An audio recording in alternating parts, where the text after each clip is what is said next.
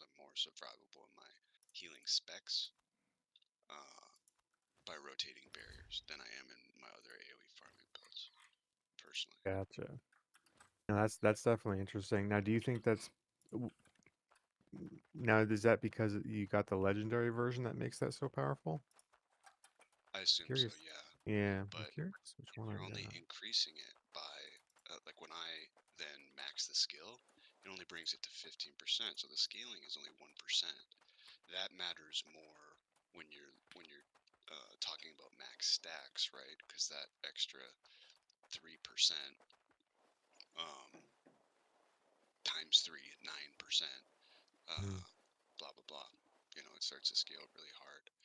But I figure you're probably up close to a legendary on that card anyway. So I think at base maybe it's 8, maybe it's, what would it be, 6, something like that.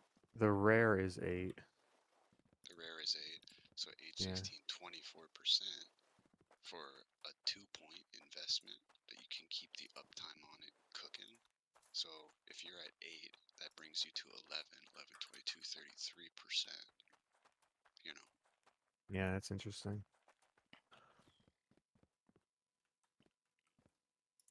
And you're running that while running spiritual? yeah, I have integrated it on everything as my defense booster on demand. What card are you talking about? Minotaur champion for provoke, Oh, because it's given you, you know, you could go down and you could say, what are the comparable things? Well, a spirit shield with a bunch of aether burned off of it. Banner protection doesn't even get that high, max aether. And these are 4-point investments, 60-second cooldown, 30-second cooldown. It's just not things that compare, you know.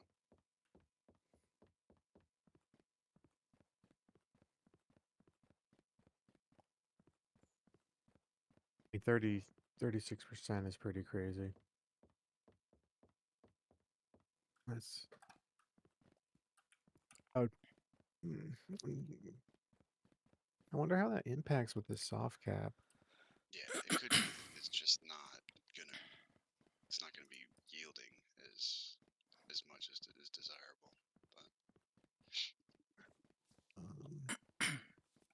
I don't know. I think it's really sneaky to have full points invested in the barriers. Like if spiritual is part of your AoE thing and protection, if spirits resolve and barrier are max points, then that's a 13-second and I think an 11-second base cooldown on your barriers, so that your uptime on your barriers is 100% basically.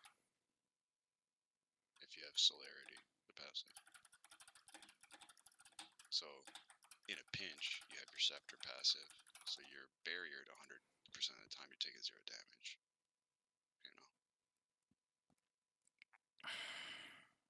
I mean, yeah, definitely. Well, I You're mean, with getting, spiritual, I'm definitely running that cooldown reduction passive every time. It's just too good. Oop. and the nice thing about the barriers is they're not just like survivability. They're not just defensive. They're also offensive because of the card on Spirit's Resolve and because of the card on Barrier. You know, you're getting a little baby pop from Barrier, but Spirit's Resolve is reflecting a big chunk of the damage, to be honest. Mhm. Matters more for hard hitting mobs, but still.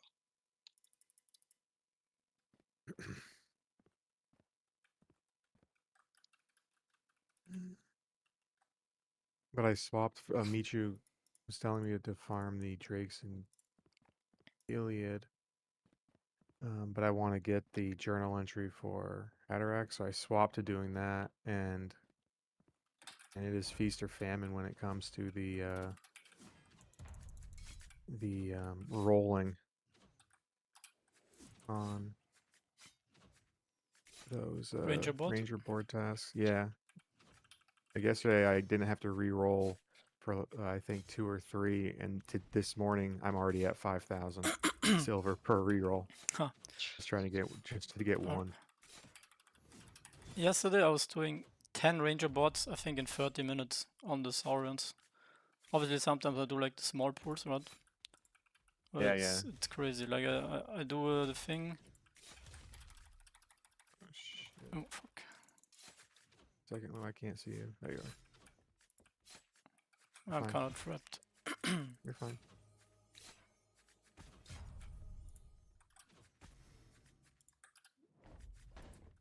Are you fine? Yeah, I'm fine. I'm not gonna die. I'm trapped, but I'm not gonna die.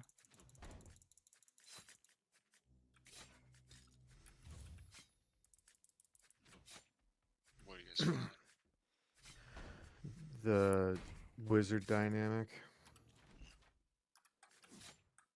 And we figured out it's. I mean, I would consider this easy enough now. There's just one ability.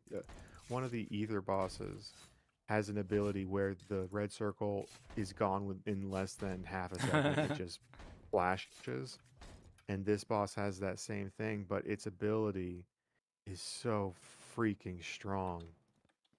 It's bullshit how fast it disappears. But once we figured out that this boss is not that big of a deal as long as you have a healer. He really has two mechanics. So.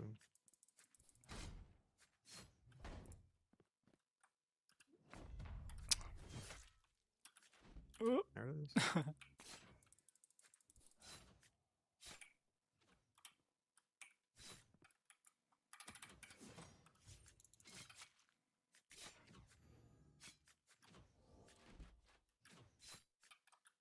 Oh fuck, I didn't cancel.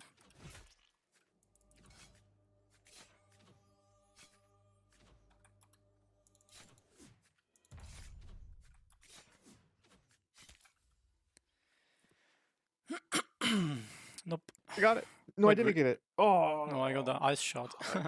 yeah. Oh man.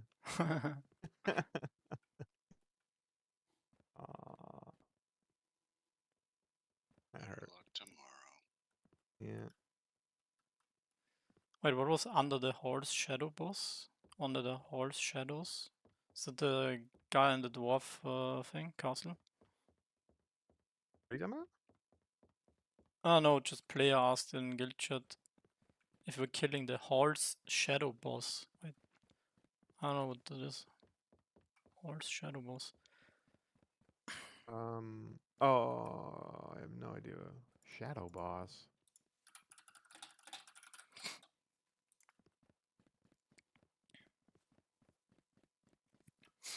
Idea.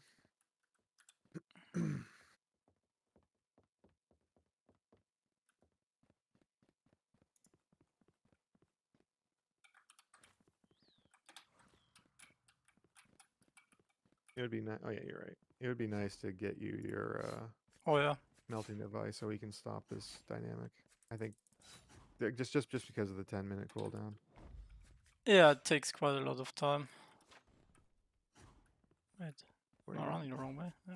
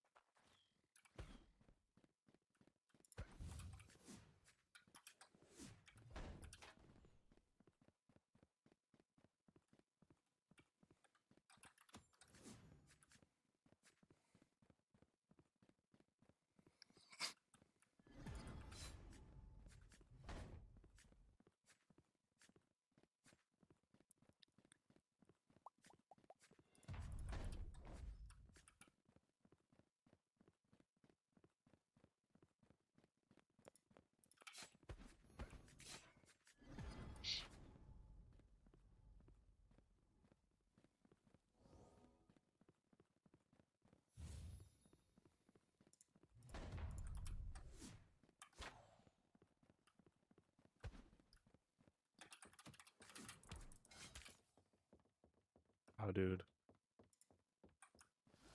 That was a lot of damage very quickly. Huh.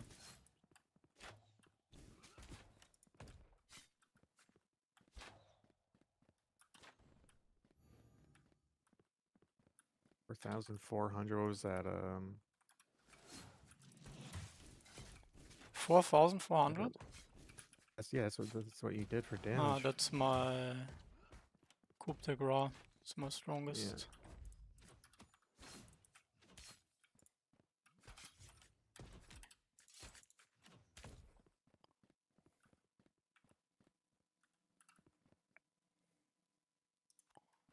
And this guy still doesn't make any sense. It's gotta wait.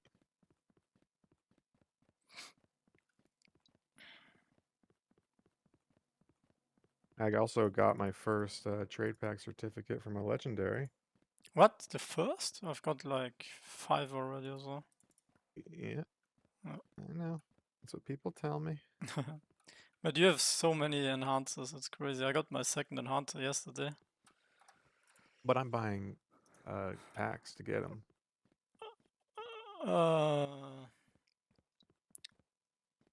On the website with the lock tokens, or? No, I tried that. It doesn't work. And is that worth it? No. Seems very inefficient. I mean, what you get As in, basically is you're getting a discount on the cards, but you're not getting yeah. 'Cause the idea is I'm spending a little quest for fame or renown. Yeah, but what basically you're getting 10 certificates plus a free pack for an enhancer.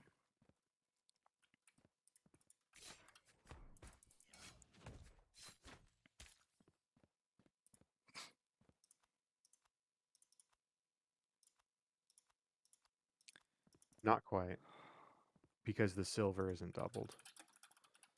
Yeah, true. The main thing is the prime certificates. How are you leveling up so fast? Well, with this build I was killing lots of dragons that give lots of XP. And I'm gonna show you later how I AoE farm, that's also still good.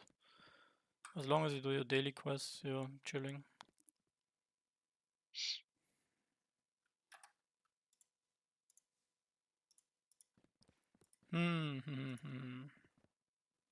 You wanna wait until 30? I kind of had a feeling like last time it triggered it wasn't 35, so it was like maybe it checks every 5 minutes. I think that 35 was because of such a delayed start with the server. So yeah. Oh, it could also be some time after the reset. Yeah, that's the clock starts. Yeah, not sure.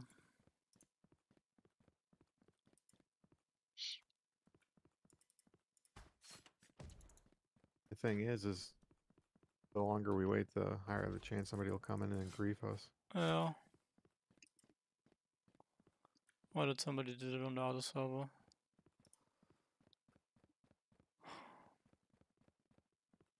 $63 truffles. It's Christmas. Oh. From one land or what? No, on the auction house. Oh. You need them for some craft and alchemy, right? Yeah, the highest level one, yeah.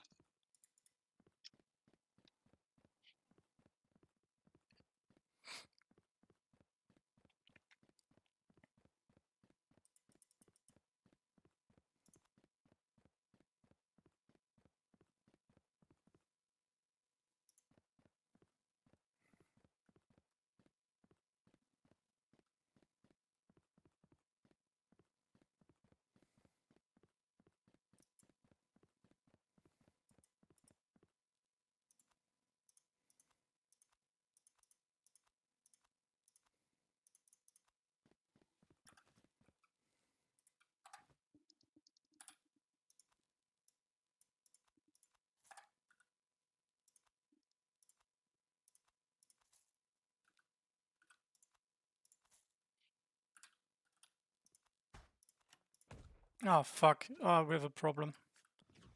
What's that? I have no spells. I swapped my build so I can Or my ranger Yeah, board. just save. Gonna bash him. I'm gonna heal you.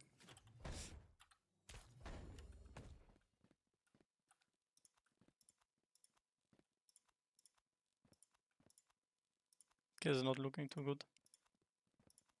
This is annoying, man.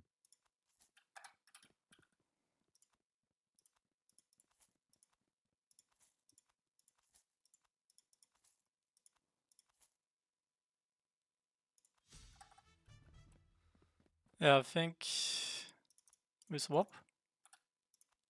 You think you don't want to wait another 5 minutes? Oh, you're thinking 35 is the magic number again? Yeah. Well, in that case, let me get my monk.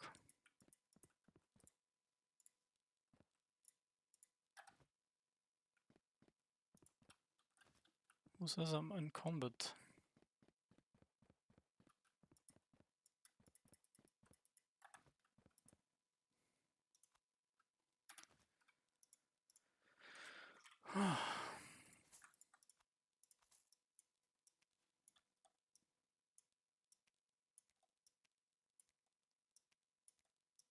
Oh man. Hide is hurting. Hide is what?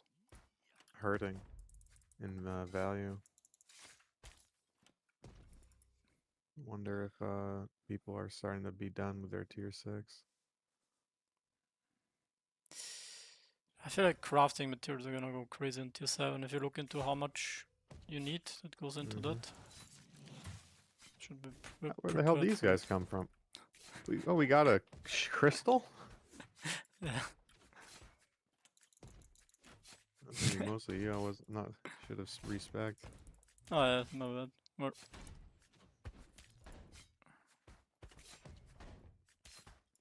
can maybe, if you want, I can kill the guy on the left and you go out of combat.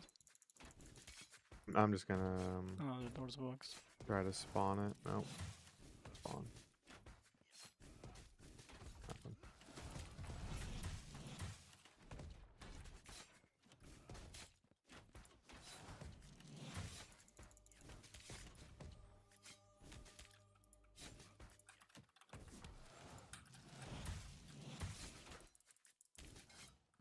So, is that because you're in combat? I can go to the side here.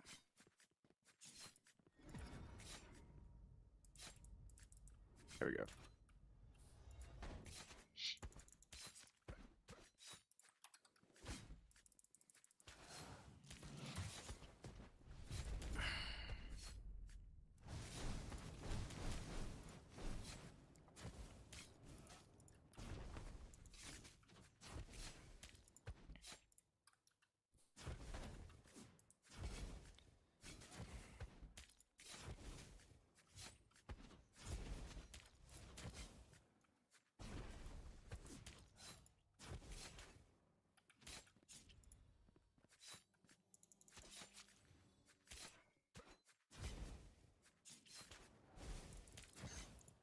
Web3, do you want any poisons at all?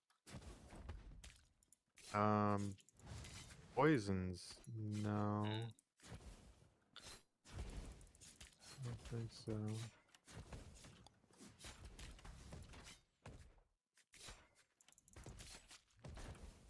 I was thinking maybe we run poisons that, like, I'm not commonly giving to our murderers. So, like, there's an extra debuff on them.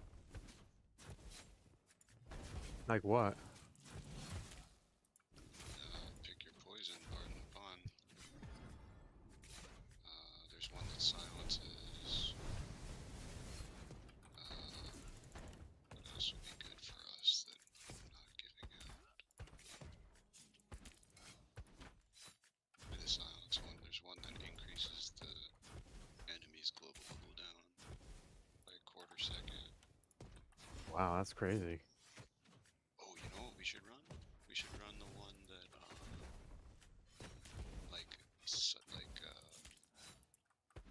sucks away their haste and gives us haste.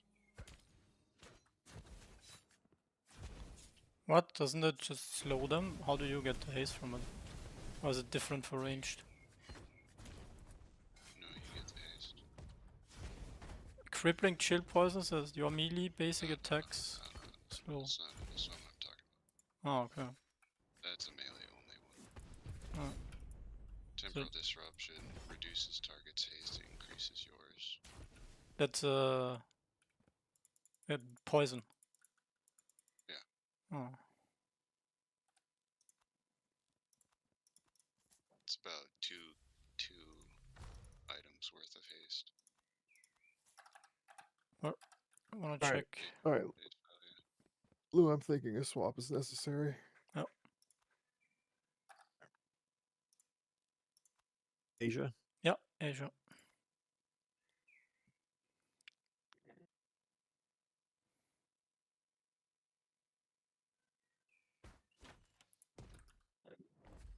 Well, I don't think anyone is doing it, so...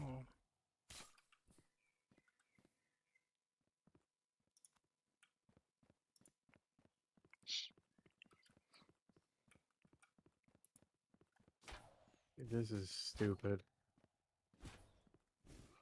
What's wrong?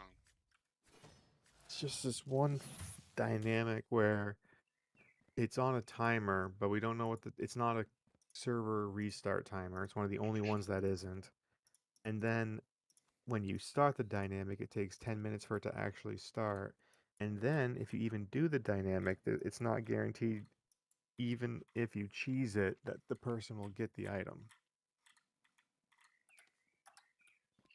It is stupid. Tavern like games. We've been Yeah. developing games for over a decade. And the dynamic itself is numerous bugs.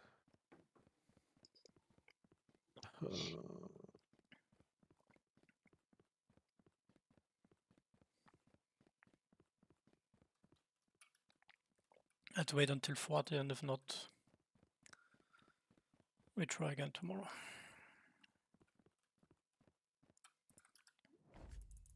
Did you also get so many items from this dwarven crystal? I got like 6 different creature loot. Yeah, I got a number of items, yeah.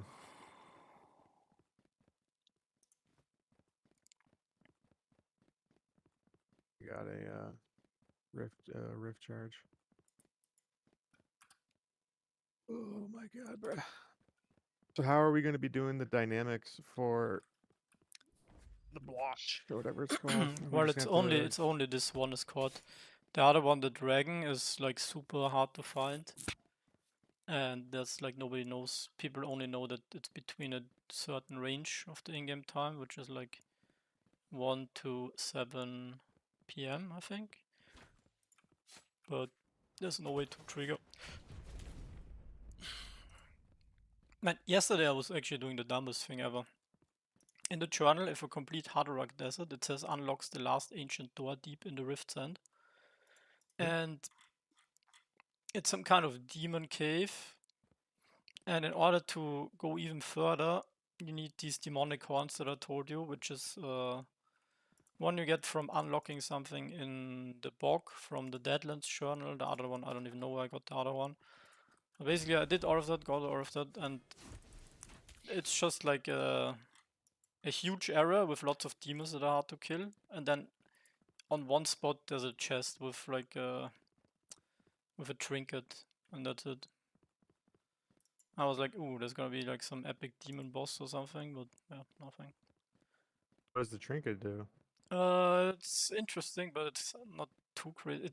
Channel up to 10 seconds. Every second reduce the target's health armor by 8. So you can get up to 80 defense reduction, but you need to channel 10 seconds. So I don't know, maybe it has like some kind of crazy word boss where you have like 10 people or 20 people hitting it. You might want to use that. That could probably be, but yeah, definitely not in PvP, and I don't know where you would. And also, I think it lasts 3 or 6 seconds. Do I have it with me? No, I don't have it with me. Alright, let's wait 1 minute, then we'll leave.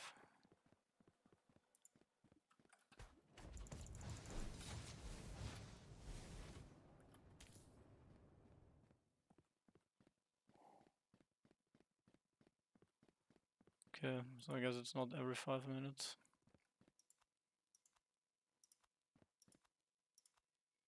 Very confused.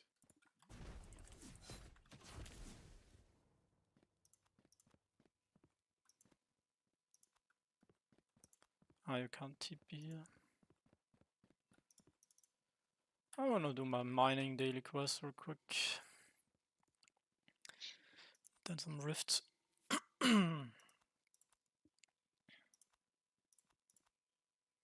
Yeah. Egg prices went crazy today. Did you see that?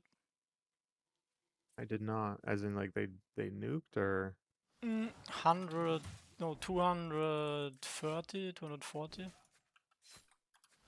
oh wow. What eggs do I have? What prices? Eggs. Oh, And I actually saw some packs with over 160% in RavenQuest, but that was before the restart. Didn't have time to run.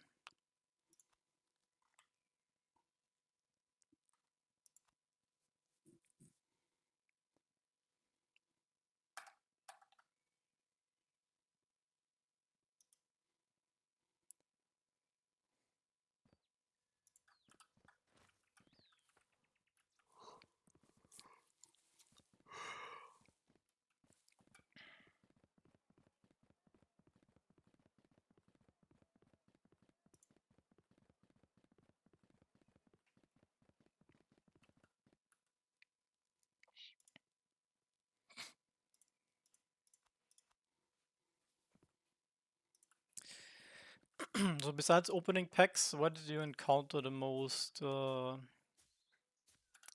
enhancers, prime enhancers? Dying. On what? Dying. Dying. Yeah, actually that's why I got my last one too. So was it Michu? Somebody had Yeah. ideas that, well, I actually don't know what the idea was, but my idea is that if you spend more at once, the chances are higher compared to doing small amounts, small parts of the same amount. Well, he said that it was every 10 quests. There's a 10, yeah. probability. So but the question is it cumulative? So if I do 10 times 1, does that count, or do I actually have to do more than? Yeah. They Oh, apparently every 10 aggregation, every 10 aggregated. That's what Michu said. Oh. I don't find that true in practice, but I agree with you. When you have a bulk event, that's where it actually happens. Like, I don't see it when I plant my land, regardless of what I plant. I could plant a fort full of honey. I don't see it. That's I don't even know how much quest that is. it's probably quite a lot. But yeah, it seems. Yeah, like 200, 300 quests. Wow.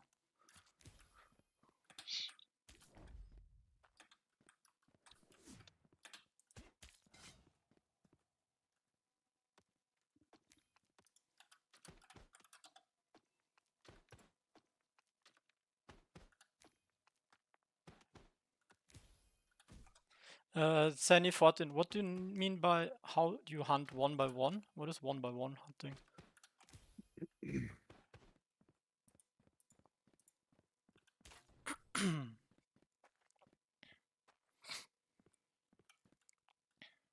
I gotta get out of Southeast Asia.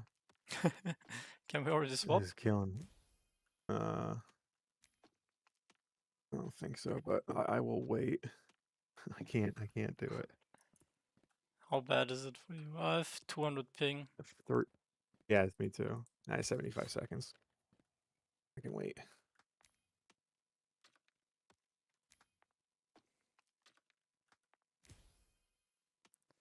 You have many boss scrolls? Medium, I think I have a little bit more than 20. I have 35.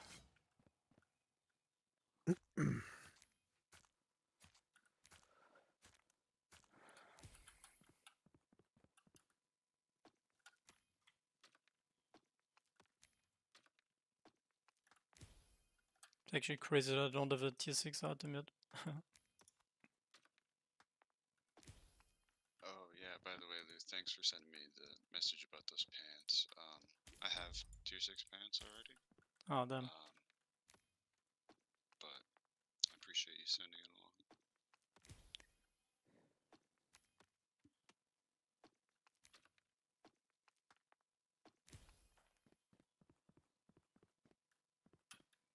Nobody wants the healing gear.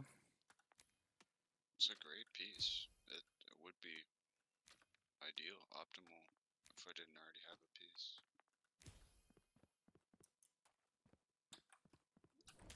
What's on yours? Crafting gear.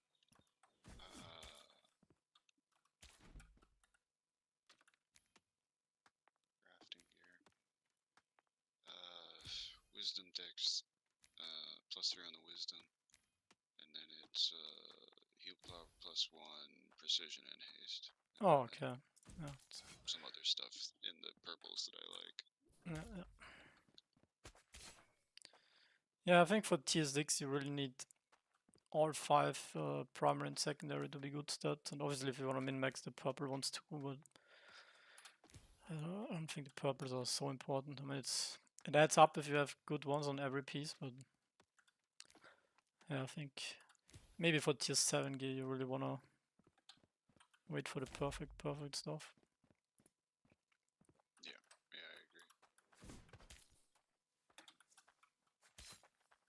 I agree. And it's crazy how many infusions Godleaf has stacked up. I think he is Yeah, he holding. said 60 million. He has like Or more. close to 20 stuffs, all in mythic rarity, tier 6 stuffs in mythic rarity. And I wonder if it comes from actually items that he, like used to infuse for the infusion value. I don't know carpentry too well. If there's some craft, that you can use for that. I can tell you that base infusion value of a tier 6 staff is 40k. Base infusion value of a tier 6 scepter is 20. Tower shield's 20. I think at some point it's probably worth to run all the infusion values versus the market prices of items and see if there's something better to craft or to buy than infusions.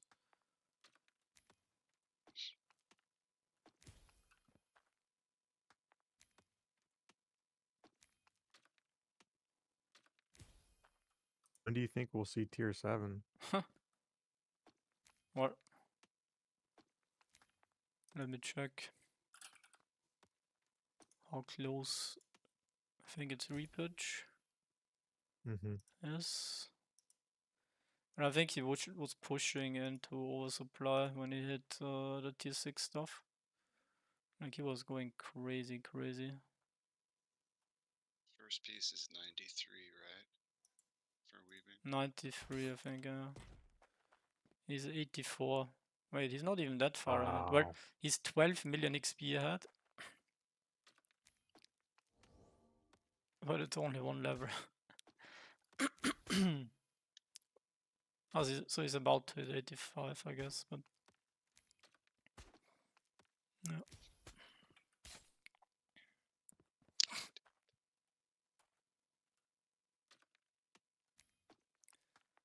Yeah, so the top 4 weavers are each from a different guild. I actually don't know how it is for the other professions, I guess. Carpentry. Darkus. Is Darkus TGG? I think so. C6 is Hawk, I think. Cryo slacking here.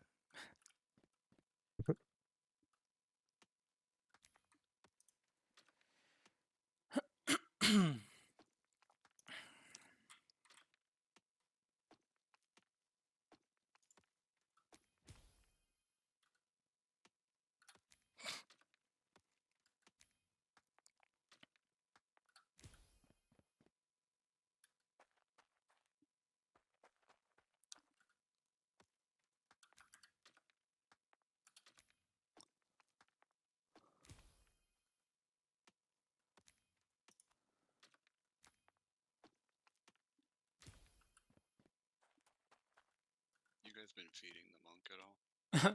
Yep. I never. got 10,000 Dawn, 11,000 Dawn Essence. If you ever want to have another angle for doing that, my push to oversupply craft in alchemy yields thousands of elixirs that it's humanly impossible for there to be enough people Yeah. that use those fucking elixirs, so I have 20-30,000 tonics available. Do they sell on the market or? No, they can't. There's too many. Yeah, so they're They like sell on under Alchemy 20. Day, Oh, no, they're no, 20. they're not under 20. Yeah.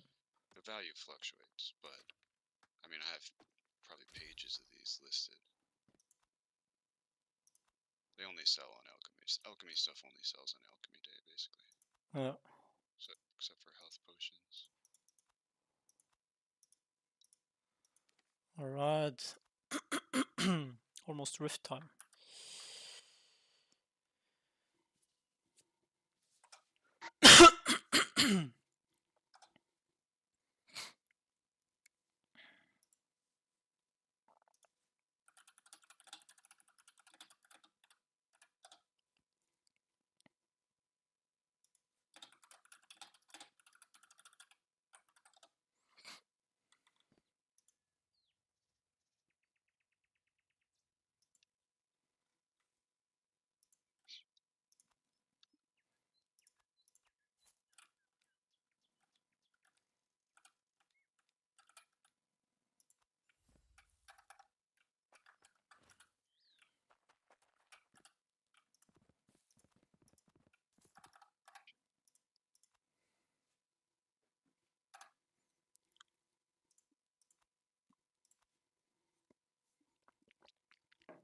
I guess tonight we're gonna get some alpha on the next patch. Tonight? Yeah, there's like Why do a you say that?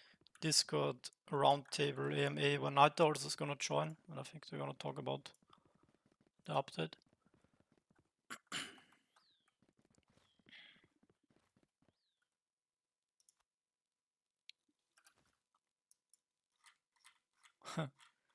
Canadian Airlines. Yeah, that'll be the topic of discussion as always.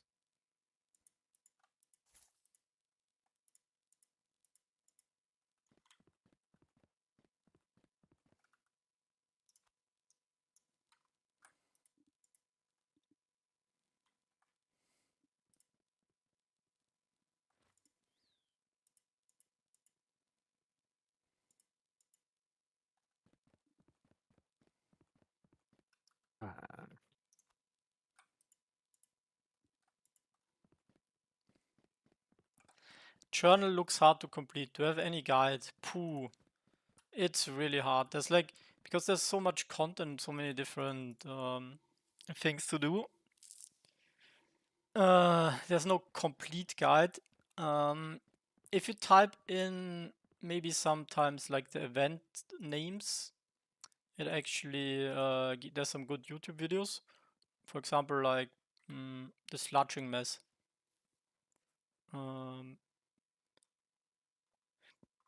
Why is it here? No, huh? Yeah. Complete the dynamic quest, the sludging mess. You're gonna find this one on YouTube. But what I can tell you is, in order, the easiest journals. Sayecho Island is easy. Harbor Island is easy. You need to, where's the, here. This one, you need to be there at midnight with 3 other people. So in-game time, here on top right, midnight, which is actually in 12 hours in-game. You need to be there with an item equipped, which is this this lantern. But yeah, like there's so many different quests, but I can tell you the order of the easiest one. So this Sayecho, Harbor, and then I would do Gilead. Gilead is basically just grinding, right? The runes from the Caimans, the runes from the Saurians, the runes from fishing, runes from dynamics, so it's just you grind it. And once you have those 3, you actually have already quite a bit of renown and stuff. Sapphire Whale, also not too difficult. So 1, 2, 3, 4. Just focus on those 4 for now. If you have those 4, you can start working, I guess, on Haderach Desert. Haderach Desert is very long, but that's the next one you will do after those 4. And then I would say Gladefoss and Deadlands last.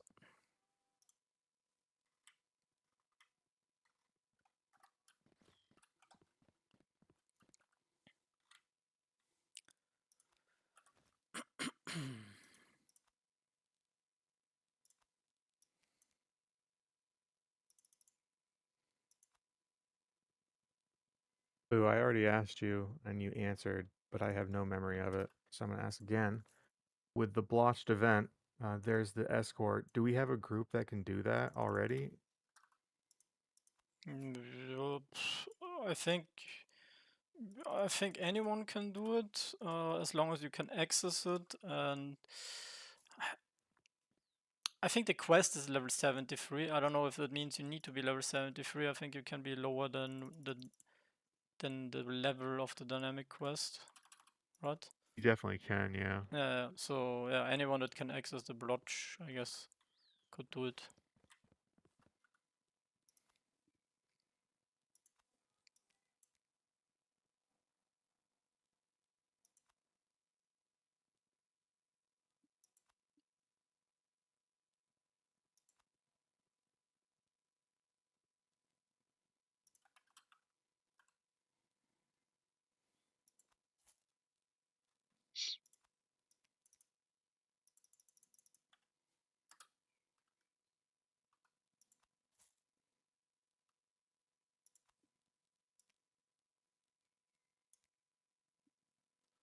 Man, nobody wants my beef. If Hyde is now also tagging, this is not looking good.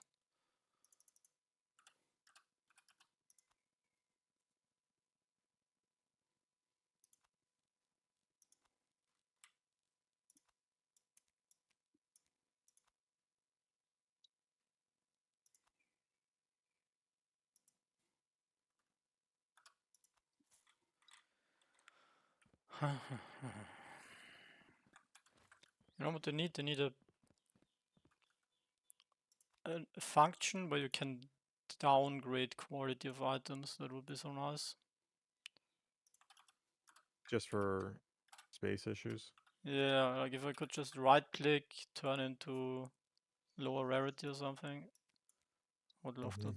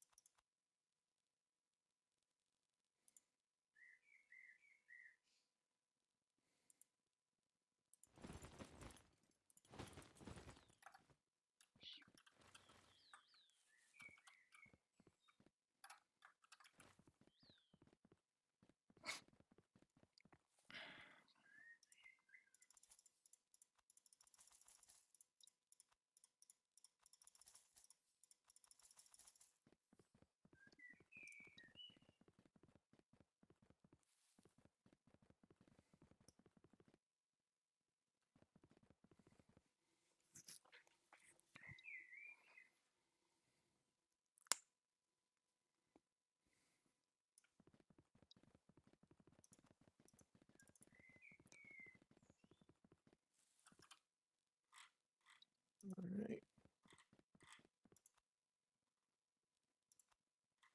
Now I get to farm some gins. Do gins and jackals share the same? I think I'm with you. Oh, yeah? Or if you get any ethereal essence, which in my experience you won't, but if you do, I could sure use that. Let me see. What does it look like? What's because It's like a blue orb, okay. Blue orb. but it'll be Like the pure mana essence one, similar to that. Well, similar to it, yeah. It's like, yeah, similar.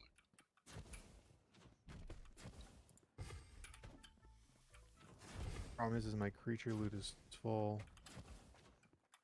I get to go through every single one of my bags.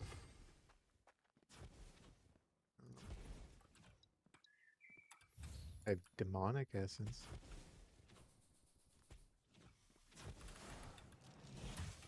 Pure mana. What is it called? Ethereal essence. Ethereal. And your answer, you are correct. I have 0.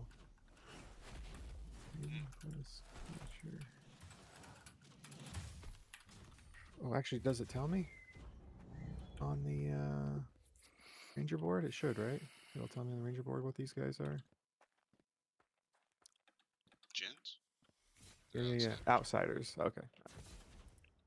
Just like demons. Just like everything else. I was farming jackals for Cloud Haze, what's up? Hello, hello.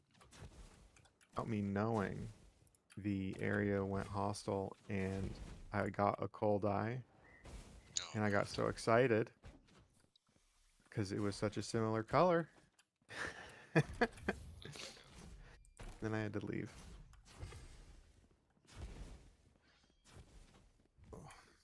it's better than the other possible ending of that story. Yeah. I did see somebody, but thankfully they didn't attack me, which I appreciated.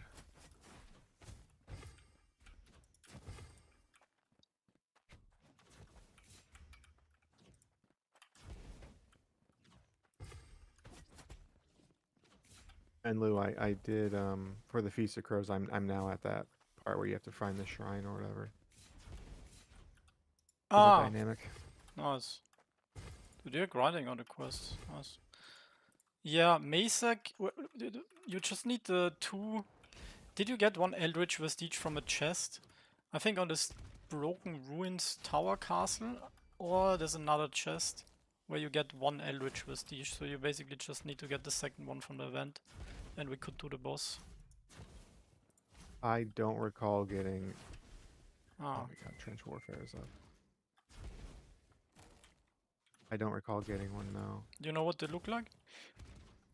I'm assuming like little tentacle things.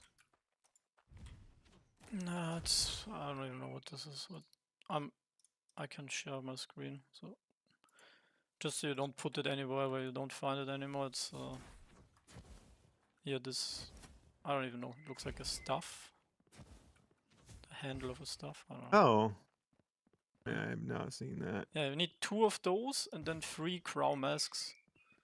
And yeah, I do have the crow masks. Yeah, those... I got those the crow, yeah. Yeah, those you can, I think, buy for like 30k right now, that's not bad. I think I have 5 of those, or Oh, 5, nice. 6. I only need 3. But that was just doing the crystal quest. I'm sorry, the sisters. Ah. Yeah.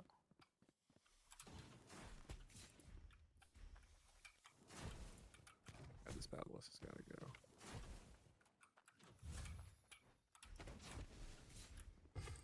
Stunning sacks of shit.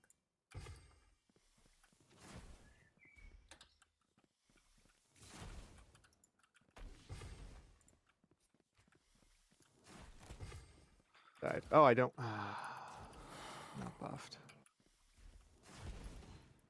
I just got a trade pack enhancer. Yay. Tactical death. Worth it. What do I have now? I have 9.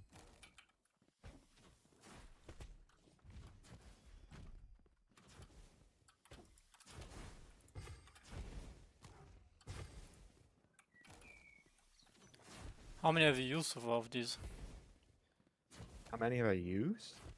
Yeah, I haven't used one. I have only 2. I've gotten 2 and I haven't used them, so... I would bet somewhere around 100. Wow. Yeah. Would you say I'm missing out? No. I mean, it depends. Like, so again, what I'm doing is the way I look at it is I'm getting the quest boxes for cheaper. That's how I look at it. I'm not getting them for free. That is certainly not happening, but I'm just getting them on a discount, so I can buy those boxes, and then hopefully increase my renown. I did pull What do you mean that buying legendary. boxes? Buying cards, packs. Yeah. Yeah, the 25 pack set. But you're not using your locked tokens for it. You're using normal. No, Hmm. I tried that. I bought 1,000 Yeah, I'm just thinking. on accident. Is it better value than actually using your locked tokens? I guess that depends on how long it takes you to unlock and what you. Well, I have 100,000 still to unlock, and at the rate we're going, I get maybe 5 to 6K a week. Right? Yeah. I don't, no offense, but depending on how this game goes, 5 months is a fucking long ass time. Yeah.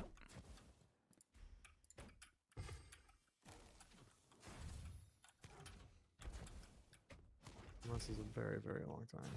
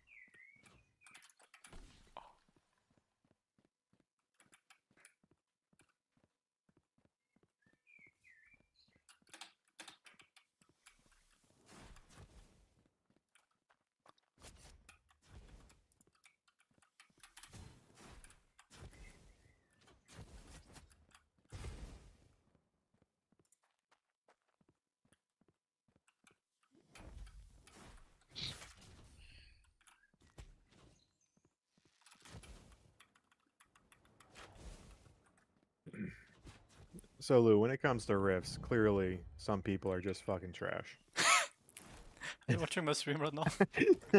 That's very offensive. I would say some people maybe just new to it.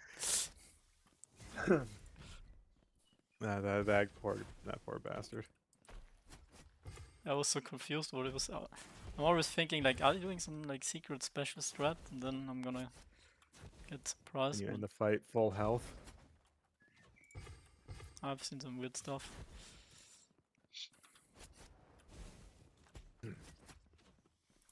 I actually I lost to bot Rex when he was Oh, you did? he was doing this weird stuff where he was just fighting like monsters and like he was like half health and stuff and pulled the whole room and then like somehow he jumped on me, stunned me, the mobs attacked me and I fucking died.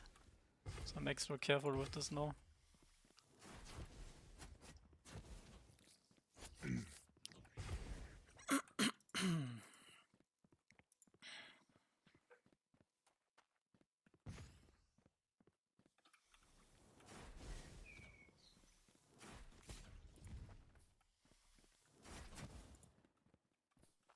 I hate how these bosses have like some kind of dispel. And they remove my debuffs. The mini bosses. Yep. Yeah. That's the only monster I think that I've seen that does this.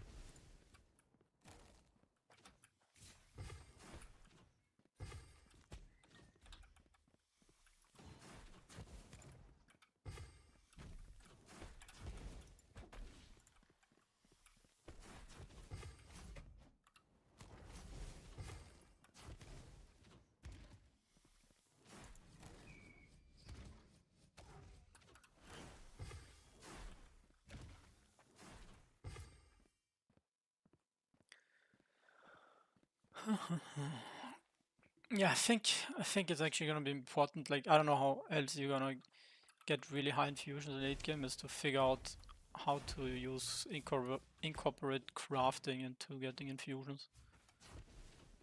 Maybe like actually doing just tier 1 armors could be good for weaving. I don't know. I haven't looked in the numbers. Maybe some low level stuff is the way to go. Because I looked at at least for weaving, I looked at the high level stuff and it's like very bad. It's never gonna be worth it. Or maybe it's just like only blacksmithing with the hooks. I mean, even then, it's still not ideal. I mean, people are selling the hooks for less than at least less than the market material costs. Yeah, because they want the XP. Right. So they're fine with it. They're fine with it.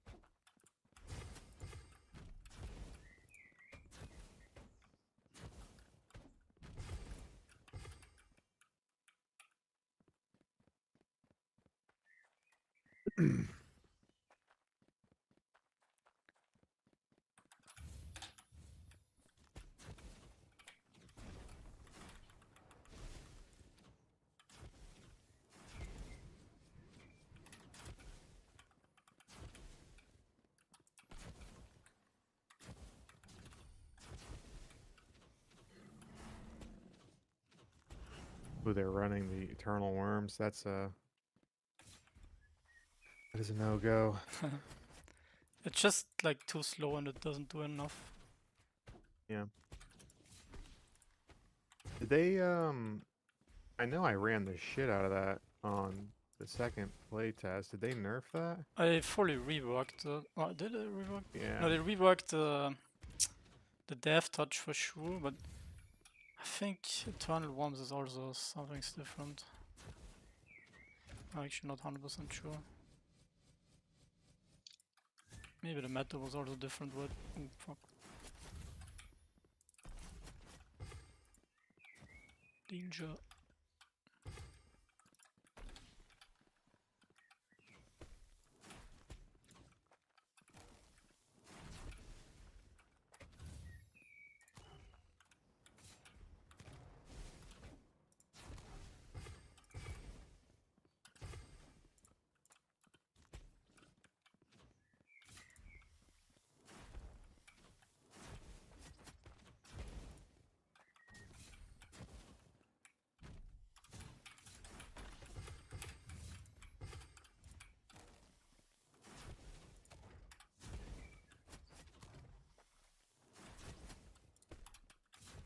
Ooh.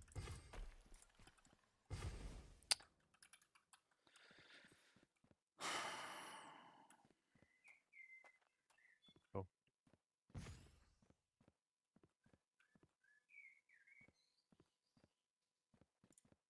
Uh-oh.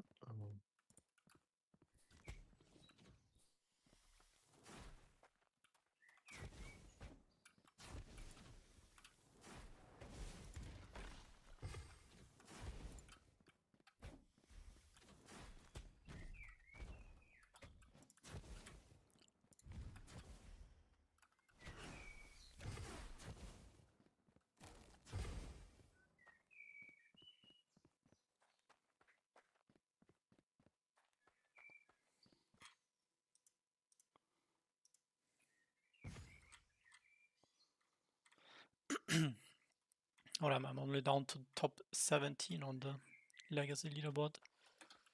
People are grinding. First guy, MZLC, 637 million XP. It's 150 million more XP than me.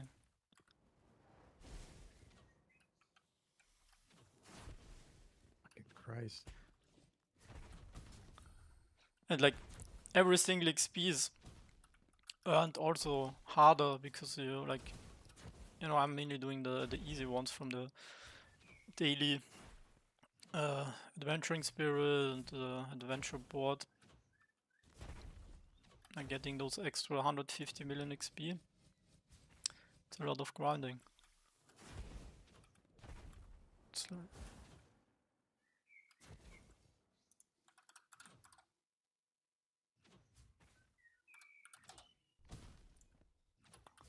it's probably like 300 over 300 hours of playtime, I would say.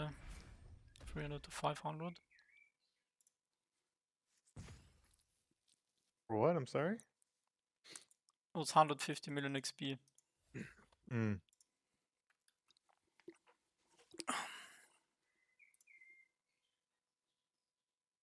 Just to catch up, you mean? Because you basically only get it from like straight up killing monsters. There's not really other stuff you can do.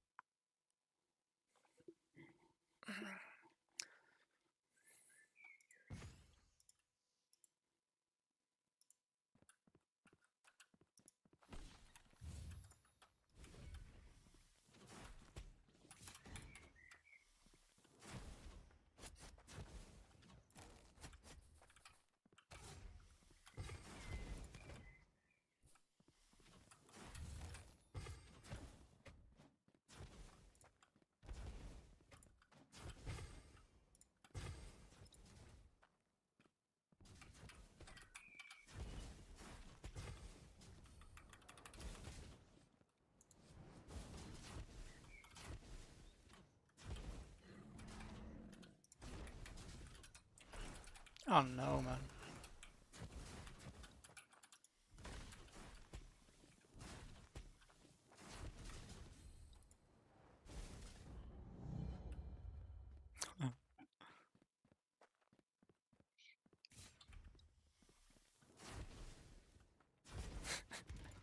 But by the time this guy was fighting the first monster, I was already attacking him. I love it. The early start, the best wins.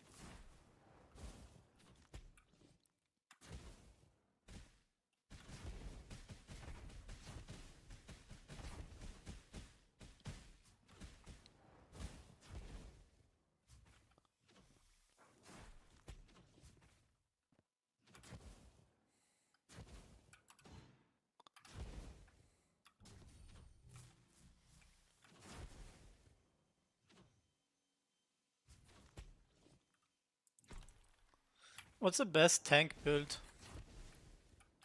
What archetypes? Obviously, protection and warfare. Warfare. Or what's the Warfare third? gives you the life leech and an additional interrupt. Yeah. But what's the third? I'm playing just to level up with Witchcraft as third. That's pretty cool. I would say either Witchcraft or Spiritual. Spiritual will have more survivability in it because of the barriers Oh, and the healing over time. but does it scale? Don't you need heal power? Does it scale? What do you mean? Yeah, with your attributes. If you have more like a might. Yeah, I mean it is based on heal power, but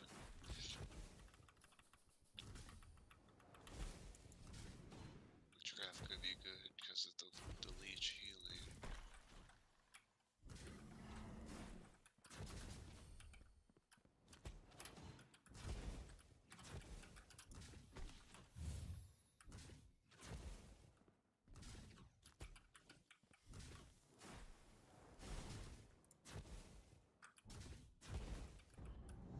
Shadow would give you a third kick, like a third interrupt.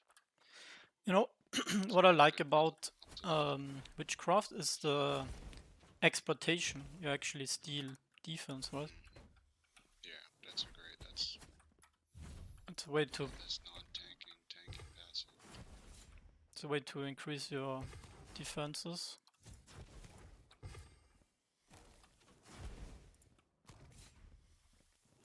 Or whatever the third is, you're not gonna put many points into it. And also, I think in Witchcraft, the global cooldown, Witchcraft Mastery, 10% global, it can be good for like, even if you just spam your brutal strikes faster. Yeah.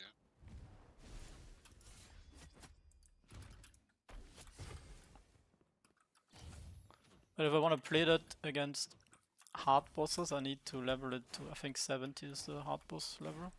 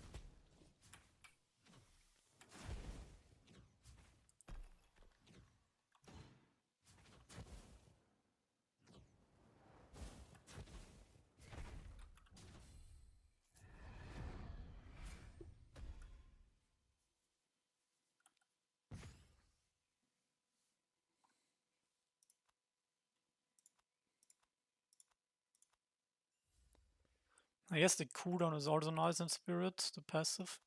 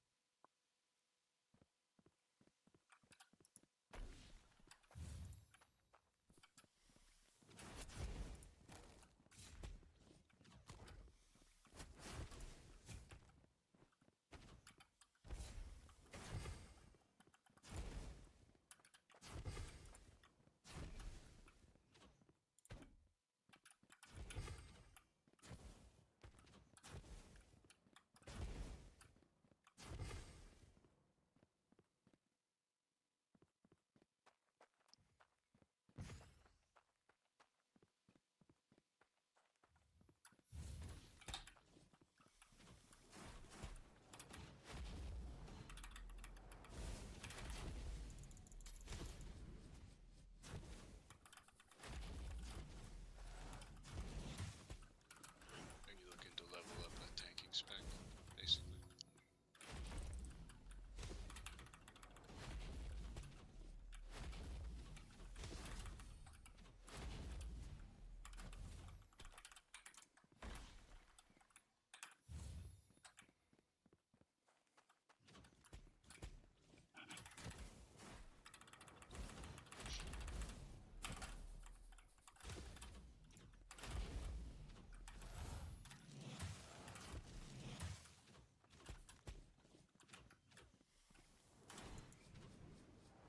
Let's go. Well, he was running that Unchained, yeah, with the shield. thing. Yeah, I know that he's playing with the Spirit Shield. It's really good when he uses it against all your high damage stuff. Like, that's the way he wins against me. I think my build is a little bit favored, actually, in a 1v1. Like, I've beaten him before.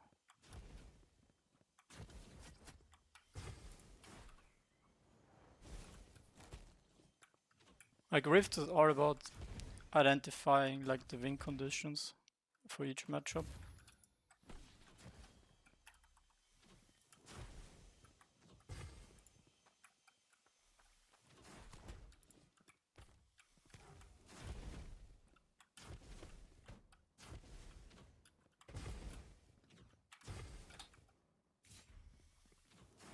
It'll actually be interesting to see the mana of your opponent, of your target. Yeah, it's a little weird that you don't. Yeah, usually you have that in games.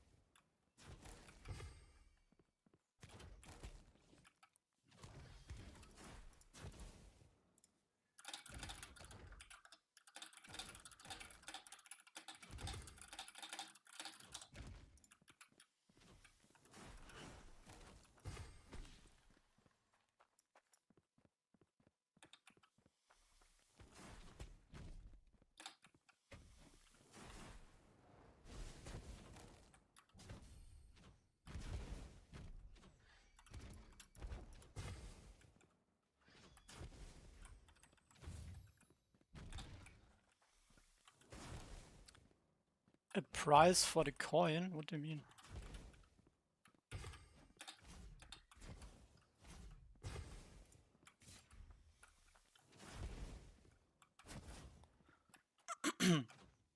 Yeah, so Shade Striker, it's more like a, single target. The thing that makes Shade Striker great is with Quick Fire and Feasting Strike, you can life leech super fast, right?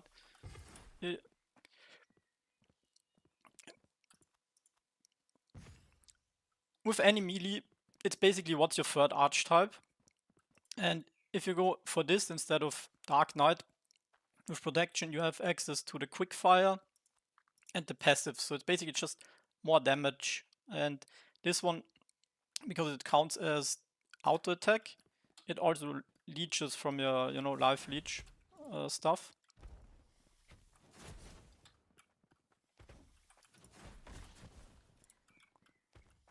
As Hex 1, I hate to fight Justicers. What are Justicers in Rift? These people are lame. They can barely kill monsters. Is it like a heal spec or what? Those healers that just... Ah, okay. Those priests I've heard... I don't think I've ever fought against those. I've heard of them. I actually don't know. Like, yeah, I guess you need to burst them down. Maybe start slow a bit with the siphon. Probably they also want to siphon you on mana drain, so you need to counter that ASAP. When they do it with your stuns. That's very important. Yeah. Can you show after this Rift Ruins? Is your main build Shade Striker? I don't really have a main build right now. I was playing Shade Striker to level up. It's really good versus single target monsters with high health, like dragons, yetis, like those kind of monsters. As Hex 1, yeah. They just heal a lot, have mana regen, yeah, they try to out-sustain you. But from what I've heard in this matchup, as long as you don't die, they will die to the, you know, these stacks of the debuff. Shield throw, yeah. Yeah, that's the thing. You need to bait out the shield throw with the erupt. But I guess if they keep it for the siphon, then yeah, it's about, I guess, sustain.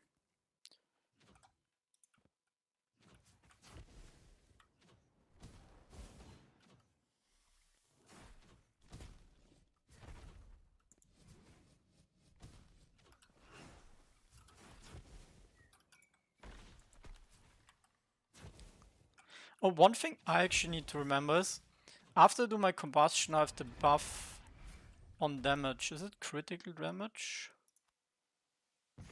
Yeah. So that's when I should probably use my death touch after, but how often does it crit? I guess it's a bit RNG dependent.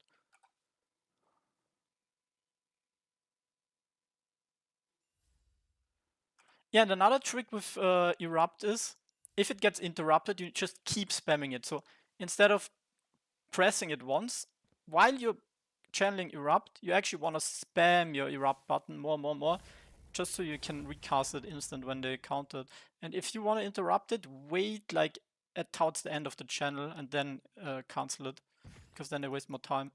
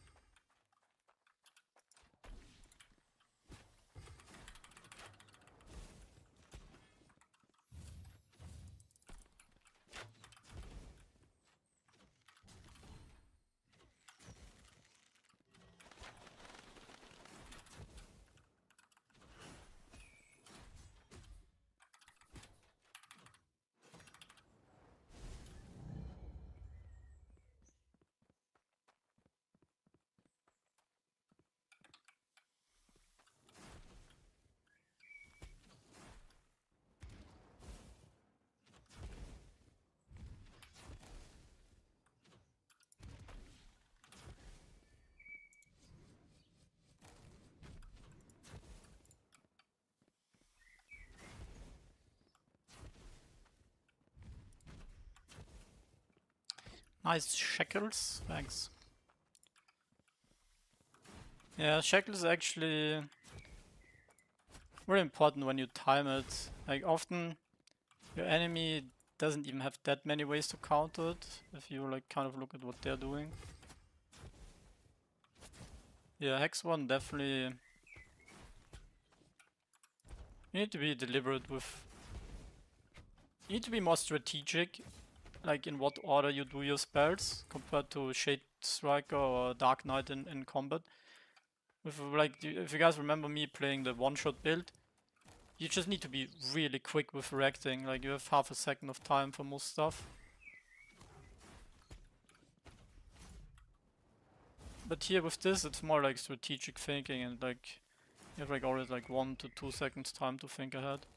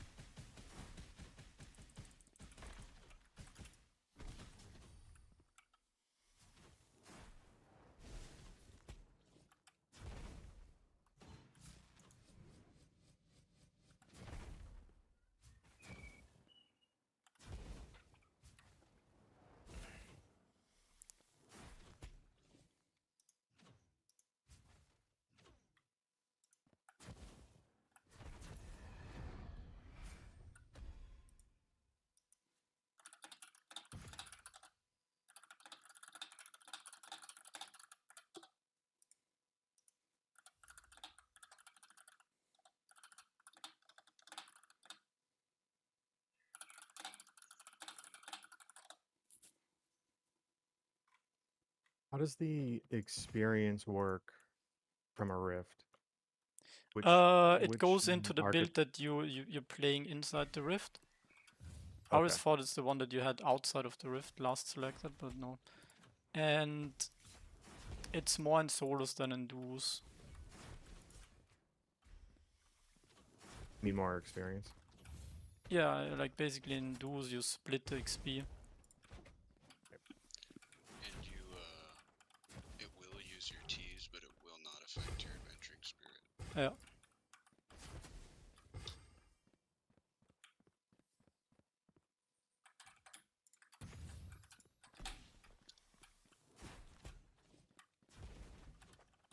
This guy's panicking.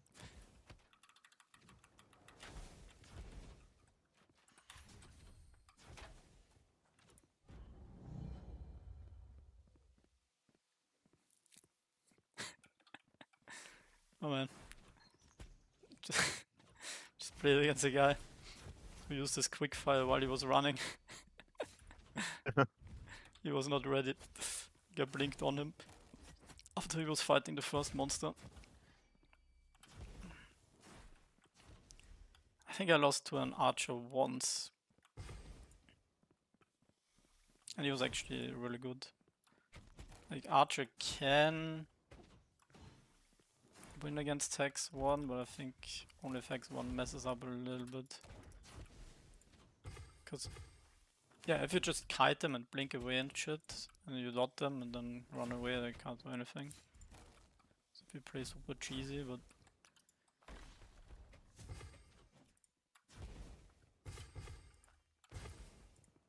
I think even if you go like toe to toe with just like dealing damage, the Hex one just has more defenses.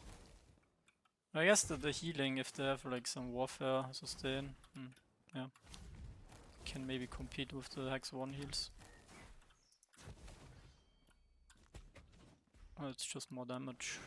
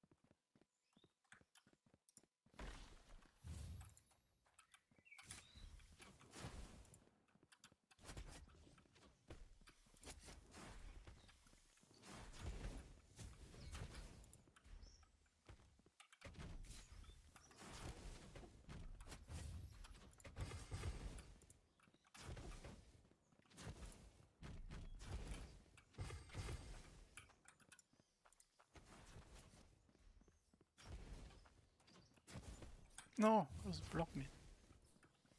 Never run diagonal.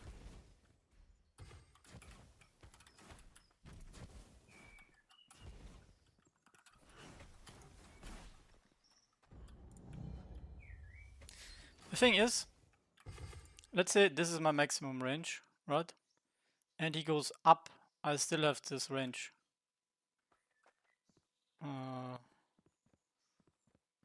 I can't really show without having ability, but it's I can show it in a second. That's what people don't understand. Here, this is my max range. And if he's like here, but walking down, I still have range here. So he should run straight back in that case.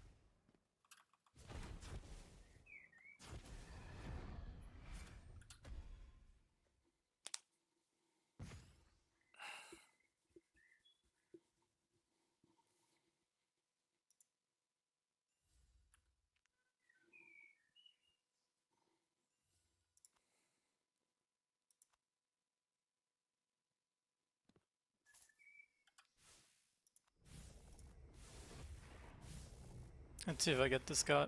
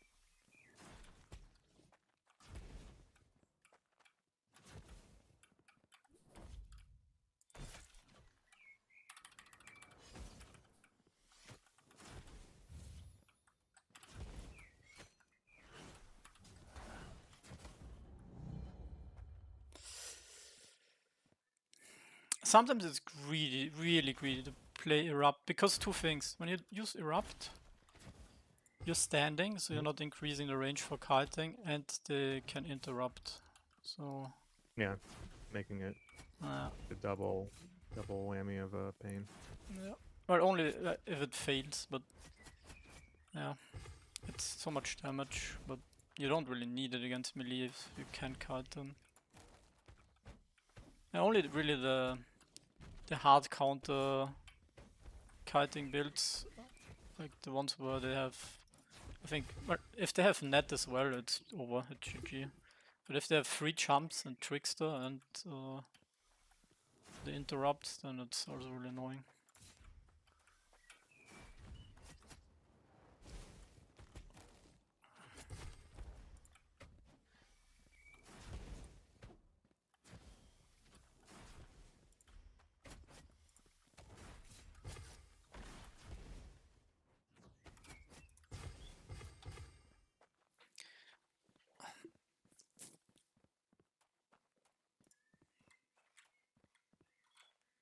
I got too distracted with your fight. I wasn't able to. I was just like, I'm gonna watch Blue for a couple seconds, and that fight was too good. I got I forgot to. I got kicked out. Kicked out of what? Your rift?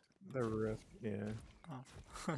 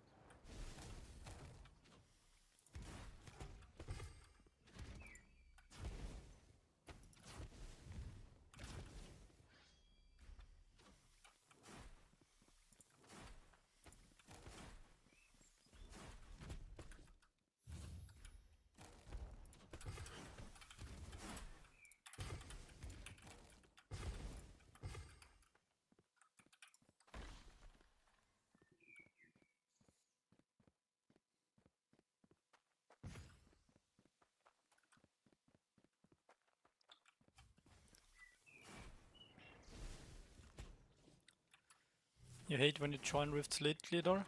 I don't know, that happens very rarely to me. I actually don't know what this depends on.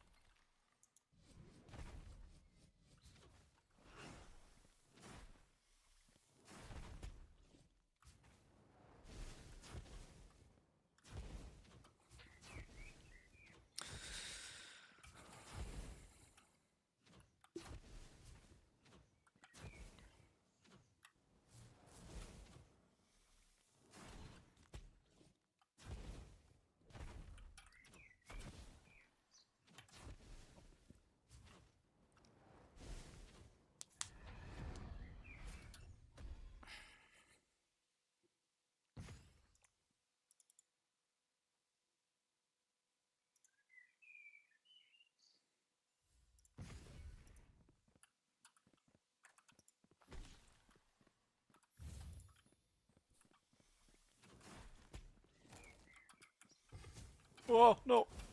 Help! Help, help, help, help, help, help, help. I didn't look at my screen.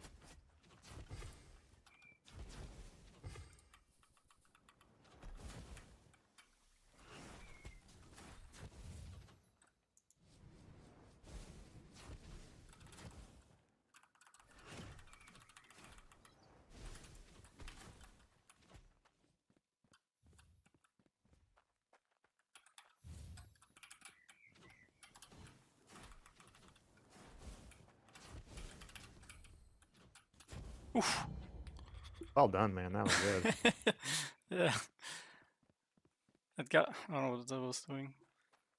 Like, he had like 2 or 3 global cooldowns on me, but I don't know. Wasn't really doing much pressure. Yeah, I wasn't even looking on my screen. I didn't expect this guy to be that close because usually I just run in and PvE. I saw him way too late.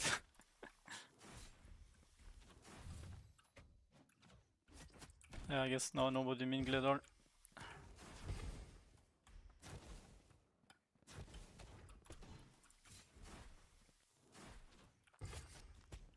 I would say it usually depends on what the opponent does. Like, if they clear fast in the beginning, then even like just being, I don't know, a few seconds late puts them really close to you.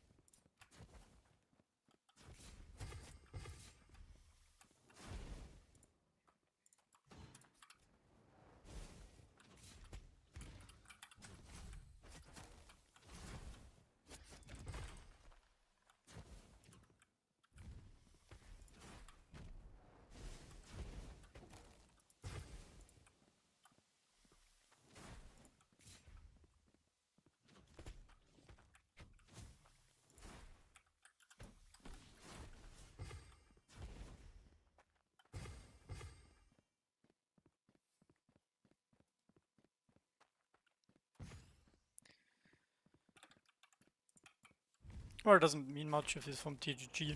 Like, TGG is for sure the best players in the game, but I wouldn't say on average that they are that strong.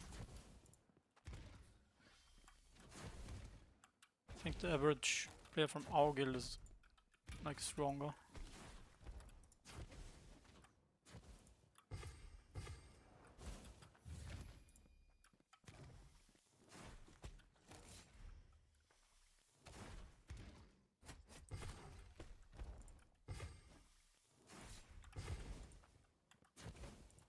Yeah, GG also has like really good players like the Raven Dawn. Old school players basically. They're also, as you said with TGG, they're oversaturated with a bunch of shitters. Yeah. And aren't they the biggest guild in the game? I think it's close, like in terms of members and crests, they're both like, I think close to the cap and like 120, 130 crests.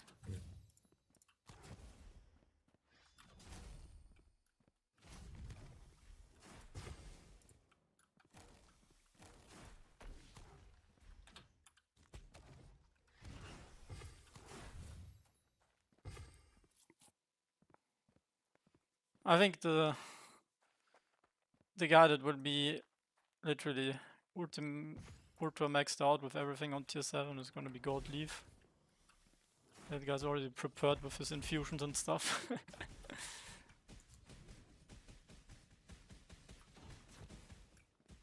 I wonder how much silver he made from like if you're like the first crafter, how much silver those guys made. And which profession made the most.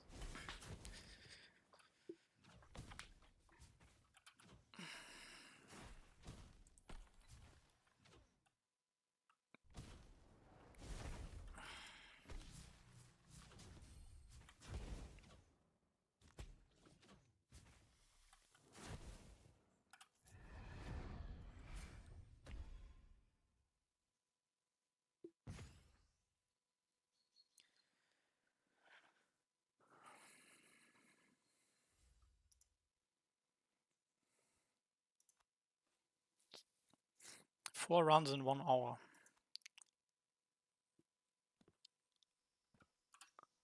Still have 5 charges remaining.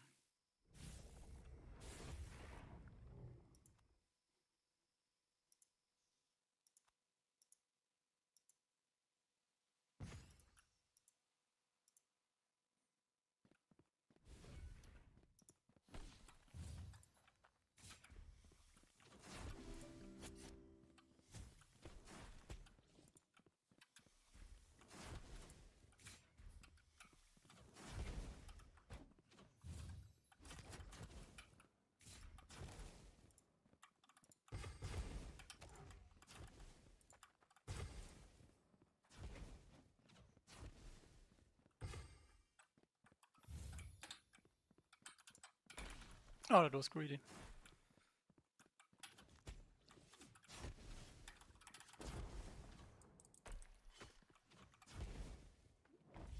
I'm dead.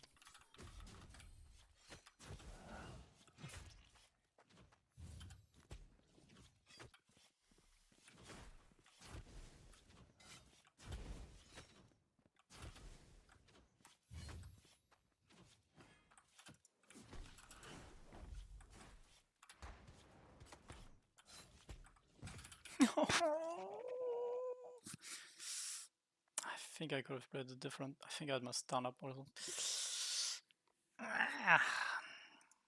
Looked like he got a lucky crit there at the very end. Yeah. The Death Blossom dealt lots of damage. I actually thought I could still win, but I should not waste my against the fucking melee. I shouldn't blink in. I didn't even have like the high mobility. That was just thrown.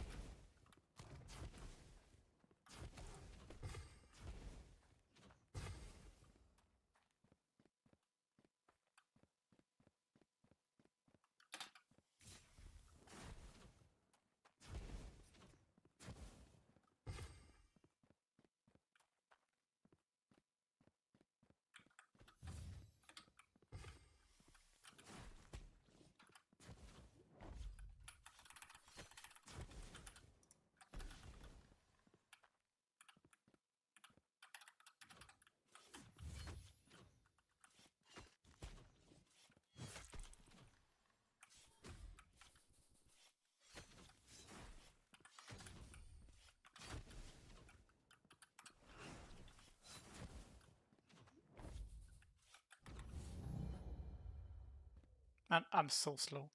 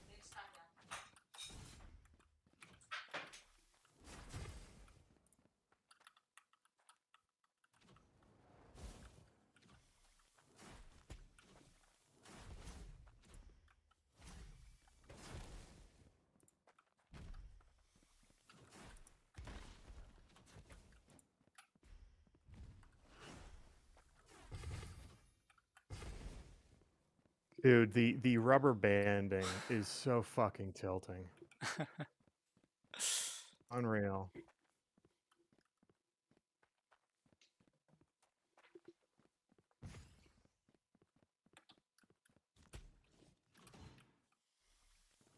Hex one enough. Yeah, I guess.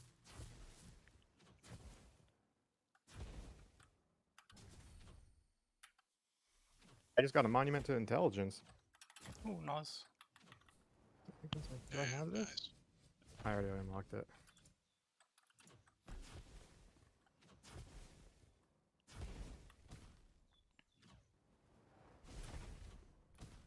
Lou, do It's- you know how much health you have in your Guild Wars build? Total health?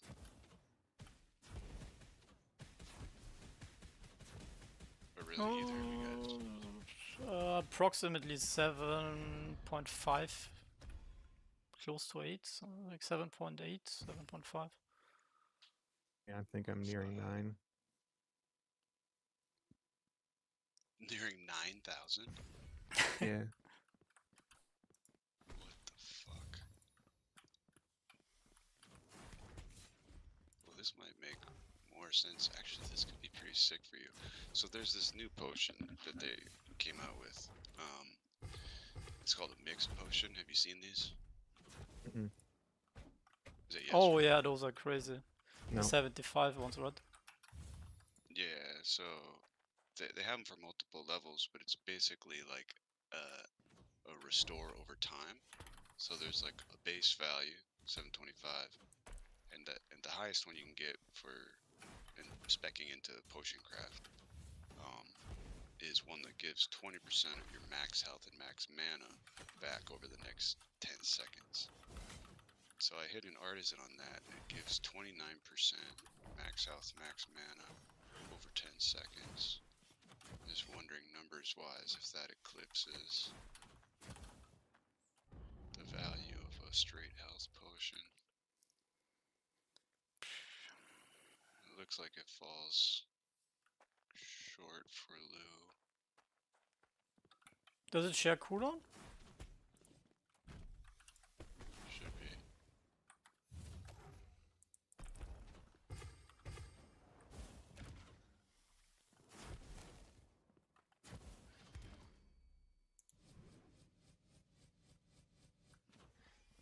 So I can pop a shitty one and find out real quick. Yeah, it's a shared 45-second cooldown. But maybe think the for OP an actual mana user, it is good, and it's especially if Web3's running giga health and is less likely to be noticed initially. 29. I think the How OP much you said, thing 9,000? Yeah, I can take a look in a second. The exact number unbuffed. Because I know when I run Echo Bosses, it's over 9k. And I run a similar amount of vitality for Guild Wars. Because once they do know who I am, once they figure out I'm the healer, Yeah. the pile-on happens. So it looks like that'll be 33, 35 health. But there's also the mana aspect, because like we're, healing is non-trivial for mana. But the best health potions I have get up to 3625 health. So, and the ones that I can pump out no problem are 3250. The OP thing is once you like get stuff that is complementary to the other potion cooldowns. I don't know if there's more stuff, but you know, once you have some extra buffs, I think like the ranger boards, for example, like those items, the potions there additionally. Are you talking about the stuff that's like attack power towards a family of creatures? No, for PvP especially also, but yeah, I guess those creatures things could, but yeah, if there's any bosses you might need that. But I think in cooking there's even some kind of drink that gives you 10% movement speed for I'm not sure if that shares a slot with something else. Wait, I have this. What is it? Iced fruit milk. 30 minutes. That gives you movement speed. Yeah, 10%. Because there's a tonic, or there's multiple tonics in Oh alchemy. yeah, those two. And you could, you pop those, they go on their own cooldown, and then you just put another tonic over the top of them, and you don't need the movement speed. Yep. Yeah, I mean, you can burn quite a bit on that, obviously. But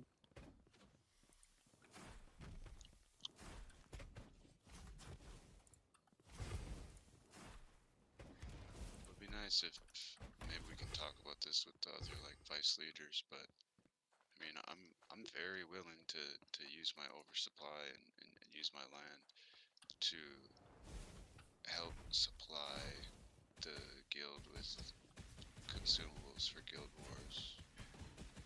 Especially health potions, especially the elixirs, and then we have the poisons as well, which are a little more niche, but it's really difficult for me to try to do that on my own. yeah, to organize everything. Yeah. It's more just paying for it. Yeah. I'm probably. I think ideally every squad, every squad has its own. Go ahead. Ideally, I think every squad has its own alchemist and cook, and that hands out stuff. I think that's probably easier because that's also one thing I noticed at the start when the game launched. It's impossible to have one crafter for over 100 or whatever people. And we just don't have the high level alchemists for that to work. Yep, true.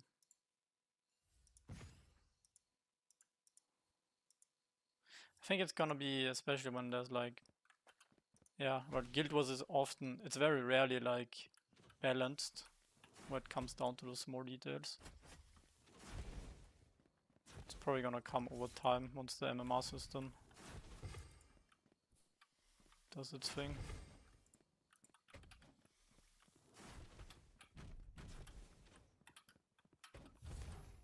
Okay, there we go.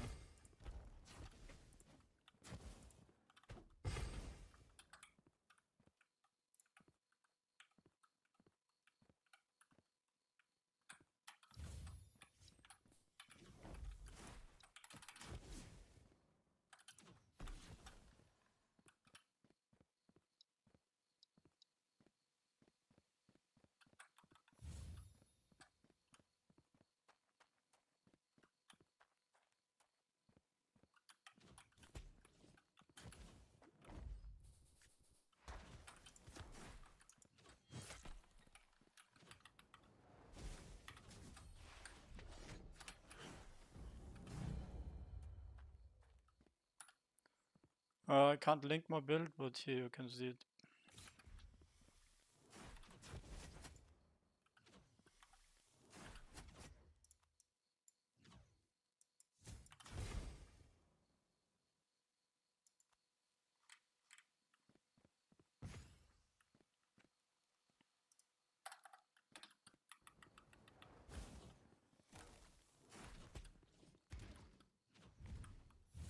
Also, it's not my build, I stole it from Abak.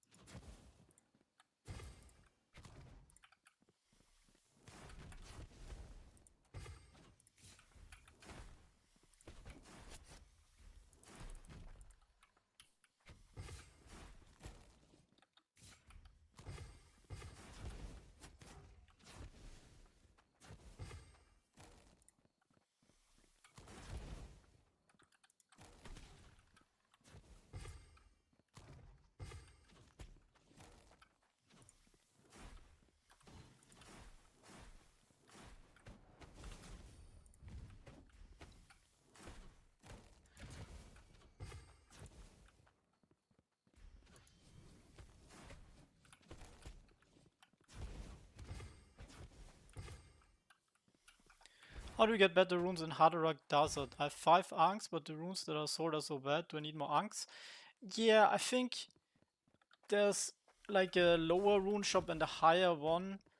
And it's like I really don't have an overview of where you get each rune and so on and so on.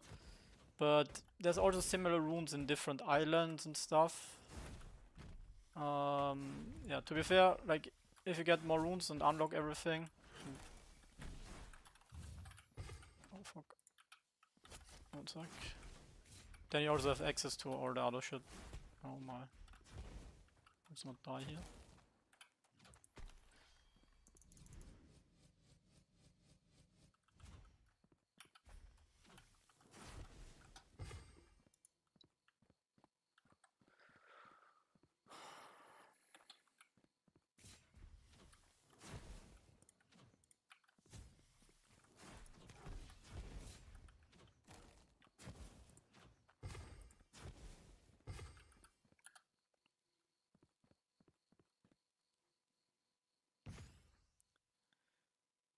What if you actually played Wizard, Witchcraft, and Warfare?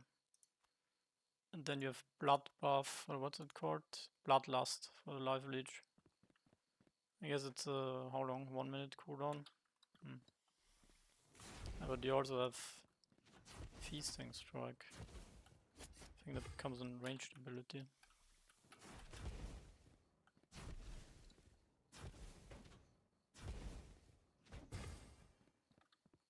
Probably not as good as Protection. The damage mitigation passive alone Yeah. is so strong. Yeah. It's the most valuable passive in the game, I think.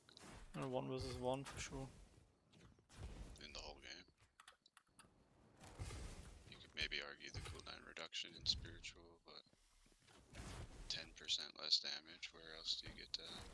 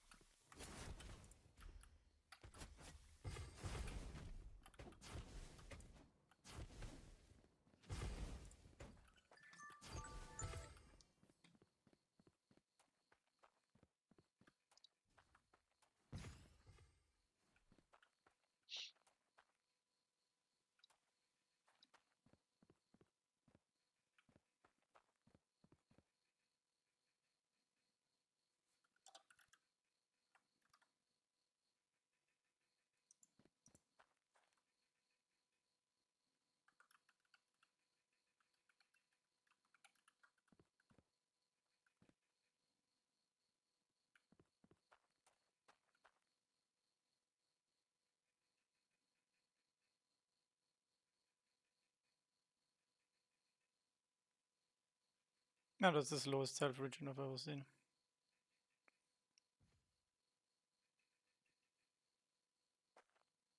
I think he had me right clicked.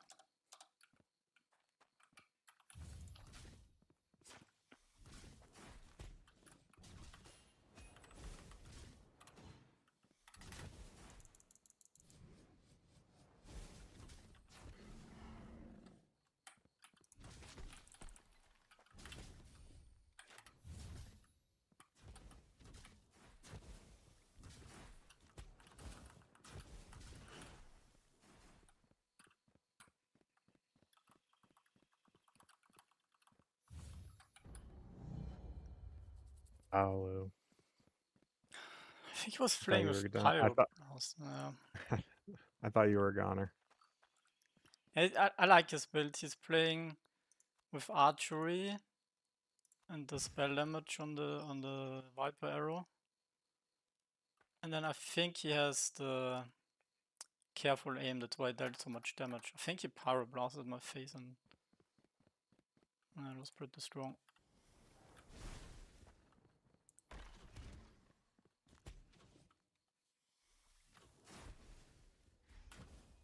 Definitely very high damage. Yes, with a little bit of crit luck, I'm losing that.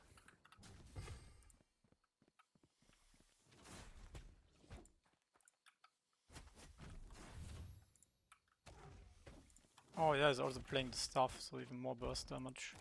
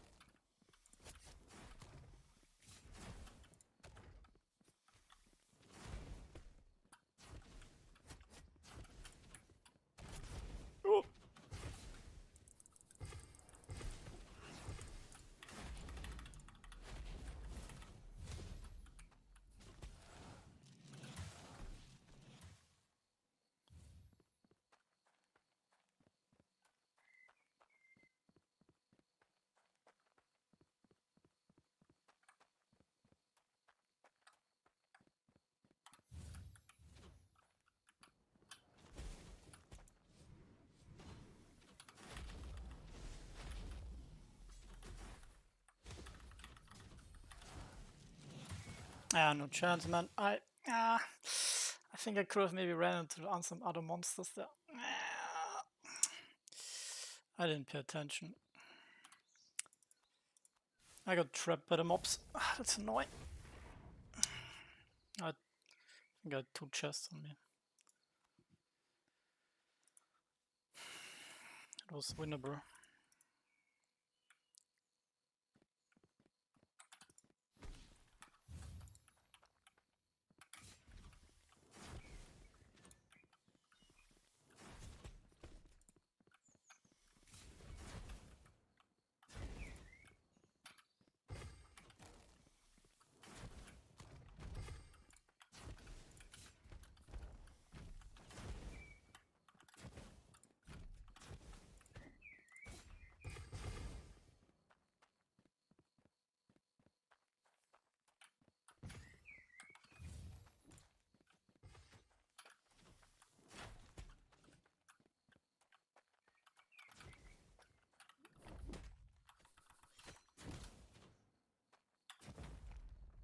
Oh, fuck.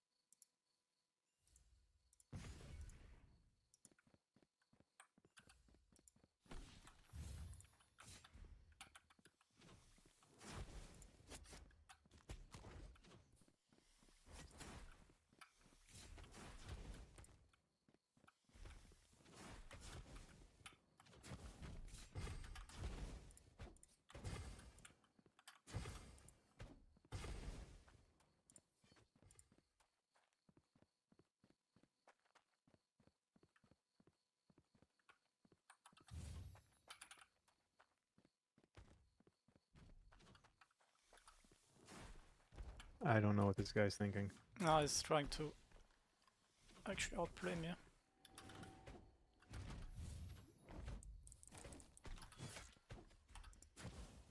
It's kind of working so far. I have all the monsters on me. I need to not get stunned again. Oh, because of the healing aggro? Yeah. That's so fucking stupid. Like he's doing the right thing.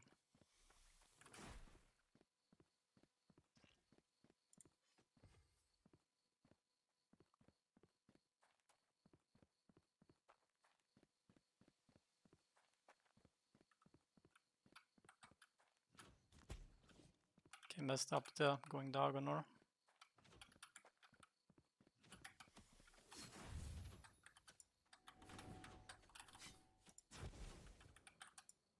Man, can I please?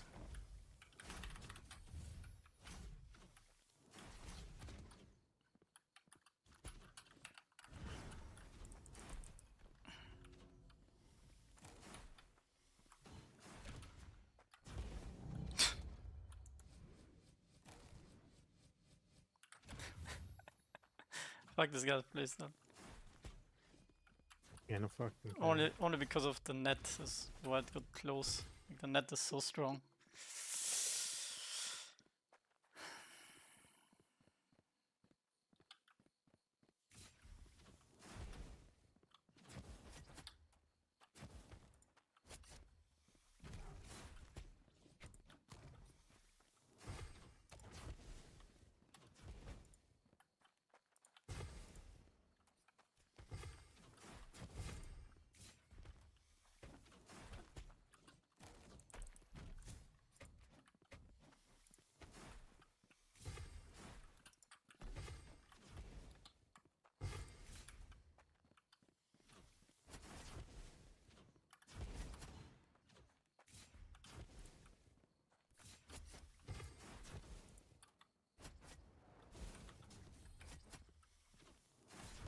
Actually, Shackles is very useful in that spot.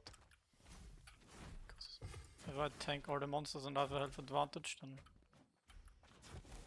yeah, I really need to use it well in that situation.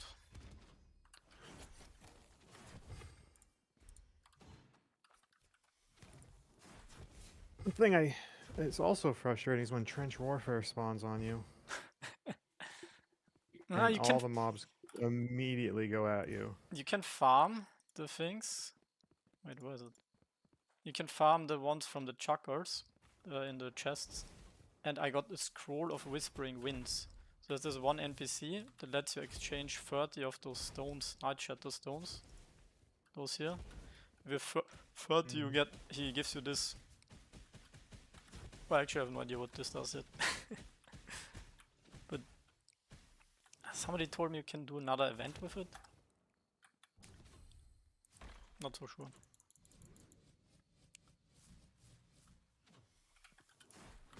So you're telling me we can exchange 30 of a thing for something we don't know what it does? Yep. What an offer. Scroll of Whispering Winds. Maybe a quick Google search. RavenQuest of Whispering Winds. Hey, how do those ring fragments work?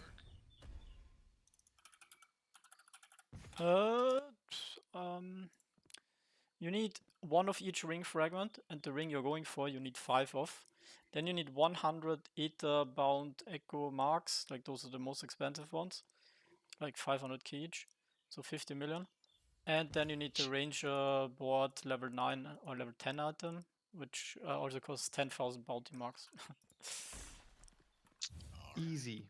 Easy. And what's the Hey, result Michu. of that? Yo. What's up, Michu? One of the legendary rings.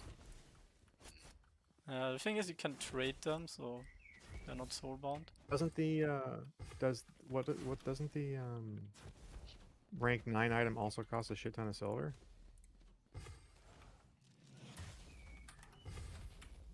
Like I think it's 10 million, or maybe it's only 1. But I think it's compared 5 to mil. the total price, it's not so 5 bad. million.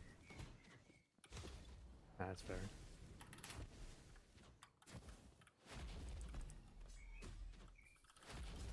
I've been thinking about, because I'm rank 9 now, I've been thinking about if I should pick up one of those, like, strong potions for the guild wars today.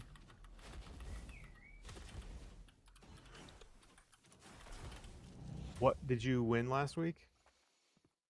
Yeah. And you won the week before that? Yeah.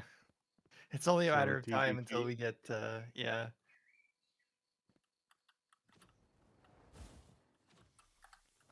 They're pretty expensive too, the rank 9 items. Mm-hmm. I just don't think like something as little is gonna make like the whole difference. Like True. at the highest level, if like everyone is equally equipped and plays the optimized strategy, you know, and everyone has like those upgrades, I think then it matters. But yeah. Yeah, best to put that silver into like Infusions. gear or yeah. Infusions is probably always the best upgrade for the value for quite a while.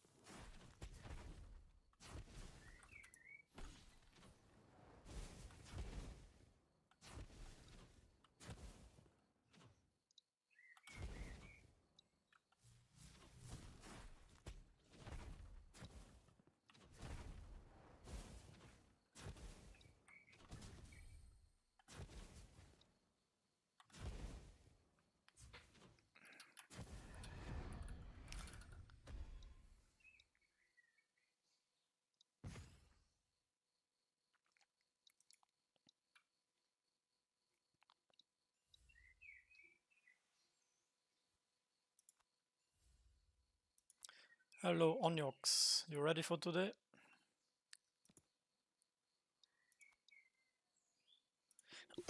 Final charge.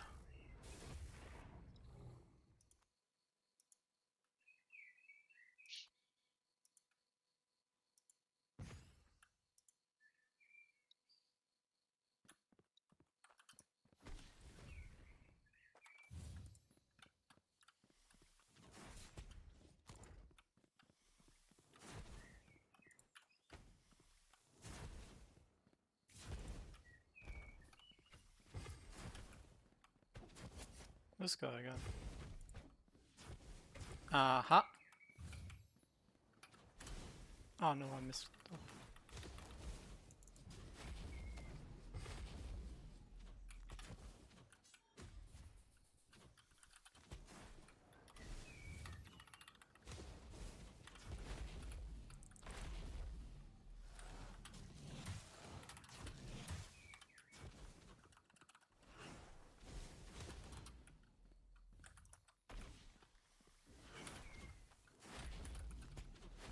Ah, I didn't play that really well. Ah.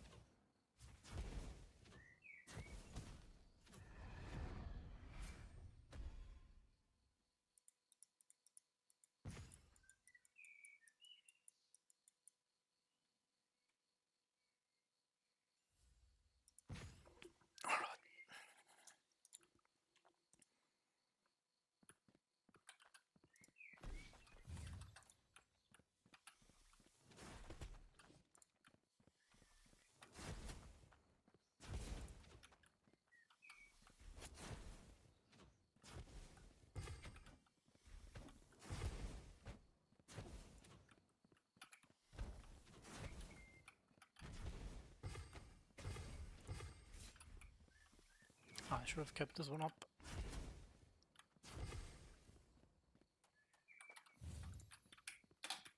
No, I didn't have it targeted.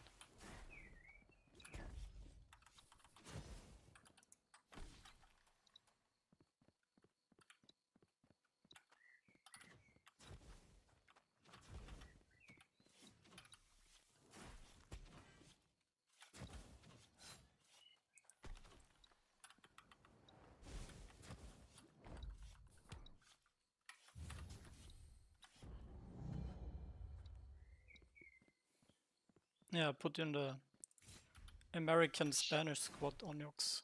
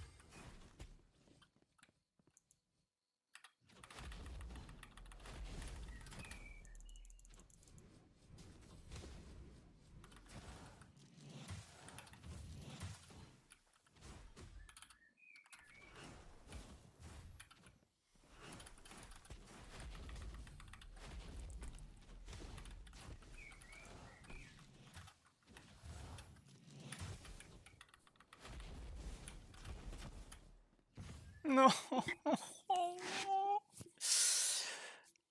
I didn't cancel his fucking mana drain.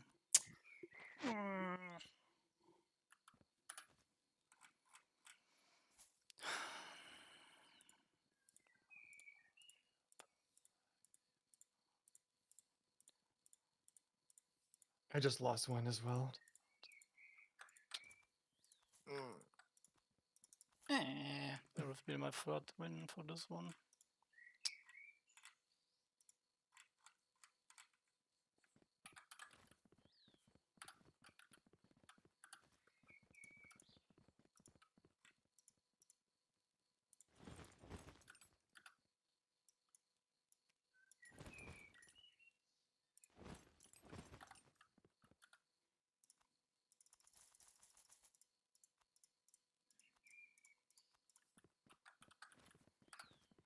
Okay, what now?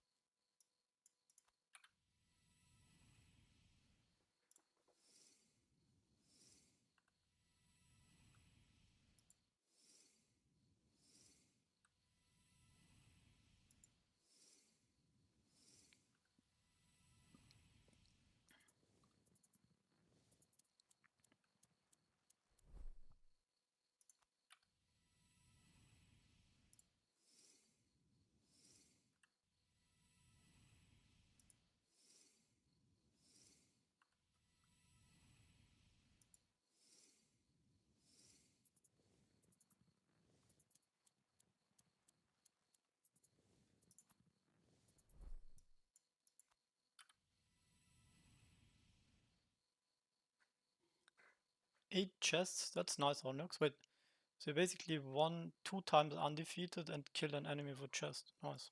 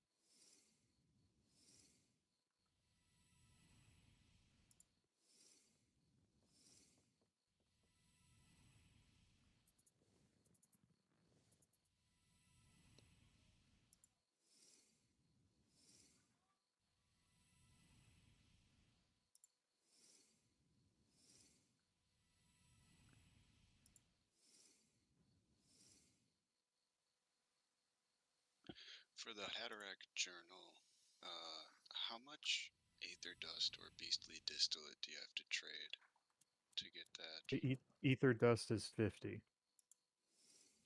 But you have to side with the jackals to do that one. And if you do, I have a bunch that I can give you. I saw you had Actually, a I bunch on the auction house. Yeah, because I thought it was 100, but it wasn't. The trick is, I'm not interested in that. I just figured that's how you guys would have the information. The way that you make this hunting oil, it's like a tonic, but it's in your poison slot. Increase the attack power against a certain family of creatures. The one for the jackals takes Aether Dust, and the one Oh, for the gins takes Beastly Distillate. Mm. So it's fucking expensive to make, apparently. it's attack damage, right? Against a creature family. Yeah, starts at 25, scales up. Yeah, I think this can only be really useful against like bosses or maybe for expeditions. I you think I'd it's say also if for you're farming? AoE farming something, Oh,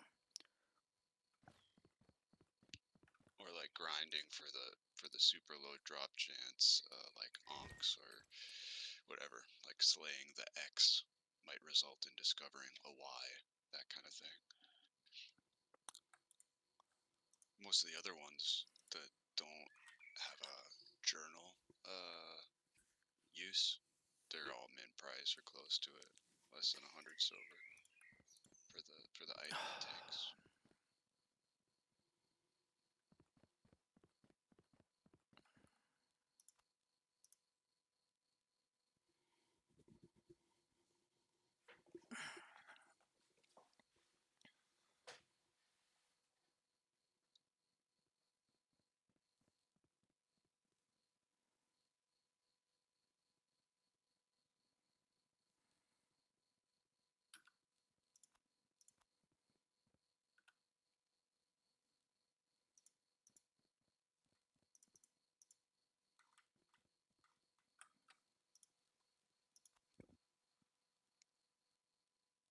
All right, guys, I'll be right back in an hour or so.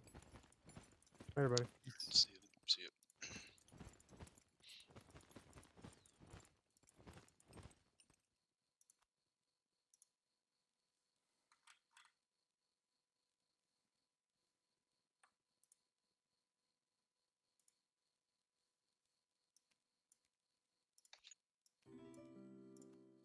Wait a minute.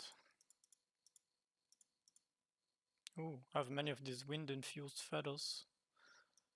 But I don't think this sold last time on the auction house. Someone in the guild told me they went up to 100k each.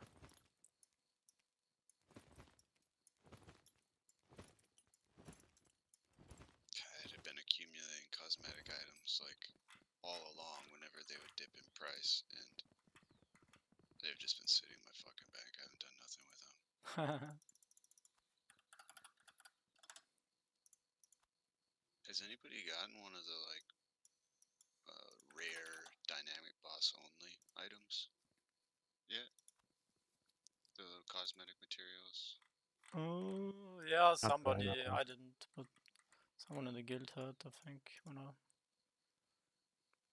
we got from these high level orcs, we got, where the event downstairs, where they summon.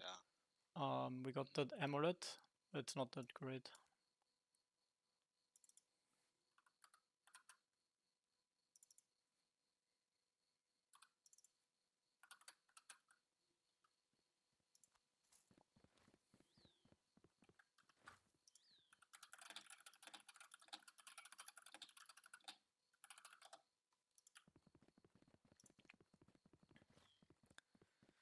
Okay, somebody wants best in slot mage pants.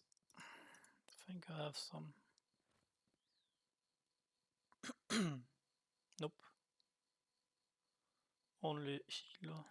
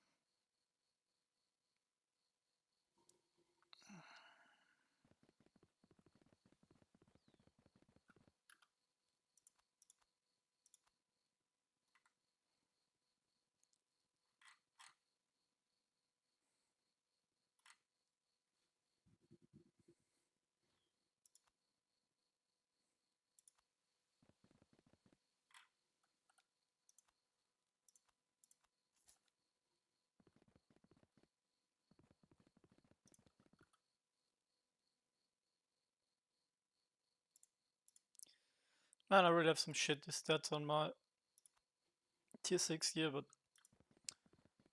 I don't want to waste more. I think I'll just use it and then wait for better tier 7. But how far is tier 7 away? 10 levels, that's like a month.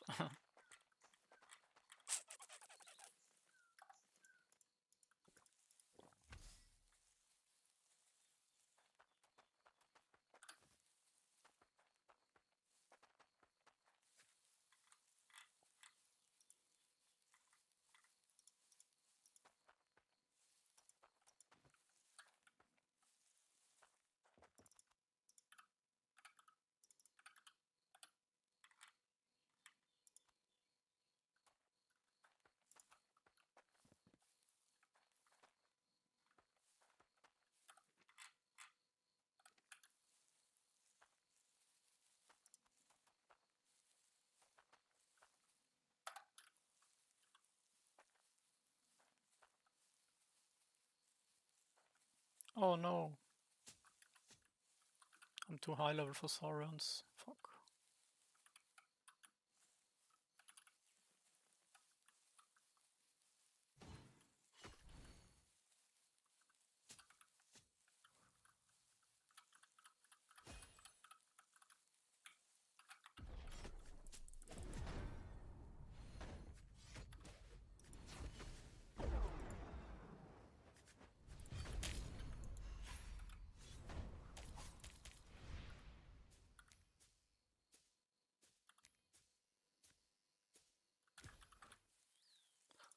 Ah, my lens.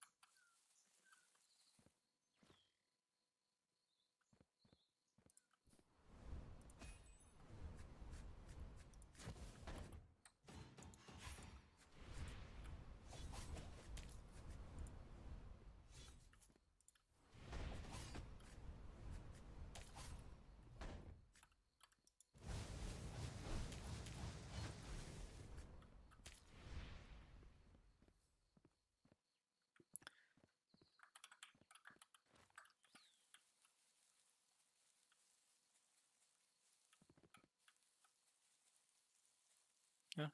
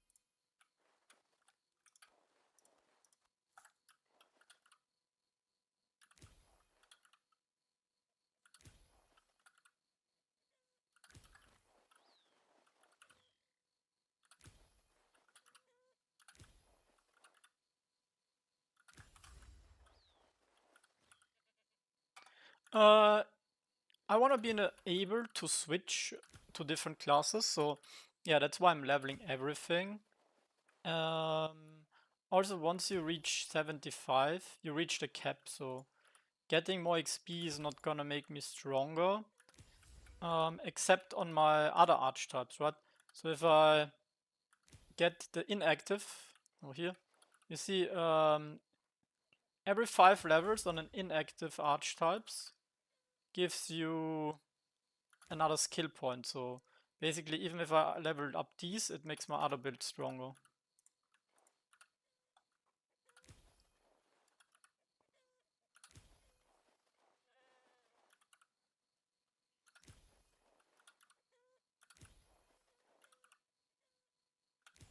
Yeah, that's something. Like, there's many small things you need to figure out. But yeah, that's something where basically now you see me how fast I AoE farm, right? And I still get the full XP because my effective level is lower when I kill these Saurians, right? So I can actually get more XP because my gear is really strong and I'm higher level. So yeah, for me the best thing right now to do, and I can do my ranger board super quick. So basically the 500k XP from my adventuring buff, I just use on that every day.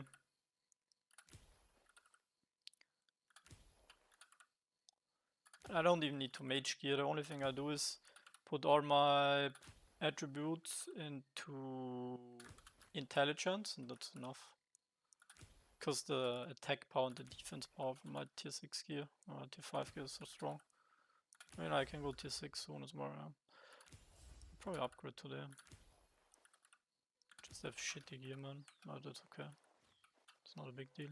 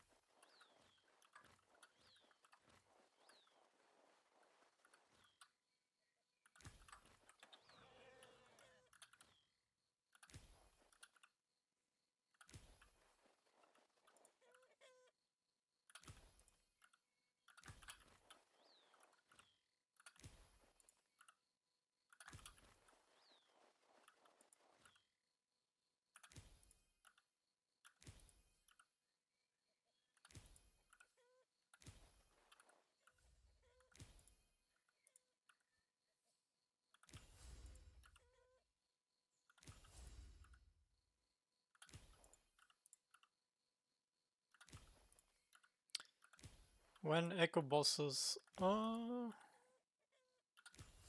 let's say in half an hour.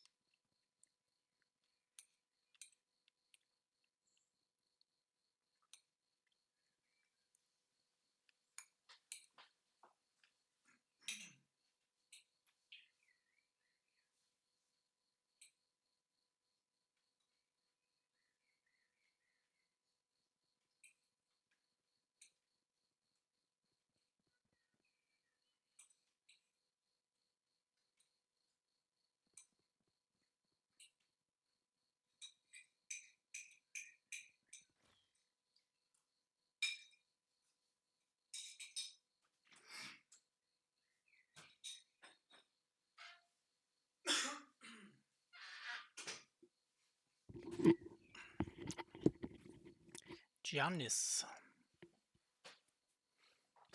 Oh.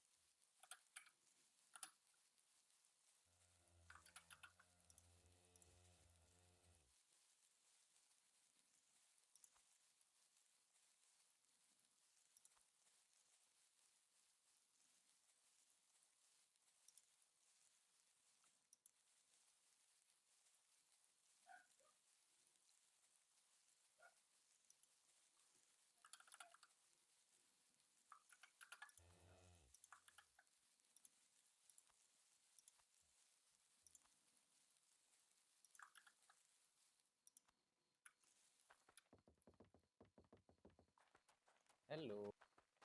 How Hi. you guys doing? Hello. Hey, bestie. How you doing? Doing alright. Just a 2-hour Rift grind session. Now, soon bosses if you want to join. Yeah. I want to infuse. I need infusion though. Yep. And somebody said they dropped a bit in price. Yeah, I got a few at 500. Oh, Carved or what? Carved. Yeah, carved.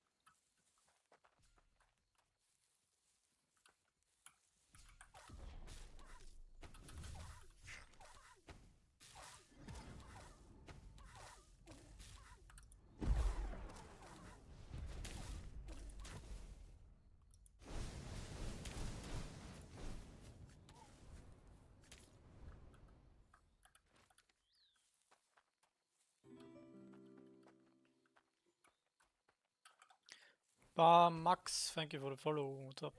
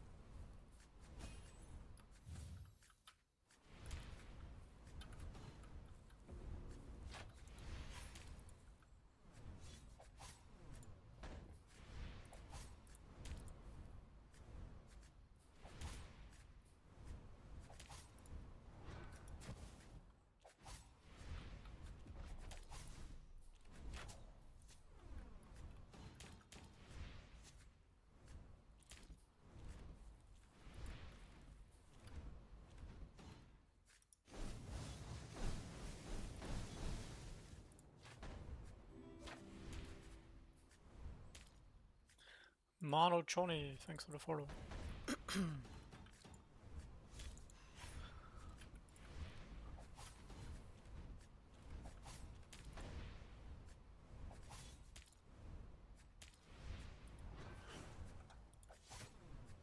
Alright, I don't know how many Rift Ranger bot charges I have left. We're gonna soon do some bosses.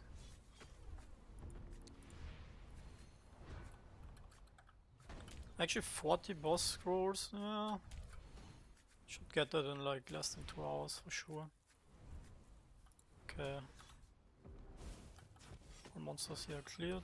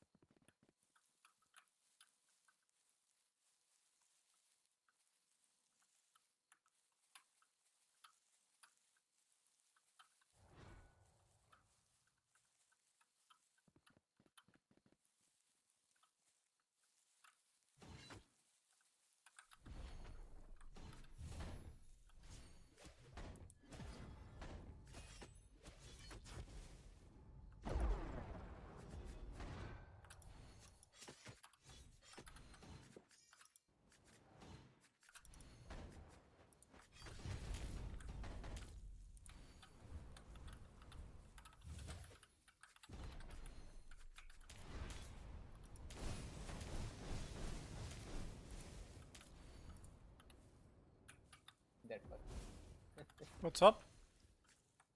that was you almost died. Oh yeah, yeah. Yeah, Get they stunned, bro. stunned me Stunned hard. or interrupted. Fucking guys there. Okay. Gonna finish the crystal and then I'm out of here.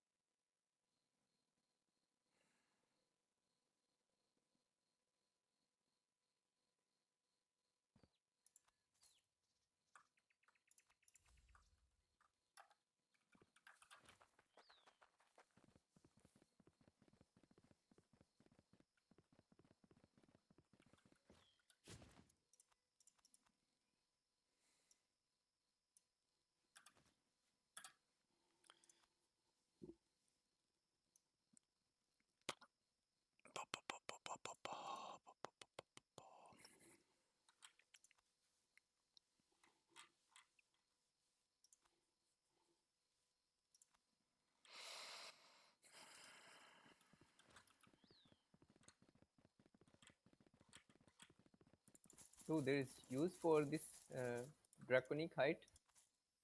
Yeah, Bro, Draconic. come here.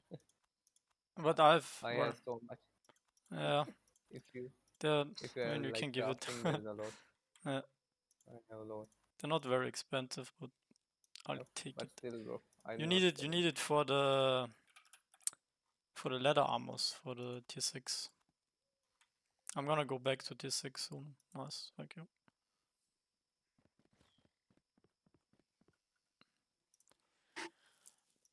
Mm.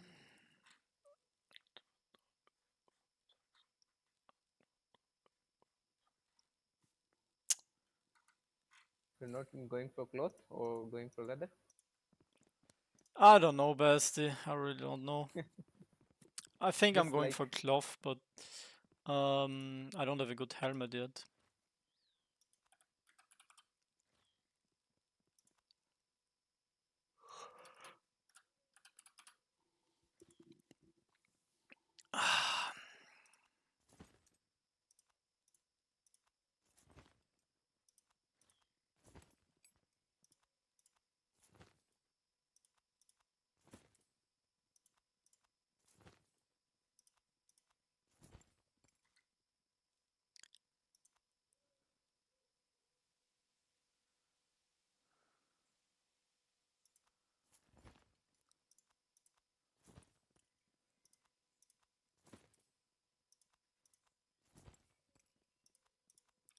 Okay, those are the final helmets I'm gonna craft. If it's not in there, I'm staying with the other one that I have already. It's a bit like gambling crafting. but still, if you get best, it's fine.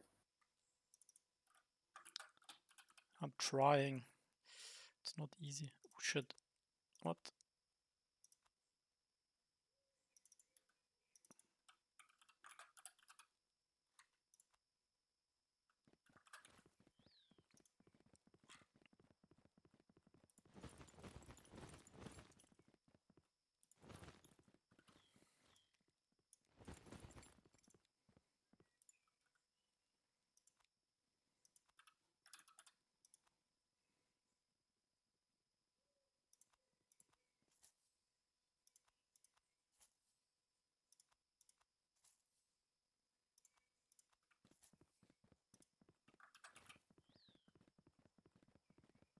Oh no.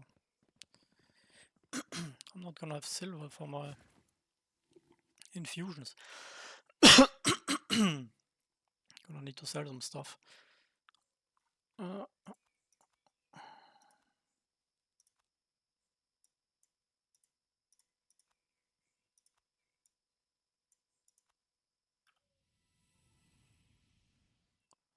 Parmax, hello.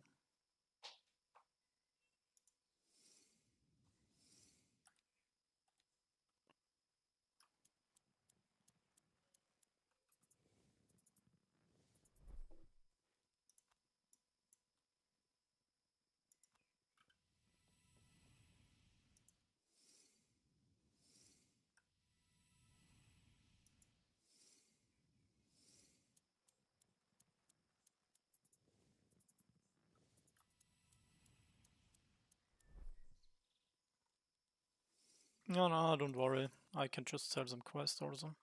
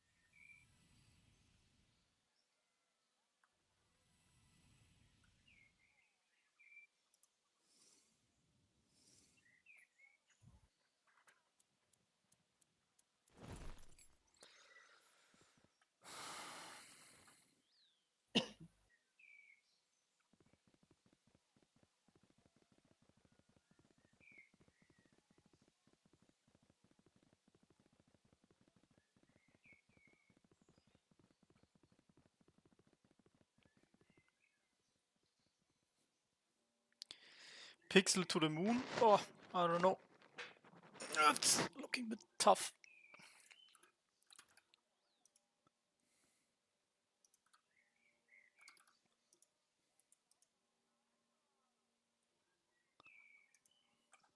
Right now I don't have that much time, so I'm just focusing on RavenQuest, but I want to get back into playing pixels.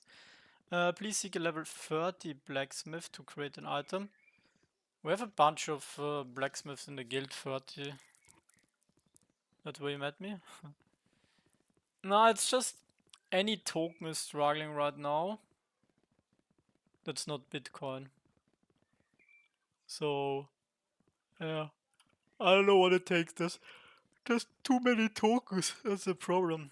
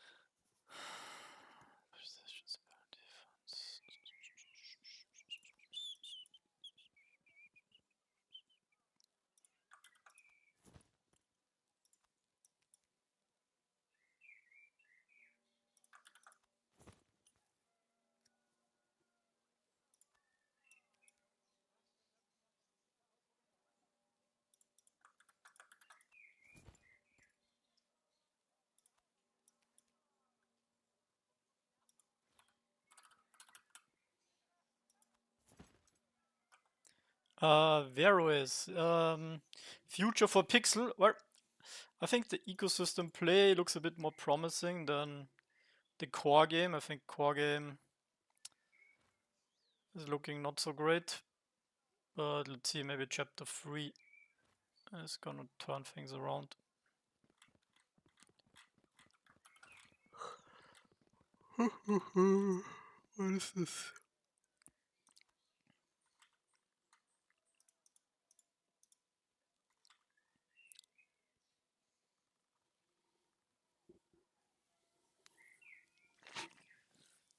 Why are there so many items?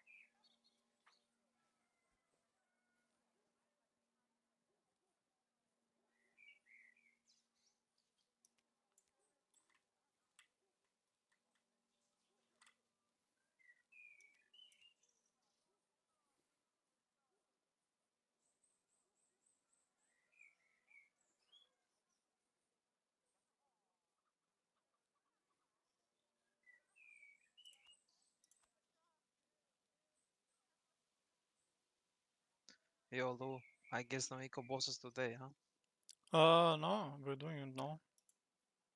I thought I was gonna do it like when server resetted, so I'm No, waiting for no. like 5 hours. Oh, rip. Now we always do it before the guild wars. By the way, I was doing a crystal and now I'm 1 million debt on XP. Unlucky. Nice, bro. It was such a bad position, like I need to climb stairs and I have like 5 monsters there. Oh no.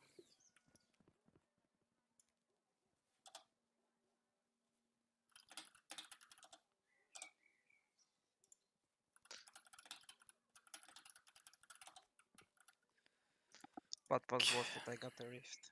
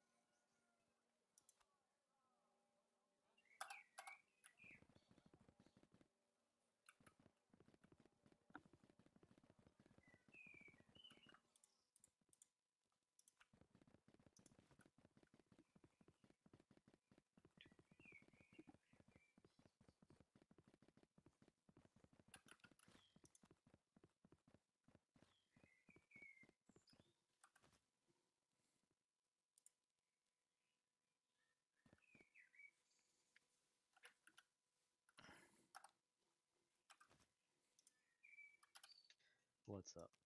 Hi. Trying to get to 70 so I can use some better potions today.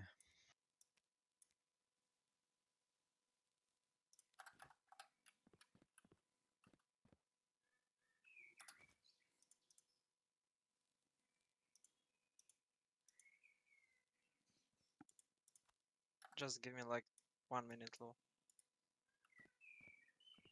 Already gave you 5 hours. Yeah, I got scammed. Wait. Let me put my runes Oh. on my equipment. I was so far away.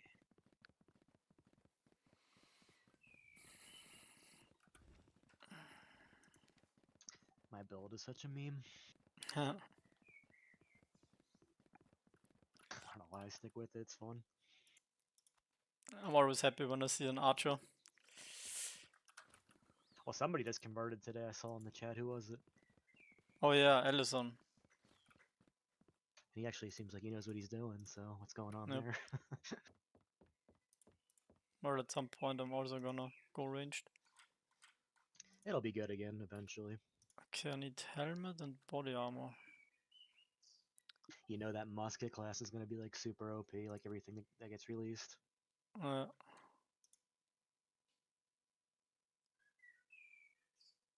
Oh fuck. I removed all my experience debt. Anyone knows where I can get the helmet enchantment? Which rune shop No has that? idea.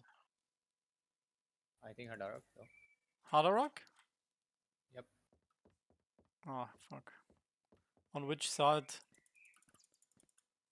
In the middle? In Drasasa? Yeah, in the middle, in the Oh, yeah, not Das Nord. Drasma. No, okay. Let me get that real quick. Wait, where's it again? Down here? Upper side, though. On upper side.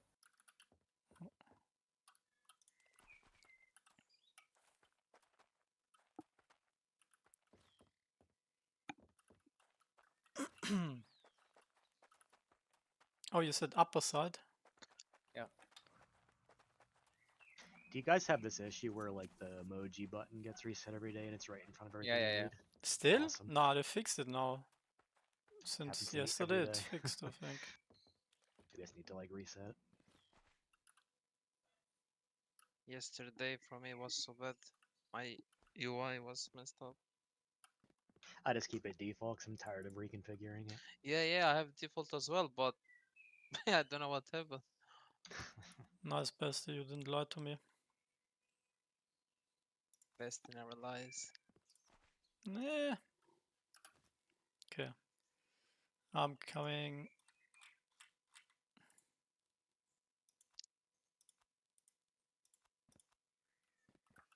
I'm just gonna camp there and get the win. How many scores do you guys have? 19. 40. I have where I have it. 119 easy, 54 medium. Okay. Holy shit, what do you do with all those easies? Yeah, Easy you should peasy. really do the easy ones. Yep, that's why I was waiting. Okay, I need a I think you're team. gonna find a hard time finding people who have With- easy. If you keep waiting. Yep. Yeah, because yeah. the higher level you get, the don't- less. Yeah, I don't get them anymore. I haven't gotten one all week. Or I get some, but very rarely. I actually don't know what I get them from. Oh, damn, the clones. You get them from the little bags.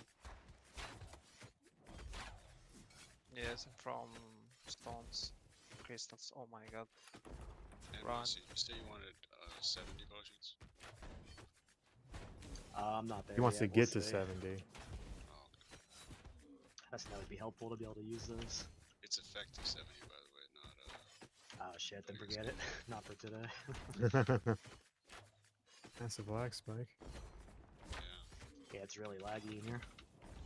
Is this I medium was or having is a- it? Medium. Oh, that's why it's taking a lot. Jesus Christ. Rob. I can't climb up a fucking ladder. Where you at? Are you still doing gins and jackals? Nah, my oh my god, dude. Nice. With the 70 to give me better armor, right? Weapons.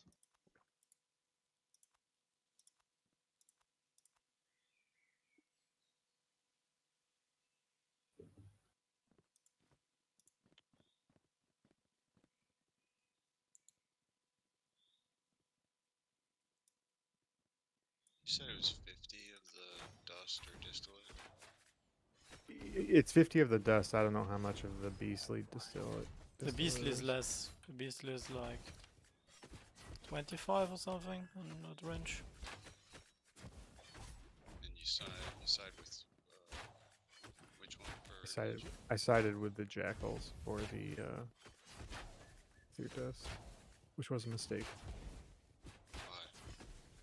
because it's so much more expensive. If you're just going for the what have you, the thing. Yeah, they look like they're similar in price. You're playing Feasting Strike Animosity, right? Now I don't have Warfare. Oh. Ah, yeah, Spirit, true. Spirit and that. What are the other things, like the Minotaur horns and the cave roses and all that shit? How many? I don't remember. The cave rose? Nice. The Minotaur horns, the cave rose, yeah. Cave rose you can't buy, but you need 2 of. You only need 2? I think so. It used to be 10. Cave Rose, I think is you need 3 though. Oi, Three? what is this? Yeah. What are you talking about? Cave Rose? What? Cave Yeah, Rose for the Haderach journal entry. Archetype general. You I have don't to even find them on remember in that. the caves. Oh, the Yeah, you flowers. can Cool. get it. Yeah, Yeah. flowers.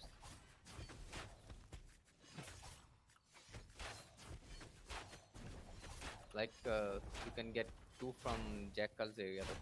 Careful if he does the tornadoes. Those fuck you up.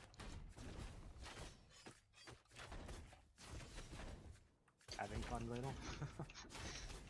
Yeah, yeah. There's Ed here, Oh by the my way. god. Oi, oi, oi, oi. That could have hurt.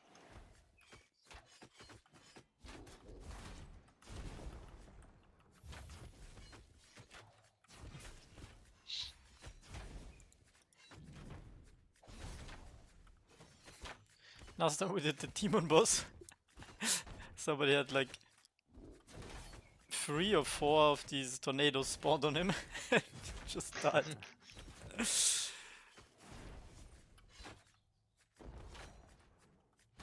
And I think it was a guy kept dying 2 or 3 times before, and we were just talking about it, that this is the only way you can die if he summons them all on you and they don't move right away.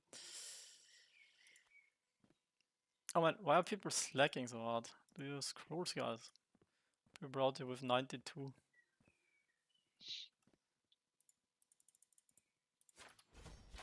Is there only one group? Yeah, Joe is waiting. Then we have, I think, Arak, Raven. There's a bunch of people on Discord as well who ask. 1 hour time, a bit more. Oh no, I should not. Bro, I will die. never fight this. Why am I going there? You should get a bow leader. Nice, shot fireball. But I have most of my stats on vitality, so yeah.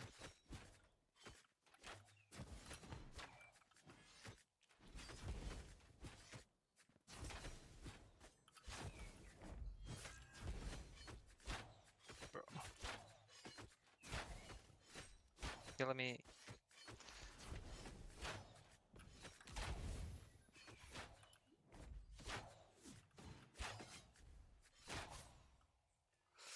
Oh, I got 33 renown. I level up.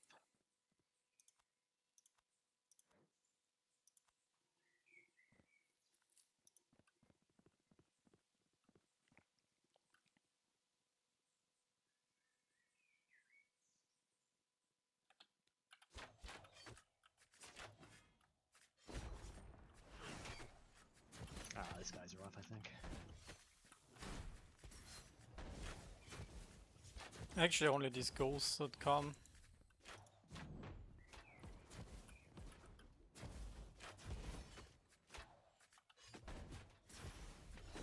Bro.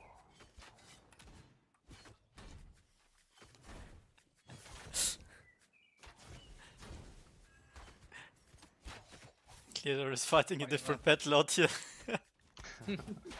Nah, I was 50 HP, like 50.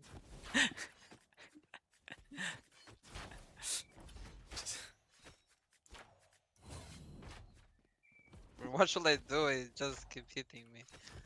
What's your infusion levels? Nah, I don't infuse. What do you mean you don't infuse? I just do trade packs. Infusing's for cowards. Bro, but at least do the cheapest ones. Yeah, yeah. I have upgrade. Yeah, what color is it? Wait, Don't tell Is me you're it using white yellow? here. Yellow? Yellow. Called it. I have tier 5. Oh, Yeah, I will send you a screen. No, I can do a screenshot. Unlucky. F12.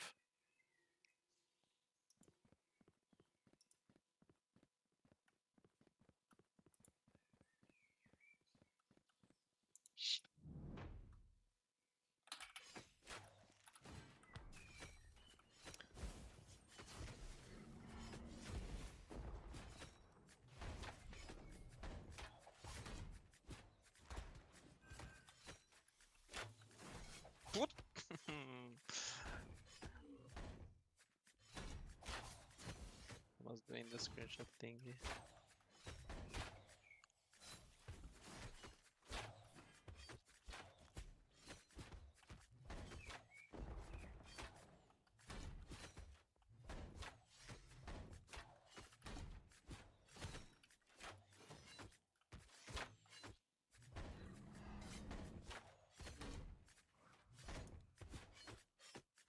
This is what I have low. I sent it.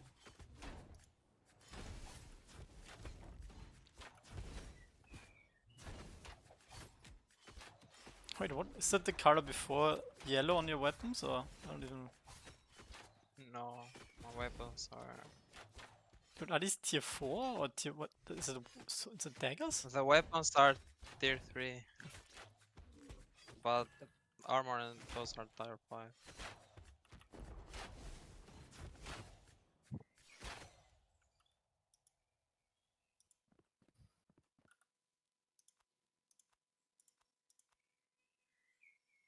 I don't focus so much on like upgrading and stuff.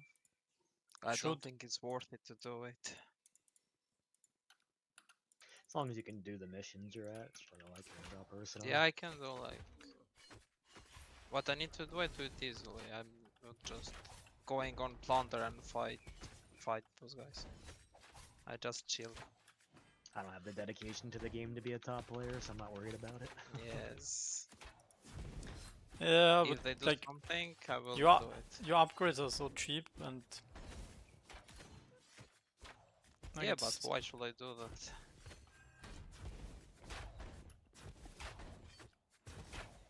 I'd rather spend silver buying stuff to do trade packs.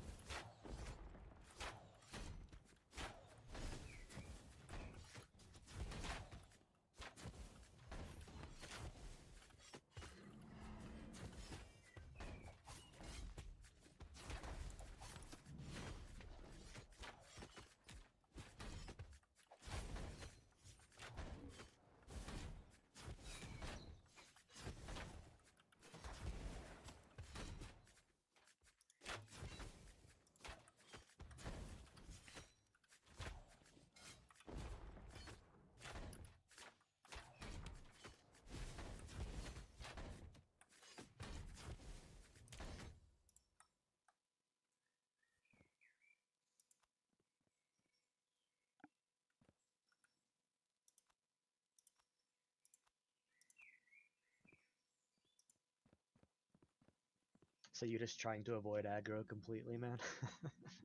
Like, would you just get one shot? Me? Yeah. No, I don't get one shot. I just have all my stats on vitality. Careful so- here. But I think Bastion Lu is enough, right? And you. So They seem like they're managing fine.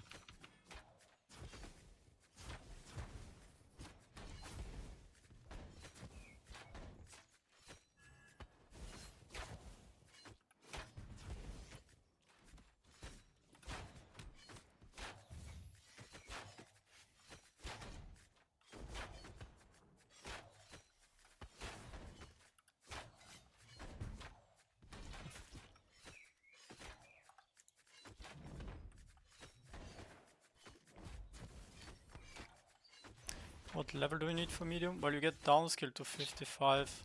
It's a bit more about your gear. If you have like tier 5 gear with at least brown infusion level, that's already pretty good.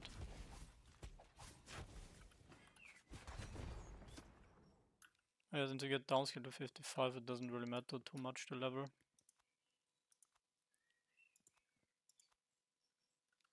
Like if you see my gear here in a second. what is this sturdy joint? I got 3. You need those for the tier 6 access. But if you see here, I have 550 power, but I only get 490 because I downskilled.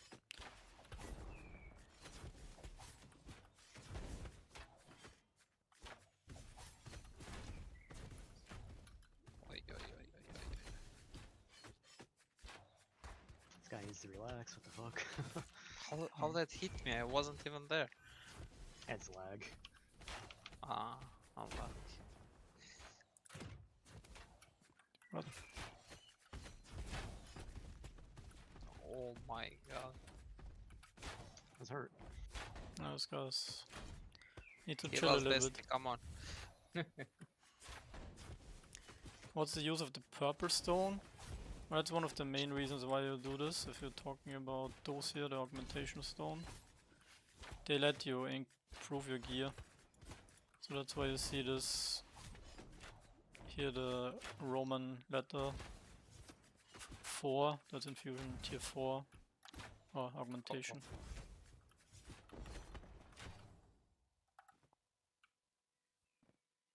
makes your thing stronger. I have so much infusions. God damn it. Yeah, I made like 2 million silver doing this for an hour last weekend. Oh yeah. I think I will do that also, or more than 2 million. Yeah, and you should upgrade your gear so you can farm medium. No. Bro. Why should I upgrade it? Like, Because you can't if I go always to have a, plunder, you can't you always have have a clans group that carries you. no. And you're gonna also need. You should do this the easy ones. Like you actually make your money easily back if you just spend a little bit on getting stronger. Like you're really sitting on lots of like those are infusions, silver, and XP. And items as well. Like you get trophies. Yeah, but if I go level 70, for example, if I die, it will cost a lot. Like, there's not benefit for me to level up. It's worse for me. Or just don't I'm die. just taking it slowly. Yeah, I don't die. I rarely die when I do dumb stuff. Or when the people attack me, like 5 people. And they think they're strong.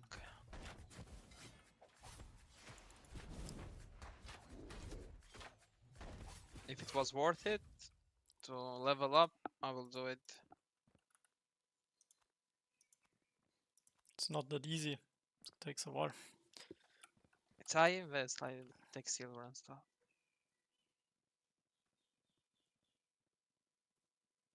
Right now I'm investing on Tritex.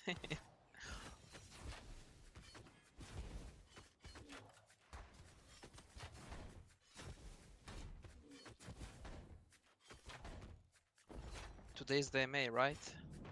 Yeah. Oh, that's gonna I be a will hear. bloodbath. We will hear what they will say. When's the last time They I had will one of those? They will say we're going vacation for 2 months because it's summer. In September we're gonna launch 1.1, but will come with small patches, so we'll take till next year. Oh my god.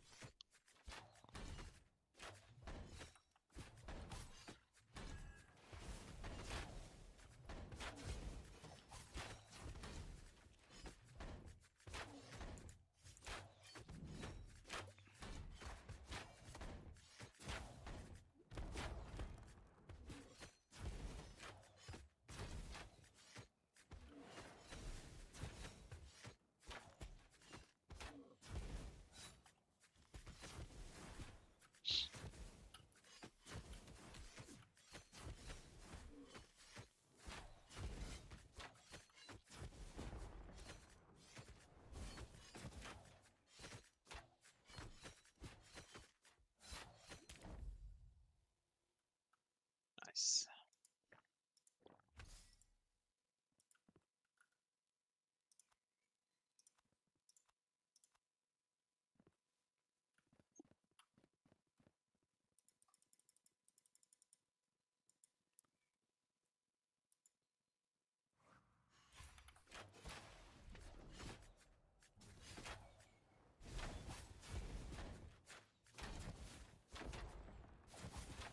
Bestie, why copy my strategy? Oh my god!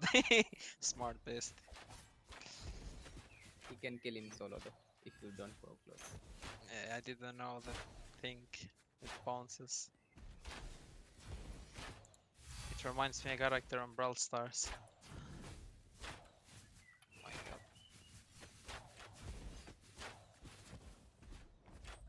Fuck, that AoE sucks.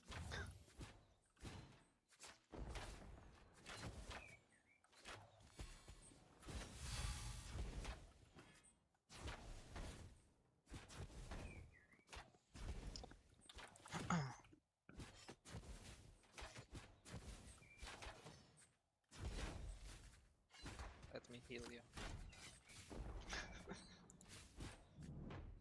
Why am I stuck, bro? Oh, not this again. I go close to Bestie. Love Bestie.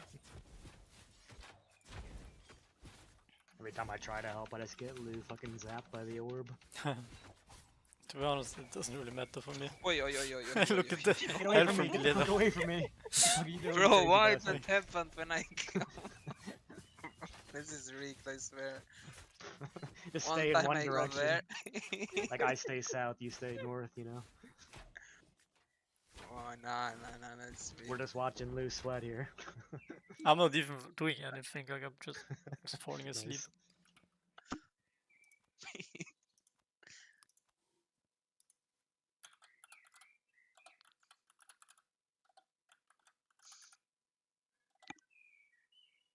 Oh, it's so hot. Oh, damn. It's the only boss that almost killed me, I think.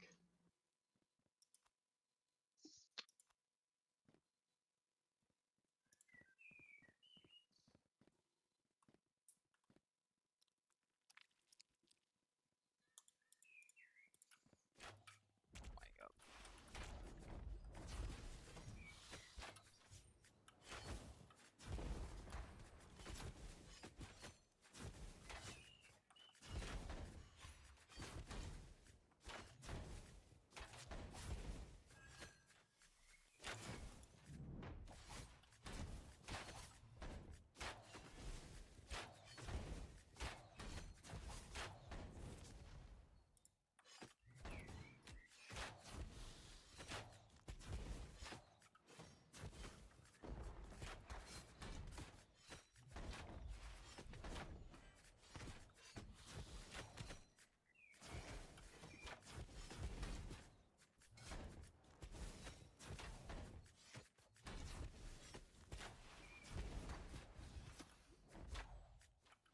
Where you going, Bestie?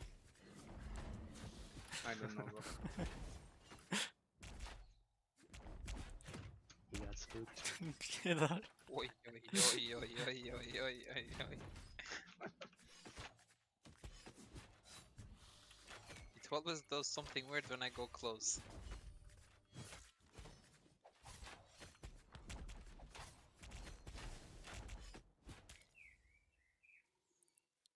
Oh, I got renown again. What the heck? There's some achievements that give you a nice chunk for the bosses. Oh yeah. It's winning on this. I think I got like 80 last time.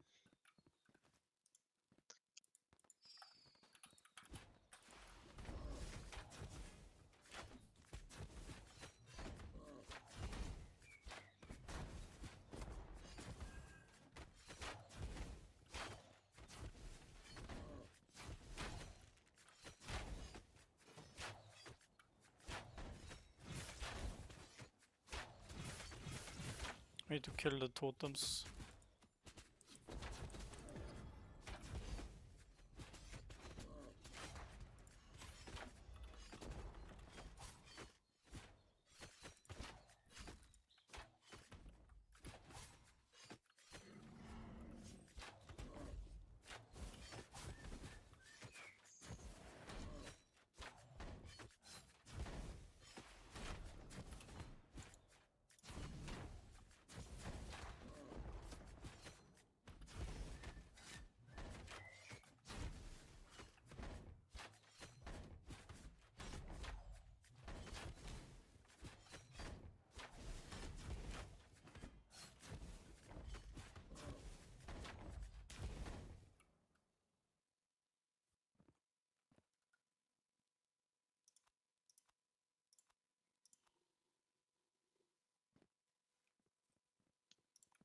Nice, I'm gonna get to 70 before I run out.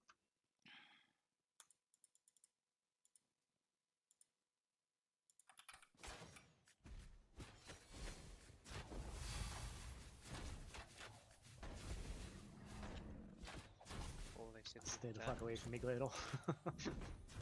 Oh, it was hello. Oh, I know you like to come say what's up. that was nice. Okay, hello. What's up? How are you? Feeling good?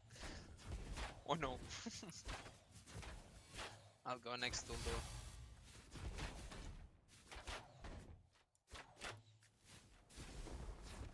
Shit, forgot about those hex things I put down. They're hard to see. Was there some kind of traps, right? Yeah. Yeah. There we go.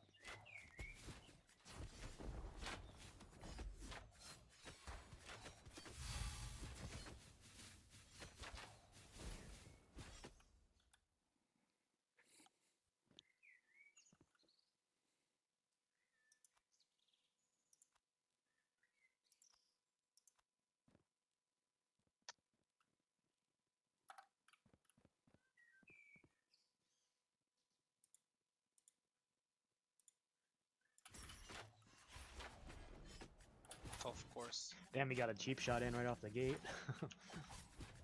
Yep. The fuck was that?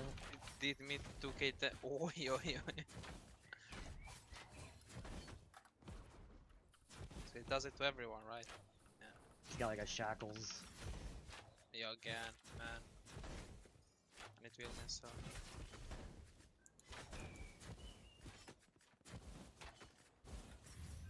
Even low is low. God damn. Yeah, but I was taking everything so far. Usually you're not that low, so that's why I said that. I wonder if I could play Spirit instead of Warfare.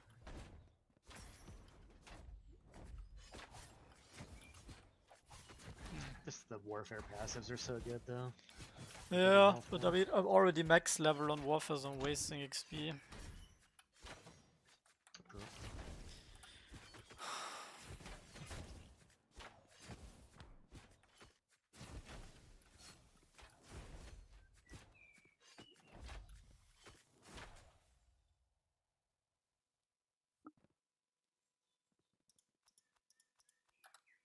One more and I hit it. Oh, nice. And I have to decide if I want to spend the money on infusions to go to the next tier. Spend it on vacation I wish. or buy a. I'd have to play this Pizza. game for 5 years though for the vacation. Yeah, yeah. After 5 years, token will have extra zeros.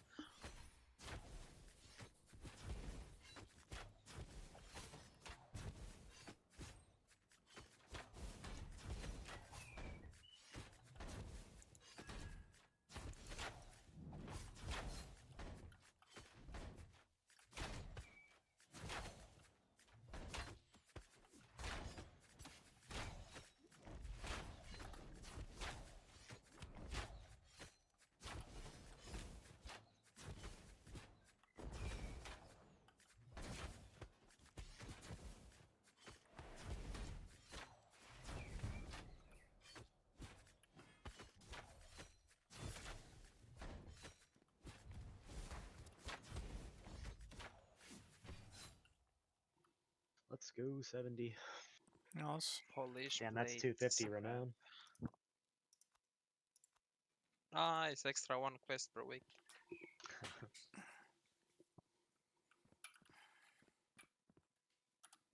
My airdrops are so small that, yeah, pretty much.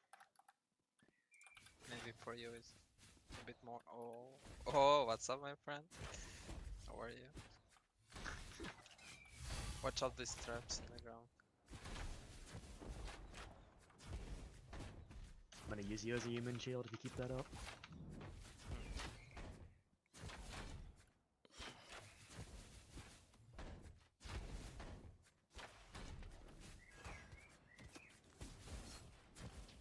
How the clone works? Like, does more damage? It can copy certain abilities. Like my quick fire and my precision shot it can do. Like, you do clone and you do pyroblast. Oh my god. Yeah, it doesn't work for all the abilities, but it works for a lot. Fireblast is actually one of, if not the best. Yeah, but if you use pyroblast, you deal more extra, like, time 4 damage? No, every illusion casts a Pyroblast. That does like less damage, obviously. I thought it does the same damage. That would be fun.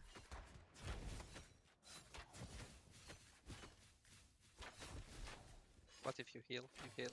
Oh my god.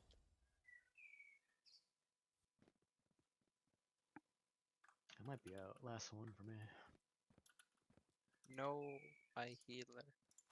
No, la policía. I think we got guys ready to go though. Showstoppers here.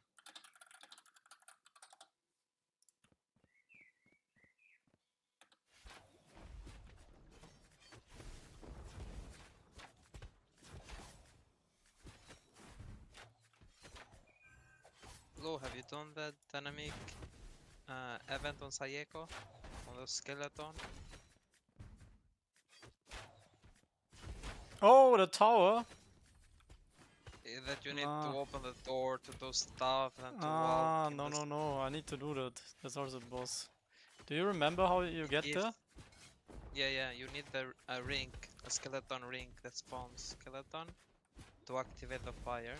And at the top, you need to walk like a certain path, but you don't need to do that. You just teleport. Oh, You just teleport. Yeah, you just that's OP. teleport there. Yeah. In, Because you need to in activate the phase 3 we did it settings. though. Yeah, we If did it in you phase remember. 3, but I don't think we were able to kill the boss. What do you? Yeah, but What is the reward? I actually want to do that. It was kind of. It's a lot of experience, I think, and like 50 or 40k silver, Yeah. something like that. Yeah, Alright. I went It's there solo and I dynamic. died. You need to be high level, like you can do it, I think.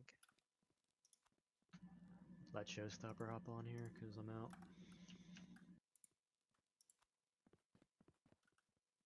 Why you left us, bro? I'm out of mediums. We can do easies. Waiting for just to repeat. Ah, okay. I mean, I could do easies if you want, but I figure other people want to get them. I'm happy. I just wanted to hit 70. Yeah, we can do some easy. Best he has. Yo, I welcome have back. 3.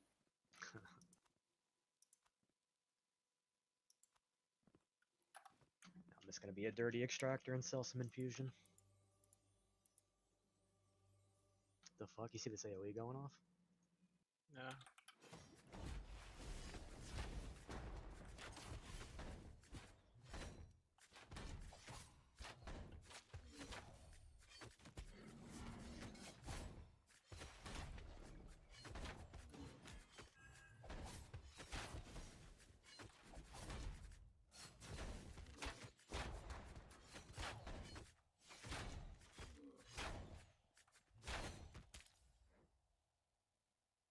Supernatural threat. What the heck is this?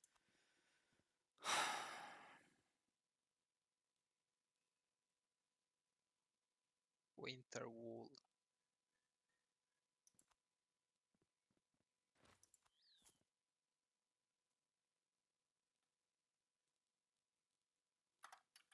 Okay, for easy, I'm switching spec.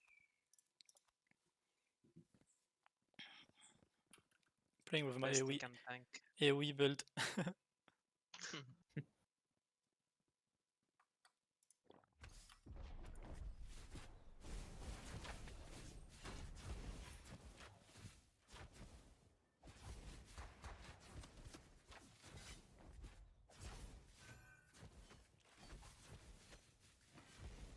Bestie. Damn it, bro.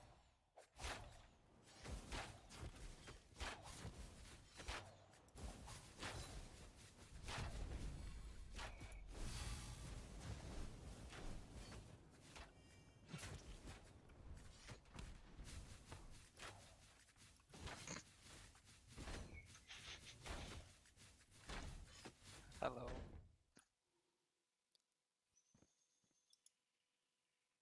Sharp edges. I just want augmenting stones.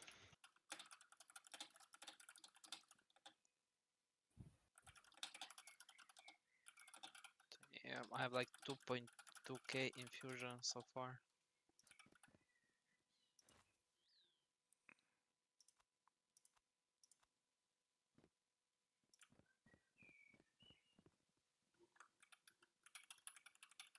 So how much you paying for the boosting? Me? I subscribe on YouTube. Awesome.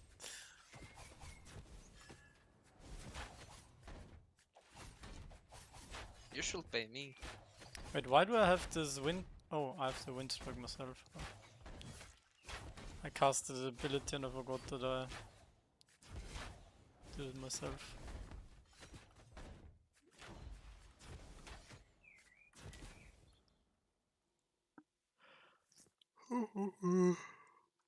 Wait, Raven, did you say you wanted to do some mediums?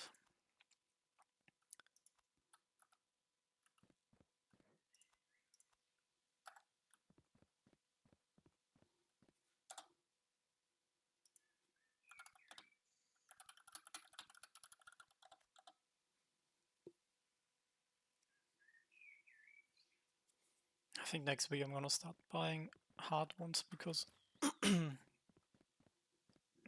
that's just way too easy.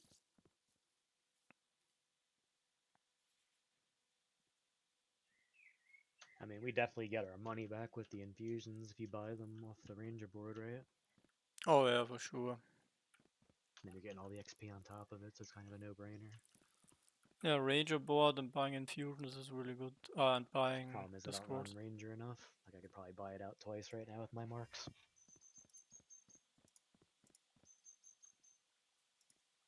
Alright, so you guys don't need me, right? No. Why you left, bro? Oh, I got her a couple easies.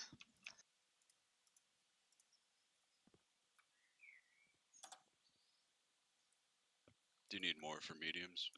Yeah. But Allison yes. just wrote, but we're gonna still be running more. I think Showstopper also has a party going. Oh, but he's waiting for another I haven't person. seen him move. No, he was here when we invited, but he said he's waiting for another person. But yeah, we can have multiple groups.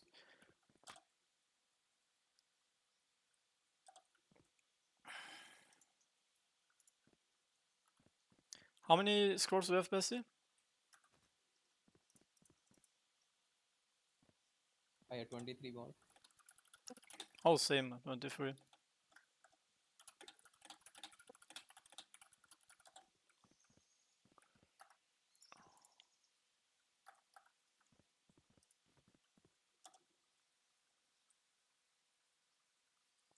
Ooh, I got a trade pack cert.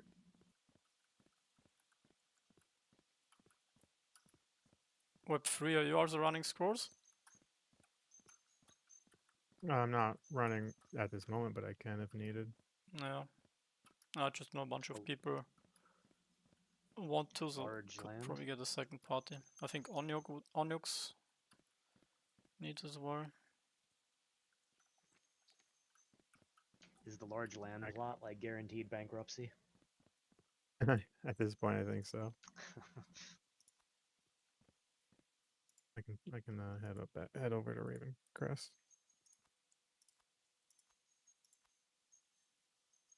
Okay. Doing 5 more with this group, and then we get Shuya in.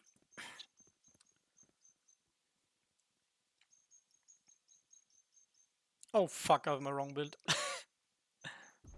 You're gonna die. Uh-oh. Okay, against this boss it really doesn't matter. You have like an AoE build. Yeah.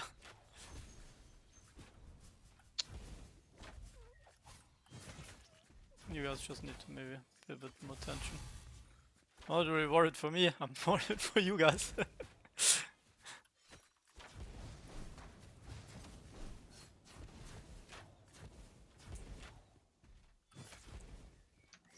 no new cards ever.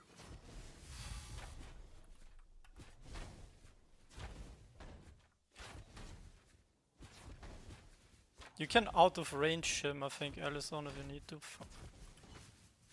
No.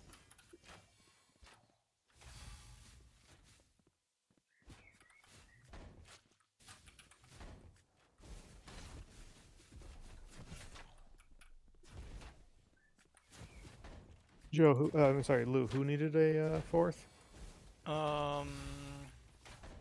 Onyx is there. I know there's Raven also waiting, but I don't know if he's playing.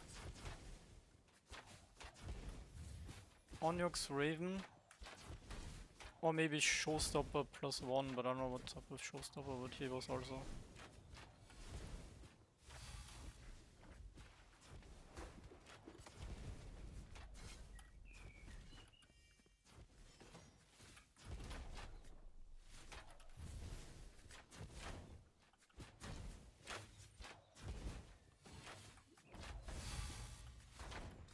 Good job, Glitter. Coming in for the finishing blow.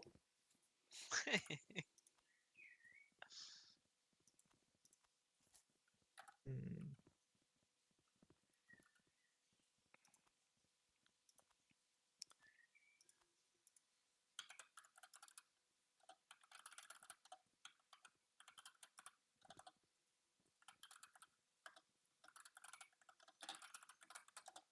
Come back to the tank. What is your title? Tinkerer. I'm a tinkerer. Crafter. Ah,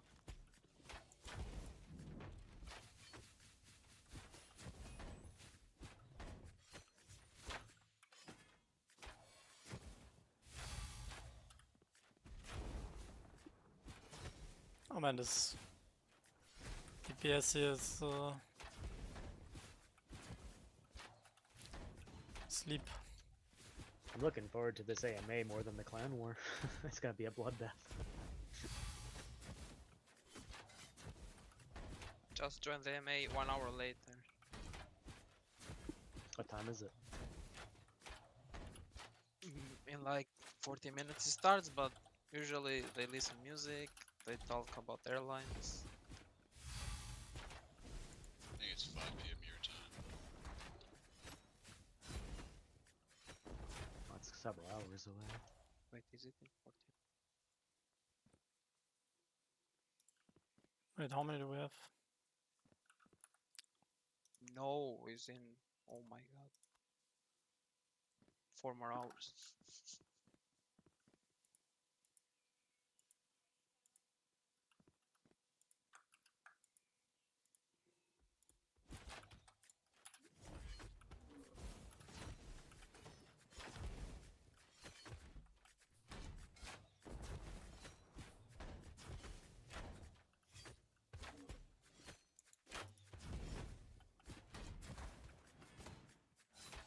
Do I keep my tier 5 Moa?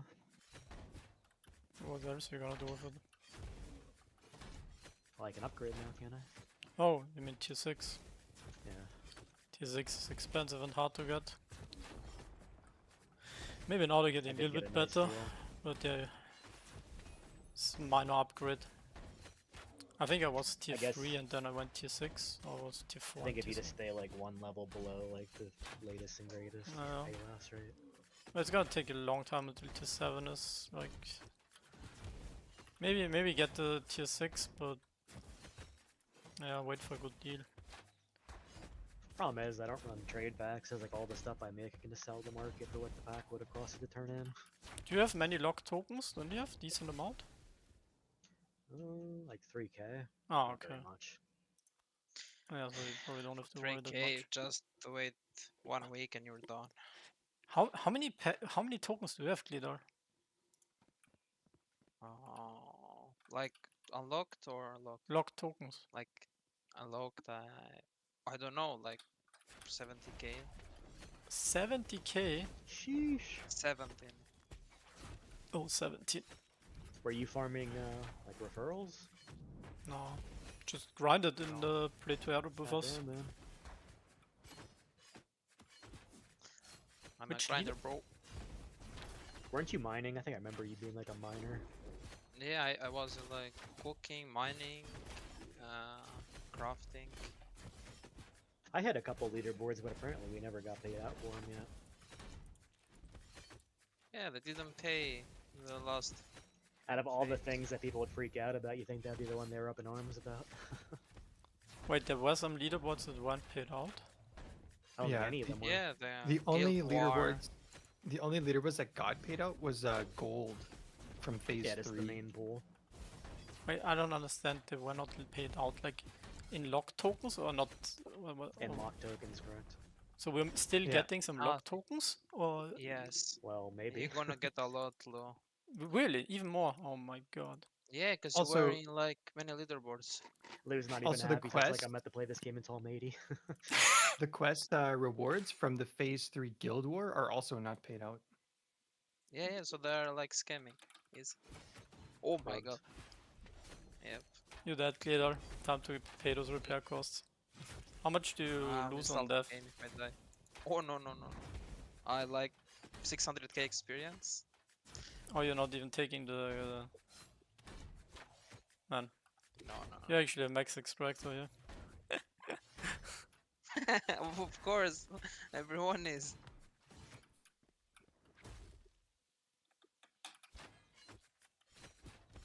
It's better for me to take experience death because I don't level up and I don't pay more if I die. I'm gonna. I say the Oh, same. careful! Run away from this shit. Bessie. Best if I die from you. I'm gonna blackmail Knight to only pay out level 75 characters from now on. Let's make it I 17. will I'm never with you. do it. Why? Oh my god. Why? Because not everyone is 75. Yeah, well, that's the point. No, it's a More scam. rewards. I'm gonna be so annoying to him. You got some mediums you want to run? Yeah, I'm down. I got quite a few. Sign me up. 29. Okay, Let's leader. see. We need to get someone else Yeah. in here. GG's. Damn, bro. One sec, Okay. 1 second, Lou. Let's figure out these parties. I can take Our party's Michu, full. Raven, and Showstopper. Wait. Oh, you just grab somebody else? Yeah. I don't think we can do different teams like best is. I guess Allison is also decent strong. But I think you should also have no problems with your party with Michu as tank and then Onyx. And I don't see Onyx. Here, Lou, I'll tag you in the disc. This is Niter's message regarding the rewards, the leaderboard airdrop and stuff.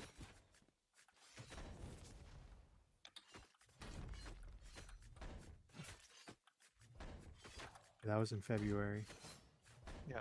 So that's only landowner airdrop from phase 3 and gold airdrop have been distributed. All the leaderboards in phase 3 have not been paid out yet. Leaderboards in phase 3, what even was that? Those were low, no? Those were kind of Like profession leaderboards. Professions and APDP Ranger Company. yeah, okay, those are like a Yeah. Ouch. And then the Guild Wars reward. Careful.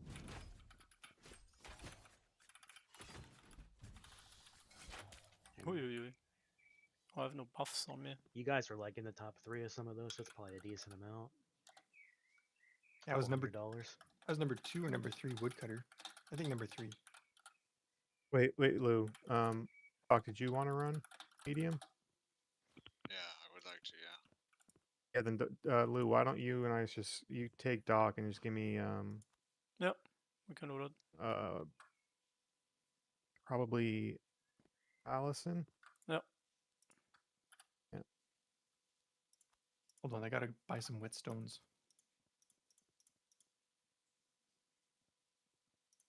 Wasn't there some Perfect. like you gave me poisons, but you said there was something level 70 that was really good, Doc. Wait, now Onyx is also here. Yeah, it's fine. Allison only has 3 left, and I can grab Onyx. Oh, okay, perfect. I still have the N5 and the oil. Probably just talking about health potions.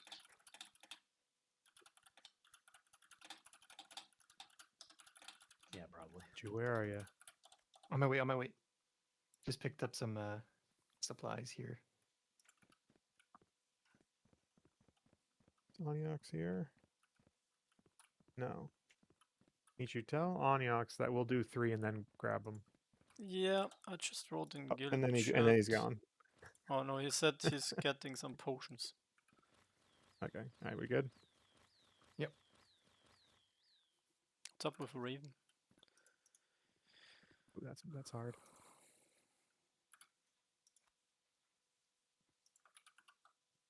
Hey, anybody else here getting fire smoke outside today? Like if you're in the northern US or whatever? Was there Is here- wildfires going on again?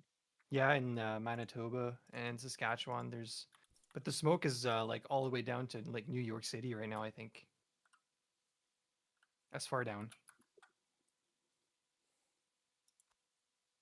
I mean, it's On not the like bad. It's just like a hint of smoky smell in the air. It's kind of like sweet. Mhm.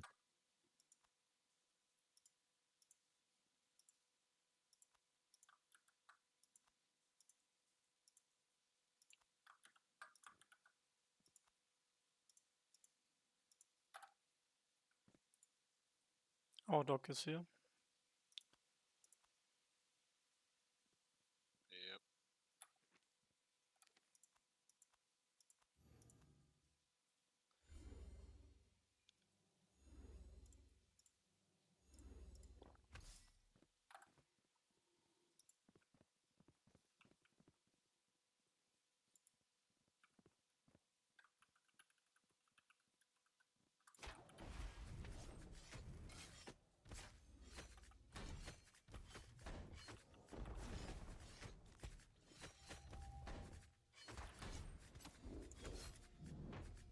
Careful. Oh, nice interrupt.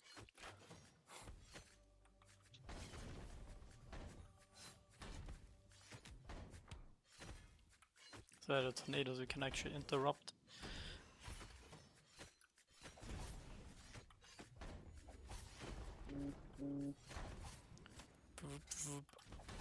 Oh fuck, I need to do my Sorry. lands. Whoa.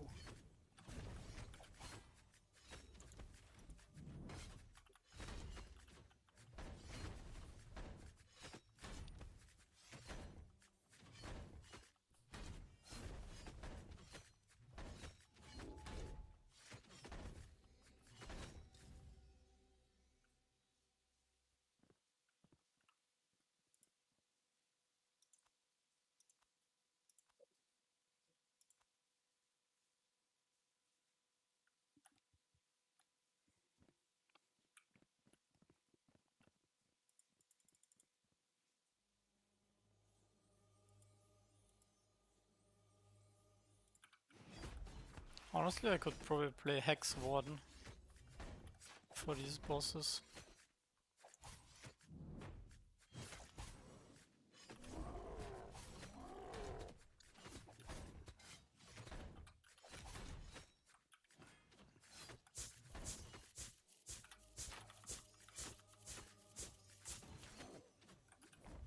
That was close, sure. Yeah,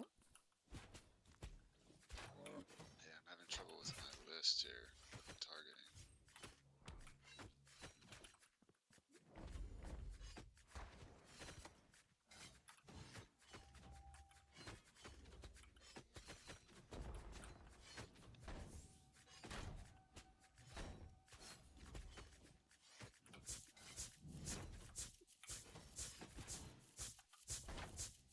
You shouldn't run, like panic run. Look on the floor where he's putting the stuff. And then only make one step at a time if there's nothing under you.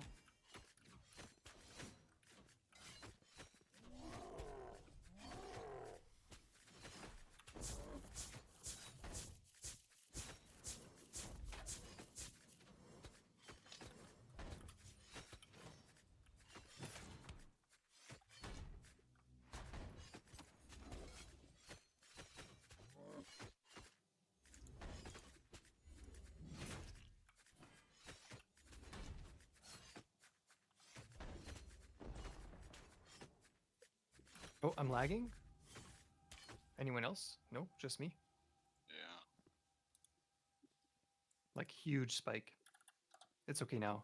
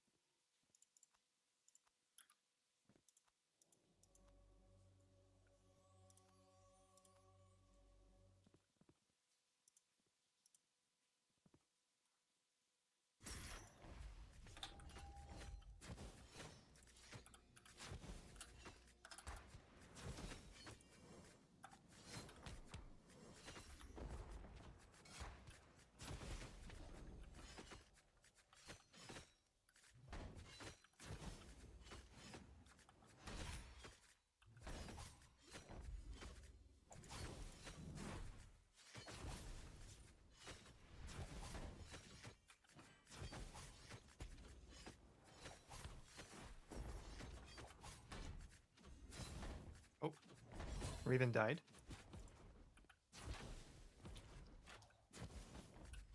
Wait, who's in the party right now? Me, Onyox, Raven, and Web3. Ah, yeah.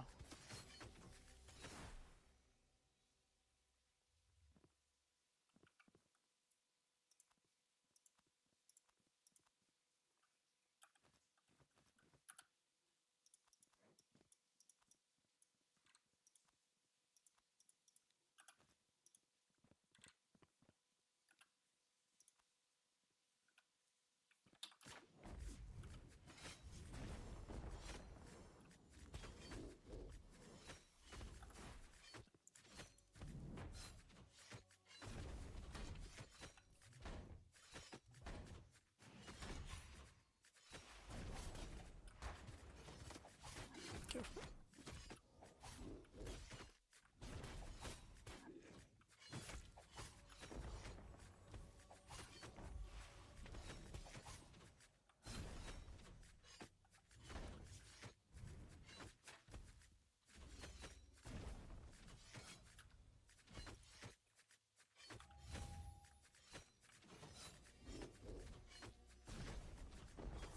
I need to get Supreme Health Pots because I only have the Eternal one, and my effective makes it so I can't use it. Yeah, I'll just do that now. Give me some, Meech. Oh, are you okay? You want some? Are you Yeah, I'm right here. oh, okay? Thanks. I'll give you Eternals, some. or which ones? It's the Supremes, please. Yeah.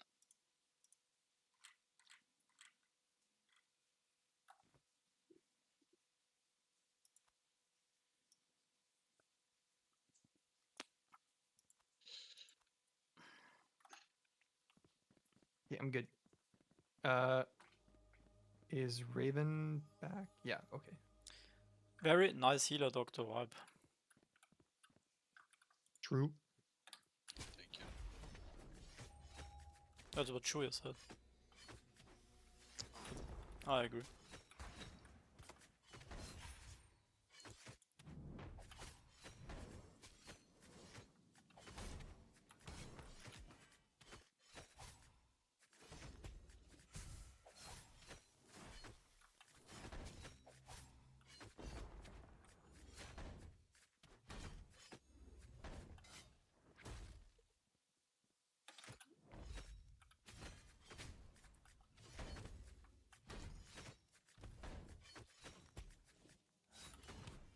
Careful, careful. Get away from him, get away from him. Get away, get away, get away.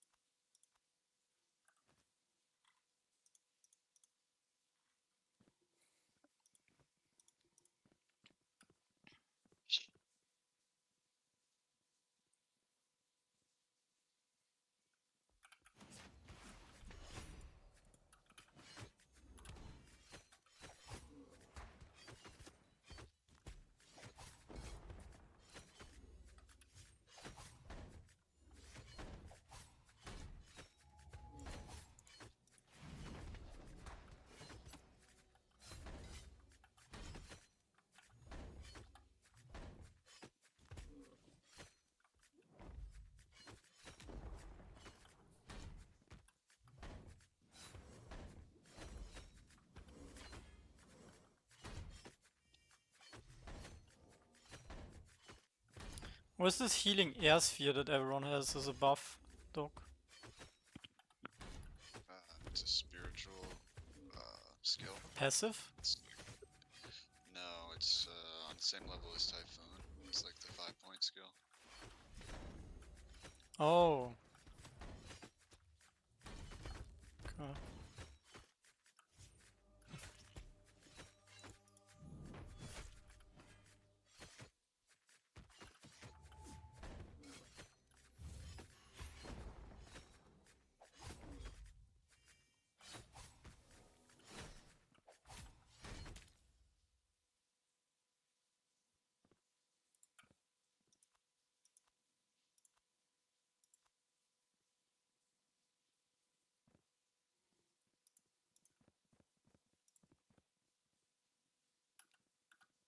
Show you how many mediums do you have.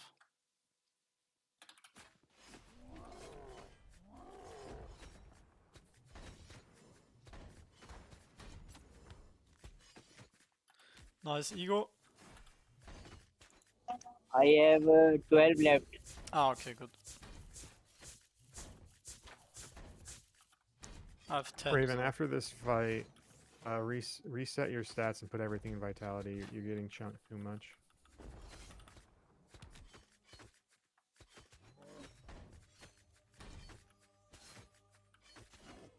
I don't think Raven is in. Oh, Raven is in voice now.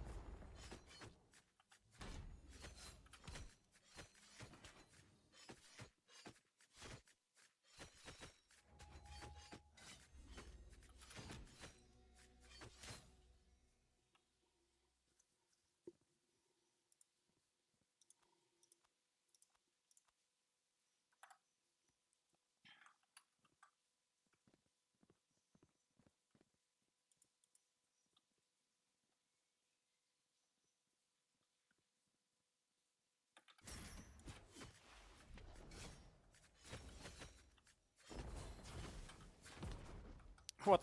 Okay.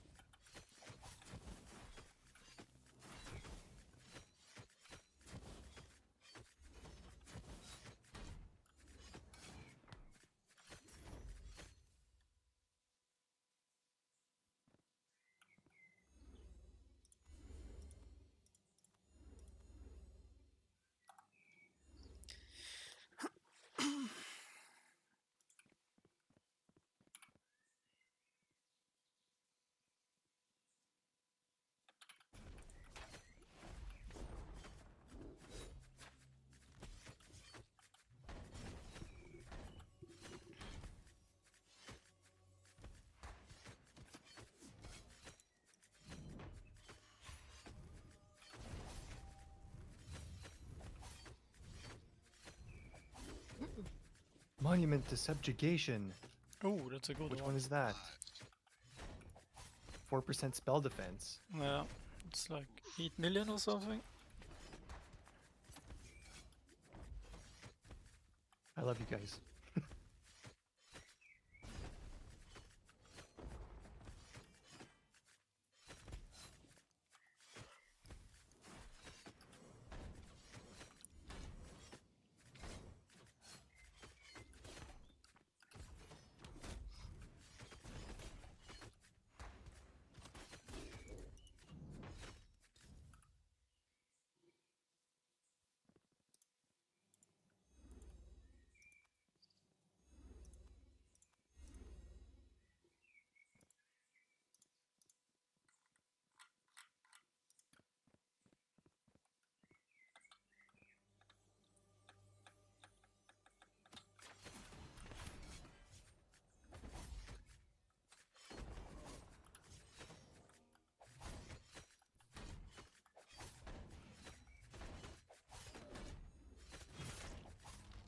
Oh, this is bad.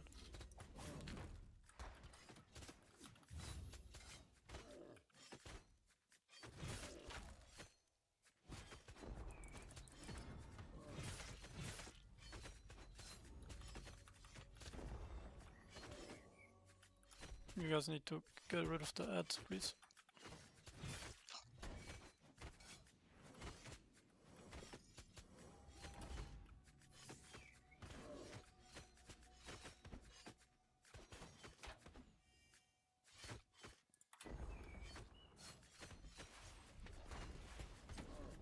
Oh, who? Onyx just got one too? Who was it? Hey, you got the Yeah. trophy? Yeah, Onyx just said trophy. I don't know, he said didn't say which one, but he typed in trophy. Dude, 2 trophies in a row yeah. just now. Ooh, we got the Which weapon one? power. Brutality, nice. The orc. Oh, Killed the orc, right? dude. That's amazing. Yeah, that Yo, one is blue also team is like- getting beefed up for before the war here. That one is really good. I think we can finish boss, yeah.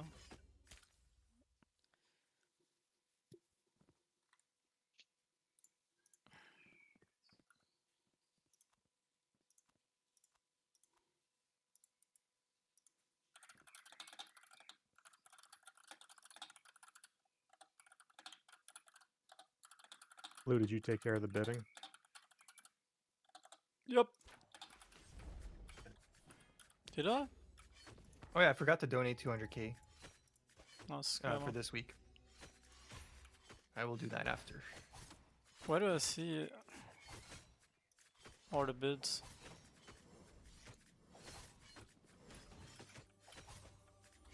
Oh, we see it on the... Here.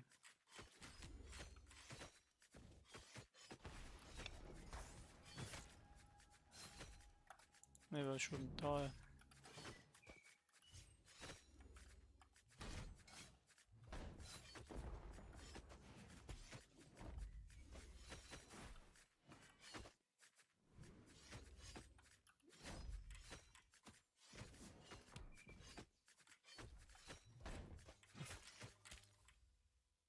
Yeah.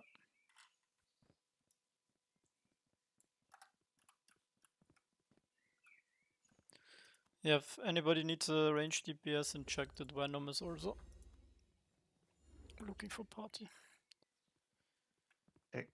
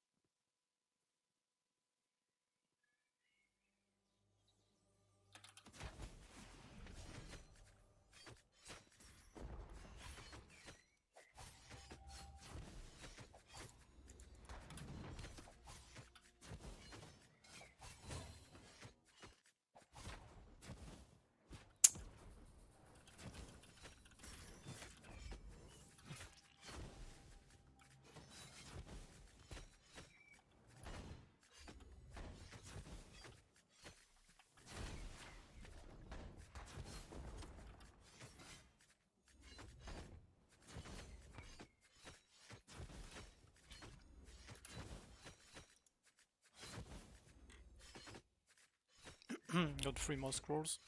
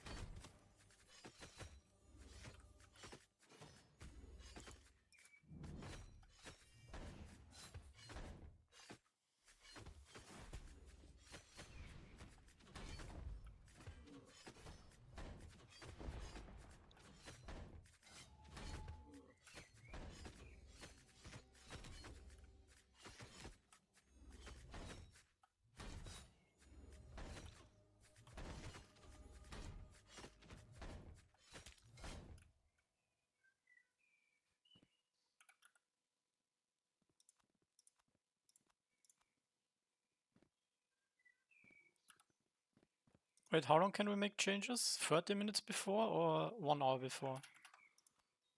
When does the bidding stop? 30 minutes before it's logged in, I'm pretty sure. Okay.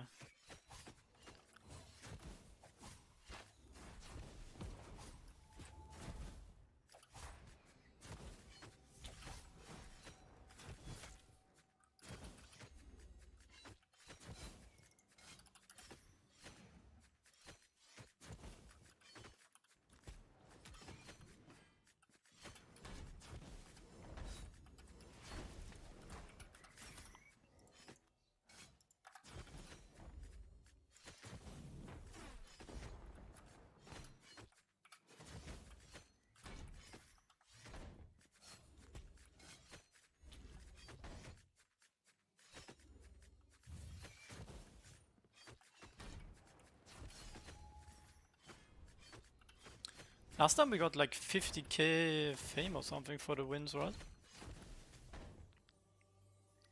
It's pretty, seemed pretty high.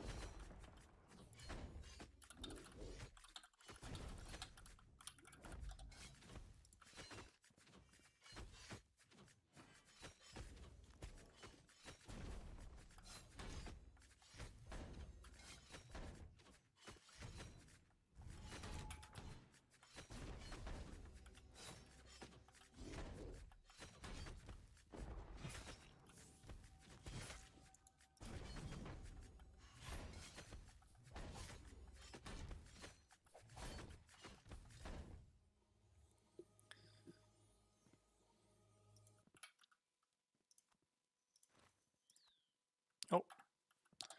Okay.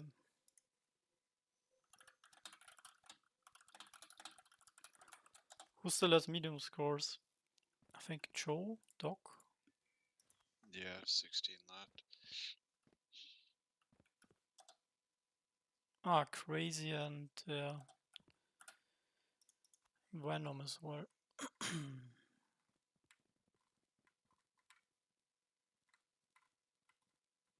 Just give me 1 second to run to the market real quick.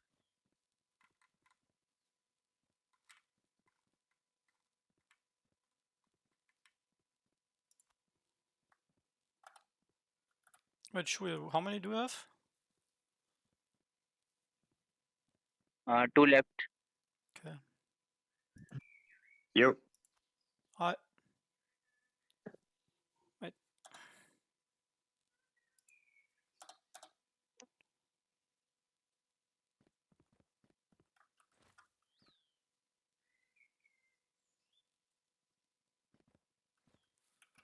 So you have Joe on tank. Yeah.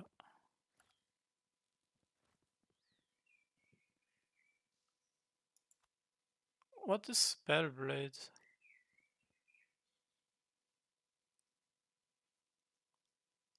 Wizard, Warfare, and what's the third?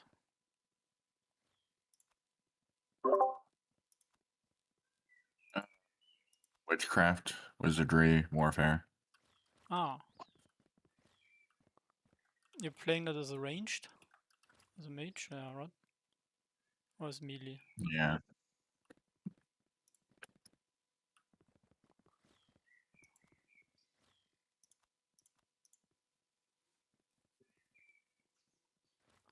I think there might be room for a third party. I don't know how many people looking. Onyox has to AFK, so we Yeah, you can get just VP in maybe.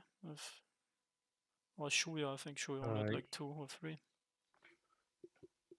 I don't see Shuya. He's in Let me voice here. grab just VP for now. I have 2. You need me?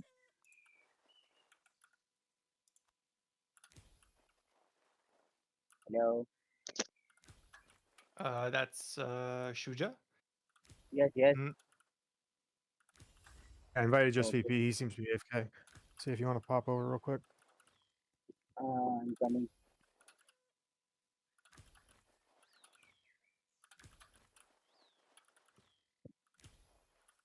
Moshoto needs a party as well if anyone can fit him in.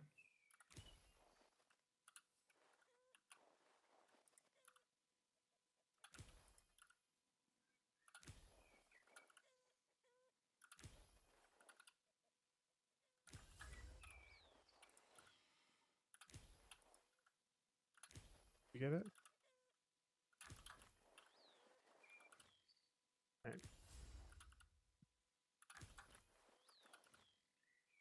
We got a lot of people here.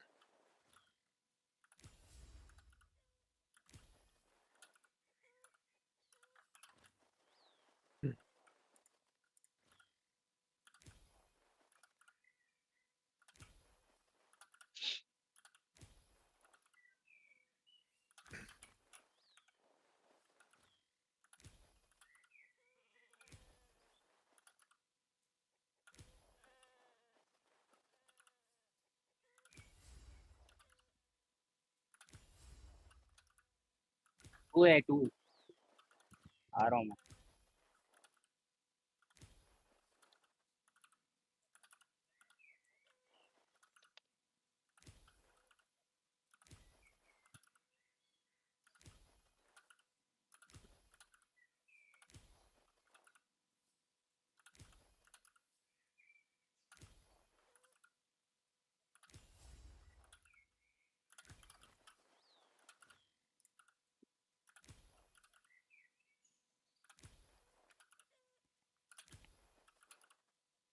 Oh my god, I'm fucking lagging all over the place. I'm dead. I might have to reload. I'm not able to target people off of the party list. Fuck's sake.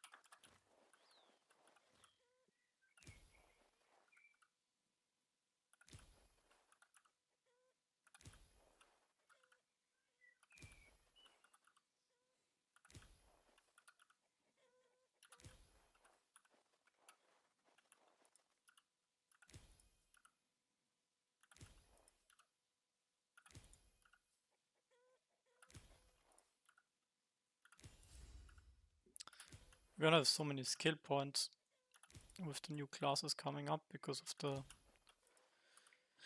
inactive boost. Drew, do you think they'll rebalance it a little? Like they'll I scale would it back? expect they would make a larger skill balance patch, but we'll see if they do it later or right from the start.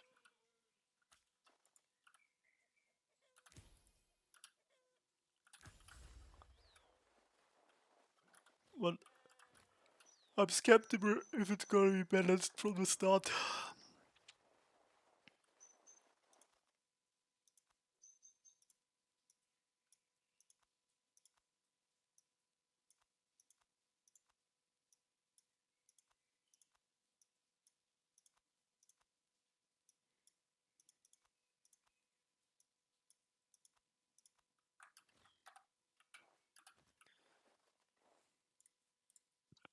Well, now I'm channel locked, so I'm out for 13 minutes. Damn. GG. You guys could swap to dock, no? Can't everybody switch in the group? Yeah, they could do that. Whoever's lead can invite me. Joe or... I think I gave it to Joe. I won't be able to swap because I just swapped to this one.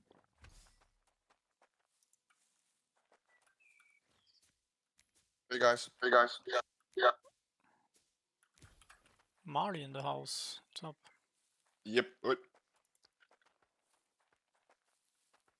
I want to see a peak performance here from Marley in the guild was. I will guard the base. I'll get Moshoto. Moshoto.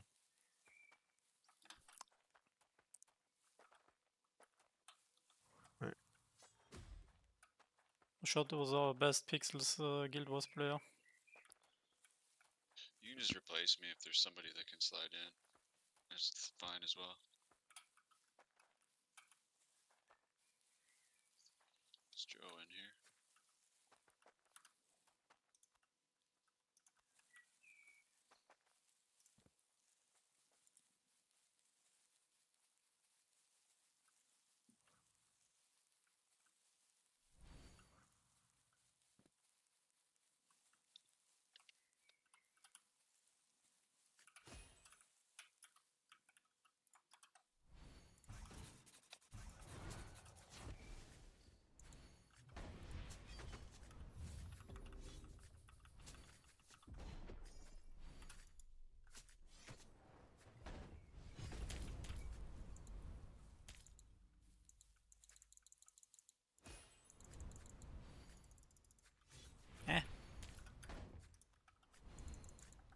Oh, my spells don't work. What?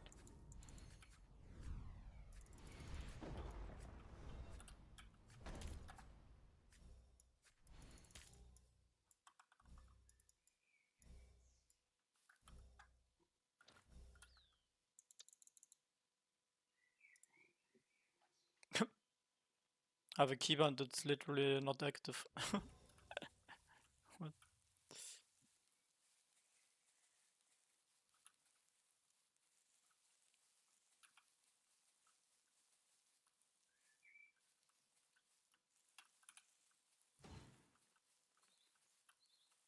I think yeah, I guess Raven needs more HP, yeah?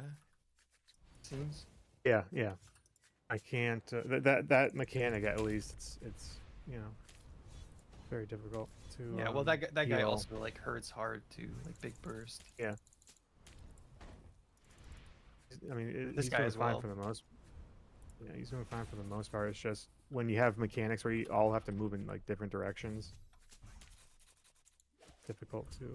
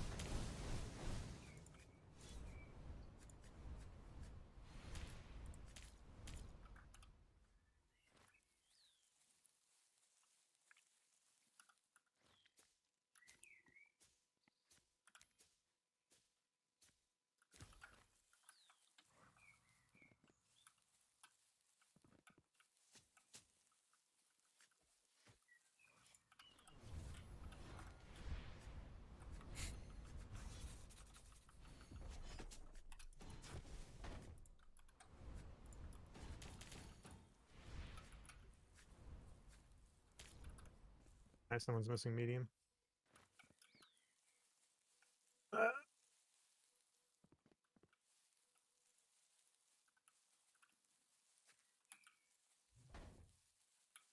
Michu, do you still have mediums? Yeah, I have 9 more.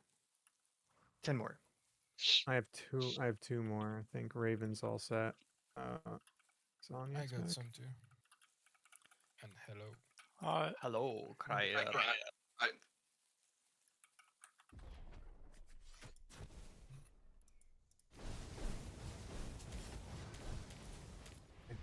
Yeah, Cry. I have two more, and then you can run the group without me. Yeah, sure. Pop over. This week I'm gonna start buying hard scrolls. I think most people should be able to do mediums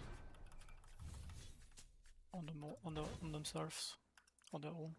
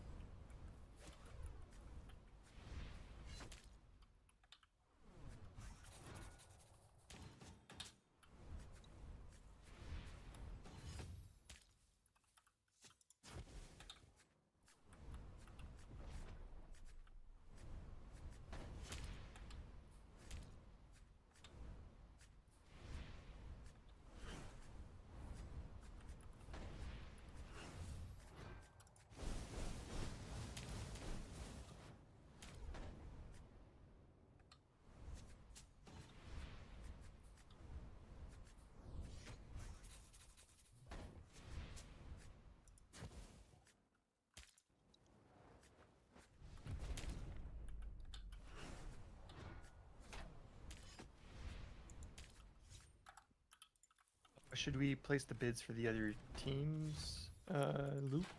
I think we placed all bids, but we can double check, please.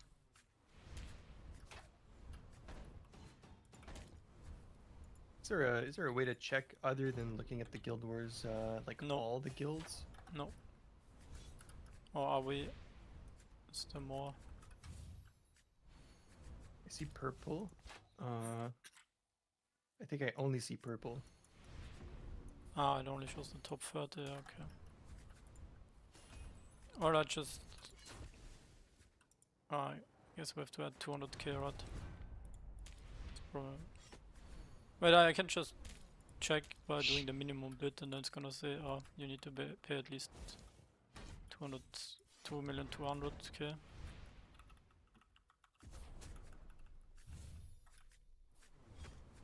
Well, like if you remember doing the bids, then we should be. Yeah, I did it. If I do it for 4, I'm just like...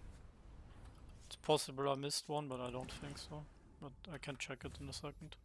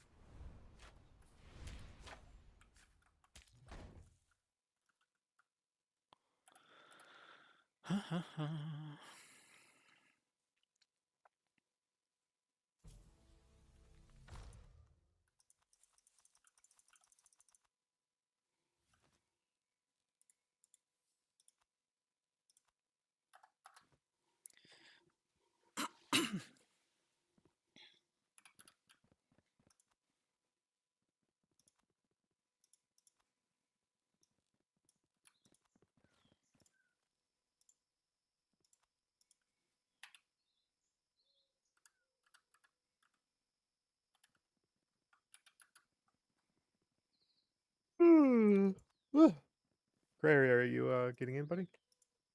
Yeah, I just joined channel. Okay.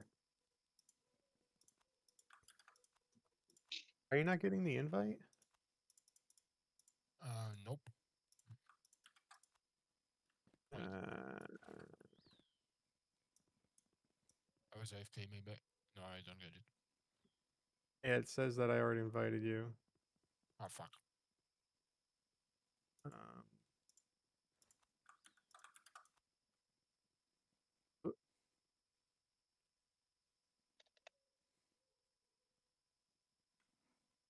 Yeah, it's not Who's in work. the party? I could just invite them. Yeah. Let's leave the party. Michu, God damn it, Moshoto. Shoto, and myself. I think we might gonna get a little boost for the blue team today. A little boost. We're gonna face the strongest opponent on the guild bidding. True. Ah fuck, man. I need some silver.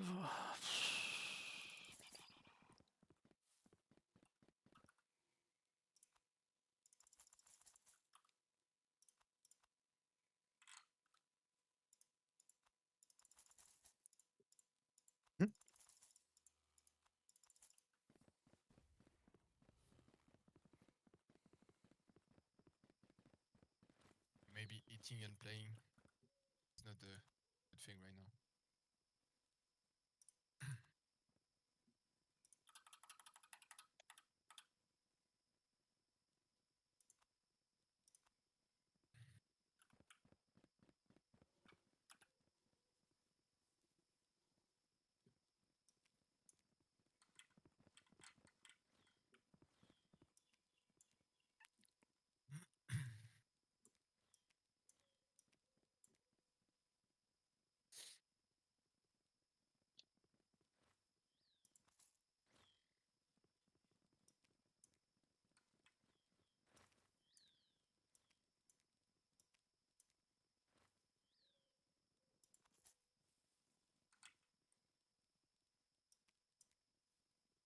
And I can do one more. Okay.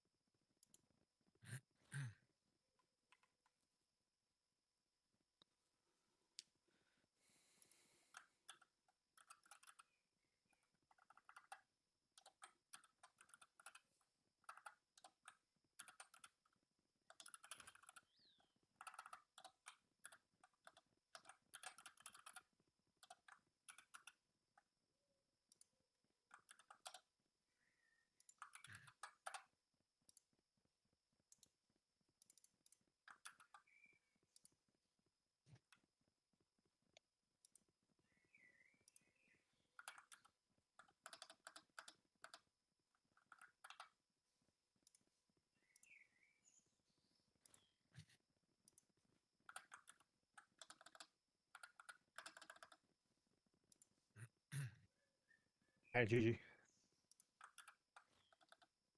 All right. Jeez. Do we keep going? We I should don't get know a if we have- healer. Yeah, fuck that. It started in 7 minutes. Oh yeah, true. Well, you can also join the game at 45, I think. Actually, I think yeah. Well, you can join any time leading up to 3 p.m. or on the hour. I mean. Oh, infusion prices right now. Oh, they're actually down.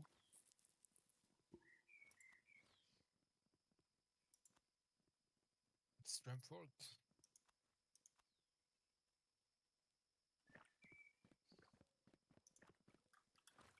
Okay, I'll eat and come back in 15 minutes. Be right back.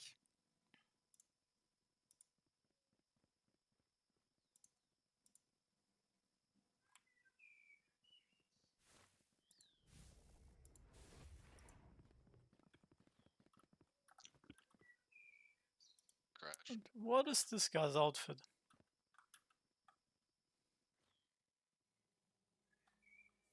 I need this.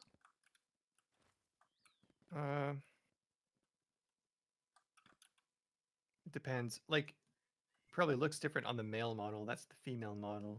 Oh, but it's not the same as I have. The guy's rocking my.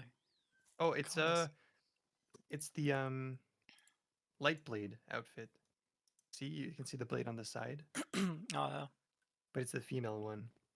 But she has like the different parts or different cosmetics.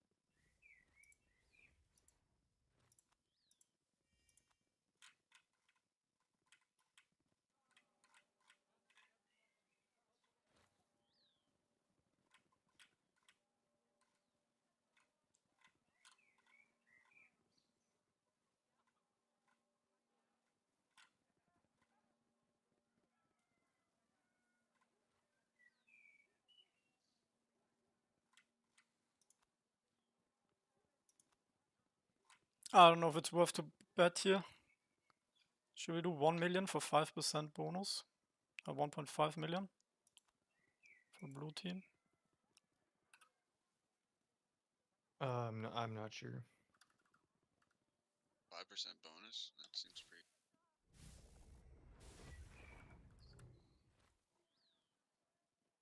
I mean, any bonus is good, but like, is it worth Too late. putting the silver? It's a lot, I think. But I think what's stupid is that these other guilds, they're all they're actually stupid. They're all boosting multiple teams, so you're like kind of outbidding yourself. So I think if anything, we only boost like one team that might have tough opponents. But yeah.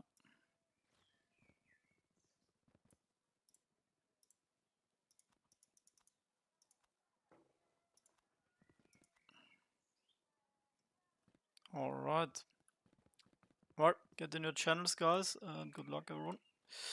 Yeah, good luck, guys. Okay, I'm giving me a good more recommendation. I think tier 6 is too expensive, so I think if you get a good tier 5 one, especially if you want it for trade packs, like a one with high strength, could be good, but I mean, you just have to look on the market, or you could ask Cryer. Cryer from my guild is selling. I'll be back in 1 second.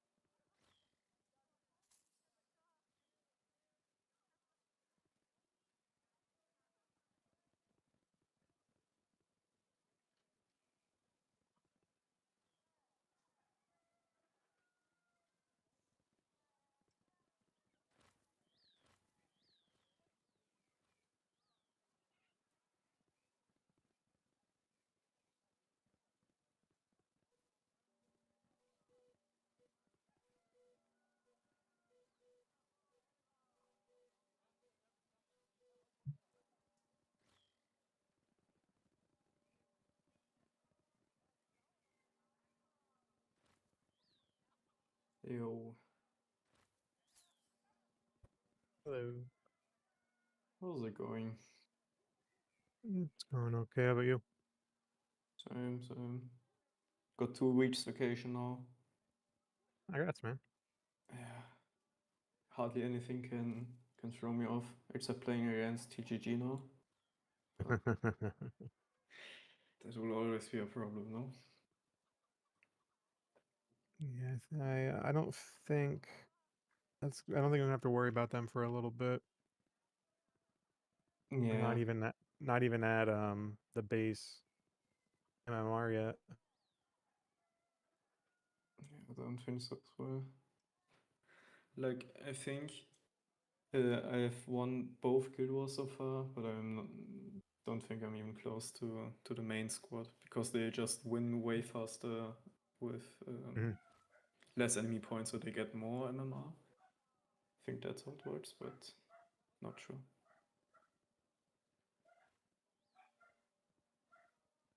I think the more severe the win is, the more MMR they get. I don't know how that impacts what MMR you lose, though. Yeah, that's a good question. I haven't done my lands in I think 4 days now. What? I'm not playing at the moment.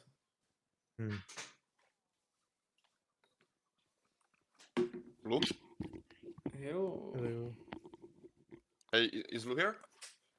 What's up? I think he stepped away for a minute. Yeah. Yeah, but when I click on Guild Wars, it says you are not member of any warband. Fuck. Oh no. Are you? I didn't add you. Yeah, Shit. brown. Oh no. think, How do I mess it up? Can ask Michu. No, you cannot. I You think can. you can assign. It's too late. No, it's the bids have I- closed. I'm I not. messed up. Mark. Fuck. How? Blue? Yeah, I've messed something up here with the lineups. Shit. My bad, Molly. Wait, how? But No worry. No worry, no worry. is there So only? I'm out. I can chill. Yeah. It seems like it. We can't change the warbands at this point because Okay. the bids are over. Yeah. Don't worry, don't worry.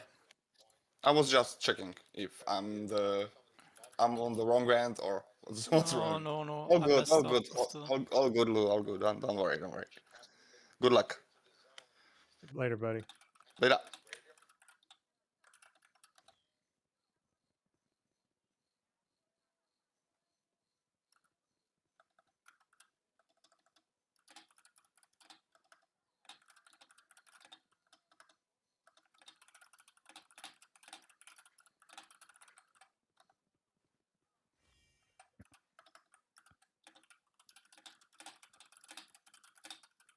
Oh man, this is so annoying.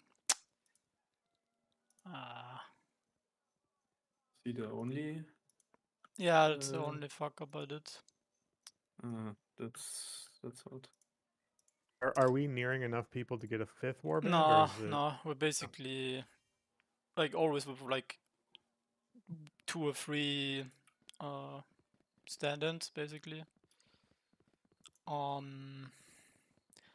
Yeah, we have like, I don't know, Chorus is like has been always busy on the weekends now, and yeah, obviously Klaus isn't here, and then somebody's always missing, right? So like you can't. Right. We could make 5 teams, but then yeah, depends on everyone basically being here. But then it would be 5 teams of 9, basic. Yeah. Yeah, that would probably be worse, I guess.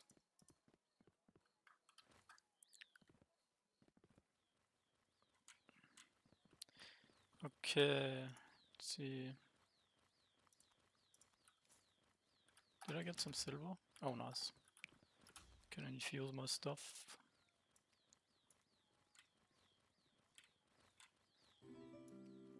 I'm contemplating whether to put the 15 million infusion into my shield. Do it. It's I think it's gonna be like 160 million silver. So I want to ask, isn't like 1 infusion point 10 silver? Yeah. Do we have backups this week? After like 30 minutes before, you cannot make changes. Oh shit! What happened? I think we just missing Hunter today.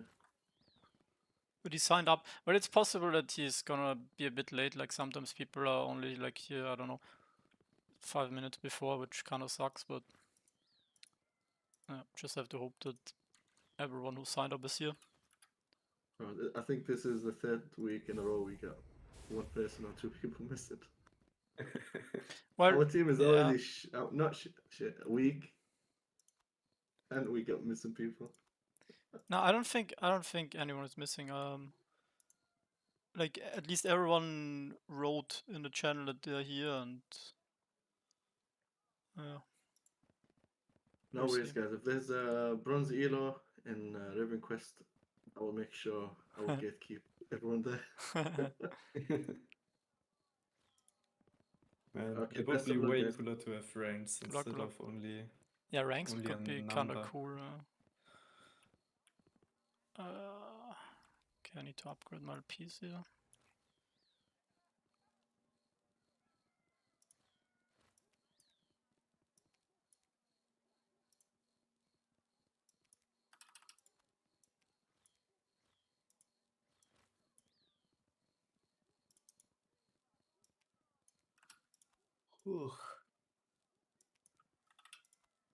Just woke up. No, it's more like a perma tiredness.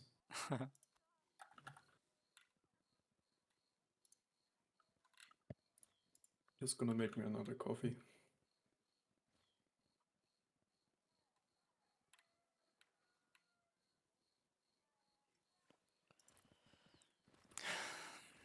All right.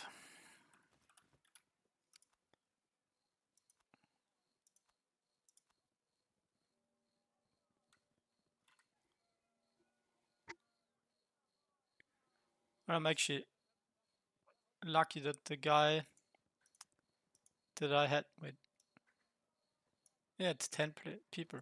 The guy that I had in instead of Marty from last time, he's also signed up, but he was signed up as backup. So I just forgot to switch out the backup with Marty in. Okay, so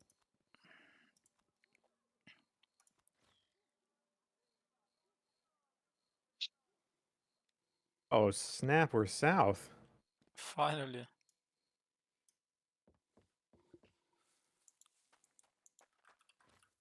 And who is this?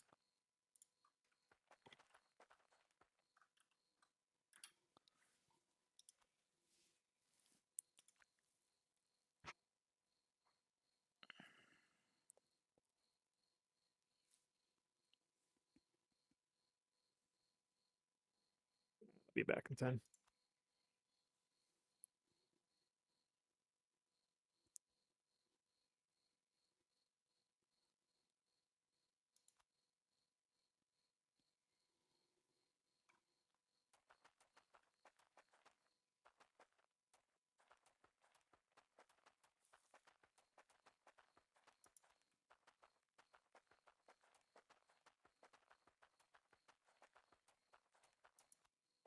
Rewards, like the fame rewards, depend on the person's MMR or the team's MMR? That's a great question.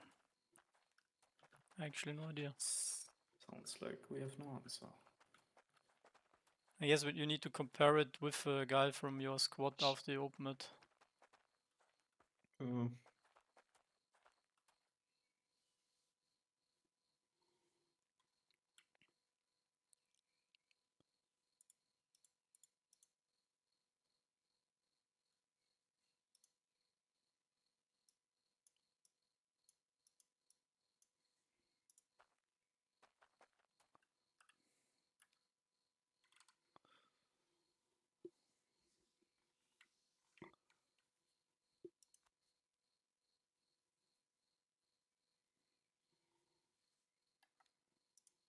Oh, those guys have a cool picture here.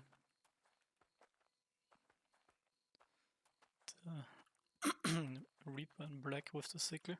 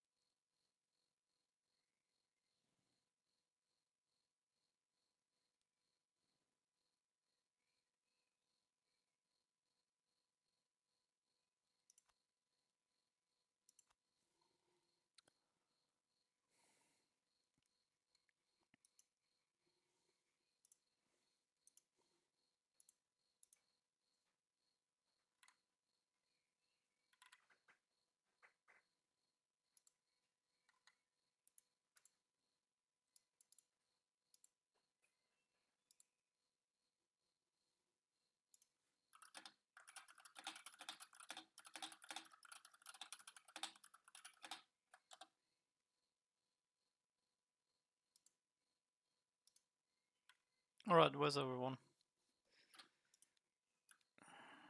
I'm doing my lens. I'm talking more about the boys. Cryer, Max, Web3, Joe.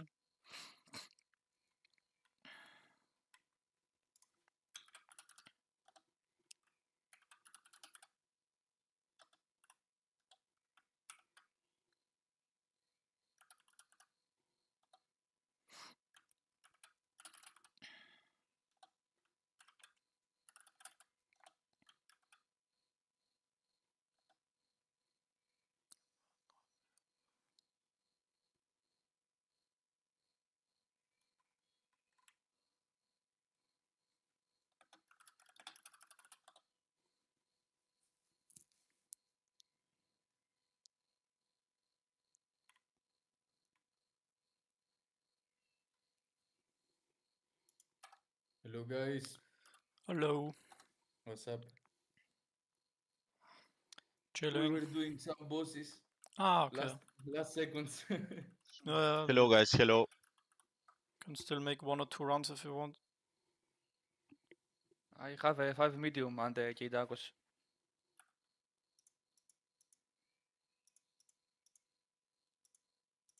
Is Cryer here? No.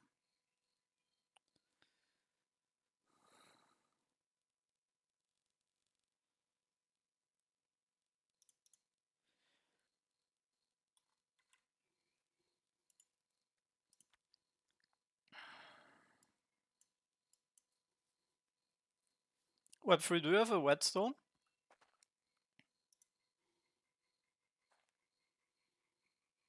I think he stepped away for a second. Oh wait, the handguard also lasts when you die, right? Okay, never mind then. Prior, you got my handguards last week. Cryer's muted. I mean, it's fine. I gave him stuff to make some last week, but he was fully oversupplied. Oh.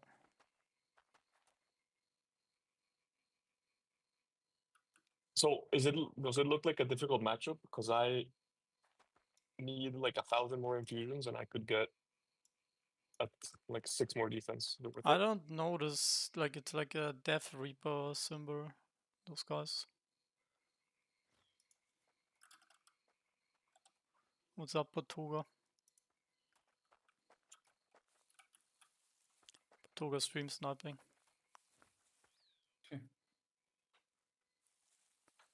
Do they have the symbol? I have no idea.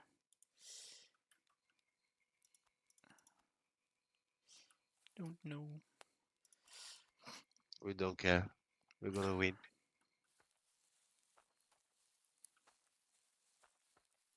I think next week I'm gonna be peak for a while. I'm still on 2 tier 5 items. Tier 5? You fucking sandbagging? I'm full tier 5. I bought the tier 6 chest. I asked you if you had one, but I found a really good one for like 700k. Nice. What's that on it? Dex Might, Precision Impact, and Mana Regen. Well, like Mana Regen's not the best, but it's pretty good for PV. just killing stuff because you run out of mana. Okay, yeah, we are playing with Portuga. Oh, actually? Yeah. They That's have the cool. same symbol. Okay, who has 1,000 ghosties that I can borrow? I'll pay you back later today. I'll do risks. Yeah, you can have. How many ghosties? Just one stack. I'm gonna upgrade my chest to tier 6. I only got 220, but I got 2k carved. It's fine. If Doc you just want to gave me do the 1,000. math. No, Okay. it's good. Thank you. Who is still missing in the voice? Oh, it's only Emsky. Bro, can they please fix the land planting bug? I can't. I can't, man. It's too much. Wow, this was exactly. I need 2,000 more. I'm just gonna buy them on the market. 2,000 more infusion XP. Portuga is a healer. I think we need to focus Portuga. Is he actually full heal? Yeah, Porto is a screamer, so we have to focus in. Obvious.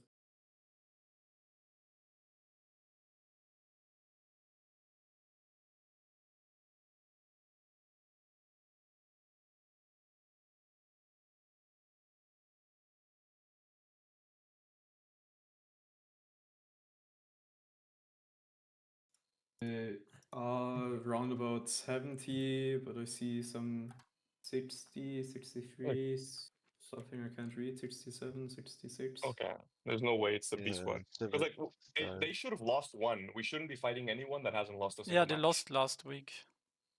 Okay. I don't remember who they lost to, but I think it was BTC. Yeah, beat Hongo. Okay, I only need the handguard that Crier's gonna give me. I'm gonna join now. Anyone need to buy something before? Like, need me to buy something before I join? No. If he hasn't made you a handguard, I can give you one of mine. Fuck. I don't have any. Make them. Wait, Can Alright, anyone Doc. see I'll in hire the? you a handguard I and can't 1,000 open my gold. friend list. I'm already in, and I can't find any in my I inventory. can bring you one noble handguard. Superior. I just need one for, sorry. for now, so I use defense instead of shitty attack power.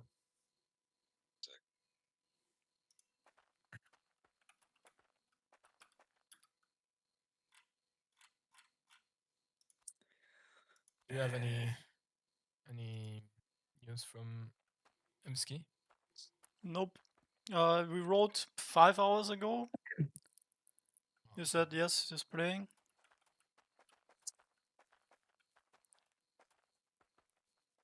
Let's hope he's Okay. playing.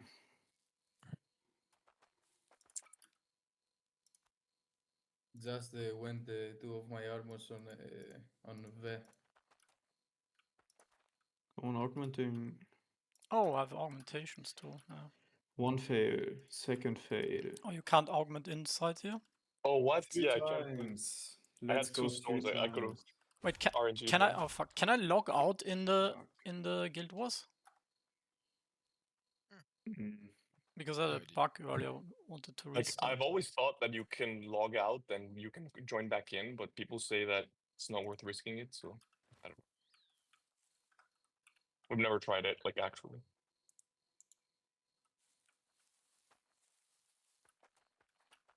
I don't know if I'm missing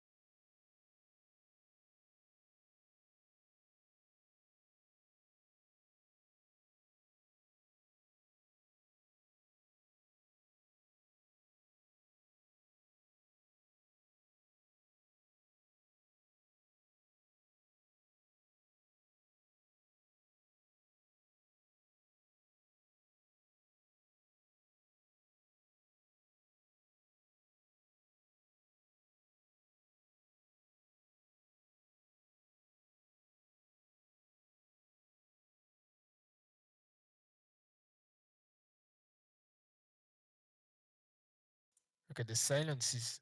Oh man, these free potions are crazy. It's a global cooldown, right? You cannot use all three. Yeah, it's just one poison. Who has legacy skill? Just two of us, I think. Maybe.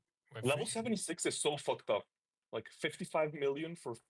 I needed 26 million or something from 74 to 75, and then 55 from 75 to 76. What was your question, Lou? I missed it. I was asking who have legacy Legacy skill, skill. but there is just Mysek, Lou, and me in the guild. Yeah, I'm Yeah, for now. 100% aligned. Okay, let's go Okay, back. good luck. I win the middle, and then we win the game.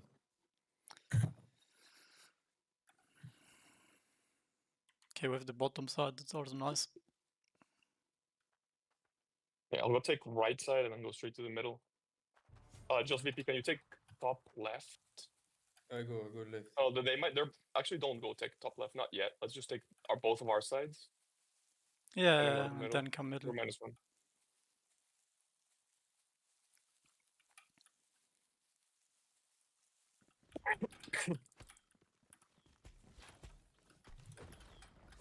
Wait, what? Oh, you guys are already in the middle. Yeah, they're going hard here. Coming. Yeah, they sent everyone there. Are we going in or not? Yeah. Here we are. We should focus Gasp or Portuguese if we can. Yeah, if you can and find the Dailies is healers. also a Took healer. the flag. Dailies. And went back. Okay. But Toga is not healing, by the way. I don't know. I'm right in the middle of every one of them. I'm gonna fuck around with them and distract them. Okay, Go is nervous. He's close.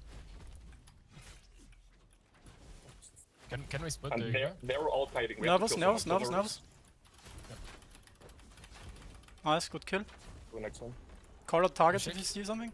Yoshik? Yoshik. He's low. They have like 4 healers, man, in the back. All of them are healers. Careful, yes, the shield. Toga, finger left. All of them are healers. If it's blue like that, it doesn't have reflect. There is nervous is back behind us. Let's finish him. Another Yonic. Yeah, finish Yannick. Yoshik. Trying to finish me. Oh, I fucking dove in accidentally. Okay, next one. I want Galps. Nervous again. We need the healers if possible. Nervous. Yeah, can you spot them? I'm on guys too. Yeah. It's fucking up. Galps low, dead. Okay, it's dead. Archer. Yeah. I can stun him. Sure. Portuguese is not healing. He's playing melee, some kind of hybrid maybe. Vance on the bottom. Trying my Dead. AoE. I'm on Flag is Chaos. gonna respawn soon. Go back flag. They took the flag. I think we need to still win the fights. Yeah, but we need You're to focusing get on the flag. We're losing in points right now. Right. Okay, I'm at the flag. He's solo. I'm gonna kill him by myself, and we need He's not reinforcements. solo, he's on the left. Wait, what? Behind us. He's on my screen. I can't fight him. What the fuck, bro? You're man. I'm fully I'm trying lagged to out.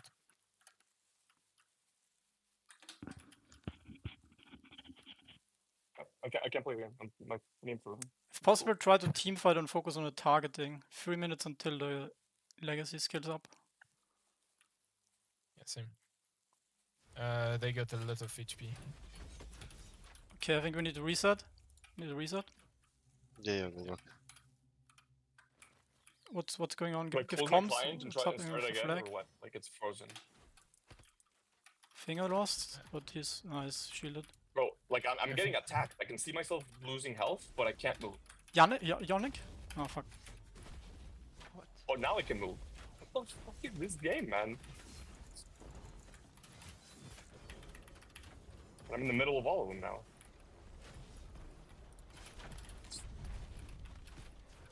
We need some target callouts. Yeah, I took the top right flag. Ortoga is 100% healing, by the way. I'm seeing him heal. Okay. I'm coming They behind have them, I at think. least 4 healers. Yeah, We need to call do- targets. They're taking the flag top right. I people went on again. me. Walker? Okay, Sul is dead. Zelda?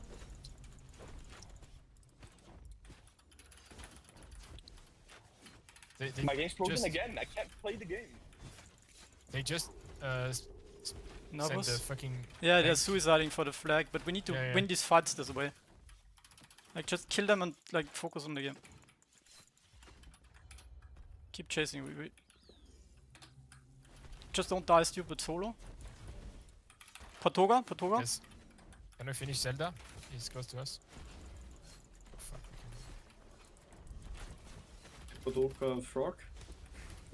Zelda dead. Don't let them Finger respawn. lost. Heal me, heal Finger me. lost. I need heals, I need heals. I'm going hard. Got you, you're safeguarded. I came behind them. I'm taking the flag so they can't. Yeah. Okay, finger lost. Finish him. I got caught by Hey, someone doing it, fighting. Oh, man, Fighting there is 2v1 so in their much flag. There is so much shit. Nervous is just want us to waste time. Like Yeah, ignore the it's tank. pointless. Yoshik same. Focus. There is Dailies healing behind. You can call out targets, Cryer. Get on Hitman in the back. Trying, but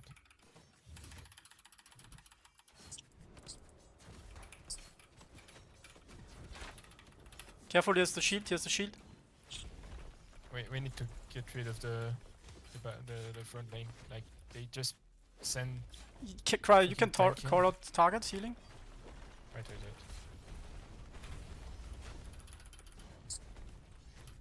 I'm at Patoga. I can't kill this level 63 guy. He out heals me with his fucking Tuzao build. I'm just gonna swap my bolt to Patoga, that as well. Dead. Okay, dead. Finger Nice. lost, finger lost. Finger lost. Alright.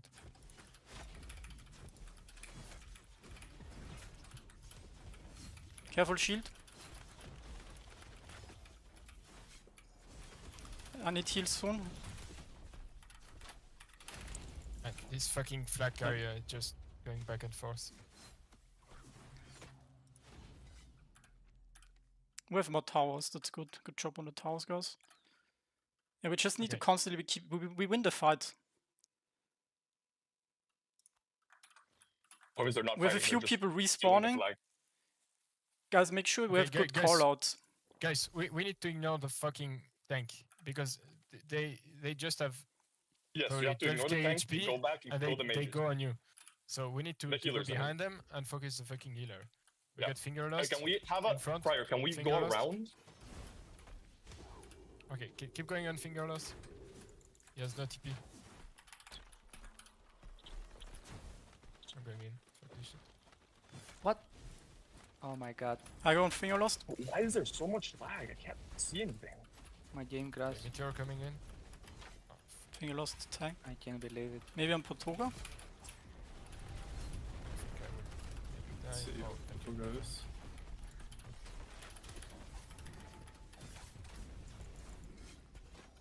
Still Portugal. Okay, I think we need to Get Patoga dead.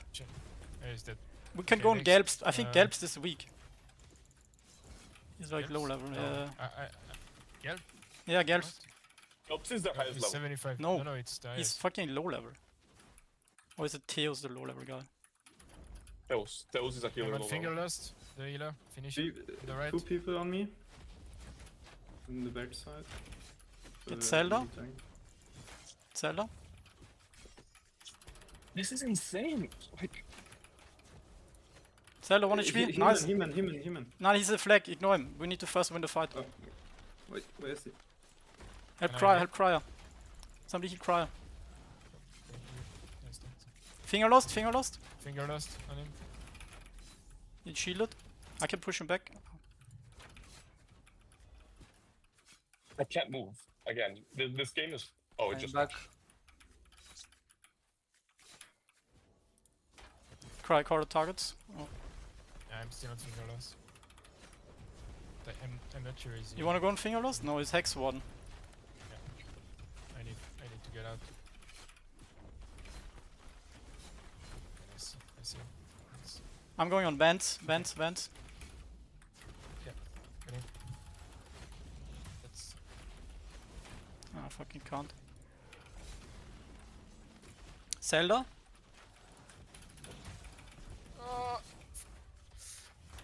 yeah, we. I don't know what we can do. It's not. It's fine because we got the tower and the kills. We're two people. Guys, call it. Come on. under, that's the problem. Somebody, if you see a good call on a low guy, call it out. Portuga maybe? Yeah. Portuga, Portoga, Chonian. yeah, Portoga. Yeah, that's that He's easy. dead. We just Excellent. call. That was. Yeah, it's because I'm back. Like I couldn't play. I literally couldn't play.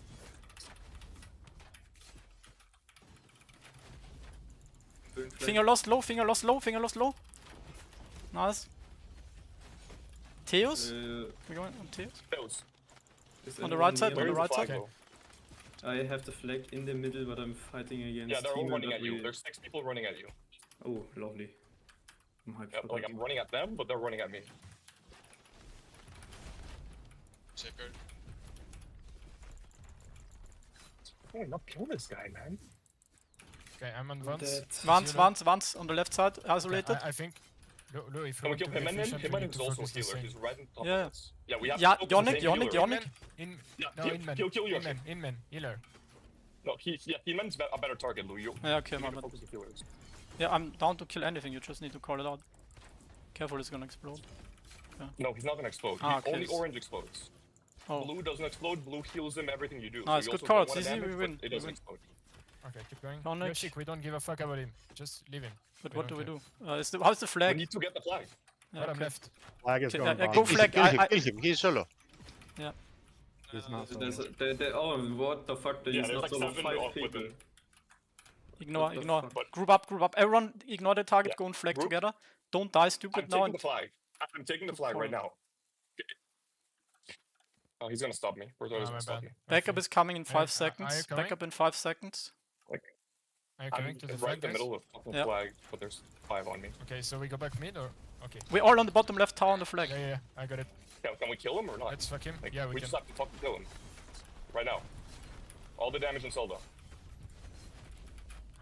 He will get stuck at some Just point. block because it, there is block so it, much and- people. We can block it here. Yeah, Lou, we can block it. No, don't move! You were blocking the entrance. You let the flag in. Can someone take the Kill flag? Zelda, maybe? kill Zelda, Left kill arm? Zelda. Okay, Okay, good. Nice. Okay. Still need to Next win the target, fight. Portoga. Yeah, I'm on Portoga. I blocked him. Blocked Portoga on the top left. Kill Portoga. He's Top out. left. Kill him. Okay, next target's next healer. Who's healer? Can I Gelps, drop Gelps. the fucking flag? I can fight. No, you They can't. have the flag. We need to win the fight still in the first. Finger loss is low on the bottom left. Gelps. Galps, yeah. Bottom. We take the flag. We're winning this fight. Keep chasing. Keep calling out targets. Nice, good fight. Yeah. Okay, we got it. Outside. Okay, get this walker guy, and then go to the middle. Yeah, we need to kill him fast. He's new. Like. Okay, let's go. Okay, all together now. We They need might. top left. They might Nice, go. good Wait, job. nice. Yeah, Who's on perfect. top left? Who's on top All left? together for the middle. Yeah, Okay, take the flag, bring it bottom. Guys, we need the guy They- from they top have it. left to go top Okay, right. Himanen has the flag. I'm on Himanen. We should kill the others, guys. Like he's We not can kill- fighting we if he can has kill the the flag. right here. Don't let him leave. No, don't let him leave. He's right in the Okay, middle. If we kill him finger here, lost. we just win. I'm on finger Okay, lost. fine, I'm on don't finger kill lost. Himanen then. Kill finger lost. Okay, good talk. Finger lost low. I'm swimming. Eminem low too. I have He's a ultimate. flag. Kill Ultim- Himanen. Kill Yes, me Himanen. too. Oh, no, he's defended. Don't kill Himanen anymore. Portoga. I'm on Portoga. Portoga. Portoga on the top left. And now Before you Himanen. go Now next. Himanen. He has no abilities. I'm on toys. No, you can do abilities when you carry the flag. No, you can. Just use the defensive. Uh, Earlier. Okay. Okay, in We need your to kill, case, to kill we these don't care. healers. Next healer. He-Man? Finger lost. They're respawning faster than we can kill them. Are we on need the He-Man? flag. He-Man? Or what? Finish finger lost. He's with us. Finger lost. I'm on his. Okay, no, Iman is. Portugal pretty much is alone. back. They just want to win with the flag. Yeah, so of they course. slow Just down want the flag. flags, but if we get kills, we win too. Like we're even in, Yeah. in We score still- now, we need but to we're win the 200 fight. behind. So, but kill Himanen. Yeah, He's what- almost dead. Kill. Okay, good. We got Himanen. I'm on Now win the Portoga. fight. Portoga. I'm on Portoga. Top left. Oh, thanks. We need bottom right. Okay, next target is nervous. No, York took a fucking flag. Okay, we can Yeah, keep toys Theo first to die. because he's healing him. Oh no, Tails is not a killer, right? Who's the killer? Are you sure? I thought think he was. does. Guys, target. Tails. I think he's. Tails, he's dead. Okay, he's dead. Okay, now we need to slow them And we down. get put- Oh, I need heal. I'm going back if I can. Oh, good job. Shit. Nice. Okay, we need to chase him. We cannot let him go. I'm on Wanda. Portoga is coming back. Wanda on the top. Get Portoga. Portoga behind Blue. Finish Wanda first. Nice. Can't see Portoga, Portoga. I can't see him. Oh, there. Nice. Just right on top of you. Okay, flag is still running. Nice or dead. not? I think flag is. Yeah, they got it. Okay.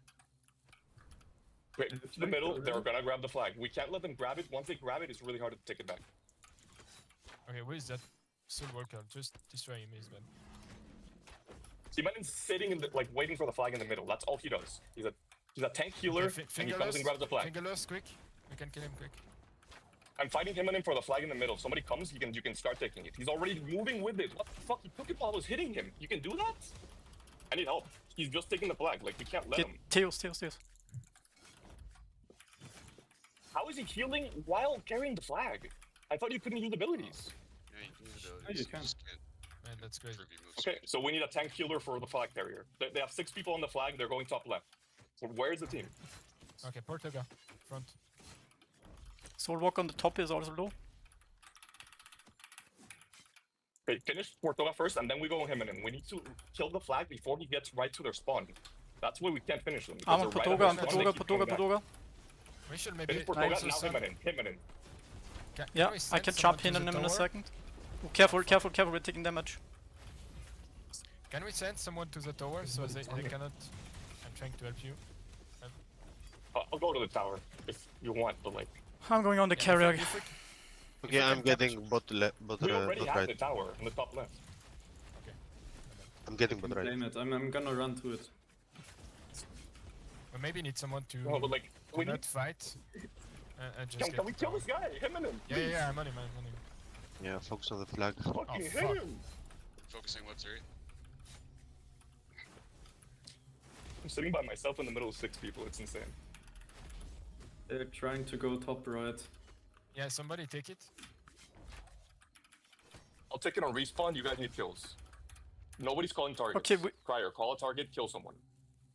Yeah, they're. Oh, you're healing dead. a lot, man. They're healing. I know, but like, Crazy. I'm looking at the fight, and there's 4 people hitting 4 different people. I mean, I'm trying to call, but Get the Zeus. can we? This? Yeah.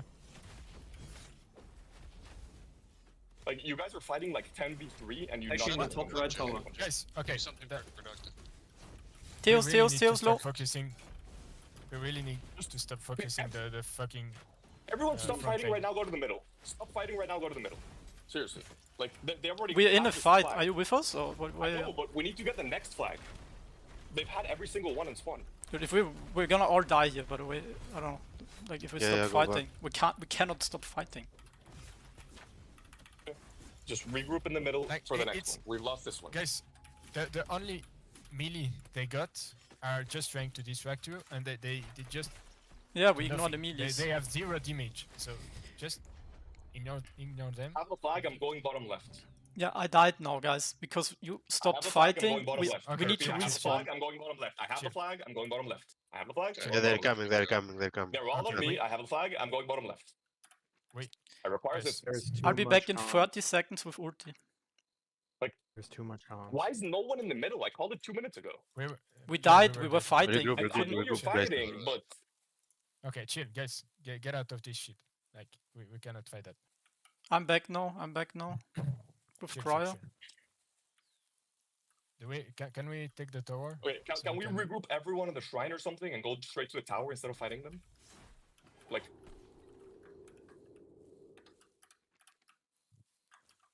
where are we grouping? I think We are we, the we, right of the flag. we should regroup on their tower and just get it and wait for them. Guys, we're very split. on We're, the- very we're on the Yeah, right okay. shrine now. We're on their right Yep. shrine. Where's everyone? Top Can right we meet shrine. up? Top right Yeah. shrine. Everyone's Go regrouping top at top right. Just go top right. The tower. We're Oh, waiting tower. They will bring Yeah. the flag. Yeah, the tower, the flag's on the way there. But Okay, they're gonna stop you from finger trying to lust. cap. Kill him quick. Yep, kill finger lust.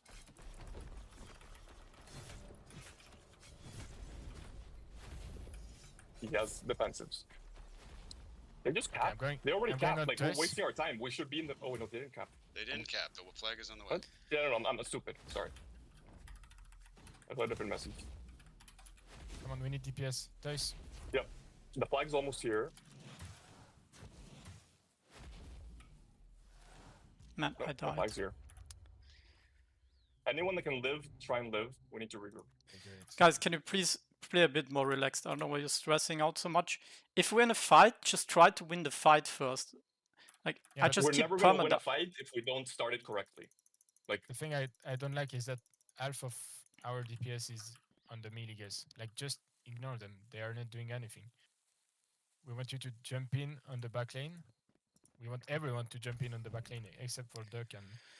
yeah, Well, we we're have the flag, grouping. we're going bottom left. We're grouping. There's 6 here on the flag.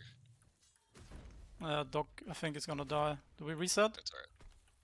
I have think we ultimate. can We're fight. here, They're all but mid, right on the flag. yeah, Prior is dead. Now we can't do anything. We have to Okay, regroup. Perma's done. Okay, everyone to the shrine. Like, let them have it. We can take the top left if you want, and regroup.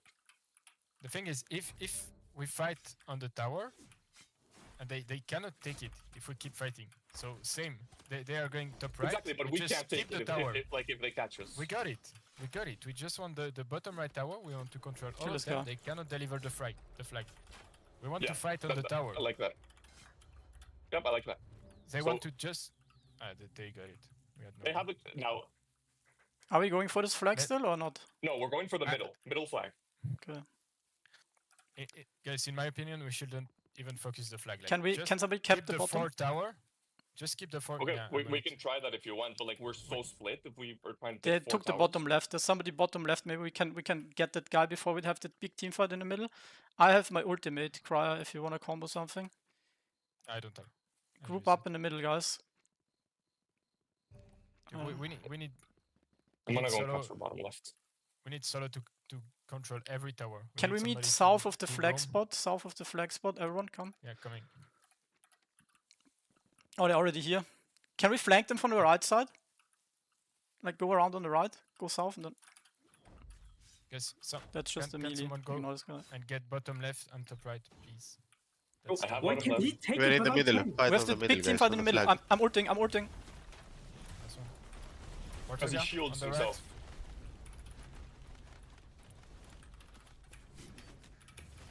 Keep going, I'm on Portugal. finger lost on the top left. Guys, I'm calling fucking Portugal, Portugal. Portugal, You asked me Portugal. to call. Why are you fighting the I'm dying here on the Like, top left. We are split so much. Man. You're dead. What the? Where's everyone? I got here too late, I guess. I only saw Lou die and Web3 by himself.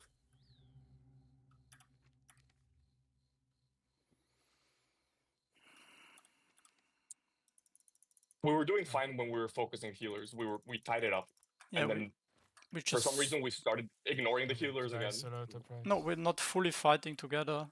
Also, like, it's most important that we're all together, team fighting, not just like, oh, run away, run there. Like, if you're in a fight, you cannot stop the fight. Nice, GCP. Okay, let's Yes, chill so there. they have top, like they have the flag. They're top right. We have to regroup again, but don't run into them. Guys, We are all of on you the go middle. shrine. I'm going to cap Yes. the bottom right. In the middle. Yeah, they will come to mid. They're Yeah, coming. south Yes. of middle, south of middle. We can start fighting them and Don't like, go protect the to middle. the Don't let them big- get into the middle. No, but don't just let him walk in. Him just walks in and takes it. We need to go for the back line. He's already grabbing it. Galps. How does he just grab it in the middle of all of us? This Guys, game's we- not we good. are- it's been 20 minutes. We are doing the same shit for 20 minutes. They just cap it, run it to the tower, and get points. Like, they don't want to fight. Can you call out the targets and not like? Can you please stop fucking fight? We don't give a fuck about fighting. If we get the 4th tower and they cannot cap it and deliver it, we win. They just want to deliver the flag. just get someone on every tower. When we got an idea where they are going, we focus I on need that help tower. on the left, heals on the left. Oh man, I'm speaking in the way.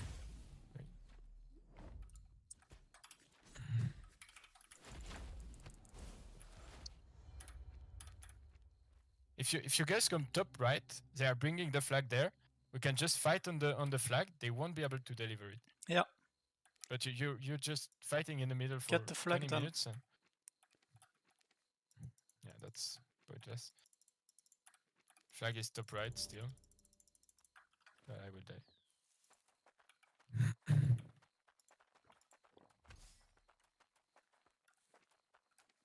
I don't even know why we are waiting in the middle. Like that's useless as fuck. Flag will not respawn if we don't deliver it. So We go for the flag or not? no, not the flag, the fucking tower. We want to control the tower. They If are we in the control middle. the Are you tower, guys they fighting don't top deliver. right? What's happening? We were, right, but right. they're gonna cap it. Like I'm just gonna leave. Can we group up?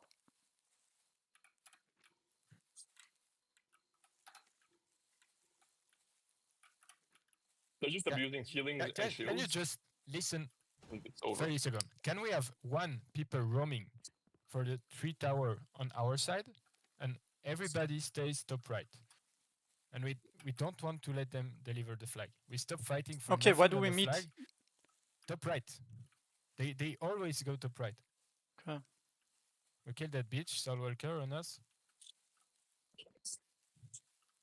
It's a free kill.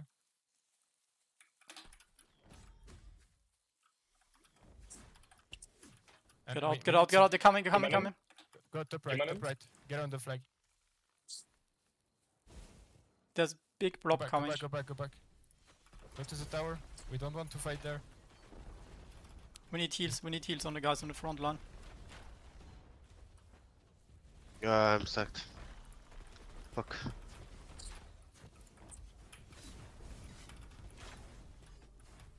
Okay, we still need to back up. We don't want to fight there.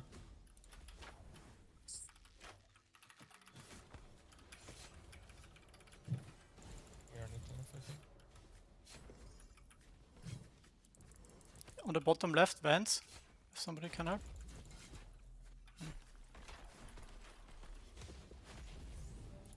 Yeah, maybe. If you can survive and you can.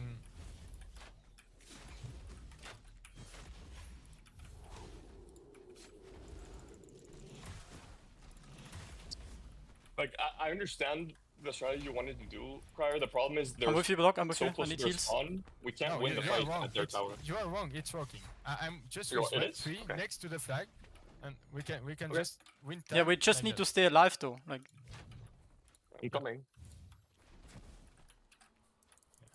We cannot do. But that's how we can win time, and we should have done that since 10 minutes. yeah, but they just took the Oh, tower. but yeah, they still took it. Yeah, and because- now Charge, we are Teos, right, Teos on the right side. We're all gonna die.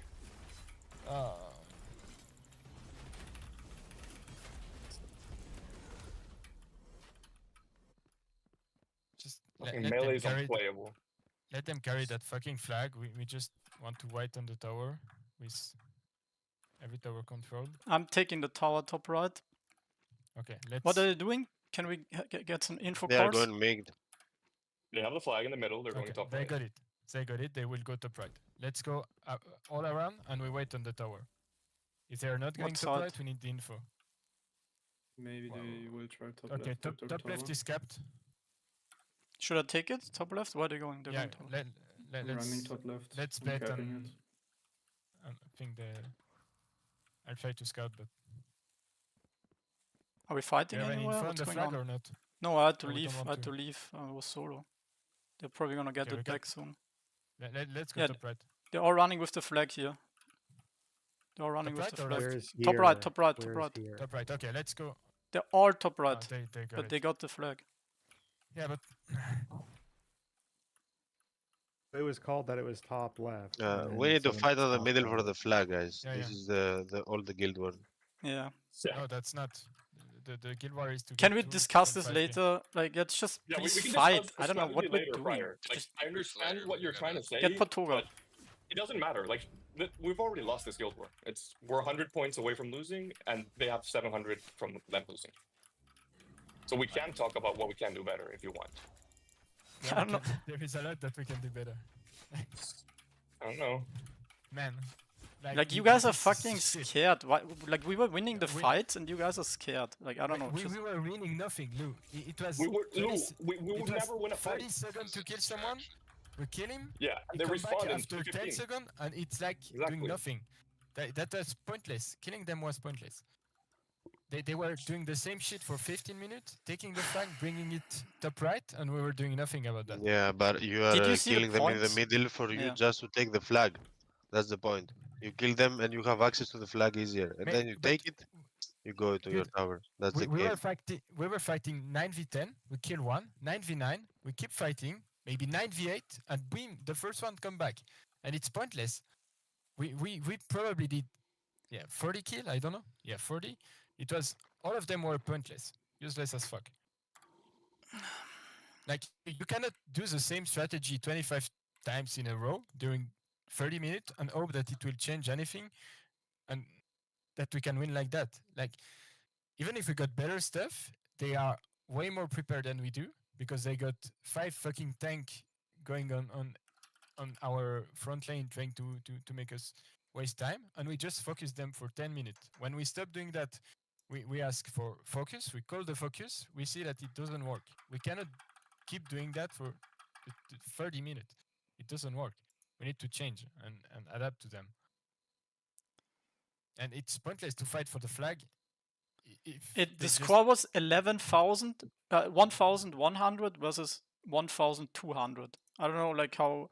And after we changed fighting, then we lost 2 fights. That's what happened.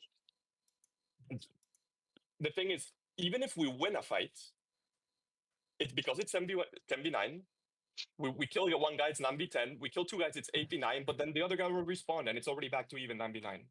Yeah, that's it. That's why we couldn't advance. It was not about winning a fight. It was a permanent fight. And it's pointless. Yes, a permanent fight where they always control the flag. So they're getting points and we aren't. Exactly. I don't know what. That's why I kept trying to get you guys to pull back to the middle because their spawn, instead of being 5 seconds away, would be 30 seconds away. So we have 40 seconds to kill each person instead of only having 20. Yeah, I think you focus too much they about owned fighting. us with the strategy of just sending people with 1 billion health that never die. Also, we need a flag carrier, healer, tank. That's very clear. You can grab flags if you're shielded. So he kept shielding himself and grabbing it in the middle of the fight and moving it. So even if when we killed him, he just came back and kept moving it. Yeah, we should. The main thing is we weren't focusing the healers, and we should do that. We should use that strategy going forward. It's a good strategy. I don't think we should use it completely. I think we should like the tank healer, flag carrier, 100%. The only run away and have play like that, I don't think is necessary. I mean, maybe.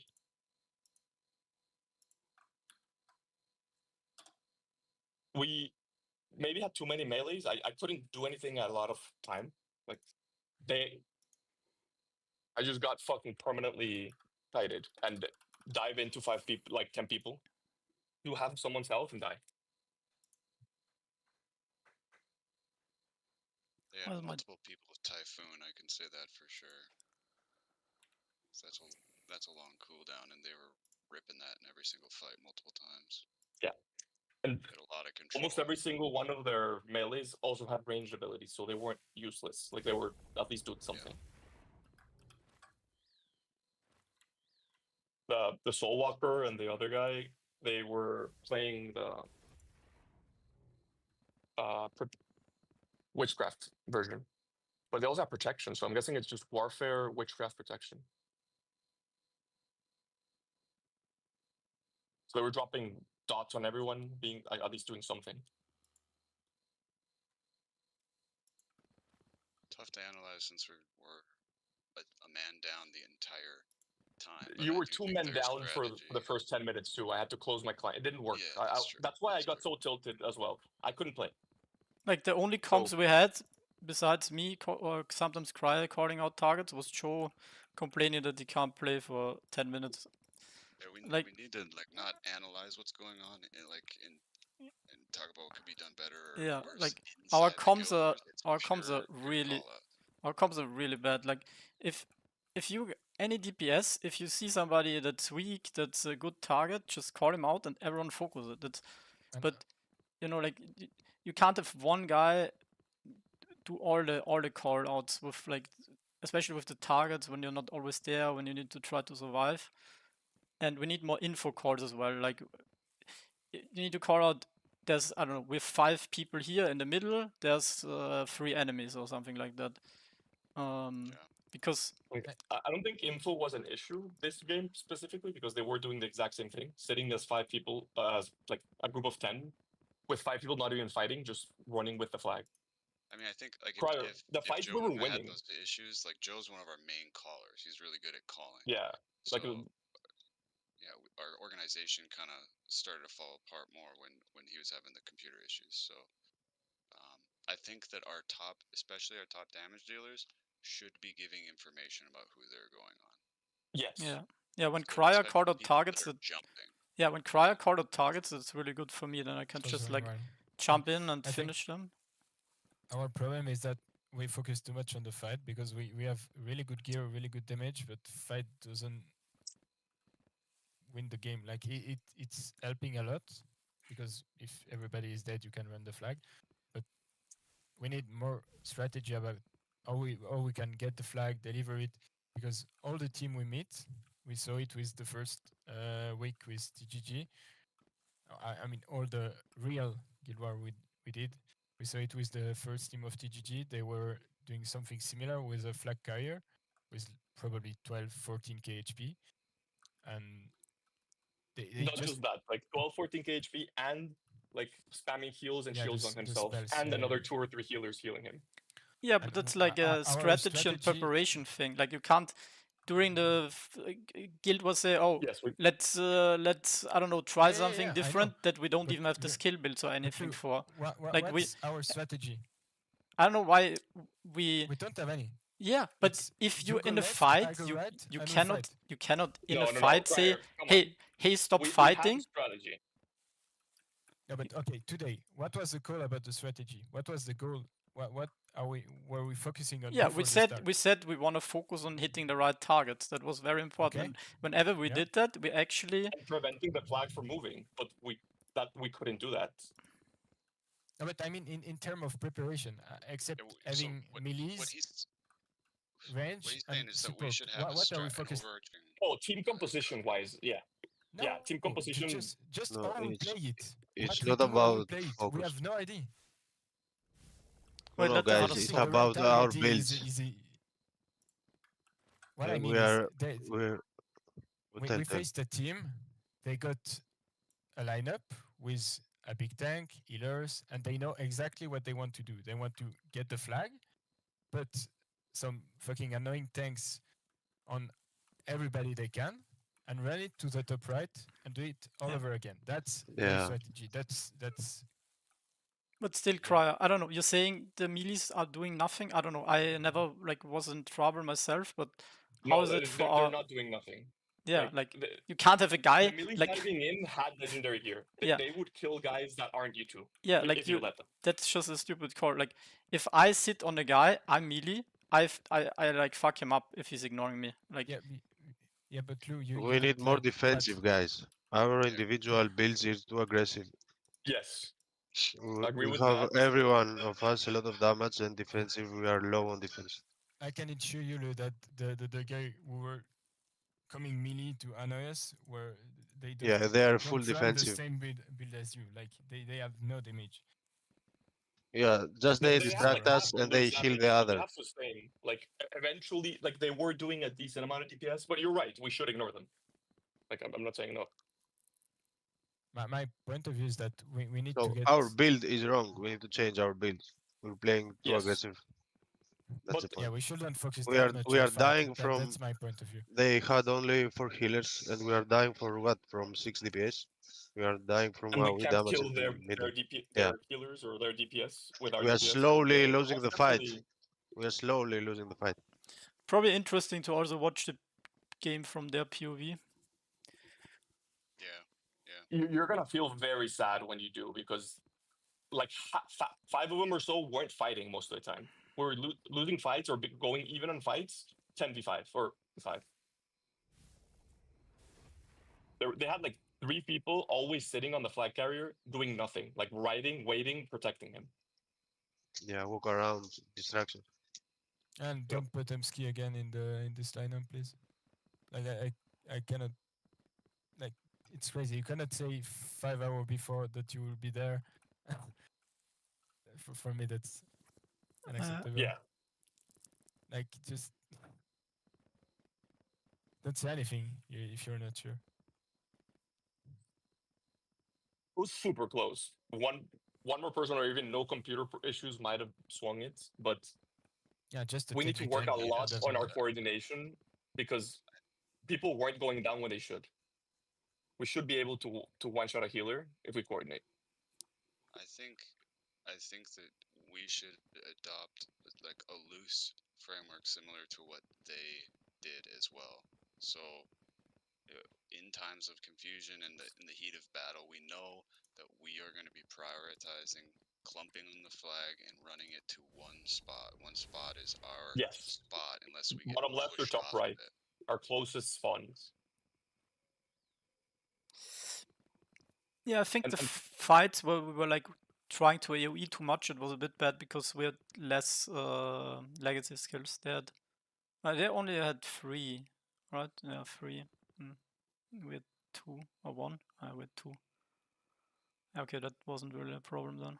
I don't think the legacy skills really did that much in this case. I think also that much AoE when they had so much tankiness and so much healer, probably we were just chunking people but not killing anyone.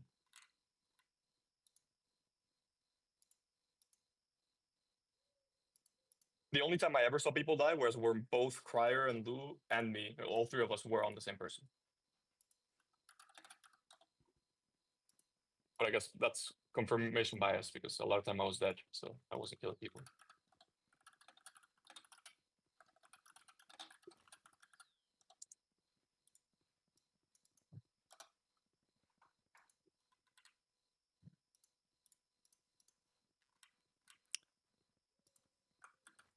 Oh man, Bestie team only had 7? Yeah. It's like 3 days though, like 3 weeks. Like there's less people coming, only like last second or they have like problem. They're not joining though. We are playing like 7 or 8 per week though. So we could like go for like 3 teams. It's better. I think having like a dedicated swing person to fill in if there's any situations like Problem is you can't even fill in because you need to do that 30 minutes before, and yeah, a lot of people. Well, yeah, so if you're not here like 45 minutes before, if you're not in voice chat, you're getting replaced. Well, then we don't have enough players, then we need to do only 3 Yeah, we don't squads. have, okay, yeah. If we have enough people to replace you, you're getting replaced. At least we need to fill the top 3 squads full, and then if the last one only has 7 or 5 or whatever, I mean, it is what it is. We need to recruit more people. They need to make it more worth so people actually, you know, want to play. Like,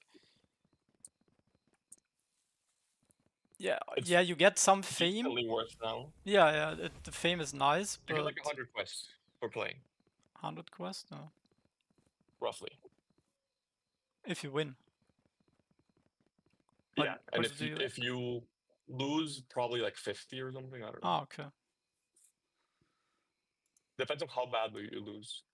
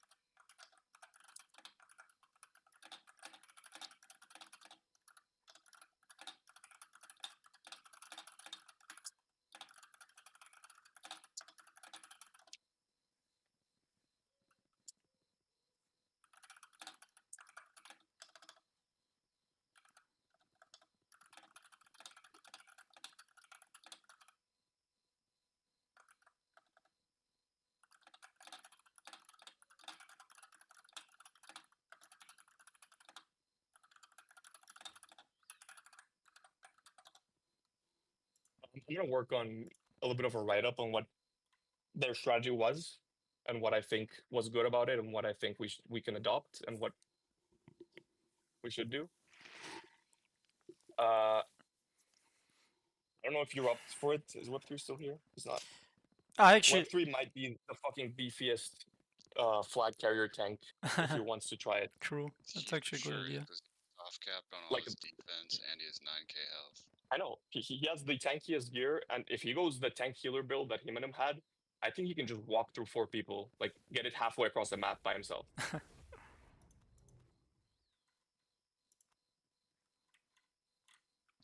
I'm sure he could get himself a plate set as well. Like that would make quite a bit of a difference as well. I just really disagree that you can't just stop fighting. Like also with them, not because if you just compare, like, let's just add up all the health of all players and all the damage output of both players, of both teams. If just like, I don't know, 3 guys are not dealing damage and the other team is attacking with more, like you're slowly losing the fight and dying. And once you break through and get the first kills, then it's just gonna be easier and faster to kill the other players, and then you just wipe out the whole team. And if they don't group up as a whole team, which we didn't after we lost the first big fight where we all wiped, then you just constantly keep on dying because you're in like these smaller groups. It's like all about having more numbers and more damage in these team fights. So that's why we need to have a call of stop fighting, and that means die or leave. Like, yeah. We need to regroup, because if we have 5 people v10 and we keep trickling in, we're just gonna waste time. Stop fighting basically means we're definitely gonna lose the objective. Yes. We're gonna lose people, and we have to wait like half to 1 minute to regroup. Yes. But it's better than fighting for 5 minutes a losing battle.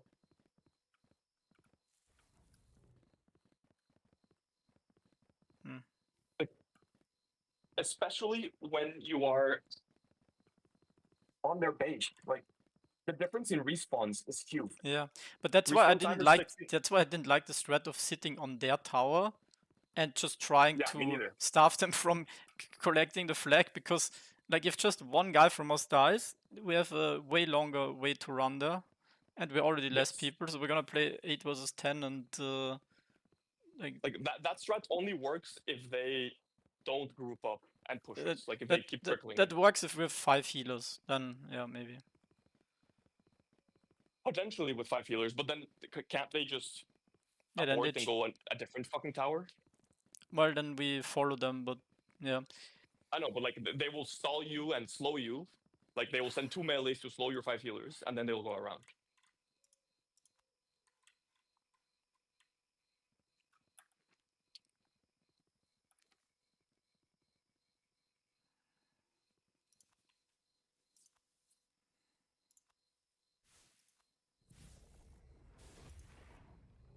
And they didn't have bad gear, by the way. Like, I fought at level 63, and I couldn't kill him.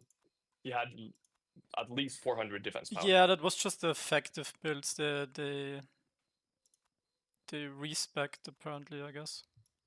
Yes, they lowered to their effective builds because that's what they were playing their role, right? The melees were distraction, and everyone else was just survival mode. CC and survive.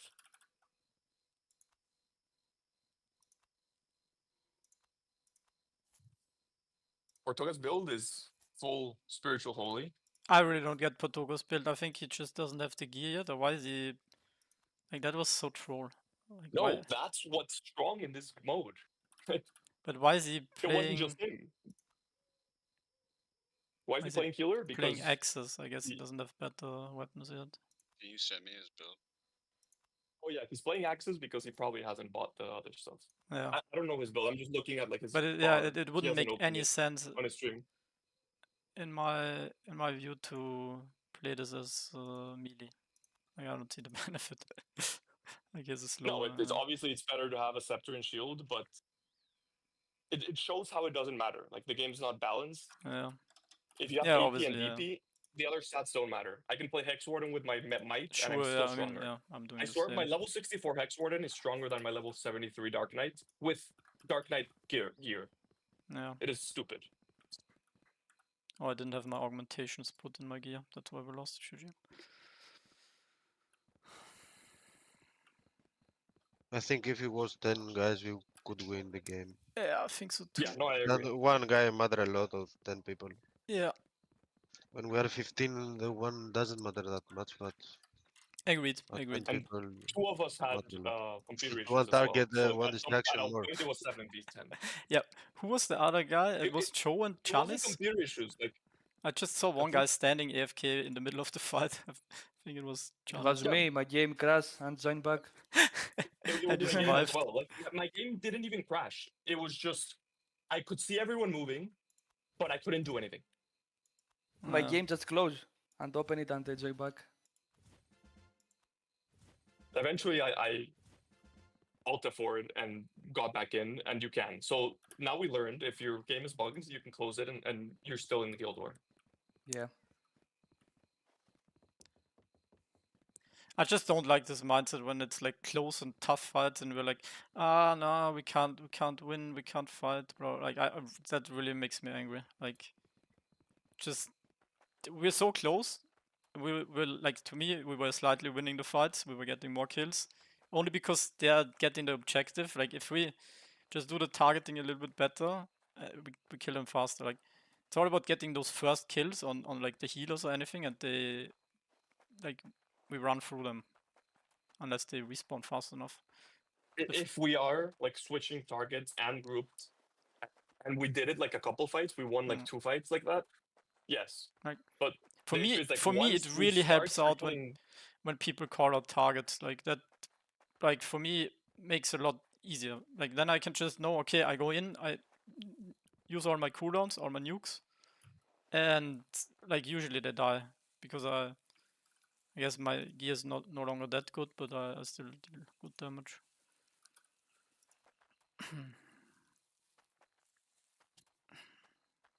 I think one of the moves that we need to prepare is a retake.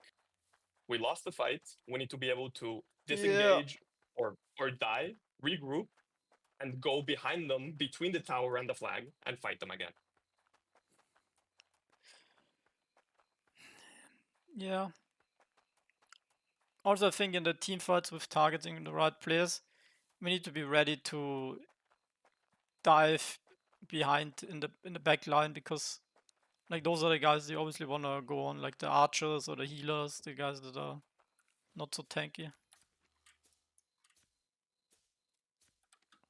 or the guys that you don't want to leave alone.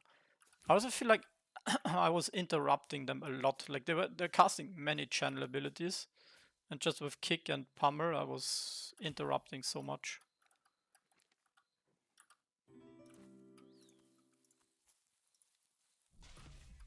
I gotta go, but I will work on like a write-up of what we need to focus on.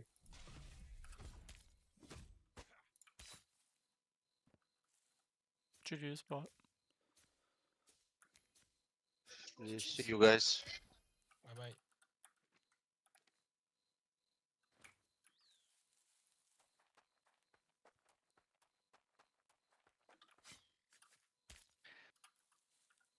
And I see the, how it's called, I think free sleep. They do a lot of work, I think. Who, what? I think the free sleep is a skill with the red thing in the one circle. The red thing? In the ground, they make a big circle. The fierce sleep with the circle of blood around it or whatever. Yeah, yeah. But oh, Lou, fear I saw sleep. your- Ah. Yeah, yeah. I think it was good. Bro, Lou, like What? I saw your fight. If you like fight back, you could win though. But like, you were like not making calls to fight or back. Yeah, Like, we less, were like arguing some too of- much. Like we were Yeah. doing two different things. Like if we someone of you like fighting and someone like running back. It Yeah. was like really hard though. Like you that's can how kill, it like, felt. Like we were not playing that much as team. I saw you like playing better before. Then like you guys start arguing, then you lose a lot though. Yeah. It will like come back though. But it was a good game. Finally, a close game. We did a good start, but we lose it after. I feel like we kind of, for some reason, gave up as soon as it was like tough and close. Like, it was the first game where we were like head to head, and then we. If you like, they were like chilling, bro. Like if you could make more pressure on them, it could be like really close though. Like you guys not putting any pressure on them, so they were like just coming and taking the flag, just like that. That's how it felt.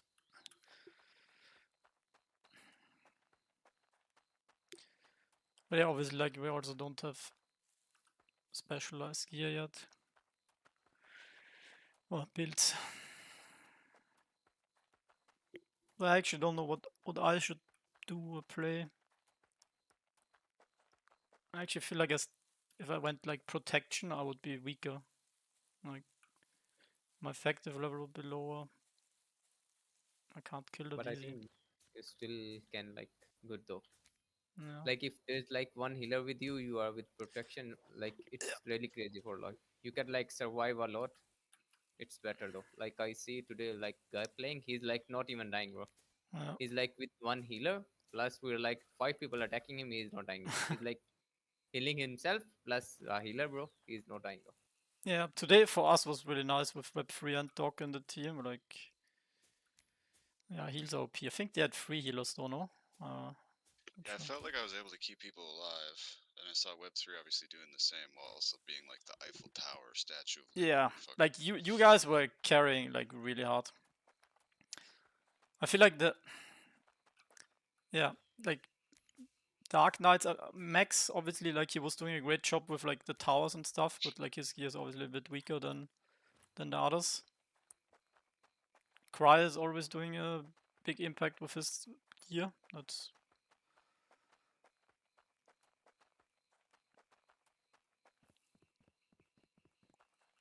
but yeah, I don't know what we can optimize in the composition as a whole. How we would change that. We should watch. I think we should watch their last couple fights or their last couple guild wars and just see if we can identify any trends. It's crazy to me the fact that Patoga is healing, like maybe 3 healers, you know. Yeah. Like, he had a lot of CC. I mean, there's at least 3 people in there that were yeah, this way down the spirit tree. This ice rain was the most annoying thing for me. It also dealt a shit ton of damage. I don't know who casted that on their team, but this raining ice, what is it? Ice storm. Is it a channel? You can make it an instant. Oh, okay. I think they were even channeling it. Is the other card, does it increase the damage or something of the if you don't get the instant? Say that again. The other card that's not instant, what does it do? Does it like increase damage or something? Yeah, it makes the shards fall twice as fast and then do more damage. Yeah, that really hurt. Yeah, like obviously, if you make it channeled, it drops the damage quite significantly. So if you were taking a ton of damage, then either they had God Gear or they were using the other card. Yeah. But not channeling it is also nice because like basically the slow gets up to I don't know, like 70% or something. It starts at 20 and then juices with each 10 Aether. Yeah. So it's a lot of area control. Regardless. Yeah, I think the only edge they had was it felt like they had maybe one more healer, but I feel like their healers weren't so impactful and they died rather quick. And then the AoE stuff, like a few fights where we just, I don't know, had 3 melee guys in the AoEs and were losing because of that.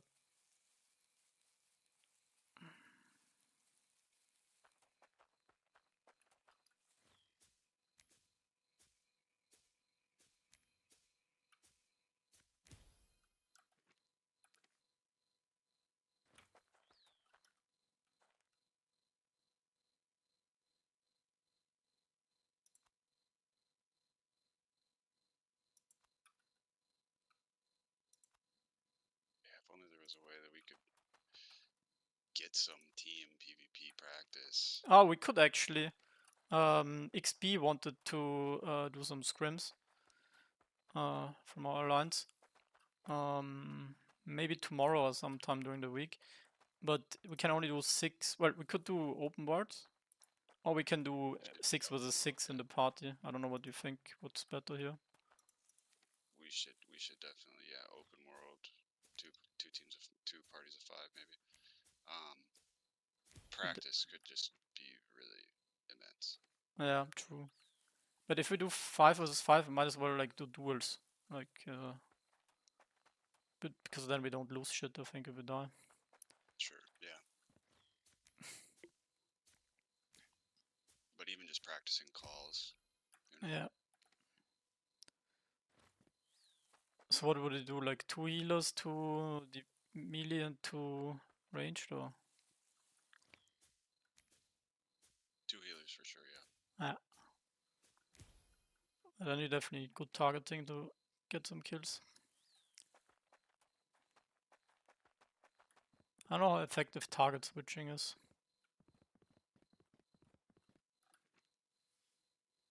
Only if we're doing 0 damage to something, then that means they're either unbreakable, they're safeguarded, or both. And so then that's the only time I think that a target switch would make sense.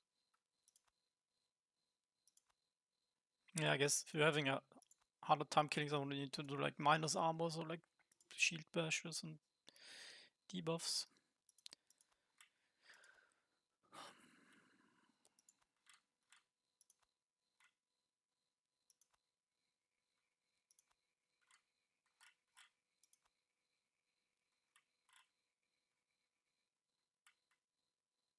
I will go, guys. See you later. Alright, bye, GG's. See ya, GG's.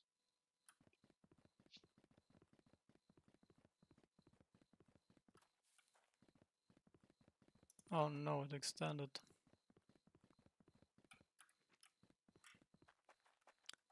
Anyone here wants to guard me with some packs?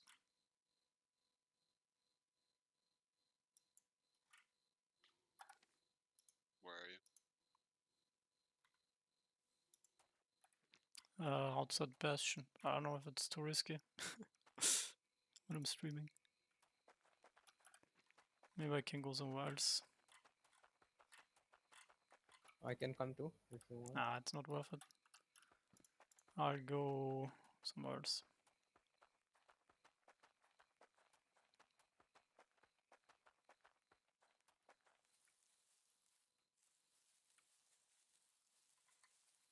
And what is it just random when the zone extends, or how do you like? No, it's always It always? it's Or yeah, it's always 50 minutes.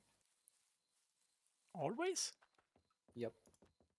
What's the point of the timer saying ends now and then it's 50 minutes again? I don't It's know, a- bro. Such a It's troll. always 50 minutes. Man, I want to do the 160% packs. Fuck.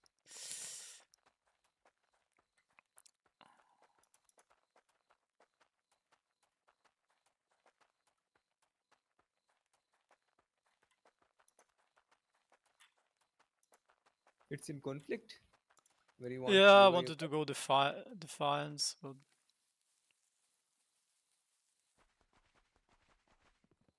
I lost my first packs ever yesterday. we could go. Nah, it's fine, it's fine. Not when I'm streaming.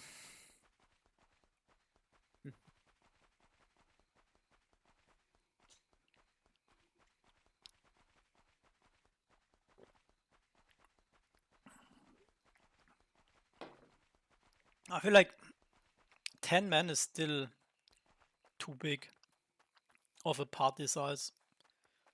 I think 6 man would be probably ideal because you have the 6-man party in game already, but or maybe even 4 man like World of Warcraft arenas, 3 versus 3. Was it 4 versus 4 in World of Warcraft? Just 5. Oh, 5 versus 5. 1, 3, and 5. Or no, 2, 3, and 5.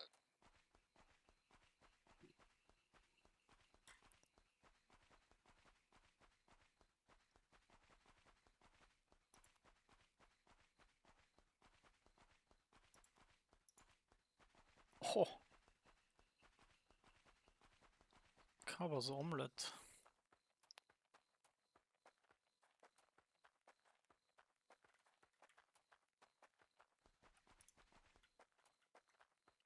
trade packs are very inconsistent right now, the demands. Yeah, it's super volatile. Yeah.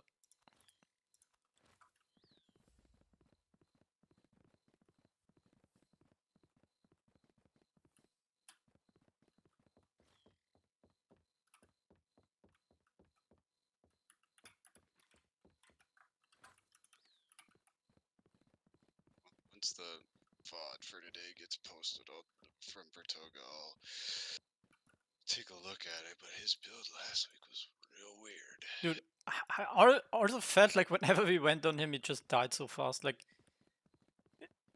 at least, like, I don't know, it didn't feel effective. I didn't see his heals or who he was healing or what he was doing. But I feel like he was very easy to take down when we focused him. I don't remember who was the other healer. Wait, what was it?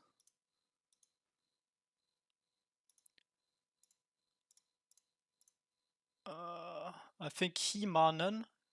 That was the guy that was also carrying the flag. That guy was tankier. That guy was tankier than Potoga, I think. Does he stream? No, I don't think so, no.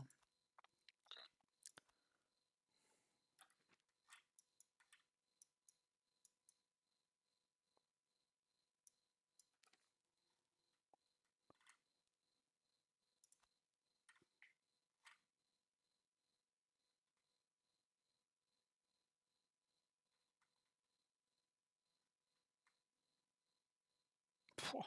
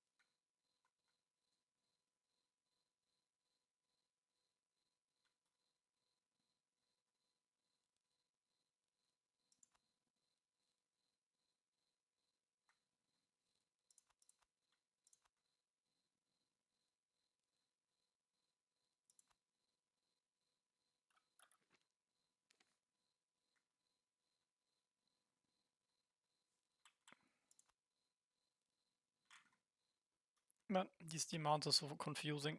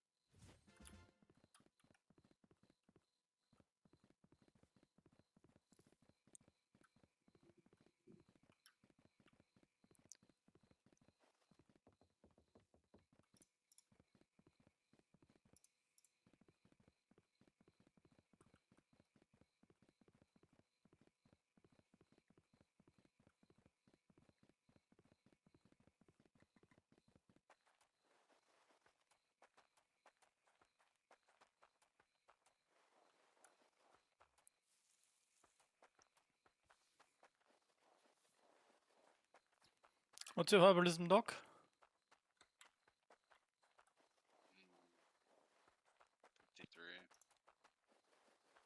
53? Yeah, it's not very high. I kind of pretty much have to try to be making trade pack shit all the time to try to stay above water. So Yeah.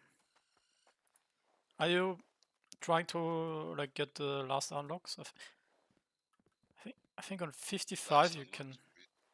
On 55 yeah, you can no, do I'm these in the pushing to open world. that like 100%. Like I need it. My stores of those resources are. Yeah. One of them is running out, so I What desperately need. What price are those cold leaves or whatever they're called? Those ice flowers. Crystal leaves? Yeah, crystal leaves. There are none. That's the problem. Did you say there are none? There are none. Yeah. Oh. So I was able to get like a fort's worth of them at one point when they were randomly added. I think the first person that got to it. There are more of the rocky caps, but I have, I don't know, like 30,000 of them. What level do you need to get them? Crystal leaves is 58. Rocky caps are 59. No, in the open world. 55 maybe. Oh, okay. Crystal plant I know is 55. Yeah, I know that too, but the rocky I haven't checked in a while. I wonder if it's worth for me to keep pushing. I'm 49, but it feels like it's so far away. Yeah, I mean, having to get 2 million a pop for the rest of these levels, probably up to 2.5 or 2.6 maybe even more. Yeah, it feels pretty bad. I mean, if you dedicated all your lands to it, like if you were running packs, I know you had been talking about running some of the herbalism packs. Yeah. But I just can't because I don't know. I just feel like I have a better angle with packs. Do you have many lock tokens still? I do not, no. Oh. Yeah, I took the approach of like reinvesting a lot of those lock tokens into what I have, and that feels real great. Feels like a real strong strategy currently.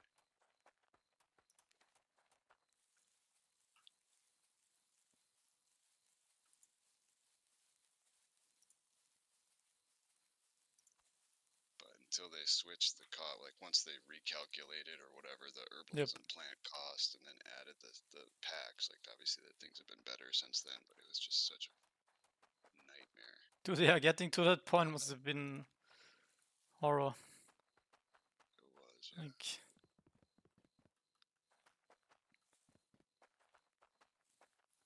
unfortunate series of unfortunate decisions, I would say. I think now planting herbalism isn't so bad. It's like less efficient, but it's you still make a plus on it, especially if you run the packs.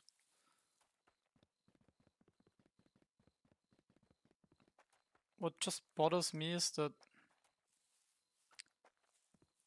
it somehow feels nicer to level up your other stuff because it's exclusive to lands, and on with herbalism I always think, oh yeah, I can just level it up in the open world. But I guess you would have to play all day to get a similar progress to when you would just use your land. But you know what I actually noticed? Sapphire Whale is really good. Like there's many plants, different ones, like good ones also that go into packs. And they give more XP, they give like 1k or so. So yeah, those are the good ones. Yeah, especially because they once they condensed like the level requirement for those higher end things, then all of a sudden all of Zephyr Vale is online. Accessible, yeah. And a lot of those things, like they've got a pack coming as well. Yep, I've been saving those. I think I have like 20k of each in my bank, but it's gonna be a weird settling period for those packs. I think those are gonna get nuked. Like the CS support, that one is gonna be a bottom contender, I think. Well, it has 40 roots. I guess those are Those are down to 50 a pop now. Actually, maybe it's not even that bad. And then, this hardy roots is interesting. I think this one could definitely be above 100 for what. Oh. Yeah, I mean those purple roots. It's gonna be, and that's a lot of cold roots. Cold roots is one of the things that has definitely endured. I mean, it's at 240 a pop. Well, if you think about it, those are three land exclusive herbs, and then the carrot is also land exclusive. You need a lot. It's like basically like potatoes, the carrots. And then all of those roots are just the secondary material from I think this hardy roots one is actually going to be a really big one. I don't know if it's worth to store up some cold roots before this opens, but that's probably going to take a while until the CS support is probably going to be first. Not sure. Let me see. Yeah, you think they'll be in batches, or you think they'll all? So what they said is that as soon as 10% of the players can craft it, they're opening it, but I don't know. So it's gonna be fucking forever for Elemental Sprout then. It'll just never open.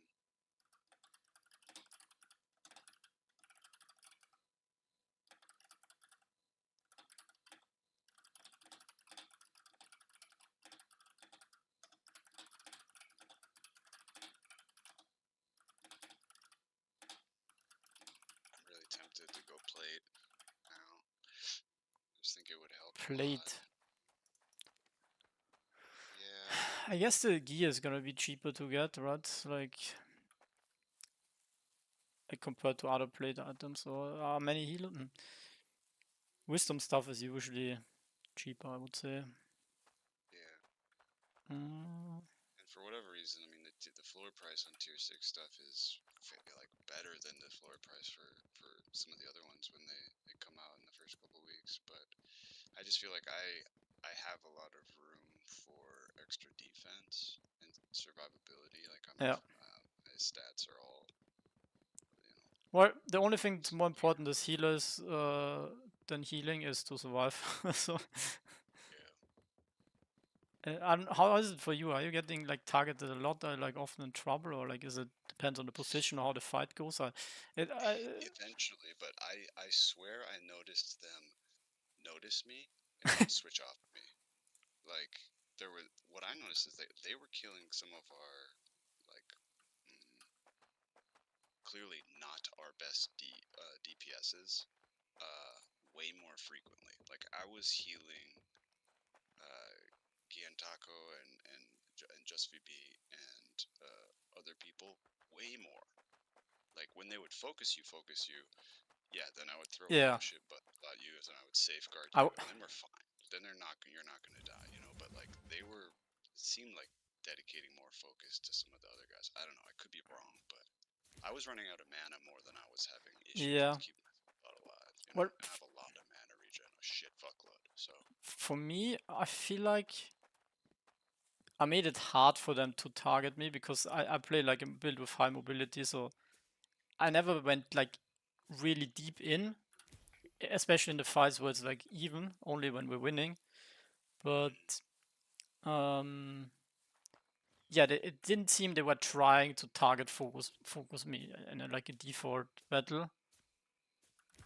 And sometimes when it was like getting hard, I think like you just healed me a few times and then they went away from me. Oh man, these flowers is just wanna farm here. and so like I think we should pay attention to that. Like they're you know they had an idea of what they wanted to do, right? And they executed based on that. Like there was times where I would come across like the flag envoy and they wouldn't even auto attack me. Like they were focused on staying in their clump. They weren't trying to start little skirmishes or anything like that. They were very disinterested, you know? Yeah. Now I can't kill them myself, right? Like I can't fuck shit up. I'm there to just keep everyone else alive, but I think it's just in the nature of the compositions as well. Like they have 10 guys who can team fight, and we had like 9 guys who are not so AoE specialized. So like the whole strategy is to stick together on one blob and, you know, be stronger that way. I think a lot is gonna change when more people have the legacy skills. Yeah, 100%. I don't know if you can punish that kind of positioning harder, but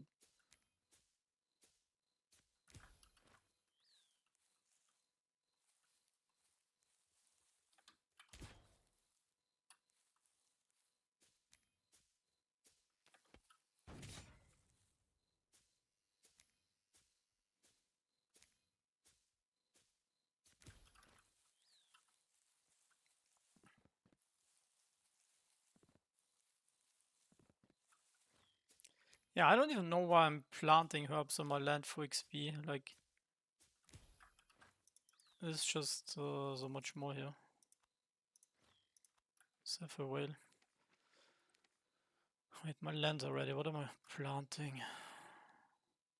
Yeah, I mean every flower out there that you pick up is like a, I don't know, a 12-hour Yeah. tile. It's like a 8, 6, maybe even 12. You get 1k for 12? Like even the basic ones are like if you're running a desert route, the bloody buds, like Yeah. that's replacing one 8-hour plant on land. So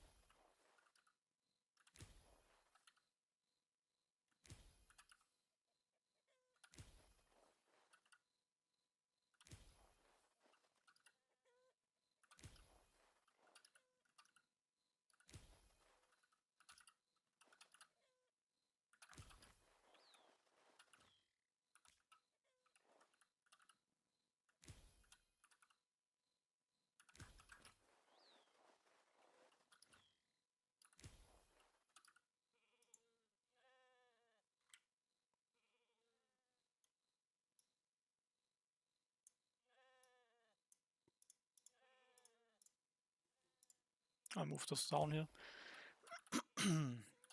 Or I actually have no idea what's happening later, but there's some kind of round table or like some guild leader or some community members speak, and then there's Niter also teasing some stuff probably, or AMA.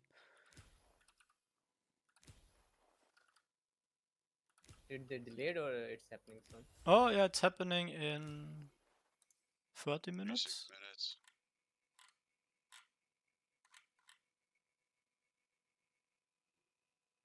Yeah.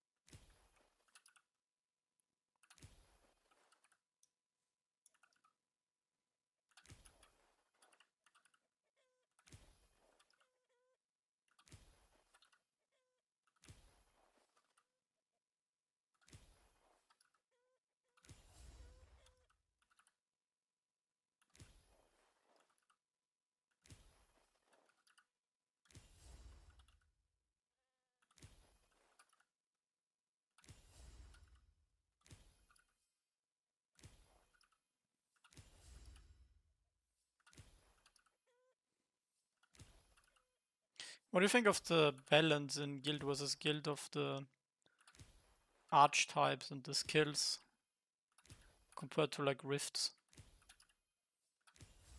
What do you mean, the balance? Just the balance between what's viable and how the meta is. Like in rifts, I would say it's like very. You basically have like two builds with Hex 1 and Dark Knight. I would say Guild Wars it's a bit more, yeah, balanced or more variety or more, just more different stuff you can do. Yeah, I would be very interested to see somehow if any of the other people in the match we just had streamed or anything like that. I'd be very interested to see some of their builds because I think it was unusual, unexpected, and super viable. I think we still lose that match if we have 10 people, personally. And Joe doesn't have issues. I think we lose overtime. But anyway, point is, a lot of sustain, tanky boys, a lot of area control. Somebody mentioned the fear sleep. There was multiple fear sleep users. Yeah. There was multiple typhoons. You know, when you're seeing people like they even stacked typhoons in a couple of the fights. Like one would wear out, and then immediately there's another. That is sneaky as fuck, because it's, you know, that slow and pull effect. You're locked in place. You know. Yeah, the crowd controls were effective for sure.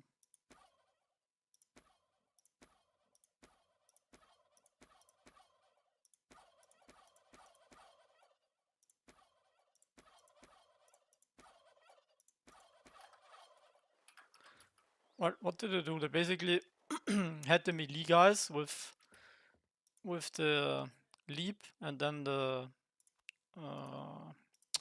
unbreakable, right? So they're just disrupting and being tanky. And then the range guys, yeah, they had the slows. I don't know if they had many meteors. I didn't see many, no.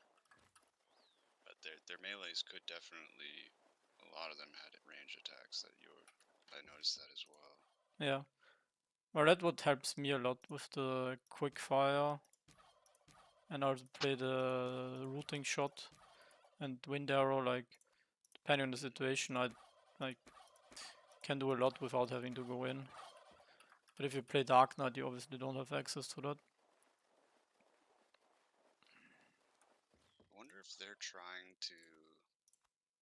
Well, I think they're just the head and shoulders better than 90% of the other guilds. But I wonder if they're trying to counter the melee heavy meta. Yeah, I think the meta is melee heavy because that was just like the leveling progression build. Like people don't take that as a late game build. That's more like a, you know, leveling up and progressing. Yeah. I mean, so many people I see from other guilds and even with our own guild, you know, they're in the low, in some cases to mid 70s, and then their legacy and then their effective is right in that same range. Like there's not too many people that have branched, you know. Yeah.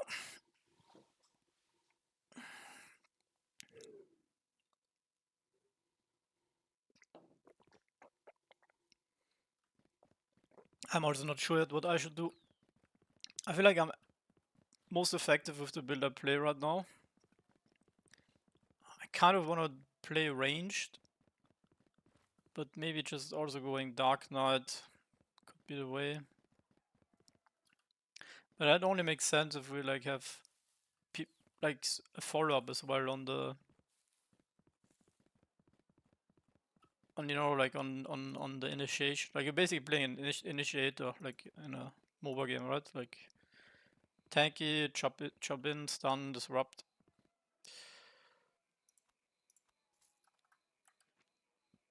Yeah, but also like kind of an assassin though as well, because like you're pumping out. But yeah, what I'm playing right now. Yeah. But if you go heavy into protection, like you don't have the same damage as these other builds.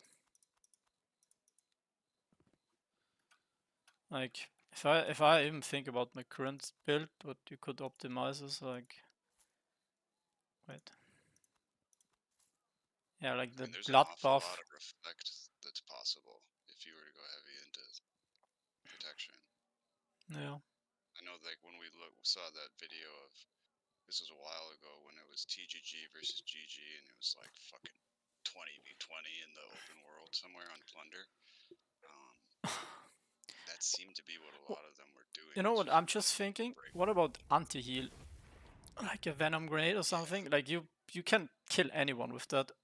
Like it's probably underrated. It's maybe not so much AoE and like there's different anti-heal abilities, right? But they stack, I think. Like Venom even grenade, the anti-healing thing, the passive in witchcraft. even I with Shadow. Wait, I'm not running anti-heal. It's underrated. Yeah. Like why am I playing my PvP build with Bloodbath when I could play anti-heal? What am I doing? That's actually such a throw. You should definitely get that and get the venom grenade even. And if I get 10 stacks, 8 seconds minus 40 healing? What? Yeah, why am I'm actually throwing for not having that in? that'd be fucking massive. Yeah, we should mention that to the other like, assassins too. Is like if they can just get those dots on people. Yeah, then calling out the right target is gonna be even more effective. Yeah, And brutal strike with the anti-heal true. Yeah. There's I mean there's poisons that can do some work for us as well. Dropping people's defense, and they could just fill in the gaps on whatever you're sacrificing to go more heavily into anti-healing. Wait, that guillotine increases the damage? Oh, if it's below. Ah, okay, that's the one. Yeah. Wait, that's the one. I never liked that one anyway. Like when you need to save it for when they're low health.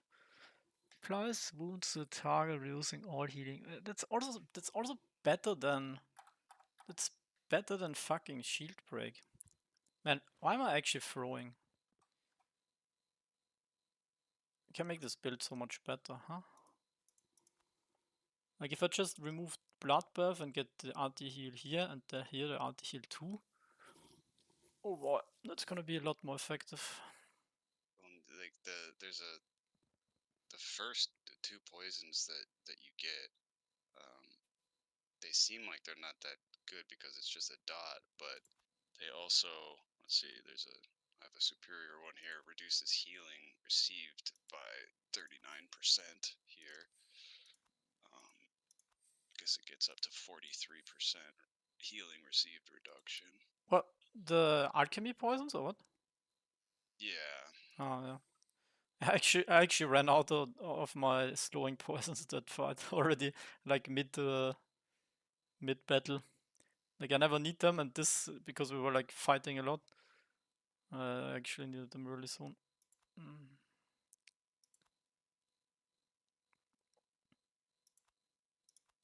have 150 on me.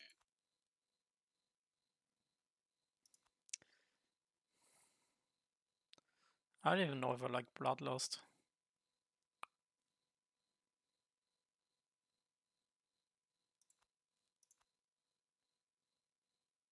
Wait, how do I have still skill points? Oh, 4?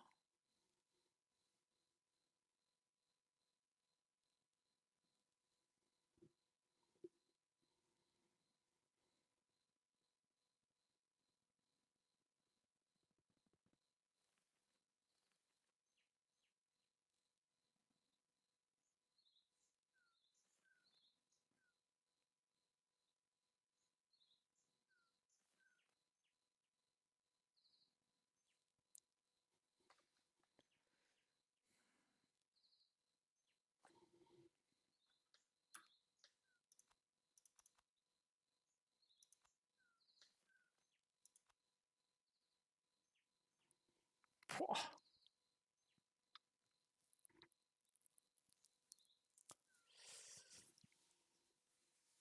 Yeah, shield break and guillotine is also an option. Then I might have some ether issues, but I don't even know how much I like shield break. It's good, but it's this. Wait, shield break deals more damage than guillotine? What? Oh. Oh, it deals extra damage for the ether.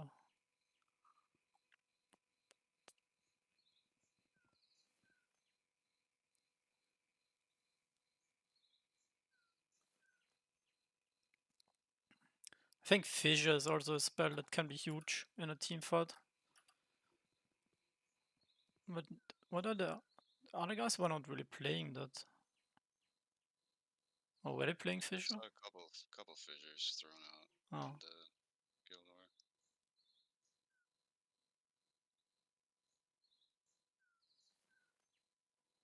How long do you think we got till tier 7? Seems like people are at 84 across the board. I think. Well, it depends on me or the first guy repitch. Well, I mean, in literally anything. Like carpentry's 84, mining or blacksmithing's 84. I think you can get 1 level every 3 days with the oversupply on average. And we need 10 levels, so 30 days, it's a month. Why am I not playing guillotine, man? That's such a throw.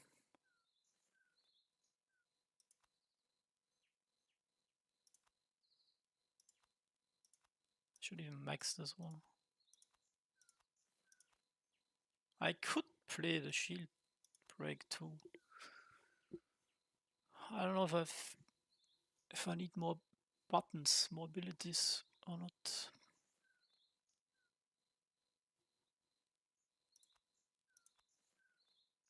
Oh, I need the pummer. Fuck. Do I? I probably do. Right, pummel's more important than either of the other two skills you mentioned. Or pummer is more important than shield break, I believe, for me. How many points? I still have 3 points. 3 points. Wish I had 4 points. 3 points means I can. Or I could get the shadow bind. But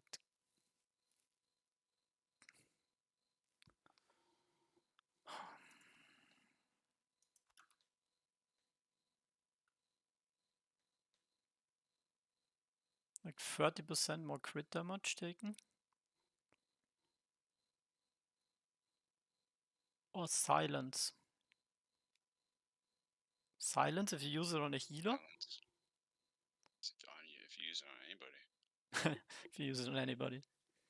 Like, basically with playing Shade Striker, I need to be the guy that kind of, if we focus someone, like we need to make sure we can kill him or kill him as fast as possible.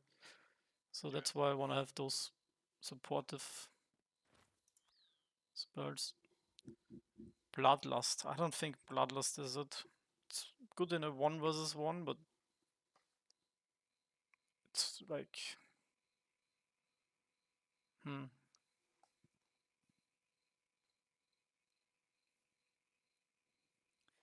last 10 seconds.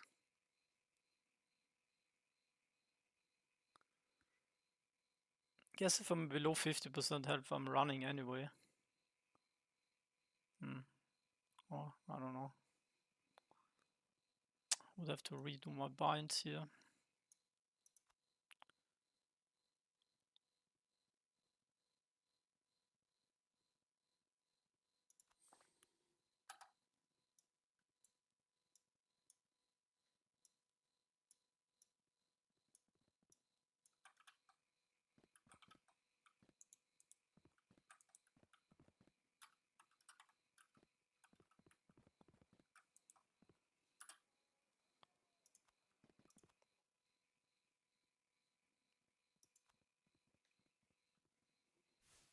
50% more critical damage. Is that good?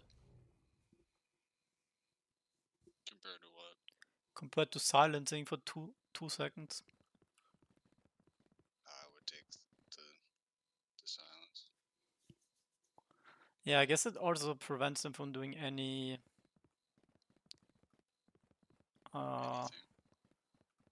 escapes. Or I guess they're snared anyway, but yeah, they can't heal. Yeah, if you wanna, yeah, basically the gameplay is put me on the healer and use every. Yeah, that should work. Like honestly, we're probably gonna kill just with those anti-heals things and stuff. We're gonna kill people like 50% faster. Yeah, that anti-heal could be massive, especially against a team like what we just faced. Yeah, like that would have helped so much.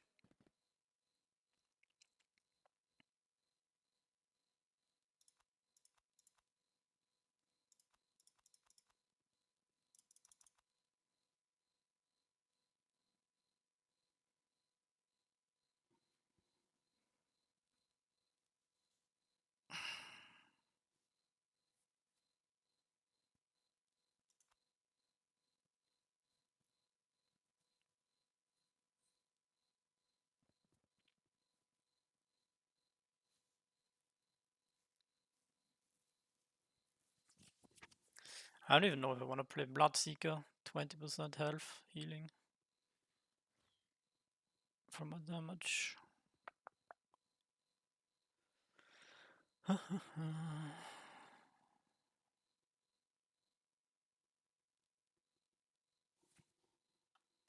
If we have healers anyway, probably have to remove that.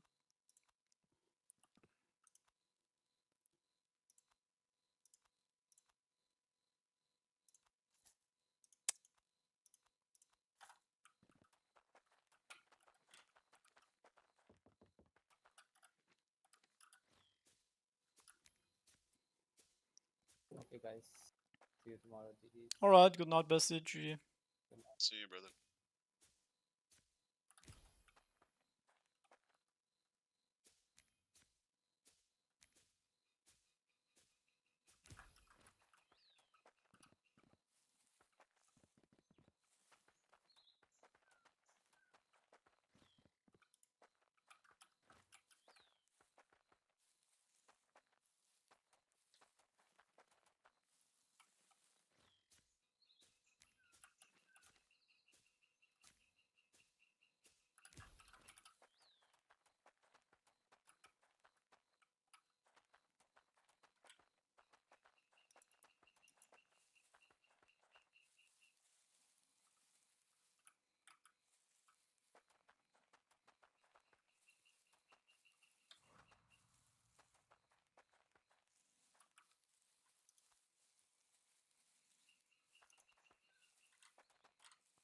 Oh shit.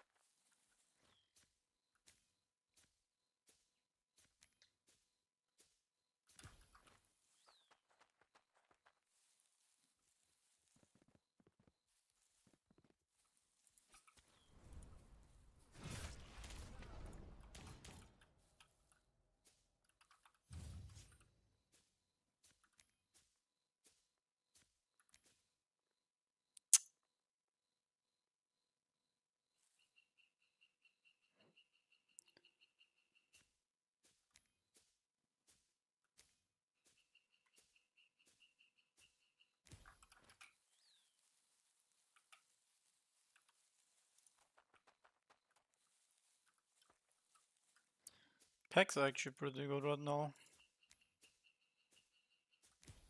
Pretty consistent, many with 150. Yeah,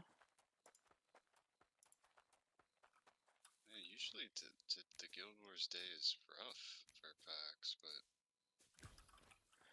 I really don't know what causes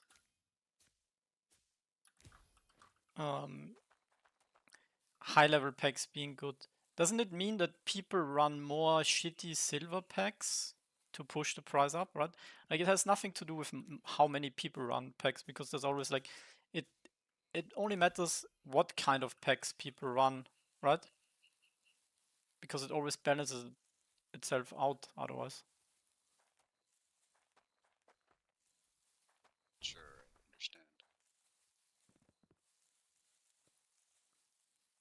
Because it doesn't matter if many people run packs or not. It really only matters what packs they run.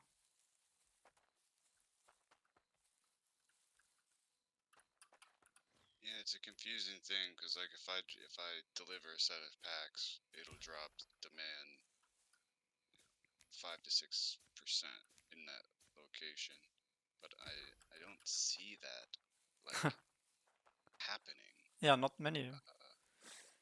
You know, like it seems to hover in a kind of general area outside of today when everything's quite a bit up.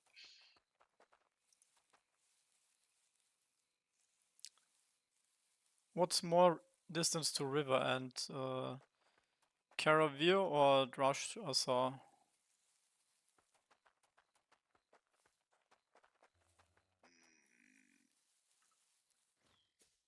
I imagine Caravir. Okay.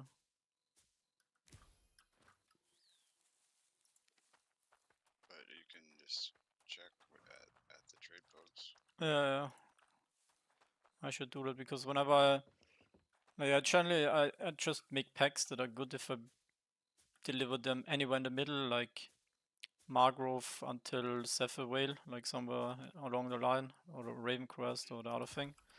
And I never know what's better, if I should start north or south. Let me actually check this.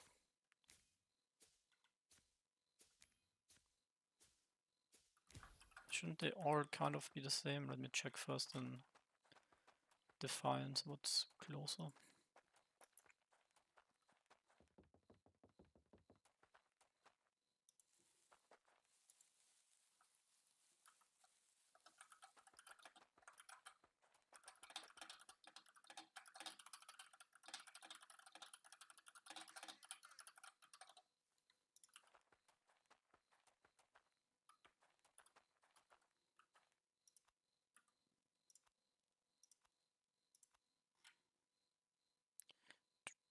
Yeah, Russia's size is slightly further than Caravir, at least for Defiance.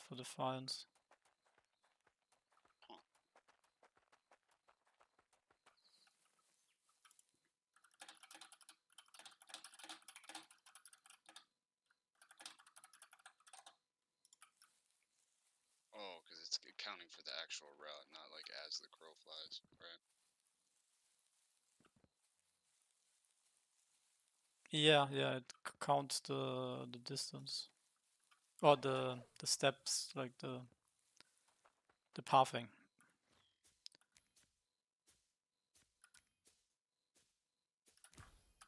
Onyx with the level 50 herbalism, damn, I need to step it up. Damn, nice. I'm actually impressed by the guys that haven't played two air phases before and that are like basically pretty good on the end game. Like Onyx just started, I think, with launch.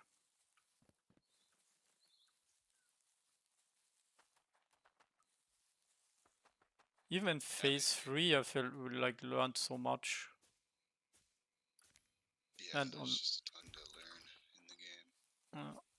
Like now, I would feel pretty confident with like, I guess the late game stuff. There's still some things to figure out, like guild wars, what builds and so on. But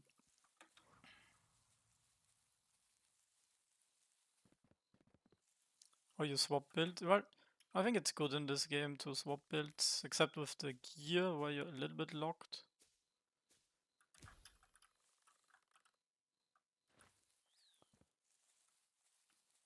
I was thinking of going Vitality Dexterity gear So I can just play any build with it. Could be good. Yeah. I was doing that in phase 1 actually. You just put all your stat allocation into whatever your primary is. Yeah. Well, you basically only need 2, maybe 3 things. You need weapon damage, spell damage, or if you want healer. But yeah, that also means you don't want weapon damage on your armors.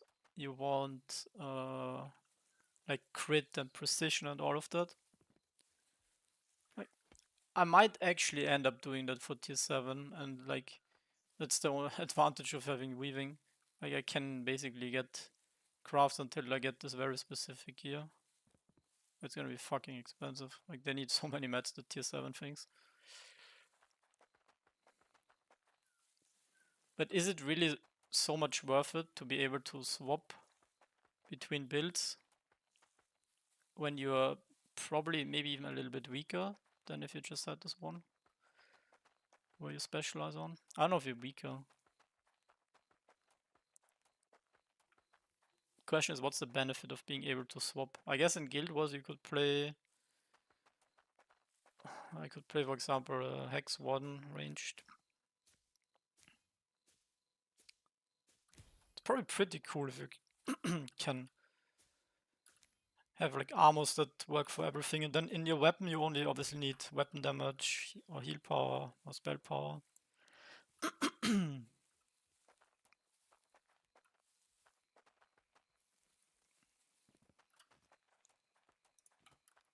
And I think you can do the rest with the buff food, so you reach your caps. Yeah.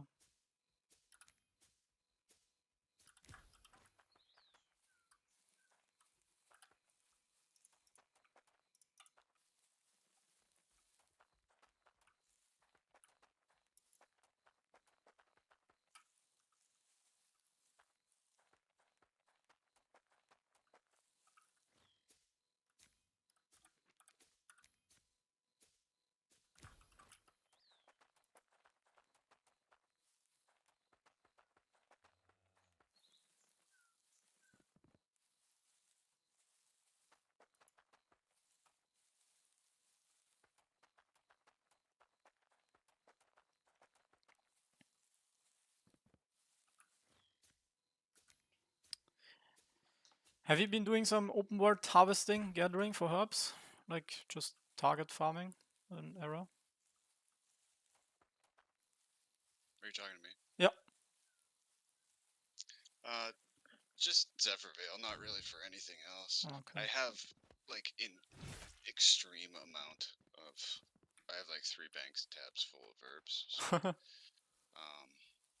and the other bank tabs that are for other things seem to always end up with herbs in them. So I'm especially been kind of doing that now. More, I may start target farming a little bit now because the backlog of the dozens and dozens of market pages of herbs is kind of getting chewed through now. Oh really? For Okay. a lot of them. So you're tracking the supply? to actually, yeah. That's important. So prices for some are starting to drift up off of the floor finally. So it means they're, it's less reliable for me to be able to just be like, okay, I'm doing an X craft today, a batch of whatever. I need to go grab min-price stacks of this herb. Well, I think that's going to be less and less likely.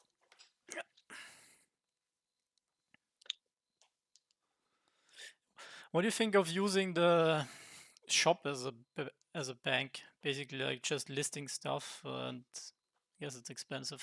I do that, yeah. No, I mean it's like it's less than 1,000 for a stack of something that's like floor price, for example. Yeah. Like bullshit herbs.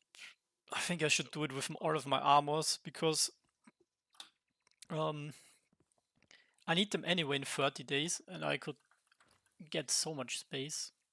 But it's a bit annoying when your inbox is so cluttered with like all these items, and you're gonna have to. Yeah, but I should probably do that. You have infinite storage basically. Yeah, I know. I think it's a savvy move. It's something I started doing. I only wonder, like, at any point does something get fucked up if there's just an immense amount of stuff? Yeah, it gets lost. You know. Sorry, your items are gone. Can't do anything. Okay, I go to the bathroom. Be right back. Surprised.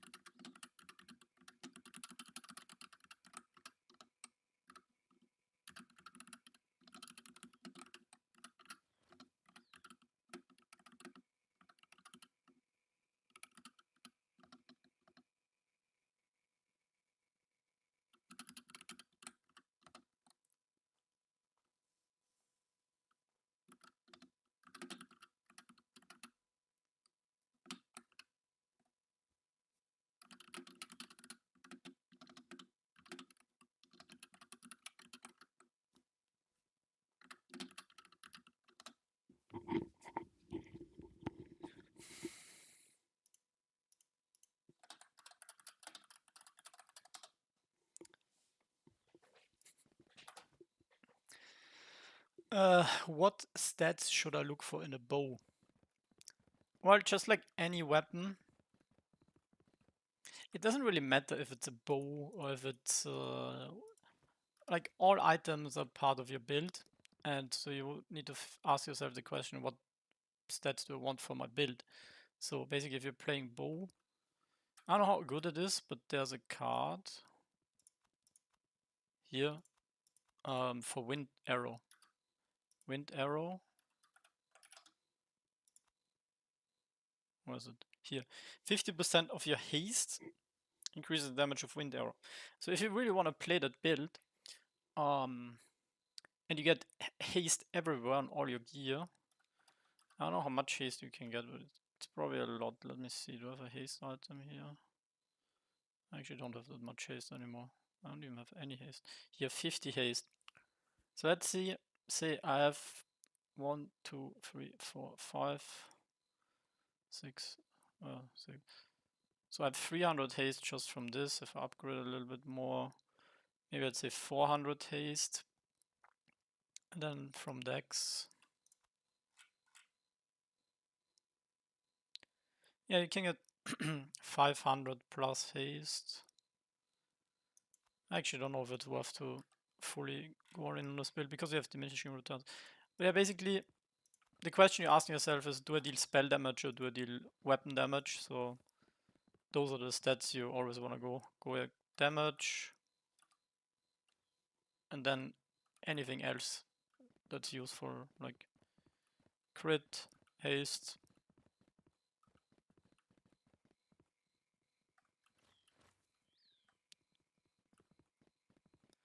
But yeah, we can take a look at the bows in the market.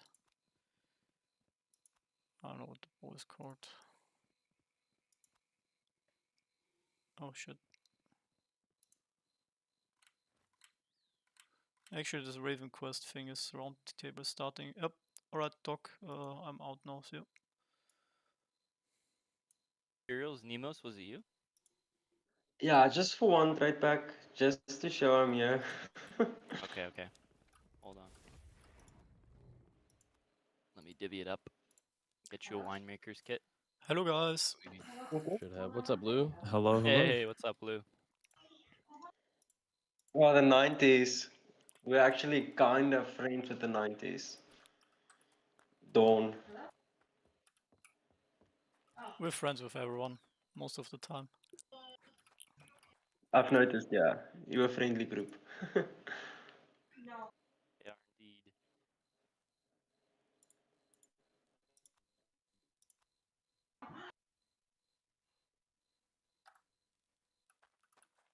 Oh my god, it's so hard splitting all these materials.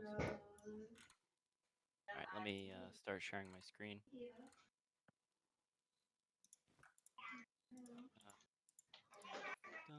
There we go. All right, all you, Jay. All you. Yeah, I think we're ready to kick things off. So, first and foremost, welcome everybody who's in here, who's in the chat, to the Guild's Roundtable Episode 8. I'm your host, Germs, a co-founder of RavenQuest.tools and vice leader of Explore, also one of the top 20 blacksmiths in the game. Very excited to be here, very grateful to be hosting this stage and to be able to host these roundtables every week with awesome speakers we have joining us. I'm just going to do a quick introduction to everyone here. We have Bunny, who I'm sure most of you guys in the community know. She is a rotating vice leader of OSG and the only woodcutter in the game with a tier 4 woodcutting axe. Oh. Are you? Wait, so what's your official position? Oh, you're perma. Oh, okay, awesome. Sorry, Bunny, I didn't know that. It's okay. It's okay. There you go. And yeah. Level 40 woodcutting now, right, Bunny? With your 43. your 43. Okay. I'm almost Okay. at the leaderboard. Nice. Nice. Awesome. Yeah. An incredible craftsman over here. So that's Bunny.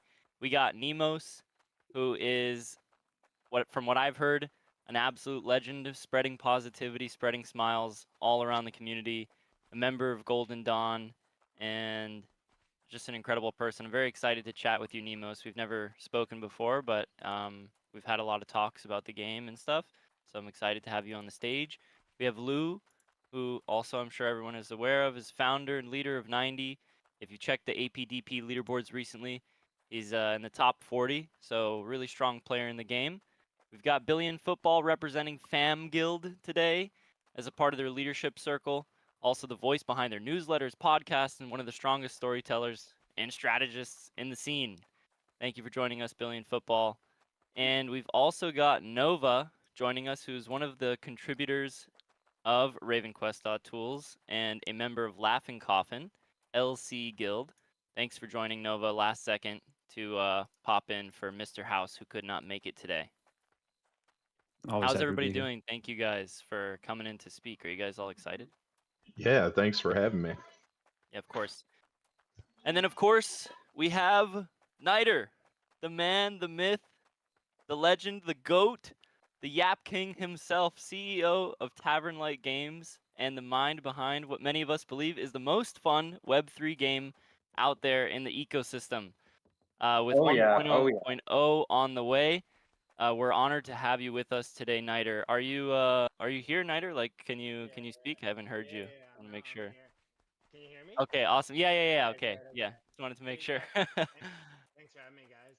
Excited Yeah. to miss the last couple, but yeah, definitely have some stuff to share. But otherwise, just hang out with you guys. Awesome, man. Yeah, I think everyone is really excited to hear your voice. I think we've all been waiting patiently and very excited to hear what you have to say about all the upcoming stuff, man. So thank you so much for coming in. I just hope no one has any plans after this. Yeah. We're staying an hour and a half, but it might be 3 hours. We'll see. By the way, we just pulled Kaiser up. He awesome. happened to make it last second, so. Well, welcome in, Kaiser. How are you doing, man? Oh, maybe he's oh, there you go. No, I'm here. Sorry. Yeah, having some medical stuff going on, so I'm a little tired today, but hanging in there. Oh well. Quick question. Quick question. Is anyone like recording or anything, or should I just so there's like a VOD or something, or Oh, We'll post the VOD on YouTube after this as well. But yeah, we're Okay, nope, that's perfect then. sweet. Thanks, man. Yeah, I think a couple of us are streaming, and yeah, we should have plenty of recordings of it. So, yeah, before I officially kick things off and kind of dive into our agenda for the day, I do want to just put out a little disclaimer that we here at RavenQuest.tools are not officially partnered with or affiliated with the Tavern Light Games team or the RavenQuest team. I think there was some confusion in the past that, like, in other roundtables, that people thought that we were a part of the team, and I just want to make that clear. Anything that we talk about here is purely community-led, just personal opinions and having fun as players of the game. And of course, whatever Niter says, that is, you know, you guys can take his word for it. So we keep those two things separate. That's because they like to talk shit, so we don't like them enough to be in the team. Yeah, that's right. We're always doing our best to talk shit, I guess. Yeah.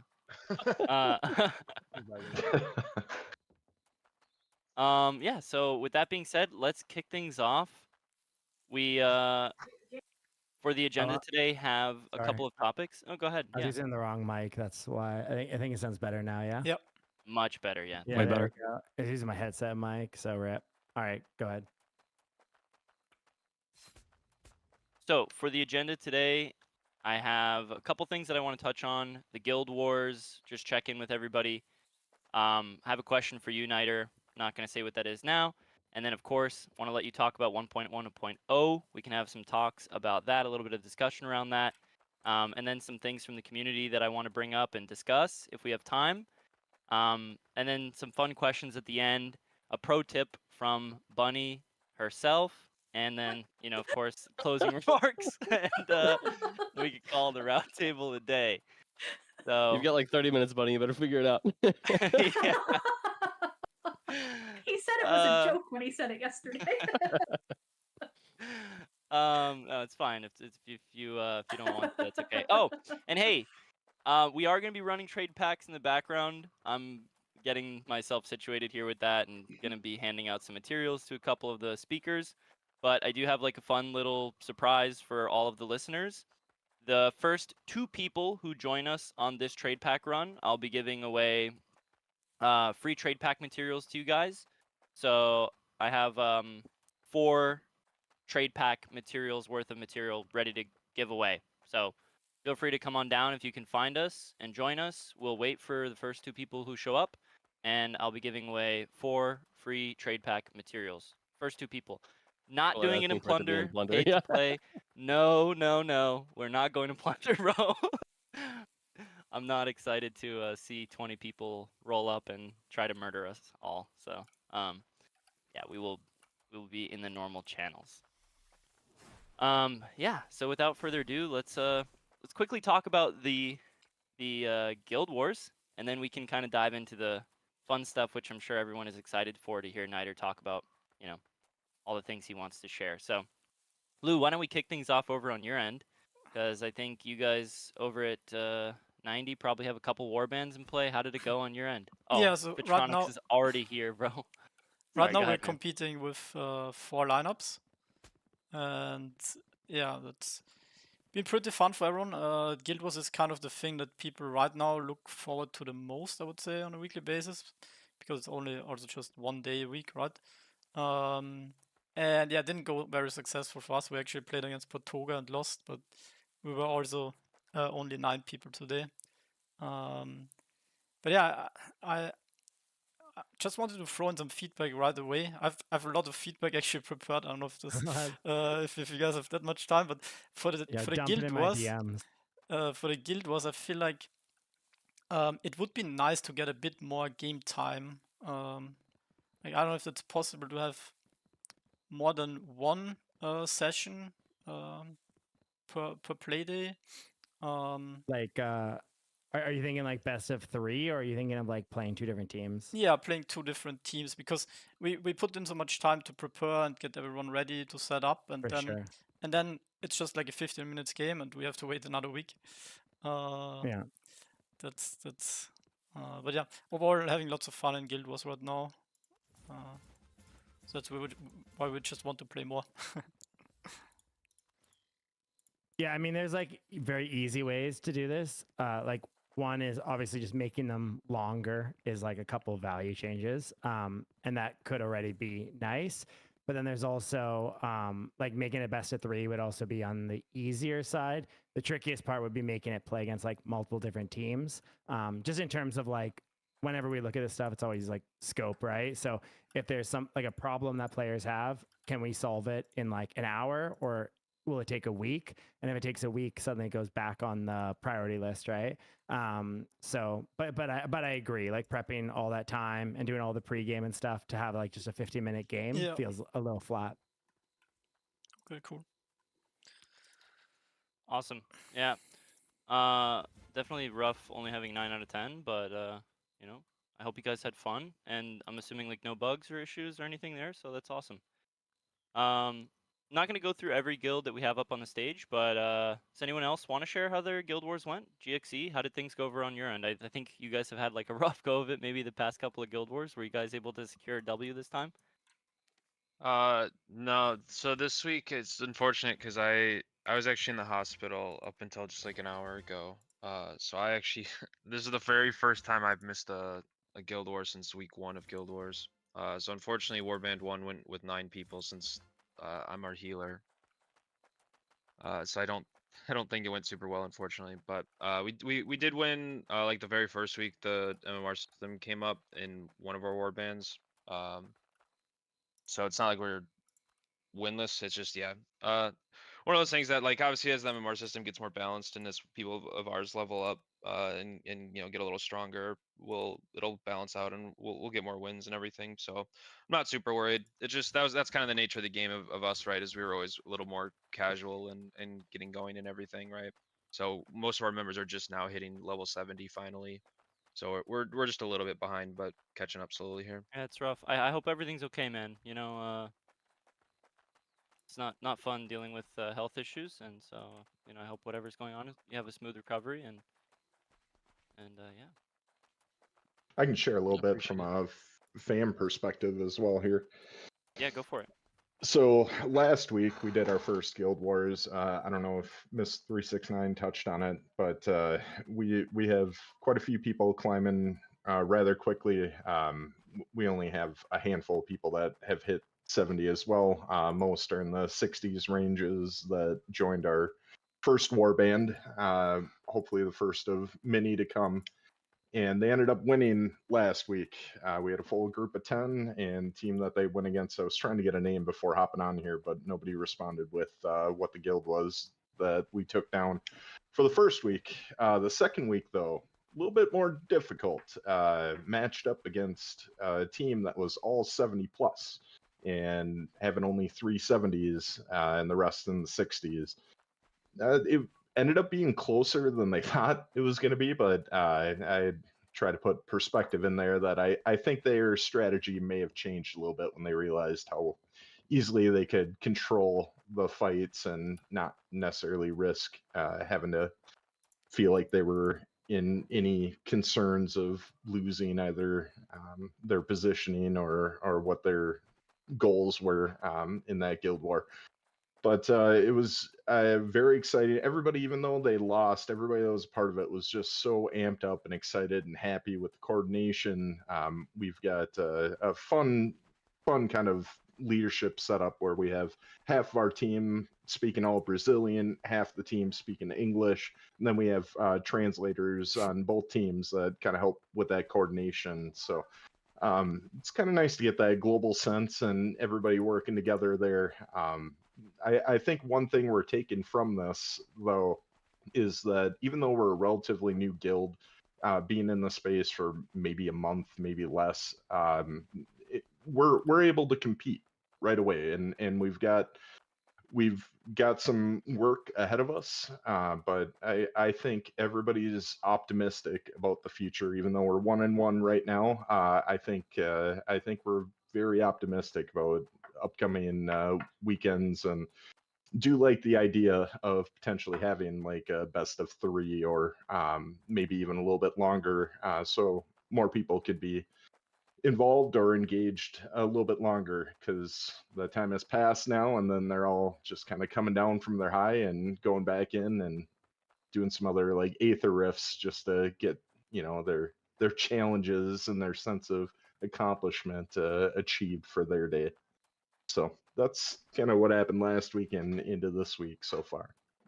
Yeah, wow, that's quite the breakdown. I want to say congrats on the win last week, and you know, I think I was talking to maybe it was Bunny, one of the round tables. I've had a few conversations with people about, you know, going into the Guild Wars and anticipating a loss. Like, even though you guys lost this week, I'm sure everyone still had fun.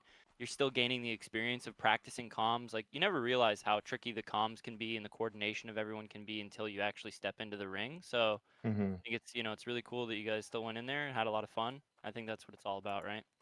Yep, and I think that's more echoing to the people that are in here. If you're not really familiar with the Guild Wars, I mean, just hop in there, put a group together, get a sense, a feel for it, because there is that excitement and that teamwork and the effort that ultimately pays off, whether you get a win or that loss. You know, it's something that you feel like you've accomplished. You know, if you haven't done it yet, you've accomplished your first one, win, lose, or draw. And it just builds momentum, excitement for how to prepare for the next week and the next week, and it's only up from here. Yeah, I can't wait for like expeditions and dungeons and any new like group content that comes out. I mean, the Guild Wars is already such an incredible experience in terms of like building camaraderie and also yelling at each other and getting upset because you know, you didn't go ninja cap that one point, or you know, or that was an incredible fight, like whatever it is. I mean, it's just it's so fun. In our fight today, one of my guild members was like, these guys are you know, fucking bad, they're just bad. And one of my friends goes like, explain to me how they're bad, like they're beating us right now, how are they bad? And he's just like, they're just bad, they're just bad. And we all just start laughing, you know. It was a lot of fun. But all right, cool. Yeah, thank you guys so much for sharing about the Guild Wars. I know, Just to hop in on what he said, we have new stuff dropping in like a week, I guess, maybe. Yeah, in the next like 5 to 10 days for more group content. So that'll be dropping earlier than Expeditions, but wow, okay, something for the healers to look forward to. Let's fucking go. That's awesome. I wish I could know what it is, but I'll be patiently waiting. I'll just share like it everyone today. else in the community. I'll share it Oh, later. hell yeah. Okay, let's go. Guys, if just by the way, I'm just gonna cut in really quick. If anybody is sitting, like, I'm trying to trade with 2 of you guys here, for Loki and Gnomes, but you guys aren't accepting my trade, so we're about to head out for this run. Oh, they're here now. Yeah, now you're here. Okay, let me get you these materials, and then everyone, we can do a massive run out to like Gilead or something. Okay. All right.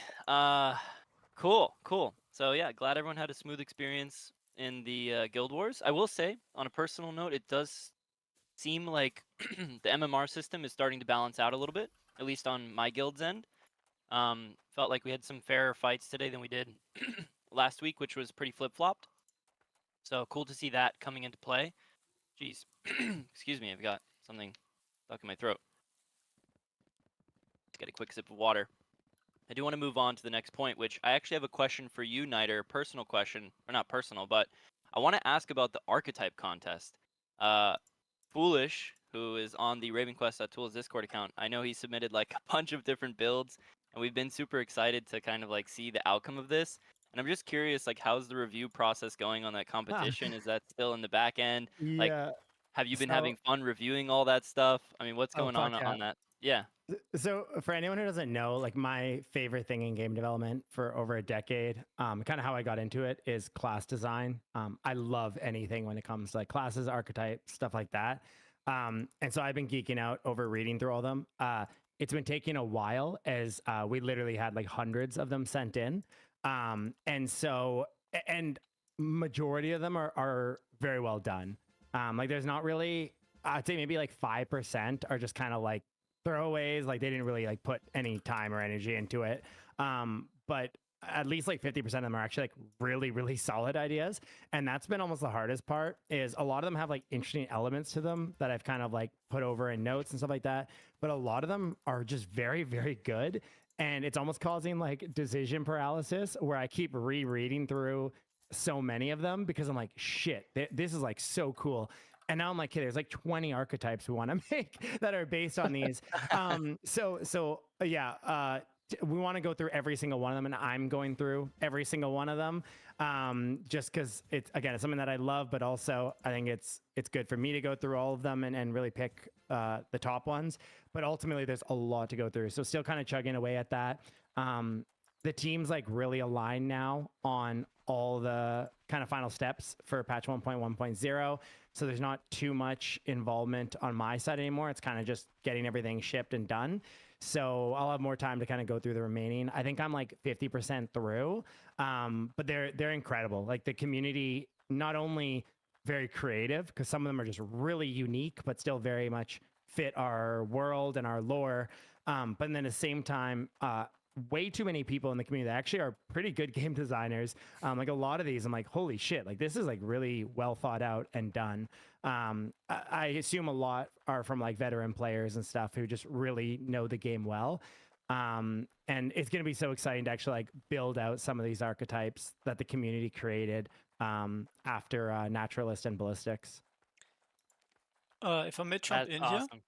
Yeah, go ahead, Lou. Knight, the question to you, is the intention of this also to get some ideas for future archetypes? So is that already basically confirmed? Yeah. So that's like we already had so many ideas on new archetypes that we want to build out, like a bard-based archetype and kind of a monk-based archetype. To be clear, M-O-N-K, not M-U-N-K, but like a monk-based archetype. And we have like a bunch of ideas, but it was also like, it's cool to see kind of what the community wants, but also just like get the ideas rolling, because even as a big studio like we are, like there's still like when you crowdsource from hundreds of people, like you're gonna get very unique ideas and takes. So it's kind of a mixture of all of it. So there'll definitely be a handful of them that either we use a lot of inspiration from, or we actually like there's a couple that I've reviewed and I'm like, this is like shippable. Like they just thought of like everything throughout the process. You're gonna have to add a lot of the names of the builds when you have 3 archetypes, so you have the unique names. That's gonna be increasingly harder. Yeah. Oh yeah, no, it gets exponentially harder with each one that you add, but we'll just one day we'll just revert to like some other model. So would you say there's kind of a limit you have in mind for how many builds there will be, or is it something that's open end and if you? Oh no, it's completely open ended. Again, like we're not really capped by the naming side, because if we ever had to, we would just change the naming to be something like Evil Dark Knight or something like that, or even just changing it to like abbreviations for the actual archetypes. So not constrained there, but really a big thing that we see moving forward is we want to lean more into the archetype system, bringing in new archetypes and really bringing in just more and more depth there. And also we just really enjoy it. We love build, like the Ballistics and Naturals archetypes have been like some of our favorite game development side in a while. So it's actually really cool for the variety and like one of my favorite MMOs was Final Fantasy 11, and a big part of it was like the sub job system, and I loved that. As like a tank, for example, you would want to level up like so many different sub jobs for each kind of different piece of content, and that's something that we really want to lean into, is like, where do these have a good fit in content, especially when we start looking at the next stuff after expeditions, and really bringing in that BDO also does it great, where there's reasons to level other classes and stuff. So yeah. Well, Jay, do you mind me asking a follow up before we move on to the next? Yeah, go ahead. Naito, you mentioned that you were excited about some specific elements about some of the different archetypes that were submitted. Is there anything of the first 50% that you've gone through that really stand out to you that'd be willing to share about your personal interest on some of these archetypes? Just specific elements, maybe? Yeah, it's tricky because there's a lot that were submitted that like as a class it would be really cool, right? As like a class in like WoW or something, right? And they didn't really fit too well as an archetype because again, an archetype's one of 3 pieces, and so it kind of felt too like in its own realm almost, right? Like it was like you would only play that archetype almost. But there was a lot of really just like interesting. I would say the best applications or submissions, I should say, were ones that very much looked at like how does this work with other archetypes in a really interesting way, but also different with different archetypes and different builds. But there was some like really interesting mechanics that people have brought in when they did kind of a more like full class as opposed to an archetype that we've actually taken a lot of inspiration from on just how could we include that in the game as a whole. So yeah, not really any like specific ones that I would mention, other than kind of those mechanics. But ultimately just some like really interesting stuff. Even one that was kind of like probably a little bit of bias here because I loved Corsair in Final Fantasy 11, but one that was kind of like an RNG based support class. And so maybe they took inspiration from Corsair in Final Fantasy 11, but cards come up and then based on the card, it like gives a different type of buff to the group, which is, I think those mechanics are really interesting because it makes your group play differently based on which card comes up. But again, that it comes off almost a little bit too much like a class mechanic.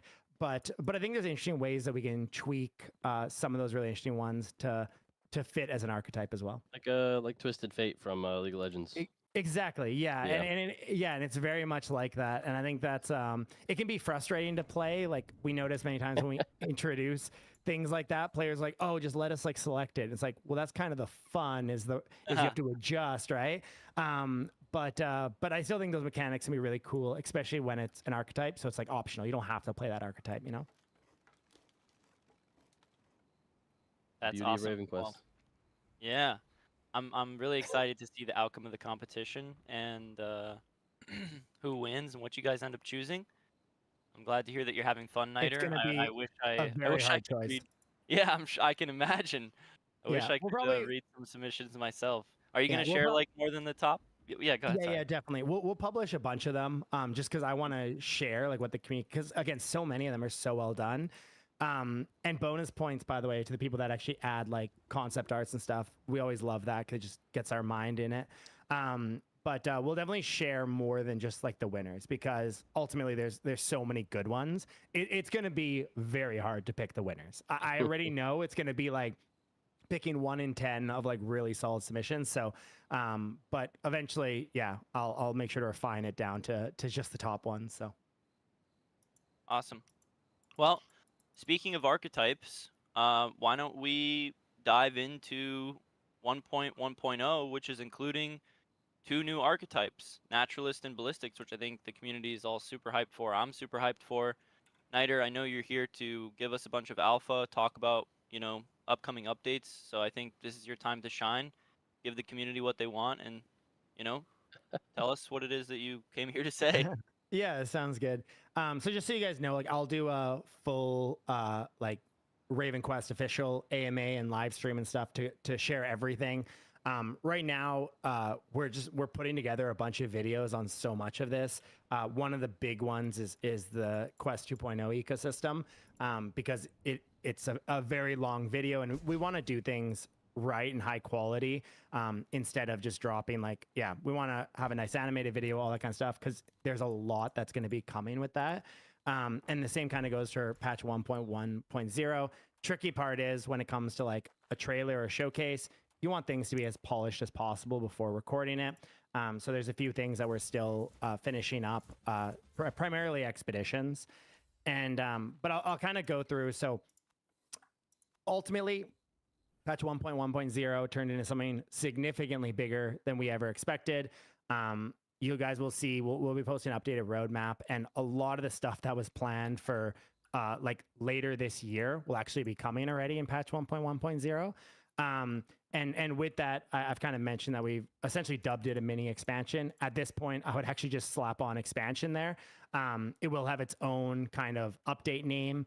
And and with that, it's become something very, very large that addresses, I would say, 99% of what the community is looking for in kind of every element of the game, whether it's related to quests, related to land, related to pieces of the game that they've been really wanting.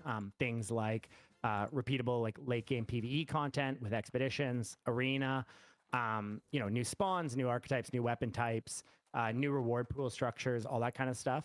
But really, it's I guess our patch or expansion or whatever you want to say that reflects on like our learning since not only moving into Web3, but also just since RavenQuest release and things that we feel need to be improved or new content or changes.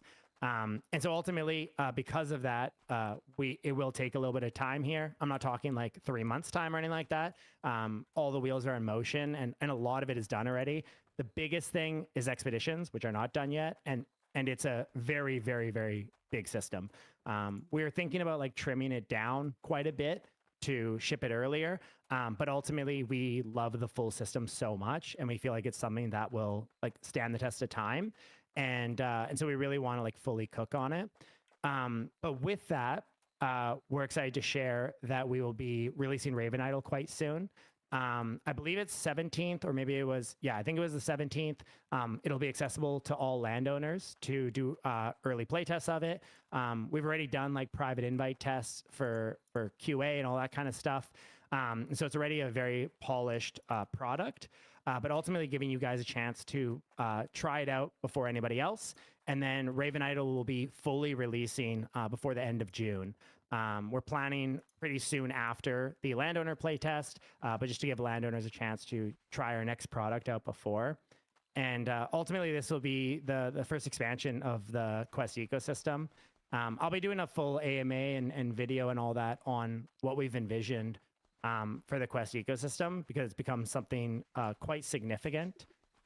But with Raven Idol, really, for anyone who doesn't know what it is, by the way, it's essentially akin to Melvor Idol and old school RuneScape. If anyone hasn't played Melvor Idol, but you have RuneScape nostalgia, I highly recommend it. If you're a busy person or you're just playing RavenQuest all day, because it's essentially an idle version of old school RuneScape. Incredibly fun. I played it a lot during COVID because I have nostalgia for old school RuneScape, like many, but I also didn't have the time to commit to it. And it was really interesting because I had about 10 friends that played Melvor Idol as well, and about half of them ended up starting to play RuneScape again because they were like, oh, like I don't, they had that kind of like, I don't want to go back to RuneScape. It's so much time, blah, blah, blah. But then after like a month of playing Melvor Idol, they're like, oh shit, okay, I want to play like the full game now again. And then when they got like really busy in life again, they went back to Melvor Idol and then back to RuneScape, and it just kind of kept them in that ecosystem in a really interesting way. And so with that, that's why we built out Raven Idol. It's again fully mobile. Well, it's web-based, so you can play on your mobile phone. You can play with Telegram, and it'll be in the Quest launcher. And actually, on top of that, possibly for launch, but likely it'll be like a week after because we don't want to put too many stacks on launch. You'll actually be able to play it within your RavenQuest client as well. So you'll actually be able to be playing, and while you're waiting for your friends to show up for a quest or you're waiting for a guild war to start, you'll actually be able to play Raven Idol directly from in-game as well. And essentially, again, it's an idle version of RavenQuest, so it's same IP, similar mechanics, but also a great way to just introduce people to the game mechanics, because RavenQuest is a very daunting and big game and complex game, and just highly accessible, being web browser based. There'll be some cool crossover cosmetics as well for anyone who plays RavenQuest. You'll be able to log in directly with your RavenQuest account, so you won't even have to make a new account. But we'll also have like Google login, Telegram, all that kind of stuff. And even if you make another account, you can actually link your account to your RavenQuest account at a later date if you choose to. And then with that, we've built out a full API as well. So you're able to actually, in Raven Idol, use your quest balance to obtain anything. And on top of that, landowners, you guys will be getting a few special treats as well with Raven Idol, which is really our first step of bringing cross utility across our game ecosystem for not only land, but the quest token as well. Wow. sounds like you guys have cooked up an incredible amount of stuff, Niter. I mean, I don't even know how Yeah. you keep all this in your head. Like, It's been chaos, but I can imagine, man. It's one of those things. Like I think we showed it between our final playtest and release how much we cooked in that 2 months. And I remember, you know, a lot of the community was like, "Oh, you guys aren't like dropping anything, and you're not really like sharing too much." And we just kind of kept saying, like, "Trust us, it'll be worth the wait. We promise. We'll deliver as we have." And you guys can assume that when we go quieter, it's because we're just mad cooking. And you guys will see that with patch 1.1.0. And also just with patch 1.0, we've really been looking at this as a big milestone in terms of, again, releasing on Epic Games. We've been working really hard with them for a while now to line up a really strong launch push on Epic Games instead of us just like randomly dropping on there. So we've been working a lot with their team there, and they're very excited about that. But then also just really what we see as a path forward for the Quest ecosystem. And I'll share kind of something that we've come to realize is, as you mentioned, RavenQuest, you guys believe is, and I think many probably here believe is the best Web3 game out there. And while there's a lot of really good stuff in the space, we do feel like we have an incredibly deep game and very special game for Web3. But we've actually noticed that this has that's like a good and bad thing. It's a good thing for people who actually like playing games, right? I think that's why you guys would see that we have a very heavy Web 2 audience compared to most Web 3 games, which usually have almost none.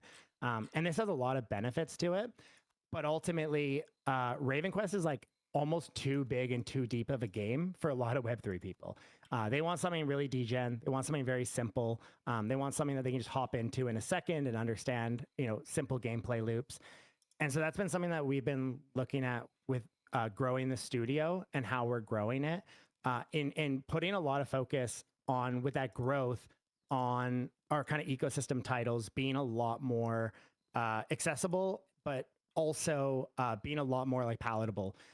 So RavenQuest really being like that focal point. I guess a good example is in many ways like WoW with Hearthstone and stuff like that, where how do you bring in games that people can jump into really easy, that may be Web3 native and are much more palatable, and then kind of evolve them to RavenQuest. But ultimately, all of them being in that Quest ecosystem, having full cross usage of NFTs in every single game we ship in that ecosystem, and having them all in one launcher, right? Allowing everybody to play from that launcher and see those other games and try those other games. And also, how do we make sure they each target a different demographic, right? So not looking at how do we build out 6 MMOs all on the same launcher, right?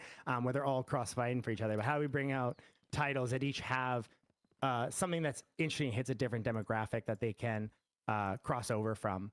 And so, yeah, just really re-envisioning how we see that kind of path forward. We've said it a lot, but RavenQuest is really the foundation and the core of the ecosystem. But from there, it's really just the base of that ecosystem. Quick question here. Would you say bundling all the content and the new updates into one bigger patch or expansion is in general your approach, or is it more based off the Epic Games launch, or both? That's a great question, actually, Lou. It's both. So even without the Epic Games launch, it would still be our plan.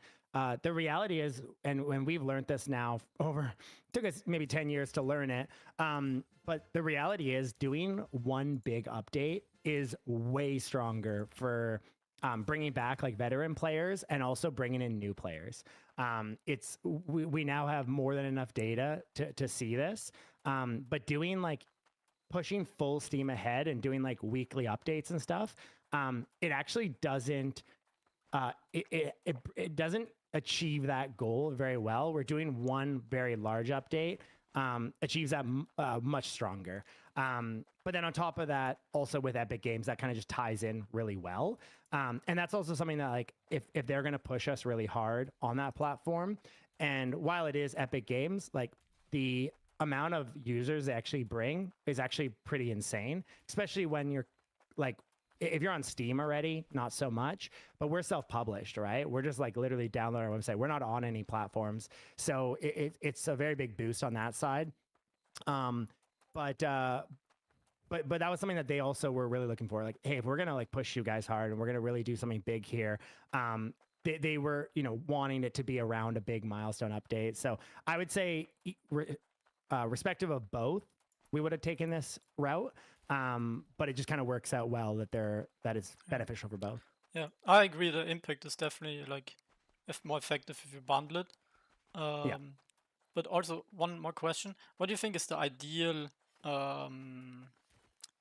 timing between updates to keep the players engaged and come back? Like, what's a good rotational cycle?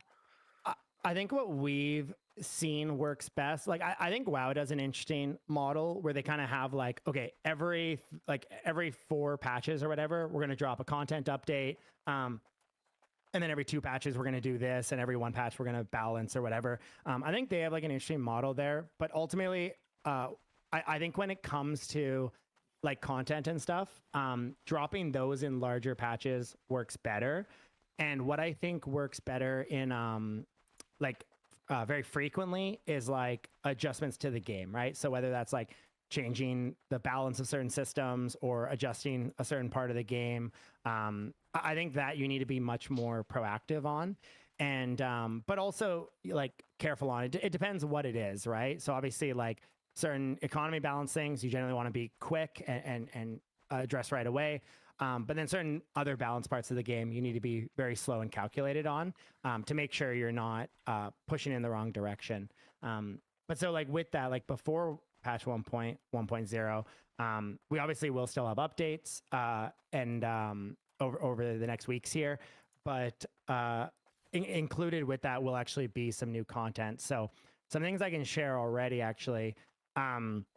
We will be increasing the effective level cap from 75 to 80. This means that archetypes will be able to level up to level 80, increasing your stat caps as well up to level 80.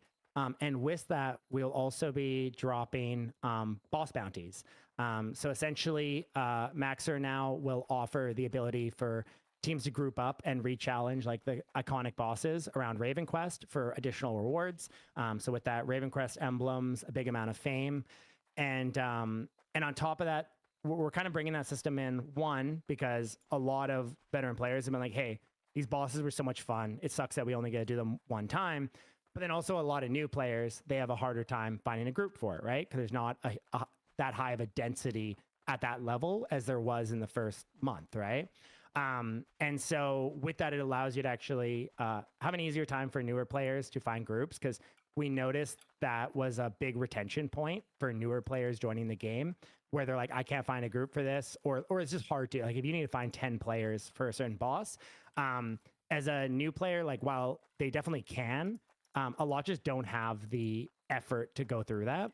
And so those are things that are actually coming before 1.1.0 already that I can share. There's other things as well. But some of those things that we feel like we can drop those and it won't like devalue 1.1.0 in any way.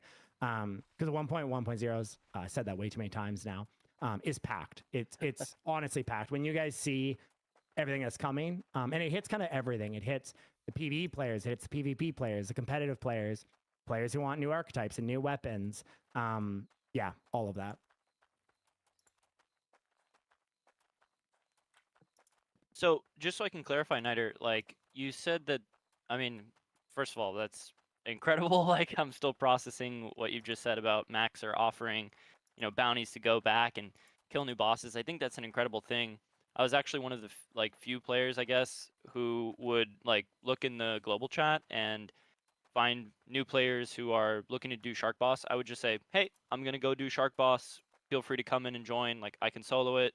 Just hop in the party if it's a bottleneck for you. And like I think some people were charging for that service, and I was just kind of letting people jump into my party. So I think that's really cool. You're encouraging. You're like finding a creative solution to not only help the new players but also add new content, like new group content for the veterans to go back and redo these bosses in a valuable way. I think that's a really intelligent solution there. Go ahead. Yeah. And that's exactly what we saw, because like it it was becoming a situation where like a lot of top players were like, okay, you're gonna have to pay me, and they're like, hey man, I just started the game or whatever. But now there's actually like a reason for them to just be like, okay, just come along in our group or whatever, or like they just have an easier time finding a group because now they can find players that have done it already, right? It doesn't even need to be like top players going back to do them. It can just be veteran or players that did it a few days ago, and they're like, oh yeah, I'll go do it again because I have the bounty for it now. And so that's really the goal of it. And I think those are the things that we need to put more and more focus on, is how do we improve those kind of loops in the game and those systems in the game. And yeah, I did drop a spoiler in the chat there, but the character Bazaar as well is it's a different team that works on this. By different team, I mean like they don't work on the game side, they work on more of the website stuff of things, but it's something that they've built out. There's a lot more than that. I just shared one screenshot of it, but basically being able to put your characters up for auction, it would just transfer it to a different account, and ultimately allowing that side of things as well. Again, things that we feel are really important in a game like this, especially when you comes to a patch 1.1.0. Weirdly enough, it actually leads to like higher player retention. We did quite a bit of digging into the many other games that have this, and it made me realize, even when I like go back to playing WoW, if I'm joining late in an expansion, I'm either not going to start or I'm going to buy a character, right? So I'm just like right there with everybody, because like I don't want to go and like grind all the gear and all that kind of stuff. To be clear, I only play PvP, so there's not too much of that. But like it brings in me wanting to play, right? And also when we're a Web3 based game, it makes complete sense, right?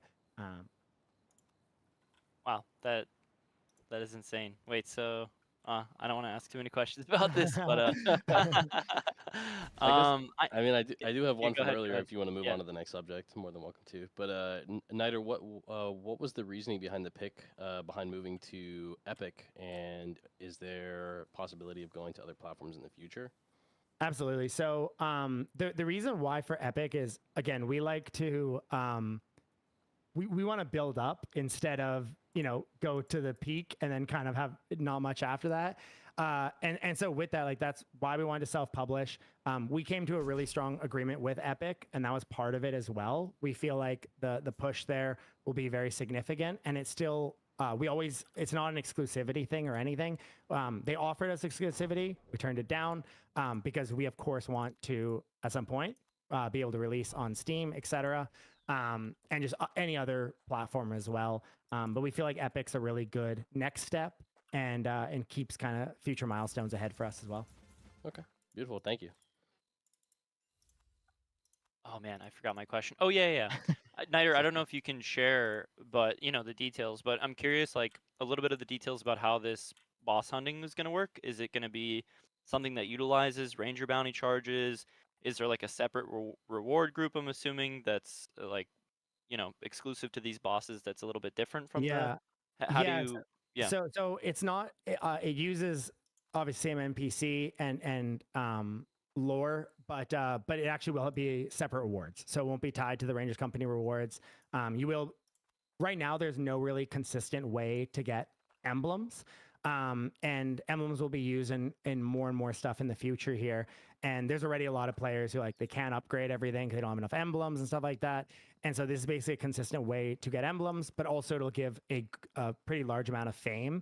And basically there'll be like a rotation for these bosses. So at different times, he will offer a boss bounty, and the entire game world will all have the same boss bounty. So it'll make finding groups significantly easier. It's not going to be like each player has their boss bounty. So basically when a new bounty is up, the entire game community kind of has a collective purpose and thing to go towards. That's incredible. I'm curious to see how that's gonna play out. If maybe it's a blessing and a curse too. Like I don't know if we're gonna have hundreds of groups going in one area at once. Or hey, hopefully, more reason for war, right? Ah, there you go. That's true, right? That's awesome though. Okay, so primary reward is to get more marked runes, which actually, yeah, I think that's very good. Like I noticed, after only buying a few Aether Scrolls, I was already running low on my runes, so very cool. And another thing, just to clarify, you were saying that like this is something that's going to roll out separate from 1.1.0. Did I understand that correctly? Yes, this will be coming. Both these kind of things with the effective level increase, and then also this will be coming quite soon here. The effective level increase, I believe, is coming first. I believe it's coming this week. And yeah, in the next few days, possibly here. Wow. And then I believe the boss bounties is either coming this week with it, or it'll be coming the Tuesday after, so in 9 days. Awesome. Speaking of boss, we're actually about to tackle the shark boss right now as a group. Hell yeah. Hopefully nobody dies to the infamous rain. Stay together, guys. Avoid those blue circles, please. Yeah.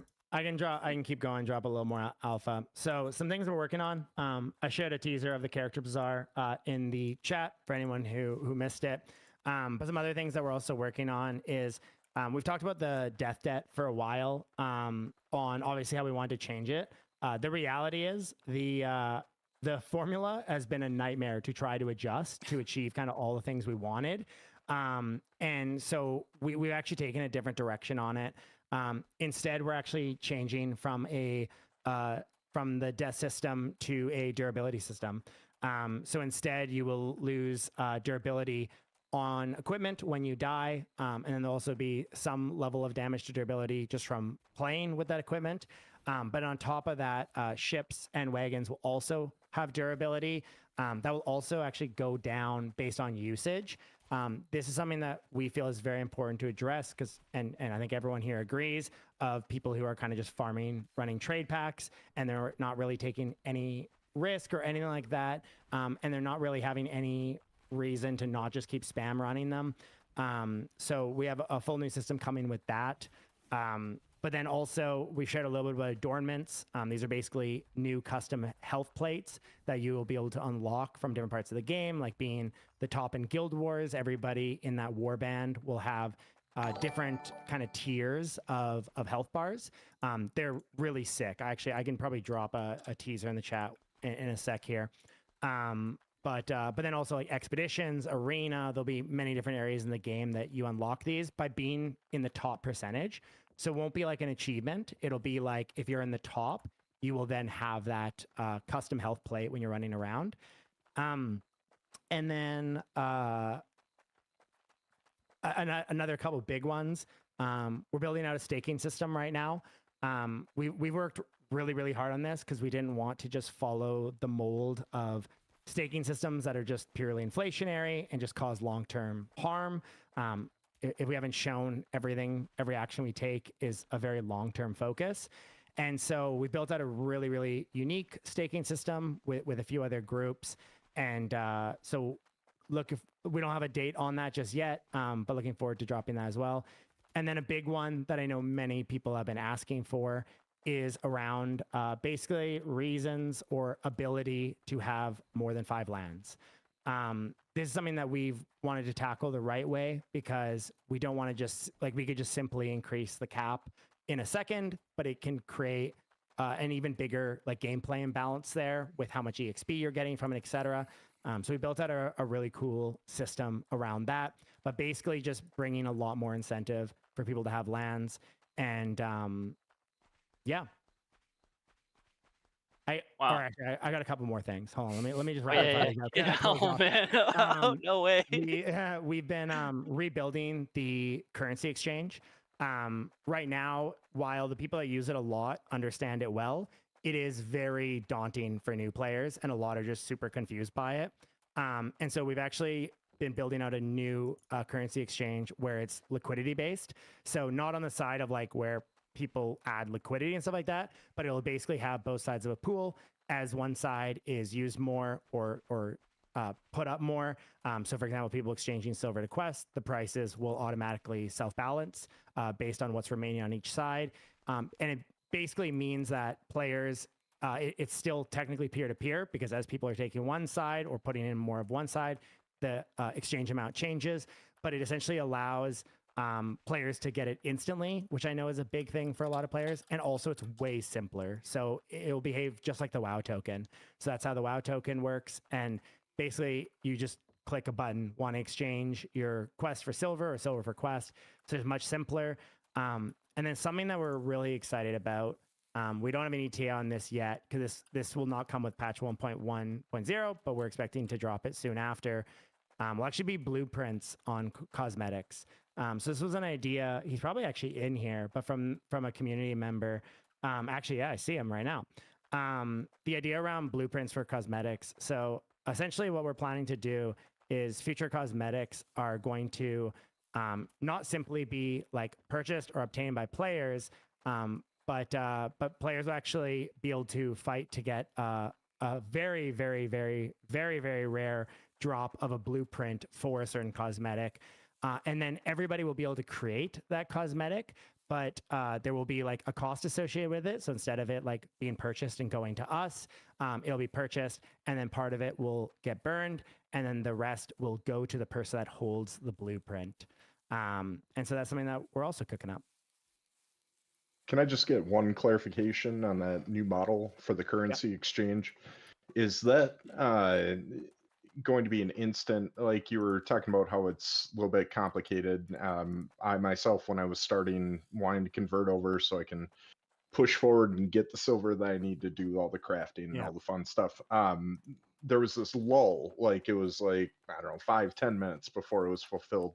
Had no idea it would take that long. Is this something that you're talking about? It's like an instant exchange, and if that's the case, is that still going to be something that people can put in at certain tiers, and it's almost like a debt system that you're setting in back where people can convert and eventually it'll be fulfilled for the game to balance out? How is that going to work? So with that, there will be like slippage elements and stuff to that as well, based on bigger orders. But ultimately, it will be like the WoW token. So it's just an instant exchange, which is really nice because it actually means we can tie in the silver and quest where you like pay with quest instead of silver. We actually tie that directly into that exchange as well, making it all from player to player, and just way simpler to understand. And again, as you mentioned, like when you want to grab something right away, it sucks when it's like, oh shit, I have to wait for this now, or or even trying to figure out how to use it. And accessibility is so much more important for systems like that than anything, right? So yeah. Got it. Beautiful, beautiful, beautiful. Wow. Is there anything left on your list there, Nider? Yeah. Gems are coming too for equipment. Oh my God. Ooh. Jewel crafting as a profession? Not jewel crafting to start. These gems are a little bit separate from that. But yeah, gems that essentially further customize your gear. But it's a pretty unique system. It's not like WoW's gem system. It's a little bit more interesting than that. So, and gems will be coming from expeditions. That's awesome. Makes me want like last epoch gear gems. They're like gear modifiers, but very, very hard to acquire. Gems will not be soulbound, no. Interesting. Did you back at 1.1.0, did you have any interest in diving into naturalist and ballistics at all? Sorry, I was reading a comment in the chat. What was that again? Oh, no worries. I was going back to 1.1.0 and some of the teasers. We saw a teaser for one of the upcoming archetypes. Did you want to talk about the naturalist and the ballistic at all? Yeah, I can talk lightly because we have a video dropping on both of them pretty soon here. But yeah, we have two new archetypes coming, naturalist and ballistic, or ballistics. Naturalist is kind of a unique archetype because it's essentially like a melee magic damage dealer, but also quite heavily focused on support, control, but then also some kind of melee magic abilities. And then with that, we also have multiple new weapon types as well, with pistols, blunderbusses, totems, and magic gauntlets, essentially. So it's a melee magic weapon. And totems are a new support weapon, so healers, you guys can look forward to that. And then pistols are dual-wield guns, blunderbuss, two-handed guns. With that, they obviously all have new weapon skills, new warforged skills, etc. And then ballistics is also quite unique, where it's kind of like a high damage dealing setup kind of based archetype. So the legacy spell is like mortars coming from a boat nearby, dropping on the area. And then a lot of like really interesting, it'll sync really well with like archery, especially. We felt like archery has been kind of missing something that fits really organic with it. Yeah, like really with the two new archetypes, a huge part of it was what do these sync well with, and can they also sync with everything to some degree? I think you guys are gonna absolutely love them. Dude, like ballistics is a little more straightforward, as you'd kind of expect. Like another kind of range damage dealer with its own unique elements. But Naturalist is a very unique archetype. The abilities, even the weapon type that kind of fits well with Naturalist is very unique. Yeah, for any like casters out there, support players out there, you're gonna really love it. Will the Naturalist scale based off wisdom? Sorry, everyone's asking if we're going to add character marketplace, and they missed the teaser, I think. So I'm just going to drop it again. Sorry, what was that again, Lou? Will it scale based off wisdom, the Naturalist? Yeah. So funny enough, for anyone who's an OG Raven Dawn player here, we actually had abilities that scaled on wisdom previously, and it caused a lot of very tricky imbalances with that when suddenly they were able to get like the benefits of wisdom, but then also scale off it as well. It basically made like one build that was just impossible to balance. I know with like the gems, they have some cool kind of stuff cooking with that. Because it's always fun when you can add those like unique kind of loadouts. But Naturalist specifically won't the abilities won't scale specifically off wisdom. And then one more question on the new stuff. The guns, will it be, or is it possible to have a gun and then a shield in the offhand, or maybe even a dagger? Yep. Oh, yep. okay. Or a totem. Or a Oh, totem in okay, the that's offhand cool. if you want. Because Huge. Yeah. Because right now I don't think you can have daggers and some other weapons. What I don't remember actually what it was. Yeah, you cannot have, I think, a scepter and the daggers in offhand. Yeah. Is that ever gonna change, or? That's interesting. I'll mention that to the team if there's a reason why they don't have that. Scepter and okay. Yeah, no, I'll definitely. A little bit biased question because I enjoy playing one hand and I want to be able to switch either to the gun for the main hand or the dagger for the main hand, so I can basically play two builds. That would be cool. That's also something we've been looking at a little bit too, is the ability to have two weapon loadouts. Obviously, like balancing this is difficult and very important, right? To make sure that players can't just switch to like something tanky when they're getting targeted and then switch off again. But I think there's interesting ways to do weapon loadouts that we've been kind of exploring a few different routes. Nice.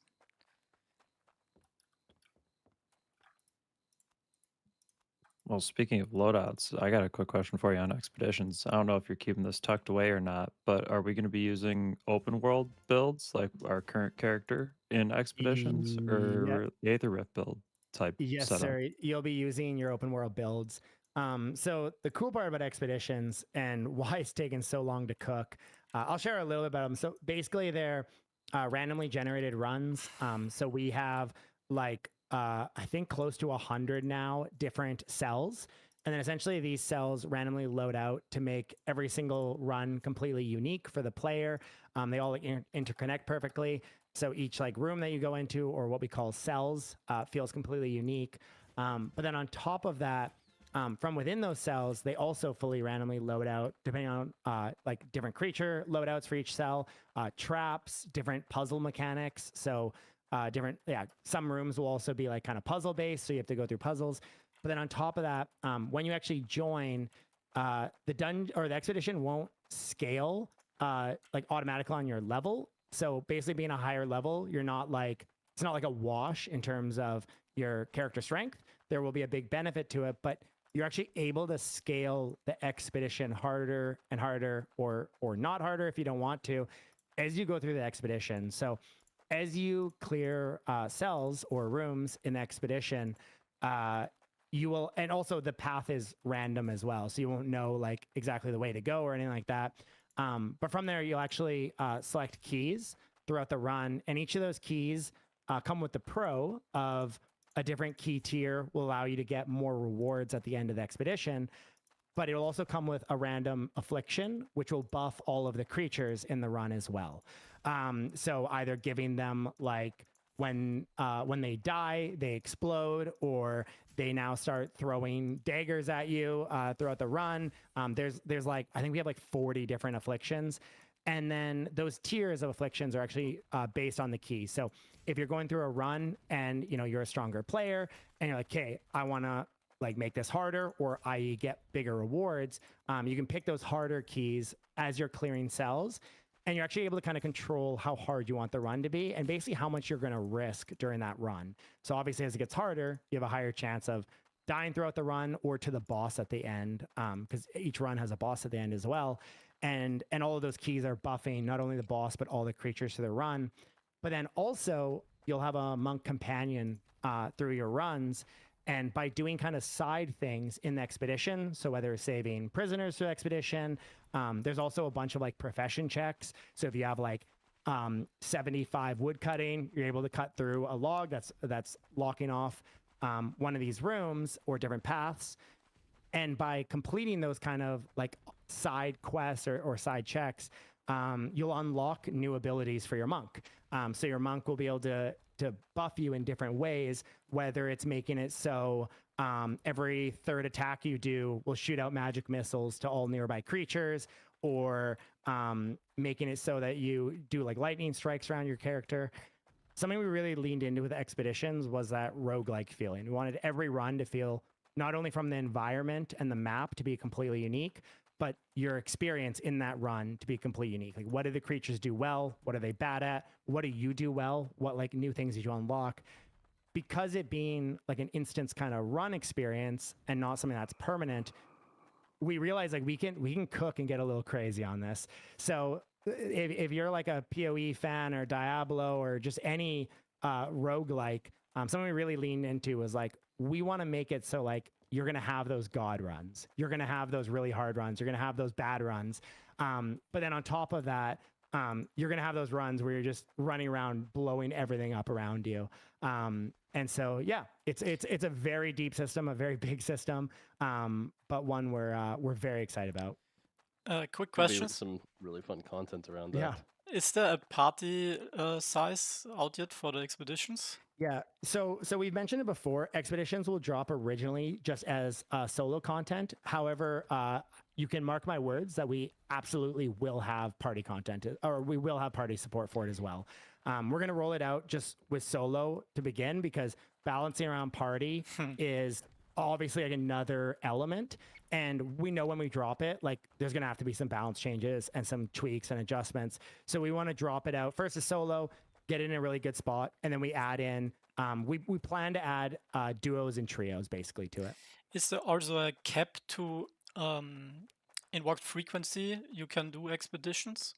Like a weekly thing? So expeditions will be much more frequent than Guild Wars, and also much more frequent than boss bounties. But essentially, the lore behind expeditions is at certain times, there will be expedition camps all around the game world. It'll be something new that you guys see added to the game world. And these will be run by the trusty monks who are very good at tunneling through the world of RavenQuest. And you will, and at various times, they will basically be able to open up or discover a expedition, because these are like underground undead caverns. And essentially at different times, they'll open it up and it'll do a global announcement for the entire community, or across all servers, all channels. And you'll actually be able to go to that expedition and talk to the monks, and they will help you take their makeshift elevator down into the cavern for your expedition run.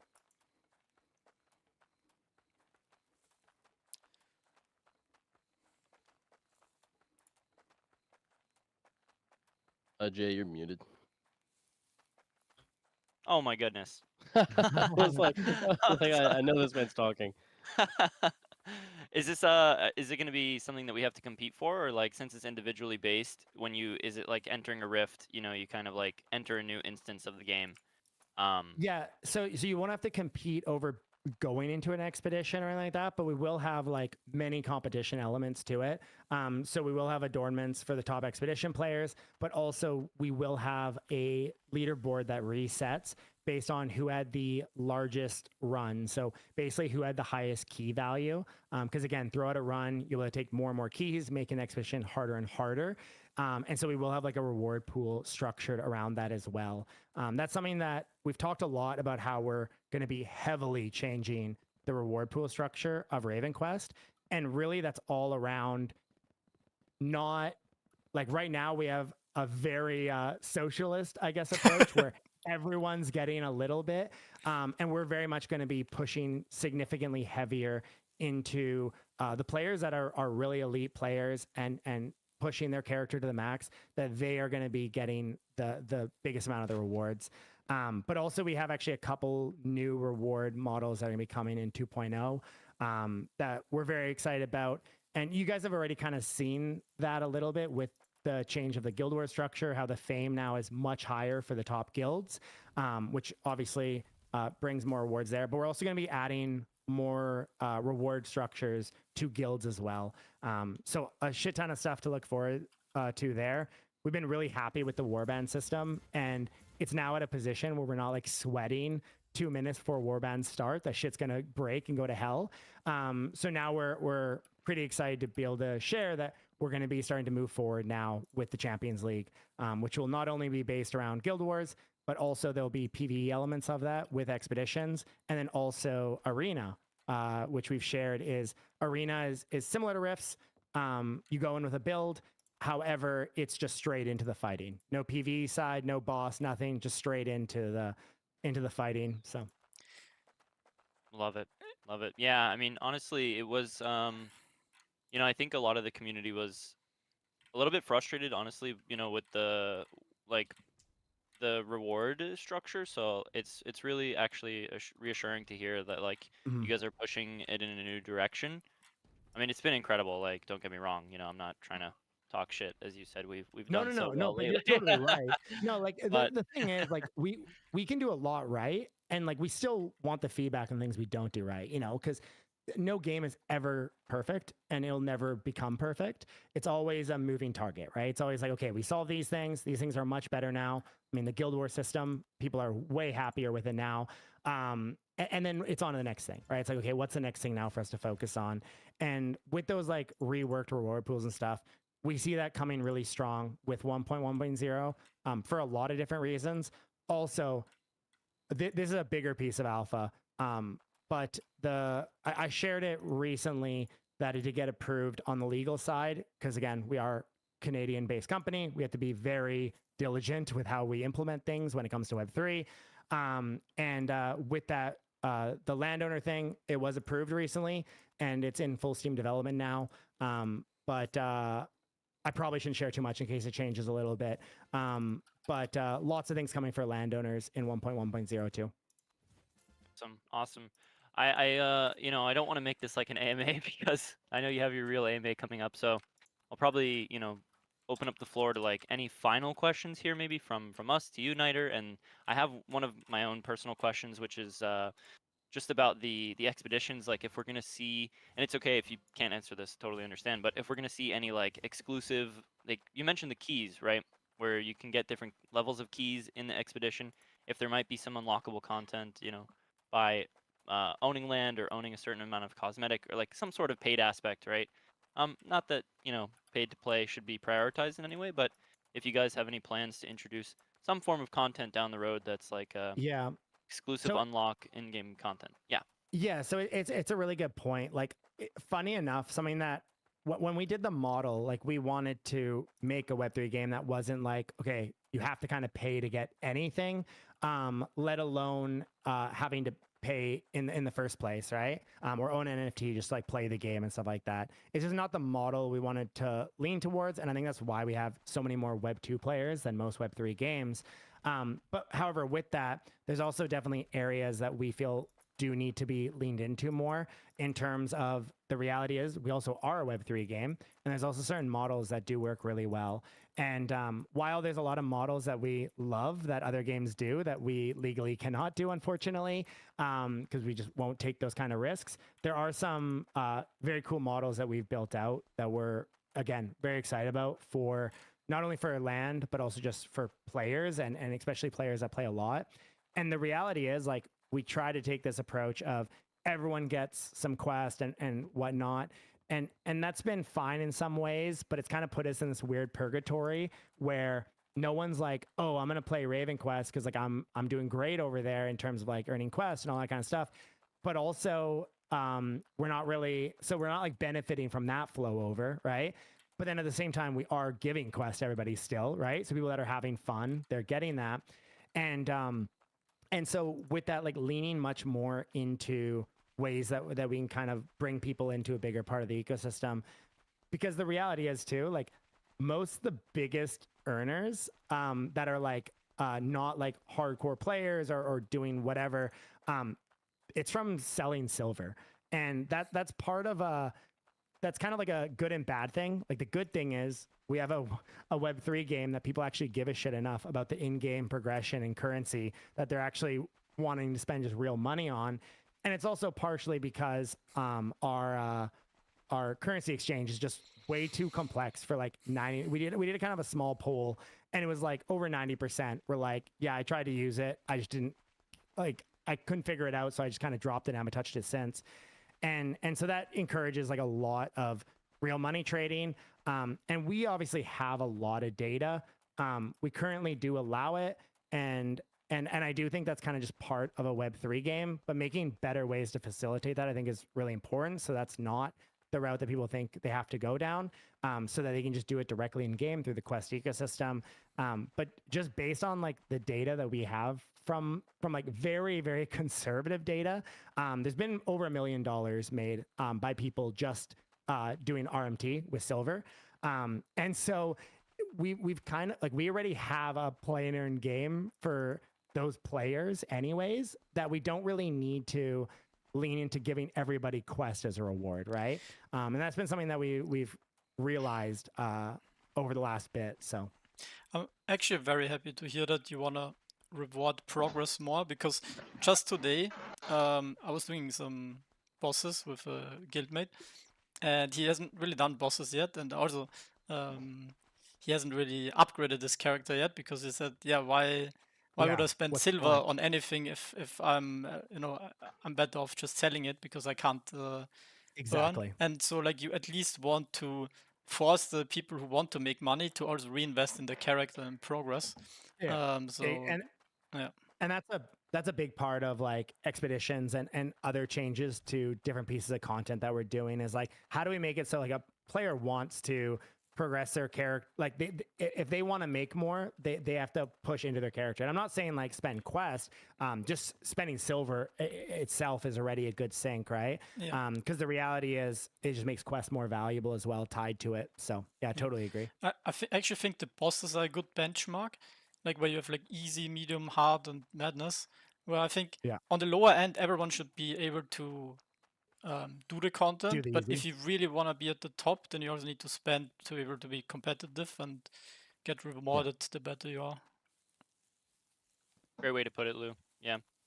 And Niter, just to clarify, like something I didn't mean to suggest that the game should have like content that is purely exclusive to like people who pay, but more of like a bonus, like, hey, exactly. If you know what I mean, it's like you get this little bonus key or something, and it's just a fun cosmetic or something, right? That's exactly no, but you're bang on. Like that is how it should be, right? Like the reality is right now, most players don't have a lot of reason to at certain points spend silver or quest, right? Because they're like, oh, I'm kind of gonna get the same rewards anyways, and that's obviously not a good loop, right? It again, navigating Web3 has been very different for us as a traditional studio, understanding that like Web3 does want these things, right? They want reasons to really max out their character and get the best rewards.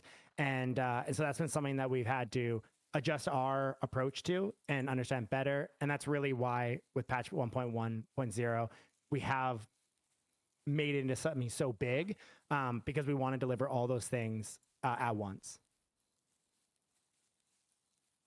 Yeah, so I think Billion Football, were you gonna chime in here or? Yeah, I just I had a couple of things because I don't exactly know where we are in our timeline here, but I know we're probably getting pretty darn close. So we've referenced other games that you know, you've picked attributes of other games that have made them successful and exciting, and implementing that into RavenQuest. One of them is there anything on the roadmap expanding for achievements beyond what it currently has, like something that's more in depth? And we referenced World of Warcraft, and I think that was one of the things that I spent probably of my 15 years playing it. I probably spent 5-6 years just hyper focused on getting as many achievements as possible, because they had cool rewards, and it was just cool to flex and be like, yeah, I've accomplished that and you guys can't. Yeah, I think that's a big part of just how we want to do adornments. So the idea is that it will be like a visual flex. You're running around, you have a really cool custom health bar. I need to remember to drop that in the chat here. I'll do it after this. But yeah, that's kind of the idea, is we want to build out more of that side as well. Like with 1.1.0, we're trying to hit kind of every type of player with it, right? So we're bringing in new PvP stuff for that competitive group, bringing in expeditions for that late game PvE loop, trying to, bring in a part that is exciting for each type of player. And I think achievements are definitely one of those as well. So there's two things on the guild side that I wanted to ask about. One thing being for expanding, I think it was referenced before, but an expansion of the guild UI, and potentially having people's professions. Cut in here, sorry, go Billion ahead. Football. No. I just want to. I do want to keep the questions to a minimal here directly to Niter. Yeah. Okay. Yeah, I do appreciate it. I got another like 15 minutes. So. Okay, sweet. All right, then go ahead. I actually think you were about to touch on the same thing that I was going to bring up anyways, Billion. So please go ahead. Okay, so yeah, expanding on the guild UI, having more opportunities for our guild members to collaborate together, understanding what their professions are.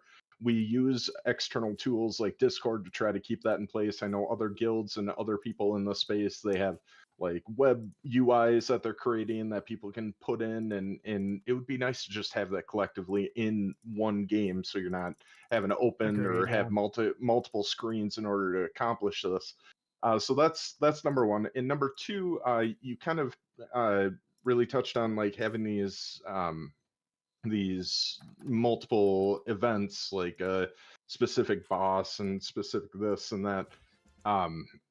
Just kind of curious as well on the level sync and how that will work. When we're doing events for these bosses around, does everybody need to be at a certain level in order to be engaged in these type of boss things that you touched on, or can guilds have somebody that's new, maybe reach the level 20 to 30 range, hooking up with members that are higher, 50, 60, 70, and all being able to benefit from it? Yeah, so there will be a minimum level that you have to be to do that boss.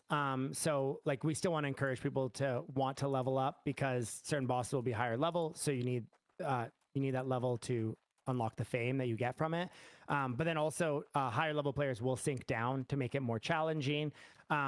But ultimately, the goal with this system is nothing too complex right now. Again, we have a very big update that we're cooking. So we want just to deliver something that brings a nice element to that and a good like kind of foundation that we can then from there add like, maybe tiered versions of those bosses with more mechanics and stuff like that. Because we want to do like an actual full, like just to clear something up, by the way, some people with expeditions, this is not meant to like replace like a raid type system. We wanted to bring in expeditions as that like hyper replayable content. This doesn't cancel out the idea of us bringing in like actual raids or larger scale dungeons with a 10-man group, stuff like that. I think that's very much a separate thing that we want to build out, or that we will build out. And so, yeah, just to touch on that, but then on the guild UI thing, the reality is UI changes are way more work than I think anybody who isn't an engineer thinks. It's one of those things that there's of course like so many UIs that we want to improve, from the marketplace to the guild UIs to the currency exchange. It's guild UIs with adding professions and all that kind of stuff. It's just all scope, right? It's all like, when can we do this? And having, third-party tools is amazing. And I mean, if you look at WoW, like think about how long they relied on third-party tools for all this kind of stuff. It took them 15 years to improve the UI, and it's still pretty bad. But it's because it does take a lot of time to improve those. Many times it's like actually just rebuilding it and reprogramming it. But no doubt that we want to improve those. First, what we would want to do though is we first want to add like guild banks and stuff like that. But again, something that sounds simple to many people, but when you're like a game developer, you know that these things are actually hyper complex, especially when you have servers around the world with latency between them. What happens if a player on the Southeast Asia server pulls an item out and another player on the NA server pulls an item out at the same time, and there's 200 milliseconds ping? Does that item duplicate? Does it disappear? Like there's so many like complexities to that, but we'll be prioritizing that before improving the guild UI, just because we feel like that's very needed. But yeah. All right, those were just two that I had marked down that I'd been asked to ask, so I'm good for mine. Yeah, I think Niter, you said that you guys are gonna add some new improvements to like, incentivize guilds a lot more. So really excited to see what comes up, and like I think that you guys are doing an incredible job. I did not honestly expect the amount of stuff that you said was going to be coming to 1.1.0. Absolutely massive, and yeah, definitely be really cool if we could see an improvement to the guild UI, and I just can't wait for those changes to be introduced. And yeah, I want to open up the floor. Maybe Nemos or Bunny. And you guys haven't, Kaiser even, I know Kaiser, maybe you're down for the count over there, but you guys have any final questions here as we kind of pull up on the end of our call here? So Billion covered. Yeah, go ahead. So Billion covered my questions about the UI. That's all good. Then I just want to say thank you so much, Niter, and to the entire team. It's an awesome game. Thank you. Appreciate that. That's all. Thanks. I appreciate it. Hey, that was wholesome shit, man. Bring on more of that. No, just kidding. I guess in lieu of I'll let other people ask their questions or do any final comments, and then I'll tangent off for a second before you tally out of here, Niter. If anybody has any final remarks, I actually think comments. I think that's probably it, Foolish. So go right ahead, man. Take Sweet. over. Well, Kaiser, do you have something? Yeah, I mean, if it's okay, it's not. Yeah, go for it. Take a couple. I was just gonna ask if there's ever any thought to do more like group content on C stuff. For example, like I know like our guild, we're really strong on the C. Not too many people challenge us in plunder mode anymore, and we're also not too many people go into plunder mode anymore. So it's kind of lonely in there. So I don't know if there's any thoughts, just even if it's just like bringing like the Kraken, for example, that we faced, or like Guild Wars on the Sea or something like that. Just like something that's just like more C group based content. Yeah, so that's kind of actually our plan for our next, I guess you could say, mini expansion, is we want to bring a lot more content to the sea. So world bosses are something separate. Like we will have an ocean-based world boss, but also land-based world bosses as well. So those will be more PvP based, by the way. For anyone who doesn't know, I've shared a bit about the world boss system, but that'll be more on the PvP side. So open world reason to PvP. But with that, we actually have pretty big plans for an under the water kind of update to RavenQuest. With that, there's a lot of things that we want to add. I won't leak too many of those right now, but just the ability to do more with your boat, I guess you could say, and have more reasons to be out on the ocean rather than just fishing or trade packs or ganking somebody. But again, it's like we want to start bringing these updates where it brings a large update around something instead of just adding small little things. There's also like a storm-based system we want to add to the game with fishing and trade packs, and yeah, a lot of elements there.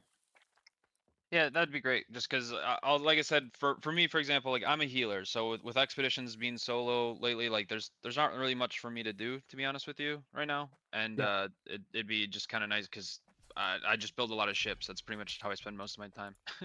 And then last thing, really quick, is just is there any? We have a lot of Filipino members and stuff in community. Is there any any word if there's going to be a plunder mode for Southeast Asia servers? Yeah, the tricky part is it just further fragments the plunder players. Yeah, I'll that's be why I ask. Yeah, I'll be honest. Like we've made some pretty massive optimizations to the client and the game servers and just how it communicates. A lot of players have had a much better experience since those optimizations. We've had like our lead engineer just fully working on that stuff the last few weeks. Because yeah, again, any engineer in here knows that it's like finding a needle in a haystack many times. But with that, when it comes to Southeast Asia, we've been having legit nightmares over it. We work with OVH, and the reality is server providers in some areas are way lower like standards, even if it's the same company. This is something that we learned with Brazil. They're able to use old hardware there, where in like North America and EU, there's a lot of regulation around once hardware has gotten to a certain age or usage, it has to be swapped out for new hardware. And oftentimes what those companies do is they just send that old hardware either down to another company in that other region, or they just use it like OVH, for example, on their Southeast Asia servers. And so what happens is the hardware is a lot less reliable because as many Southeast Asia players have noticed, the Southeast Asia servers have way more problems than NA or EU, like significantly, like they just randomly drop, they randomly have network faults or connection issues. And so that's been something that we've been putting a lot of time into figuring out how to improve. A lot of that is just setting up proxies. So something we'll be doing for Brazil, but then also Southeast Asia, just setting up better proxy connections for those servers. That actually like in many cases can solve like 80% of the problems. But those are time consuming and pretty big things to build out, also very expensive. But very important to add in. We kind of want to like, as you guys probably saw in our job posting, we did post something about Chinese localization. We plan to do a very big Southeast Asia push in the future because funny enough, we have a game that's very well fitting for that demographic. It is, you know, Ultima Online was huge there. They love grind-based MMORPGs that are like very heavy creature killing, stuff like that. We have a very good and very accessible product, but we want to do that in its own push, like a big push around the Asia market. So. I just want to jump in and say something real quick. Like this is a little bit of a sidebar from what you were just talking about, Niter. I just want to address the chat. Like I see so many questions coming in from different people about so many different things, and I mean it's just like any anime. And then they ask why I didn't answer their question, or they say that I ignored them, and it's like, dog, Or they ask a question that's already been answered. Yeah, I mean, geez, Niter, I see what you're dealing with People over miss here. stuff, but yeah. Wait, so Foolish, before you jump in, I just want to say, like, so something that we've been doing, or actually we just started last week with the roundtable, is that I'm gonna do my best. I'm just gonna say that again. I'm gonna do my best to take in like all of the feedback or like repeated questions from the chat that like are valuable, I think, and I will aggregate like a summary of this roundtable as well as like all of the feedback and like questions that you guys have asked in the chat. I'm going to put them into a forum on the RavenQuest Discord as like RavenQuest Guilds Roundtable Episode 8 summary plus feedback. So I will be like documenting all this. Absolutely. I'll send that over to Niter. I'm reading. And yeah, probably it'll take a few days to read all of that. I don't even know how I'm going to get it done, but you guys can then go in, like everyone in the community can go in. You can upvote or downvote like other people's ideas. Yeah, so I'm just going to do my best. Like I want to make sure that everyone's voices feels heard. And, you know, that's like part of the reason why we're hosting these roundtables for like guilds to come together, people to speak, community to chat and share their thoughts in the game. So, yeah, just wanted to throw that out there. I did have one final key, and again, this doesn't have to be answered on this meeting. It can be answered on the AMA or at some point. We were in discussions. Fam was with, I believe, the CMO from your team, and he had talked about how a lot of AI is incorporated, and there are some opportunities in the future to incorporate AI in the game. Something that I can foresee that I've not seen in the game yet, but I don't know what it would take from an engineering standpoint. Bridging the gap of language barriers and having more of a universal type chat. So something, something that we're already working on. It's actually funny enough. Final Fantasy 11 did it like 20 years ago, not with AI, but they had like pre-set up prompts because they had such a big amount. Like all of us NA players were playing on the Japanese servers. And so they added that for cross communicating, right? So you put in like prompts and then it automatically knew what the translation was, right? So you had to like communicate with prompts, which wasn't ideal, but it was still like really big quality of life boost.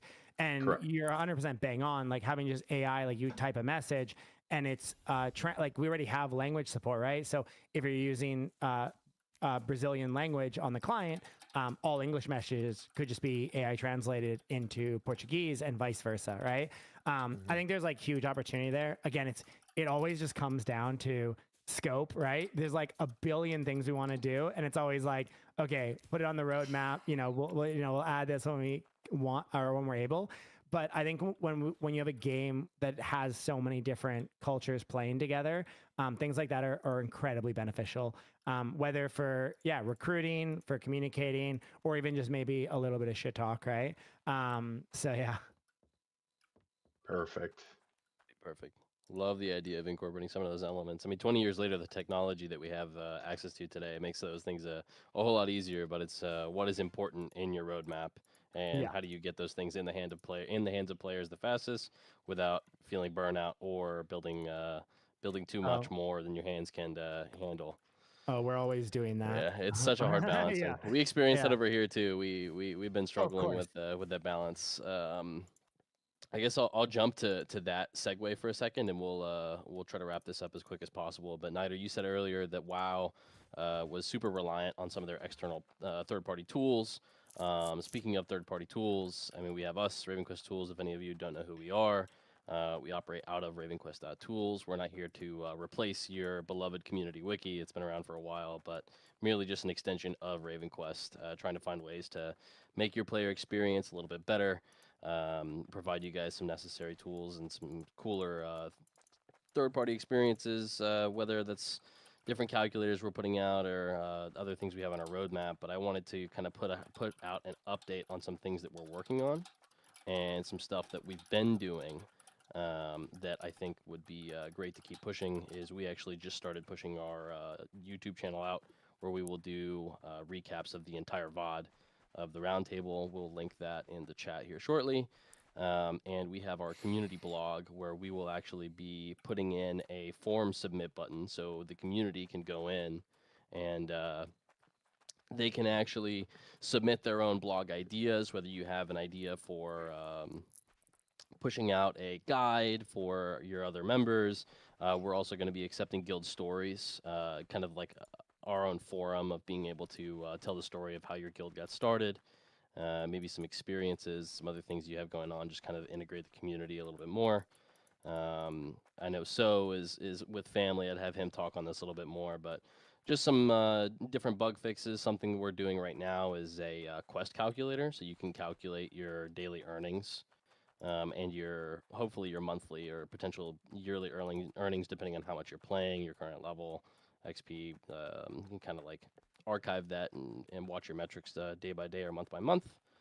Just little improvements, changing up our ads. Let's see, trying to go through the list. The thing we've been talking about for a while, which I know, Nider, you probably been waiting to see some headway on this, is we're finally starting to work on the design and implementation of our build planner. Similar to that of like Diablo or PoE and their build planner. Something very complex, all community centric. Submit your builds, rate them, upload, different. You can go back and edit it, make comments for it, attach a video. We have different calculators and some really exciting stuff we're working on that you guys are hopefully we can line it up with a big update that you guys are pushing and maybe not be too far behind the curve. Listen, I want the community. So, okay, we have the Quest API done, as well as like the NFT API. I want the community to peer pressure these guys into making mini games. Okay, everyone peer pressure them into making more RavenQuest mini games. Okay. It sounds like that's what you guys are waiting on. Should we sideline everything else and just focus on the mini games? Sideline all of it. Make the mini games. No, I'm kidding. The tools are amazing. I'm selfishly. Maybe I shouldn't suggest you do this because our staff will just play the mini games all day. Well, Welsh yeah, will. I We was know about that. to say you're gonna lose Welsh, man. You don't want to. Yeah, I saw on the leaderboard. I'm like, why is like one of our lead game designers and our CMO? Why are they on this leaderboard? This is not good. But they're just any minute they're free. Like even for anyone like Matt, he's not like a huge gamer guy. He's becoming one, but always like played games, you know, as a normal amount or whatever. But anytime he's not freaking working, he's on RavenQuest. So and this is like again, RavenQuest usually doesn't appeal. Like you would think it wouldn't appeal to a more sorry Matt to insult you here, but a more normie gamer. But he's been all in. So. Yeah, our studio is very passionate about the things we make, and even the third party little mini games on our IP. So, no, we love it. I mean, that's why we're here. Yeah. We picked your guys' project to be the first actual game tools, like third party tools that we've actually built as an organization. So as the guinea pigs, I think it's only right that that we try to do it the best way possible, and so we'll try to keep pulling over your staff into QA testing our mini games. Love it. But no, we appreciate you guys so much. What you guys are doing over there at Tavern Light for RavenQuest and Raven Idol. I appreciate you guys. Like I think I touched on the announcement, but we're in like again we've been a studio for a long time. We've seen the good and the bad times in traditional games, but of course in Web3 as well. And what we've seen every single time, what we've learned through it is the time to double down is when things look the worst. I mean, every investor knows this when it comes to, you know, when is the best time to go into the market and stuff. It's whenever it looks the worst. And that's been exactly how we've looked at investing into things we're doing. We have like the most clear path forward that I think we've had in many years on what we need to like what milestones we need to hit for the Quest ecosystem and what things we want to build around that. And you guys are a part of that. Obviously, we want to support as much as possible third-party groups as well, and that's why we built out the Quest API. But also with that, just the plans kind of ahead for the studio, scaling up quite a bit. It's a great time if you're able to be hiring as a game studio, because there's incredible talent out there, because a lot of studios have been having to close their doors and many more are going to be. And so we're in a very fortunate position where we've always been very disciplined with funds that come in. We don't overspend just because times are good.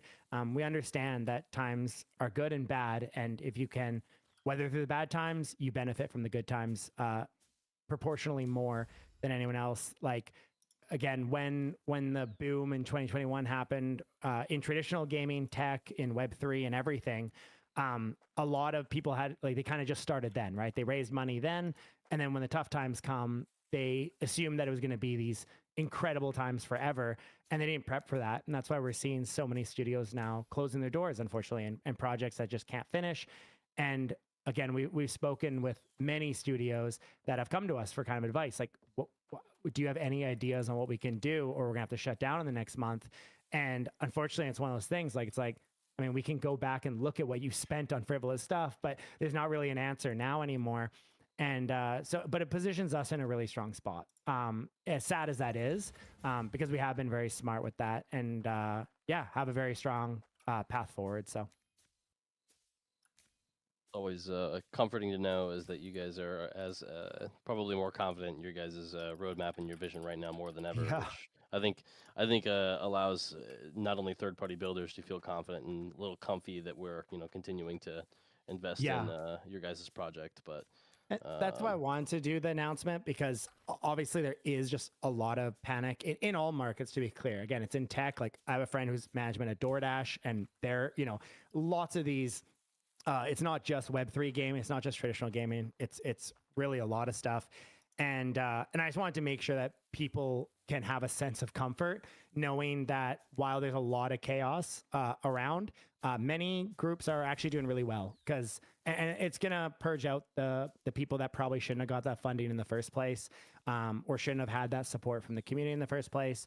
But I just wanted to put that out to make sure that people understand, like, we've been around a long time, we've weathered storms before, and this is the least rough storm that we've ever had to face. And yeah, we're in a very good spot. I want to I'm gonna I'm gonna complain about the community for a second. Please do I it. just want to say, F you guys. No, okay. It.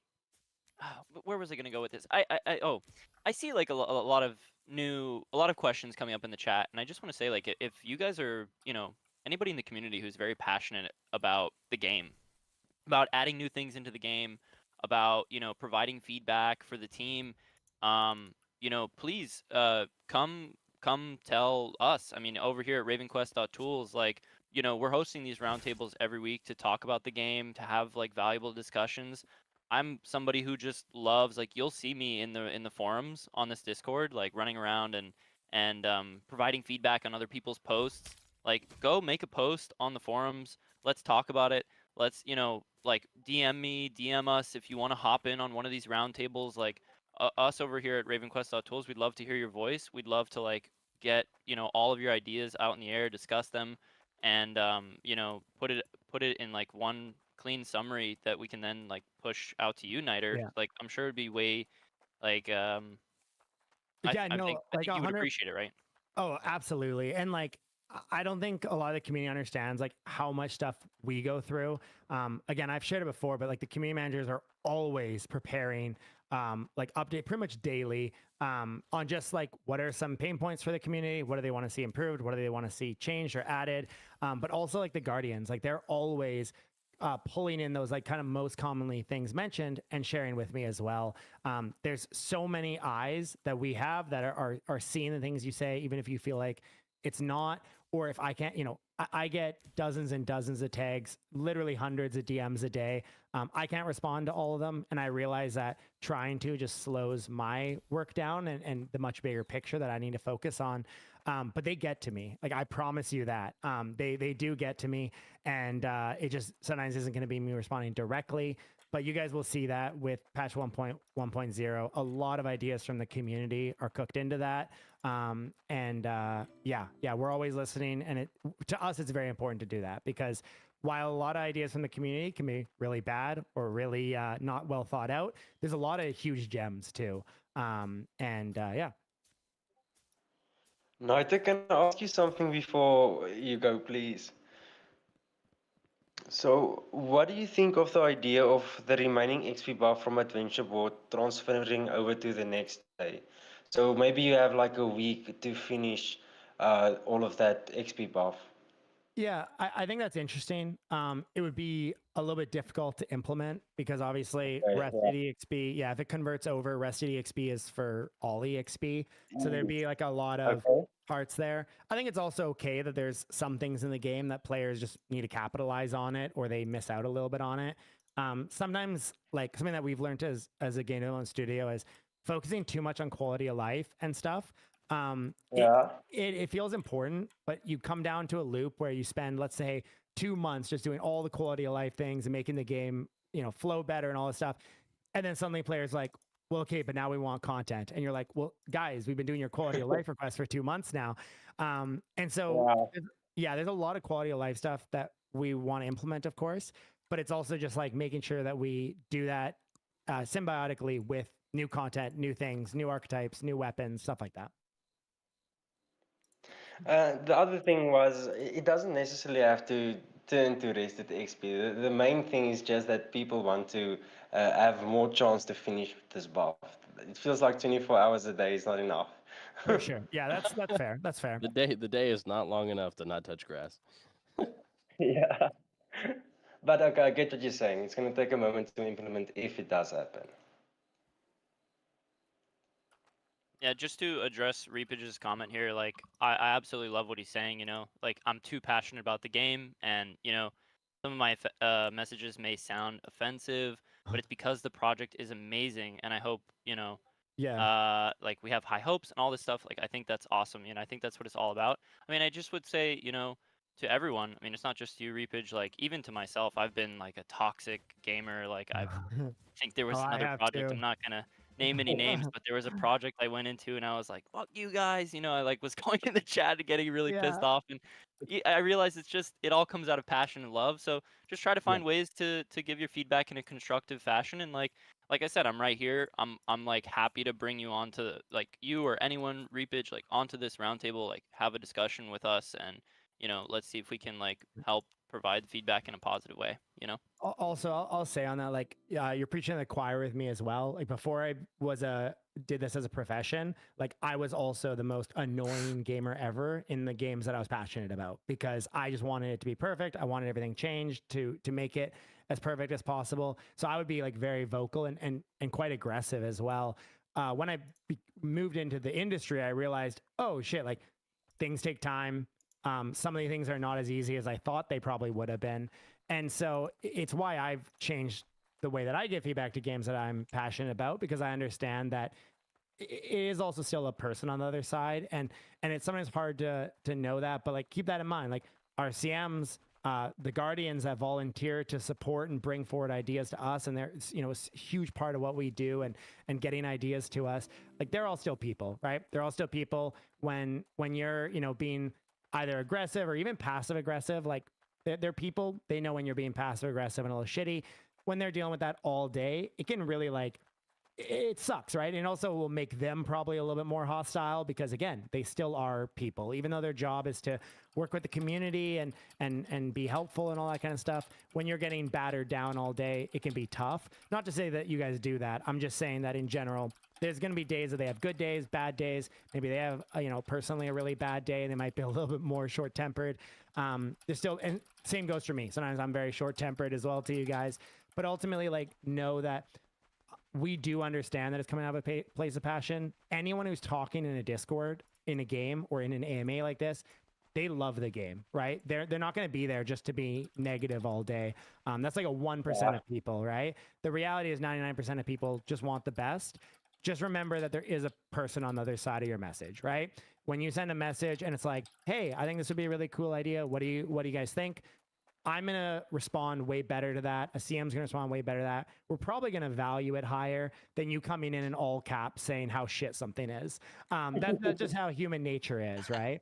And it's not to say that you're right or wrong in your messaging. It's just the way that you could have brought that message across could have come across a little better. Again, we all want the same thing. We all want the best game possible. We're here working every minute to make the best game possible. But things do take time. So. Yeah. Please remind us, Snyder. Do you have an exact date for the upcoming AMA that you're going to be running, or like a rough date? You probably shared it, but I probably should not give that right now because otherwise the video editing team's going to murder me. Okay. Because they're cooking up some really big stuff for it. But it'll be soon. Yeah.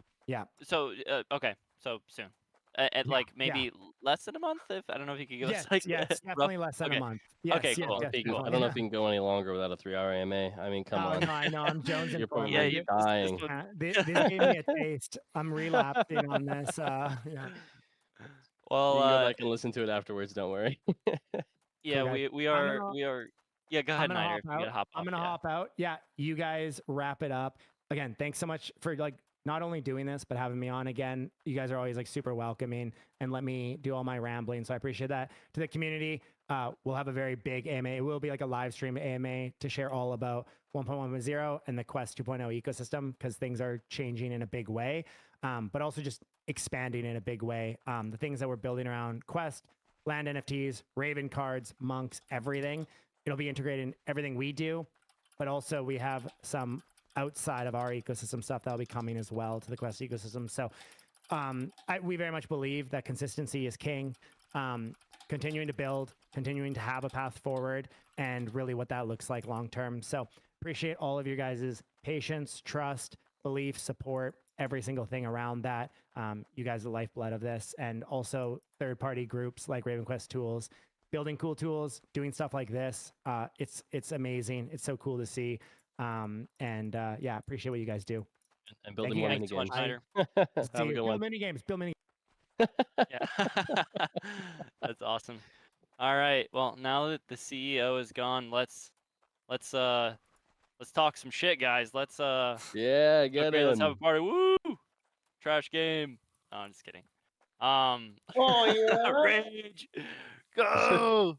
Let it loose. And then we all get banned. The whole community. RavenQuest Tools get shut down. It'll be fun. Just so everybody knows who's in here, we do this every Saturday, same time, 5 p.m. EST. There's always an event in the calendar on Monday or Tuesdays, posted by yours truly, Will Zera. Thank you again. Shout out to him, community managers for the RavenQuest team. Super supportive of us. But we do this every single weekend, so pop in, give your feedback, and join our Discord as well. We'll be able to maybe hear more about what you guys are thinking and what you want to hear about. Jay is all over the heartbeat of the game. So anything you guys have that's pressing, we'll talk about each week. Yeah, absolutely. Thank you, Foolish, and thank you guys, all of you speakers, all of you community members for joining us today. I know a lot of you were here just because Niter's here, and that's cool. You know, we really appreciate Niter coming in and sharing a ton of alpha. Some really incredible stuff coming to the game. I mean, I can't even I don't even know what to say. I mean, all of the alpha that he dropped, absolutely insane. I mean, you know, I'm not gonna lie, like I had some concerns, you know, like I definitely get scared with a lot of money invested in a game. Like I got to make sure that, you know, the team knows what they're doing, and I think Niter like really reaffirmed a lot of my doubts. I'm just really excited to hear, you know, to see like these new updates come into place, and like a lot of the vision and the direction that Niter's taking the game like really reminds me of like positivity and hype that I felt back in the early days. So yeah, I hope everyone else in the community is feeling good as well.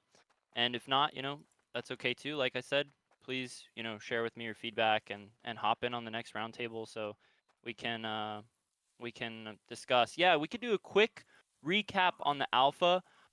Guys, please feel free to like Foolish and any of the other speakers, feel free to jump in, like correct me where I'm wrong or like fill in stuff that I'm missing here. But oh man, I mean, because there was just so much stuff. But a quick recap on all of the alpha that Niter shared. He did say that Raven Idol is coming soon. We're going to be able to sell characters on there. I don't know if that's also something that's coming to the RavenQuest game. I don't know that he specified that, but there will be like a website, yeah. Coming to the website. Okay, so the bazaar. Selling your own character, the like character bazaar, Raven Idol coming soon. You'll be able to play Raven Idol inside of the game. Like you can play both games at the same time essentially. It'll be on the launcher. They have Epic Games partnership coming in. Oh, light blue. No, I'm probably gonna botch it, man, but I'm gonna do my best. Epic Games launcher gonna be supporting RavenQuest here, and that's gonna come in line, I believe, with 1.1.0 as like a huge, massive update. We're gonna have expeditions coming in with 1.1.0. That is also going to include the 2 new archetypes, which is the naturalist and the ballistics. Naturalist is going to be like a healer, support / like mage, melee type of thing. I think it's going to kind of solve a lot of the issues that we have with healer not being able to do any damage. There's going to be new weapon type called bracers, I believe. That's like a magic type weapon that's going to pair really well with naturalist. We have new weapons coming in, like the pistol, blunderbuss. I don't remember the exact names, but those are going to pair really well with archery, as like the ballistics class I think is going to pair really well with archery, which I think is really cool because right now archery is typically paired with melee classes. So I think we'll see some support there for archery. And oh man, what else? I mean, so much stuff. We're going to see improvements to the rewards for higher level players. Niter has acknowledged that the system currently is like a socialist system where like everyone gets rewarded equally. And I think they're trying to, you know, take in the community feedback that we really should be rewarded more for like putting time, money, energy into leveling up and pushing the top levels. I mean, I think any player who's like gotten past legacy level 50 has probably felt the burn a little bit of, you know, putting so much effing silver into our characters and like not really seeing a massive return on that, like no value in kind of doing that. I've seen a lot of talk about that. So hopefully, you know, good changes in that direction, like what Niter said. We have a new cosmetic that's going to go over your health bar that's going to be seen live in game, which is earned through like pushing top of the leaderboard. So that's like a cool flex that you can put on all your peeps. Oh man, I mean, I don't even know if I should I just Gems go. are coming. Yeah, gems are coming into the gear. I think that's coming with 1.1.0, right? Oh I man, we believe also so, yeah. talked about, I mean, this was huge, massive, that he just dropped like gear, wagons, and boats are going to have durability that we're now going to have to repair. I wanted to ask questions about this. I'm assuming that gear, wagons, and boats, if they run out of durability, you'll just like dequip. You won't be able to use them anymore until you repair them, I guess. So like if you're running trade packs, your wagon runs out of durability, your wagon just pops, boom, you're screwed. So that's pretty cool. Whew, Quick, basically in-game yeah. I quick think swap. I think the durability on the can things it's gonna be the same as food with your MOA. As soon as you run out of food, your MOA just gets slower. So as soon as your durability runs out on the gear, it's just gonna be weaker. But I don't think it's gonna unequip. Yeah, He did say like it would be punishing to the trade packers. I'm almost like hoping that it just pops and you just lose all your trade packs, but we'll see how it goes. I'm excited to see Yeah. like how that whole system works. Like if your gear just gets weaker, like you said, or if it just like dequips, who knows? But We'll see. hopefully We'll see. we can get some clarification. Maybe we can ask Niter in the next AMA how that stuff is gonna work. Quest ecosystem Definitely. alpha. I don't think so. I mean, I think he just made it pretty transparent that like there's going to be some massive changes coming to the ecosystem, how it works. The player currency is going to be more of a liquidity based system where you can just like instantly get quest for silver or get silver instantly for quest. So that's coming, like that's part of the economy. Landowners are going to be seeing more benefit. He teased a little bit that there's going to be benefit for owning more than 5 lands. I think that kind of ties into land rental system. I know everyone has a ton of questions like when is land rental system coming out? Hopefully, you know, we can get some clarity on these things soon, like in the next AMA. 1.0 1.1.0 release date.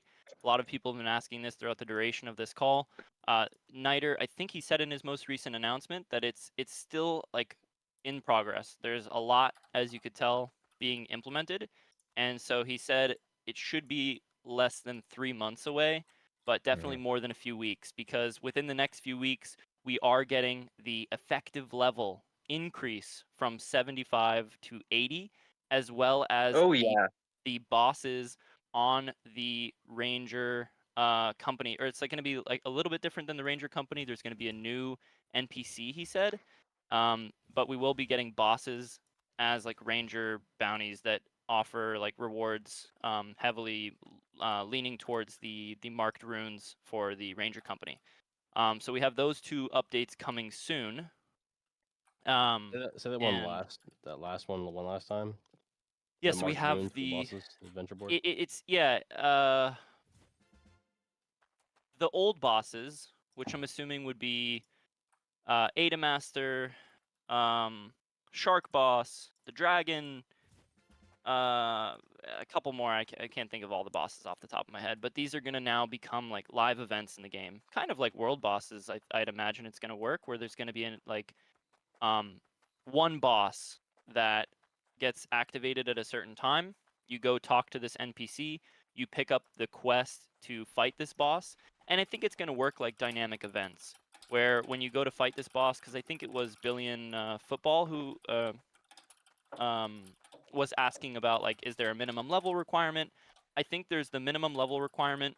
You'll probably be like, you know, equalized as a group when you go to fight this boss, and maybe it'll consume a Ranger bounty charge, and you'll get rewarded with the bounty marks that you the bounty marks that you would get for completing a ranger bounty. So I think Niter was talking about how this addresses multiple concerns. Right now, you don't get a lot of Aether marks when you complete ranger company tasks. Like, it's kind of a problem holding people back. So you are getting more Aether mark. I keep saying Aether mark. There's Aether marked runes. That is separate, guys. I'm sorry. So you will be getting bounty marks from defeating these bosses. Will enable new players to find groups to defeat these bosses a little bit easier, and it's going to enable veteran players to go back, re-challenge these bosses, and actually get rewarded for it. Not bounty marks. He said more emblems. Oh, emblems. Yeah, he did say emblems. Is that what? Maybe I'm getting something confused. I apologize. Emblems are the... What are emblems? The house upgrades. Oh, the housing upgrades. Okay, so... Oh, yeah, maybe I was wrong then. I apologize. So it's going to be emblems for reputation and housing upgrades. Okay. Well, we'll see, yeah. I'm sorry, guys. That was misinformation. Emblems, not bounty marks. So, my bad. A lot in my head. I think that covers most of it. Yeah, I'm sure I we don't might want have to missed a couple here and there. Yeah. I could go on for days, but I'm gonna put a message in the chat on these for now. There we go. Nice. I don't know the last one might be wrong. Expeditions. Yeah, I mean expeditions. He talked a lot about that.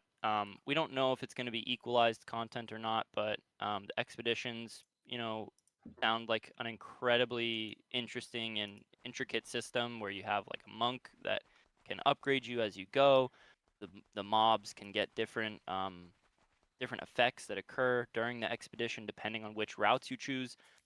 Something that he mentioned that I think is really cool is that there's going to be different parts of the expedition that you can unlock based on your profession levels. He mentioned like some door might be locked behind level 70 woodcutting, you know, so it actually incentivizes players to kind of branch out and like go do these other professions that they haven't been able, haven't chosen to upgrade. Like for me, my woodcutting is, I don't know, level 20, right? But if I oftentimes run into a door that's locked behind like level 40 woodcutting, there you go, buddy. You know, I think it'd be really cool to see players kind of branching out, pushing all their different professions so that we can get better rewards in the expeditions. There was some talk about like exclusive cosmetics for landowners or so. Like, I don't know exactly what he was saying about the what was it? Those cosmetic blueprints. Yeah, there was the blueprint, and honestly, I was a little bit confused by what he was saying there. But it was anybody merely a knows- suggestion. It was a suggestion of potential they're- blueprints that they're they're actively implementing. investigating. Yeah, they're looking Got at it. Okay. investigating and implementing. It's a pretty cool concept. Doing like an event, and then instead of the cosmetic just dropping, you get a blueprint of that cosmetic. You can craft it. Yeah. Makes it So, a little more. but there was like some sort of Kinda kickback fair. to the people who hold the blueprints. Yeah, you get a kickback for being the blueprint holder. Yeah. So we'll listen back to the recording and try to summarize these things a little bit better for you guys. Like I said, Yeah. this will be like, I don't know, foolish. We'll probably put a video, maybe 2 videos out on our YouTube, like one of them summarizing kind of all of the alpha that Niter went through individually. We'll have another video that is just a recording of this entire call. And then, of course, I will have the forum post up probably within, I would say, give me 2 days to go through like everything that people have shared. I mean, you guys shared a massive amount of comments and feedback here, as well as the speakers. So I'm going to be preparing a forum post here in the Discord, the RavenQuest Discord. It'll be like roundtable episode 8, feedback from the community. I'm going to take all of the feedback that you guys have shared in the chat, and I'm going to create them as individual like posts, and everyone can go in, upvote, downvote, create new discussion around it. And so, yeah, be on the lookout for these 3 things. We'll be putting some announcements on our Twitter, on our Discord. If you haven't joined our Discord, Foolish, I don't know if you can link our Discord really quick. Definitely go check it out. Do you guys have Mark. a quick moment where you can talk about what you're providing currently on the tools and what's on your guys' roadmap? 100%, dude. Yeah, absolutely. 100%. Let me. We would love to do that. Can I share my screen? Yeah, I can. Let me stop streaming here. 100%. So, off of Billion's question here, RavenQuest tools. What are we? What do we do, Jay? What do we do? We are a third-party tool provider right now for RavenQuest. Right now, we initially launched with our trade pack calculator, which now, I mean, to be honest, everybody pretty much knows the trade pack formula. So anybody who already had spreadsheets and was tracking their daily or hourly earnings or was able to track like per trade pack, everything here, we're focused on trying to bring the UI from the game into a web-based experience. So when you leave the game, you come to our website, it still feels like you're in the game. I'll explain the roadmap after we go through kind of the basics of what we currently have. But the trade pack calculator are, I would say, MVP working interactive map, which currently has some nodes across the game, and then we're focusing on including these dynamic events, which there's a lot more coming with the interactive map that was launched, what was it, like 10 days ago? So we're still doing some bug fixes. We just wanted to get it out there and get some feedback from the community. We have our materials databases, which again is basically just a database wiki for everything in the game. And then our community blogs. And we have our mini games from before. We did an event on our Harvest Rush, which is very much like just a mini game of chopping wood in the game. So, but we don't have an official roadmap right now. We had some reformatting and restructuring, but our product lead is here in the chat. I wish I could pull would him up say, so we could like, talk more on it, but yeah. I would say, rough roadmap would be, definitely pushing out guild tools next. So something like a light DKP system that you guys can use in replacement of a guild bank, which isn't out yet. Then we want to build out a crafting calculator, and before the crafting calculator, we want to build out the Archetype build planner. So that's something I know the community could really use. But as always, if you guys have any feedback, anything you'd want to see come out first, I please do. let us know. Yeah. Can I Go, make yeah. a suggestion? Jump in. Okay, Go ahead, so man. first of Yeah. all, I just foolish and James, I just want to thank you for the service. The tools they are great and amazing. They are simple but effective. Okay, so they're actually good. That's the goal. Only compliments. Yeah, thank you. And then the suggestion I want to make is okay, here's the idea. Let's say I'm testing out archetypes for the day or for the week. Let's say for the day specifically, I'm testing out different archetypes and builds and things like that. And now afterwards, I want to see what is the difference in attack, defense, and those type of things when I've done playtesting these builds. So I want to know: is it possible for you or for a player to actually, sorry, just the log file you sent that's like a log? Is it possible for like a program or something to convert this log file into a short summary of this is your attack, this is your archetype, and this is pretty much what you've been doing? I wouldn't know the practicality of how many people would want to turn their in-game logs into like actual statistics. I think as far as I'm aware, I know that the RavenQuest team might be looking at finding ways to be able to track your player stats a little more effectively. Yeah.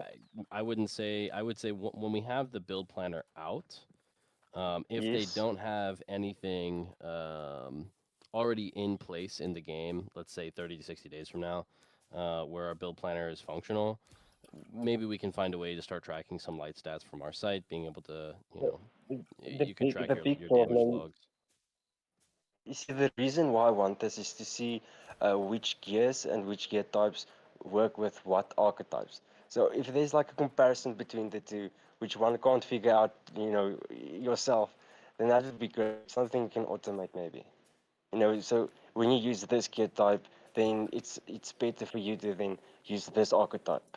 Are you saying are you saying like a way to track your stats throughout? I was answering some questions in the chat, so I might be duplicating yeah. a question So here, but it's it's like you want to be able to see what's better. Like, did I perform better using this, yeah, or did I perform better exactly. using this? Would you It's say that like an it's more of a in-game? comparison on the Yeah, stats. go ahead. Sorry. Yeah, Yeah. it's more about a comparison on the stats than Right. the stats themselves. Yeah. I feel like I'll be honest So with you, that's the Nemos. purpose Like, of the stats. I Yeah. feel like it would be much easier, like, to just have an in-game testing dummy that just kind of like displays Okay. your stats. Like, you're dealing, every like Oh this yeah. amount of DPS per minute or per second. Would that like kind of solve Oh your yeah, problem? yeah, yeah. Because I feel like Actually, pretty much like that'd be if we were to perfect. Like on your communities, on your where you have your house, or even at like a monk or something, there's just this random thing where you can select its legacy level or what effective you want that dummy to be, and then you can just hit it or go mad on it to test that actual archetype before you go out. They should Because I add die constantly. they should add a practice monk that you can use as target dummy. Yeah, yeah. Okay, now we're getting to a practical point. Yeah, With a leaderboard just for that. most damage. So Yeah, you were like asking just suggestions about pushing things up, on your guys. I'll say one of the most common questions we get, especially with new players that are coming in, is what are the suggested builds to start yeah. with, or what's your build, because we don't have an What inspect weapon? feature within the game yet. Yeah, So yeah, what I might do, Billy, in football is like I know how important. Honestly, just speaking candidly, we've been pretty behind on our roadmap. Like I think all of us internally, we were expecting to have the build planner out already, and I'm gonna tell you, like, it's super cool, the idea that we've developed. I actually worked on it a lot myself, like how the build planner would work, how people can share their ideas, share their builds. I don't know if you guys have ever played. I mean, I'm sure everyone here has played another game that has like something akin to a build planner, but one of my personal favorites is Hearthstone, where you can share your build. The creator of the build can leave like an entire like paragraph of feedback of how to use the build, why certain skills are important, the combos and everything. I mean, you can Yeah. upvote, downvote these builds. We have a lot of super cool stuff planned for these things, but it is further down the roadmap than we had hoped. So what I'll do is I'll try my best, like within the next, give me like a week or 2 weeks, with the community's help maybe and some other individuals, I can kind of create some of these like flagship like beginner builds. Like, hey, here is a classic Shade Striker, here is a classic Dark Knight. I mean, there's creators like Valdez who have put out actually like Dark Knight build, but Yeah. I'll definitely put that together and like make a post. Just I Yeah, think that if would be that's helpful. your next big, yeah, if that's your next big tool, then I'll be happy. yeah, and if you're looking for people to help like feed you data or help do some of the research, like we have If you need extraordinary, logs. like everybody has extraordinary minds in their guilds. I'll just put an example. We've got a member of ours that is phenomenal in directing, like in the Aether Rifts, the correct builds to focus on, how to navigate around properly. And everybody's asking, what's your build, what's your build, what's your build, and then we'll drop a screenshot of it, and then it gets lost in a million other messages, and then it's like, where's it at? And then you pin it, and then it gets lost in other pins. So for us, we would find the most value from that and would offer services to help provide either data, info, whatever, even be user testers to help you guys achieve it. Because again, we've got multiple backgrounds of technical capabilities as well, at least from our guild. So if you want to collaborate and work together, we would absolutely love to be a part of that. Reach out to us on the Discord, and we have several contributors. I mean, Nova here himself. We have Mr. House. We have Drydeck. A lot of different community members who have provided a little bit of assistance, whether it's on the coding side or helping gather data. We love working with the community and making your time worth it by having an impact on each other, providing kick-ass tools, and you guys be able to save us a little bit of time as well, because we are only as fast as our hands are able to move. So yep, we try our best. But yeah, absolutely, dude. Join the Discord. We have we'll open a bunch of conversation and I can't think of the word there, commentary there, and talk more on that. That'd be awesome. All right, and would that be Yeah. better suited in the general chat or in a specific chat within Just go RavenQuest tools. to you should have like a guild rep role within Got our it. Discord. You could just go to Yep. the guild reps channel. Like I'll ping you right now. Actually, I'm in there. Foolish Yep. and I were chatting there.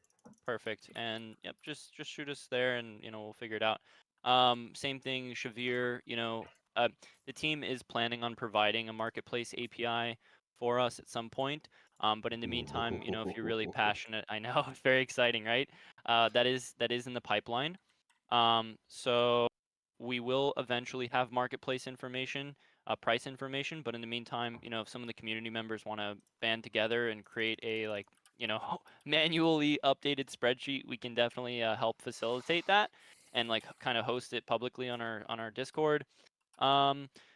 So Shavir, just hit me with a DM, remind me to take care of that, and we can try to push that one forward. I've been actually interested in doing that myself like a while back, so would love to try to push that forward. We had Yeah, we go had ahead. talks about it, and there are I mean, you could say security, but like trust issues are the matter of like if you have a volunteer who comes in from a fudding side of the community who comes in and adjusts half of our numbers or something like that in a spreadsheet. I mean, some people just come from different Yeah. trusted circles, so a lot of what we're doing right now is more based on what we can control, which is what we know is the trade pack calculator. We know how much these trade packs, how much they cost, how much does it cost per step. Quest calculator, what's the current cost, what's the high, what's the low, what's the median, and then allowing ourselves to focus more on stuff that we can't control, like a build planner or a crafting calculator or a land calculator, stuff that we can allow our users to take advantage of the information that we know on a daily basis. And then allowing those APIs to strengthen the platform when they're ready. It's just less workload on us as well from the development side, allowing us to focus on other things. So yeah, Foolish, I'm fully on board with this idea, and I just want to mention I'm a very active player, and I'm kind of good with data capturing. So if you need some freelancing to do, I'll just do it for free. I'll just give a bunch of information neatly in a way you can understand it and actually use it. Yeah, well, no, we appreciate it. We'll send it over and talk about it as a team, and maybe we can find a good solution for it. I Yeah. mean, I know people are asking Sure. for this. There's a reason why people do and don't come to the website. There are things that they're looking for that they don't get, and some people have spreadsheets or they have a group of 10 people who are updating the market prices on a daily basis. Every hour. I don't know how they're Yeah. doing this, but Oh, I would no. hate to ask. I would hate to ask for more members of the community to spend their hard-earned time doing that when they could be, enjoying themselves, earning quest, earning silver, and then just using our website for the free. Okay. Yeah. So Yeah, the that thing with API me is is going to be needed. Yeah, for it's sure. going to be really great. Paid to play, the trade pack calculator should be working. Yeah, you're not logged in, probably paid to play. And guys, I just want to say, if anybody gets sketched out, I know it asks you to log into Discord. This is usually because our login system pulls from your browser. So if you're not logged into Discord on your browser, then it'll probably ask you to log in again. I don't want anybody to be sketched out. So yeah, just make sure you're logged in. Otherwise, it won't calculate your trade pack profit. For anybody who might be waiting for and is a little sketched out by it, we will have the RavenQuest login on the website in the future, possibly the near future, but we'll see. Yeah. So you will be, You'll able, to log in. Yep. With your RavenQuest login. Yep. Well, what you guys are doing reminds me of the early days of World of Warcraft when I was trying to get involved in doing some programming on the side and helping the community out that way. And I love what you guys are absolutely doing. So keep it up. Thank you again for inviting me to this. This was an absolute blast. Appreciate it. Yeah. And you're always welcome back. We'll, for anybody who doesn't know, we announce these every week. Again, Saturday, 5 p.m. EST. Guild representatives, community members, content creators. If you represent your community in some way, shape, or form, your guild, hit us up. We can get you on stage. Nice. All right, guys. I think we got to wrap it up here. Otherwise, I'm sure this VOD is going to be so fucking long. An hour and a half turned into 2.5 hours. Thank you to all the speakers who have stayed. Thank you guys so much in the audience if you're hanging out and chatting with us. It means more than you guys know. And as RavenQuest.tools, I'm sure even all the speakers up here are very grateful. Yeah, just very appreciative of the community here. And yeah, hopefully we'll see you guys next week. Like I said, you know, this is the place to tell us how you feel. Tell us whatever you want to see happen in the game, happen on our end. You know, obviously we can't control the team. We're just doing our best to you know, have fun talking about the game and provide positive feedback to, you know, Niter and all of his I don't know what to call all the workers at RavenQuest team. All his monks. The slaves. All his The monks. monks, the slaves that are probably working fucking 12 hours a day, like busting their asses to get content out for us. Yeah. Yeah. It If was you quite an guys have incredible any, session today. So if you guys go have any ahead. guild contents or anything going on, this is your time to shout it out. I mean, for example, it looks like Mrs. Pham and Bunny are going to be doing a stream here in a second. Hop in and see Bunny. them. Yep, and FAM every Friday starting at around 6 p.m. I think even before that, around 3 p.m. Eastern time, we do a game night. So there were talks about with Kaiser's group, they're all doing plundering and running around. Oh, yeah. FAM, we like to do that on streams too. We like to do big fishing expeditions, and obviously puts a big target on us putting that out on stream, but Yeah, I know 100%. it's been discouraged not to stream target people, so we ask to be courteous from that regard. But if not, we'll be we have some big boats, so we'll be PXE trying now. prepared for that. Shoot me the info for your guys' events. I'll we can push it out in our weekly recaps. Oh yeah, if anybody wants to host events with us, by the way, like we're always happy to sponsor whatever we can. If you guys are hosting an event, you want us to sponsor a little giveaway, you know, we're always happy to contribute a little bit back to the community.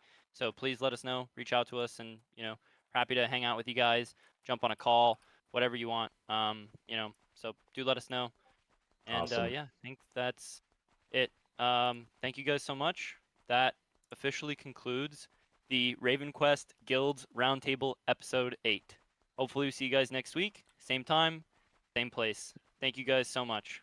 Much love. Cheers, Thank you, everyone. guys. Thank you. Bye. Bye. Thank you. Thank you to all our speakers and participants. Yes.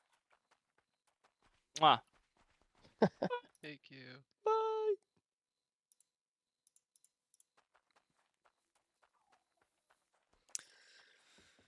All right. Knock rest. Wait, who was asking earlier? Yeah. So how much did I earn?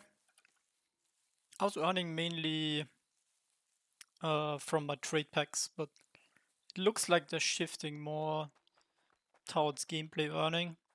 I think I'm not right now opening my fame chest because I feel like it's not so worth it.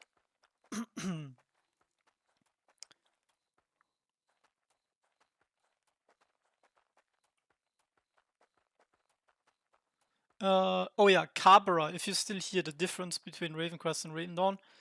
So RavenQuest is basically the relaunch of Raven Dawn with the crypto features, and yeah, like they kind of use the opportunity to reset a lot, start a new game, new servers, and also work on more content like we will hopefully see with the next expansion, mini expansion, or whatever it's gonna be.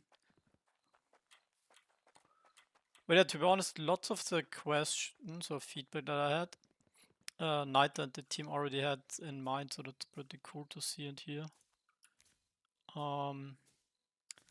They really know what to do, and they have the funding, I think, with like some successful land sales and stuff. So now it just comes down to execution. So all in all, pretty excited for next updates, even though obviously there's been a bit of FUD. But yeah, I think as soon as the market goes up, it's gonna be good for the projects that are surviving, basically. So, how many packs am I still gonna run? I have, yeah, 100 million. It's already good.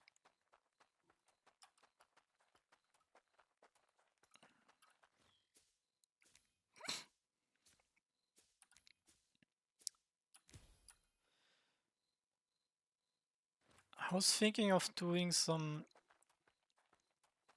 It's difficult. On one hand, I need to do husbandry for my weaving, but I also want to do herbalism. But farming for packs is of course also great.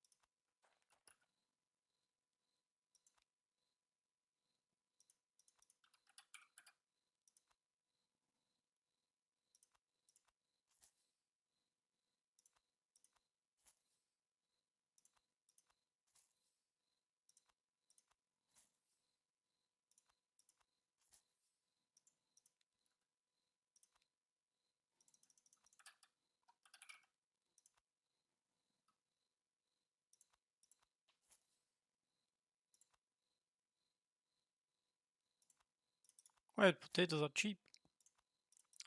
What is that? Ooh, Remy. Give me your potatoes, Remy.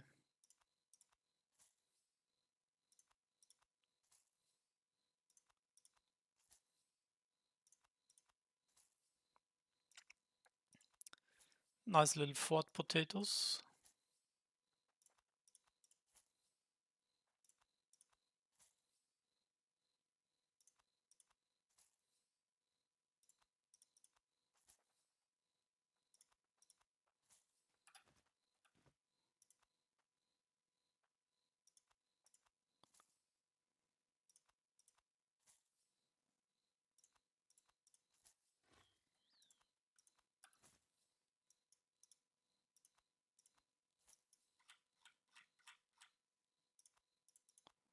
What was going on? Why is there so many?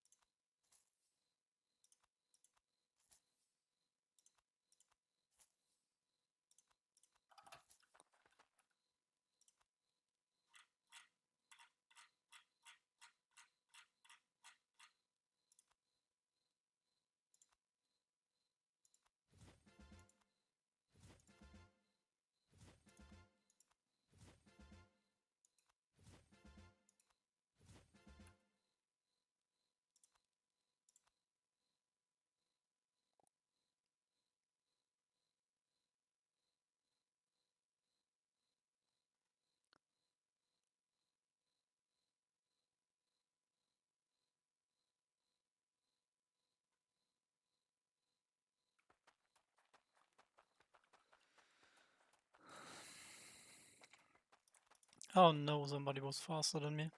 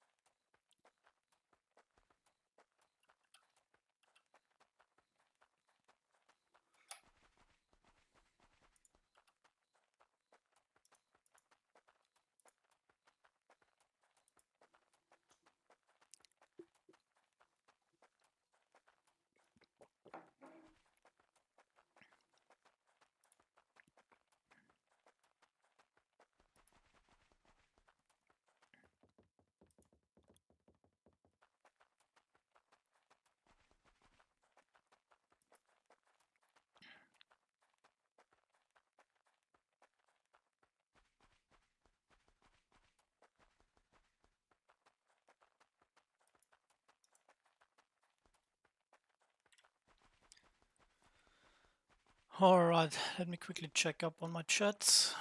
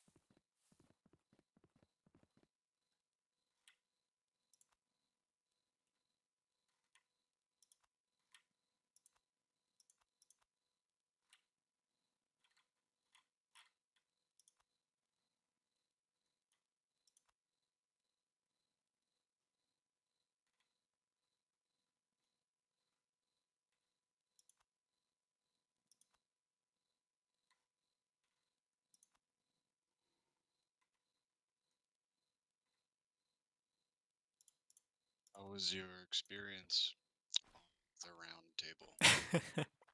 The experience. Yeah, it was kind of cool. Did you listen to it? I did, yeah. I would say from all, I was gathering so much feedback and thoughts, and I was writing everything down the past few days. And I don't even know if I need to share that anymore because, like, I feel like they're aware of a lot of things. And I think it mainly comes down to the execution side now.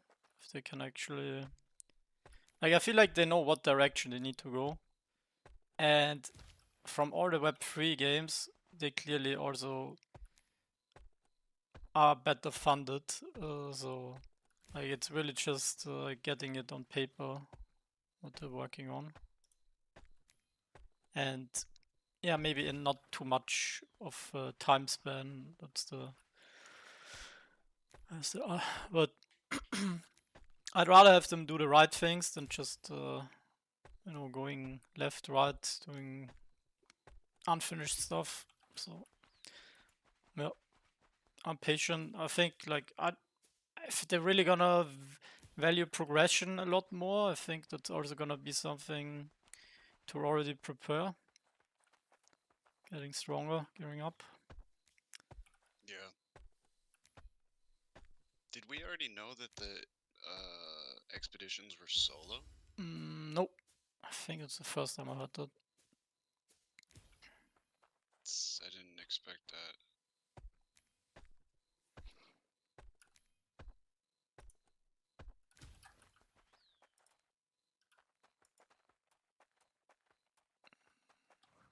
Yeah. I like that you you kind of put what's his face on blast from earlier today. The guy who was saying that he's like, why would I infuse my gear? Why would I improve my stuff? Who cares? Yeah. That actually bothered me a little bit. So I was like, Yeah, that no, was stuck in my head. I was like, dude. Yeah, I almost blew him up for that too, but whatever.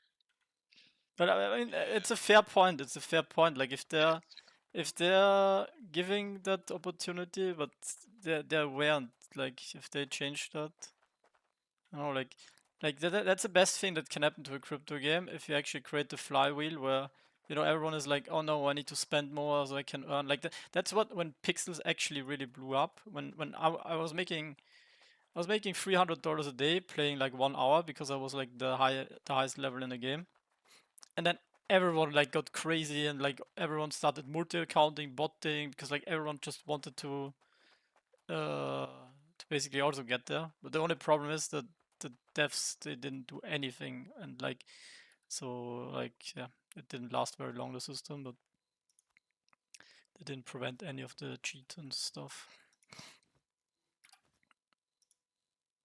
So you think this is a positive in the same vein, a similar vein as Pixels, basically, like the incentivization, actual. Yeah, I think it's really hard to progress in this game. It takes time. Like, if you don't have like the daily quests, like everything is just way slower without it. So yeah, if anyone is gonna want to catch up, like if the earning is really good, that people see that, then obviously people are gonna try to catch up. But yeah, it also obviously always needs more new players who who also just add to the demand for everything in the game. So we have the hopefully also the Epic launch does good work and brings new people in. Yeah, I mean, it seemed like the way that he was describing it, that it really does bring a surge of new players, which makes sense. I guess that's the whole point, right? Like you have basically two ways to bring traction to a player. One is like big content creators that raise awareness, and then the other one is like, I don't know, if like organic, like the Steam marketplace and people browse games and stuff. And yeah, it comes down a bit also to how much support they get from Epic. Like Obviously nowadays there's many games on there already, but yeah, we'll see. A large and larger amount of Web3 games are Yep. launching there. Interesting that they wouldn't sign an exclusivity. I think that's They interesting. probably learned from their immutable. Huh? They probably learned. Oh, Hello. what's up, man? They probably learned from the immutable contract. Well, it could mean different things. Either the deal wasn't attractive enough to give away the exclusivity, or like they are kind of confident in scaling with others in the future, and feel like on the long run it's better for them to be not bound Aren't to one. Aren't they in talks with Nintendo? Isn't that what he said? Oh, Like, true. There was something. It was a long time ago. For so when they they got were talking about Steam and mobile. Nintendo. So yeah. So I mean, and then they've got mobile and apps. So I think that's smart. Yeah, that's actually interesting. I don't think we'll see mobile before Epic Games launches. So Epic Games launches coming with the update, which I means think that they'll do Epic, then they'll do mobile. Yeah. they're saving mobile for later. Maybe that could even be. That's still months away. Yeah, maybe mobile could even be with the Southeast Asia push. You know, when they. That would make sense to me because there's China, like. maybe. Yeah. Because Yeah, it Asia has sounds like many there's mobile. a very long timeline with all of this, basically. Yeah. But I actually like the approach of combining content updates with increasing also the audience, the target group, like pushing to new platforms and stuff. Yeah, I mean the mini expansion kind of has to be that. I mean, he cited Yeah. one of the ways to bring back players is to give a rich content update, a substantial content update. I mean, if they don't succeed at that, Yeah. Bad. Yeah, some balance changes, or I don't know, some earning changes. That's not gonna bring any new players, and that's also not gonna bring anyone back. That's only gonna make the people who play a bit happier, right? And yeah, player retention. yeah. So if you see like Path of Exile or any of those games, like they also with every new season they like get every time new record numbers. Yeah. And yeah. And that also comes with balance changes, with new mechanics, blah blah blah. Yeah. That kind of thing, like that ARPG strategy seems pretty tried and true, you know. Yep. Or at least that genre, everybody follows it. Diablo, PoE, Yeah. knockoffs. But I think the difficulty is creating kind of infinite game loops while also developing a game and bringing new content at the same time. So like, because let's say they just put out all the content possible out that they have right now, and then I don't know, the game stays like that for half a year or a year. That would probably be not so good compared to splitting it up, but still having like meaningful big expansions. But yeah, right now the end game loops are missing. That's yeah, but I don't mind. I still have enough packs to run.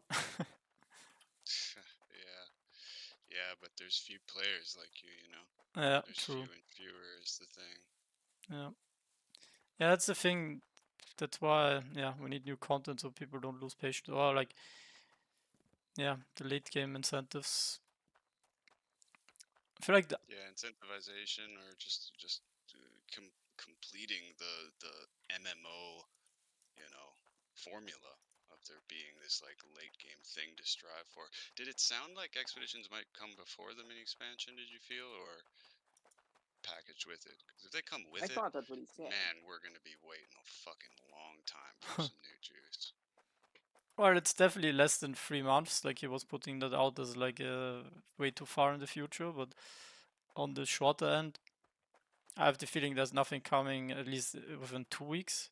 So maybe the earliest 3 to 4. I would say like 1 month is probably realistic until we see like big stuff coming. That thing is coming first, though. That thing is coming in not next week, but the following, allegedly.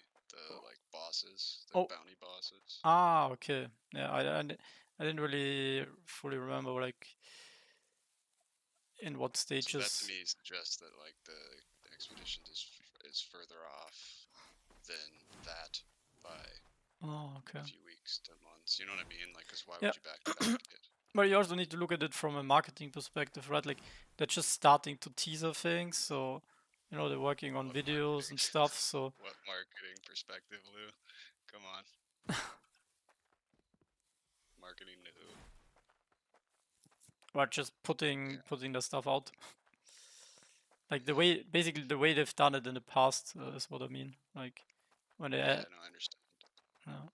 So did either of you, did it sound like the expeditions was separate from the? I don't think. I think the bosses are coming sooner, but I don't think the. I don't know. I thought maybe it was. I couldn't quite gather what he was saying on that. I think it's all coming in the AMA. So I think he was trying to kind of like. I don't know. I did think he handled it pretty well. I think that like obviously he can't say so many things, and Nobody I was threw really.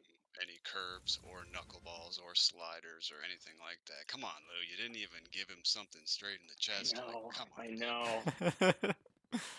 It's alright. I mean, it's hard, but yeah, it's like better to not.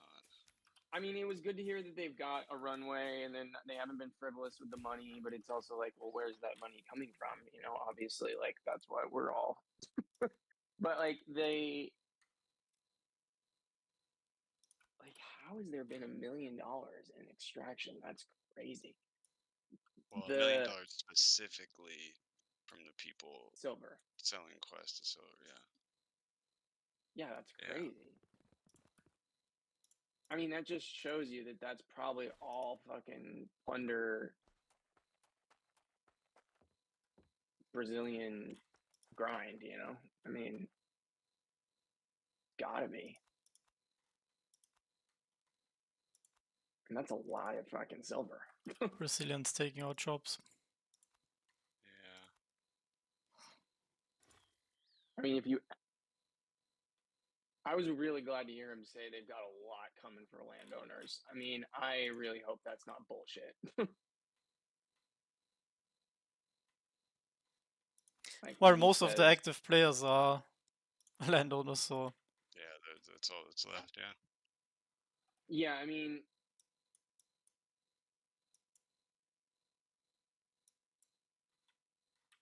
but just to build up the investment, you know, I mean, like, yeah, because you can get waves, and to know that like as the waves come, it's like okay, at this point is a long-term investment, and like, do you believe in the long term, you know? And hearing him say that that's their focus though is like, because like the things that really like one of the talks where he was like, oh well, it doesn't affect us at all about how land is, and it was like, yeah, what do you mean it doesn't affect you at all? Land is a direct, like your NFTs and your land is a direct correlation with your quest token. I think he kind of changed his tune, obviously, on that, because that was a very different message the last time he spoke versus this time, which was good, like really good, because it's like if the people who are buying into your game at large amounts and you can't resell those, that's going to be like a huge temperature gauge of the overall project. So yeah, I mean, thank God. Like, I mean, you would, yeah. No, go ahead. No, I'm just saying, like, thank God they're addressing that, because like if they I weren't, just can't wait to sell my character on the character bazaar. See you, and then start a new one. Wait, I really didn't understand that. So we can basically trade characters on from account to account. Sounds like it. That's crazy. That's a big change. Fancy name for it, the character bazaar. Well, they're gonna have a marketplace to sell your character, God, which is that kind of could cool. really be a thing. People turning that. I mean, he's just emulating WoW and other MMOs, right?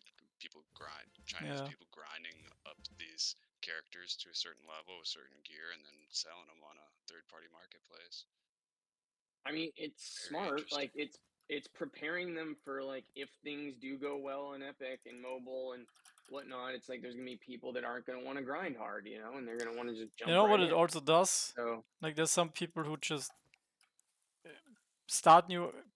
That there's gonna be people who gonna be re-level and replaying and then sell characters, you know, to totally gives you something to do. so that's yeah. actually gonna get more playtime out of certain players, you know. I mean, I'll do that. I'll start doing that right now.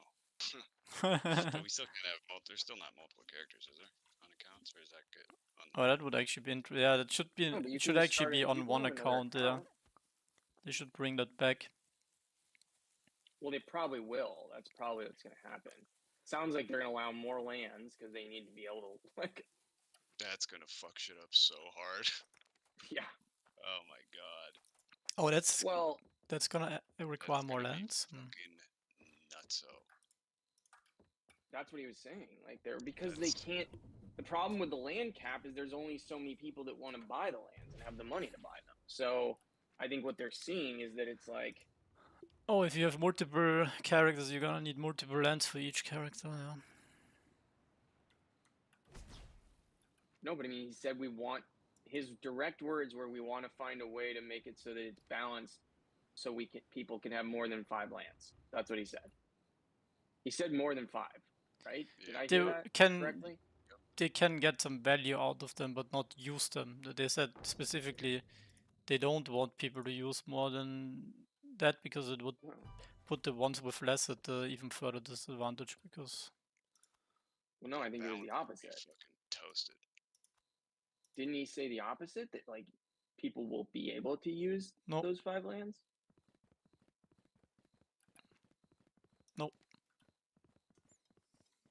I don't know. I interpreted it the way that Ryder is saying, but I might have gotten that wrong. Yeah, because he was saying that like they're making it so that you can add, like you can have more than 5. Because no, we set the example that it's that they specifically don't want it because it's too powerful. But that's what it already is. It's already capped. So why would he say we want to like? Make They want to give use cases to people who hold more in like the wallet and stuff, like either through renting it out or I don't know what else, you know, like got it. Instead of just having it in your wallet, like giving it some kind of value. Oh, okay. So that was like a really clever way of him kind of like dancing around the land rental. That's how I understood it, and it's also what I saw. Okay, some that's people what he in was chat. saying. Basically, he was trying to give a little alpha on like the land rental type of stuff without saying exactly what they're doing. Probably, maybe that's also why. Yeah. That's probably also why the legal restrictions play a role.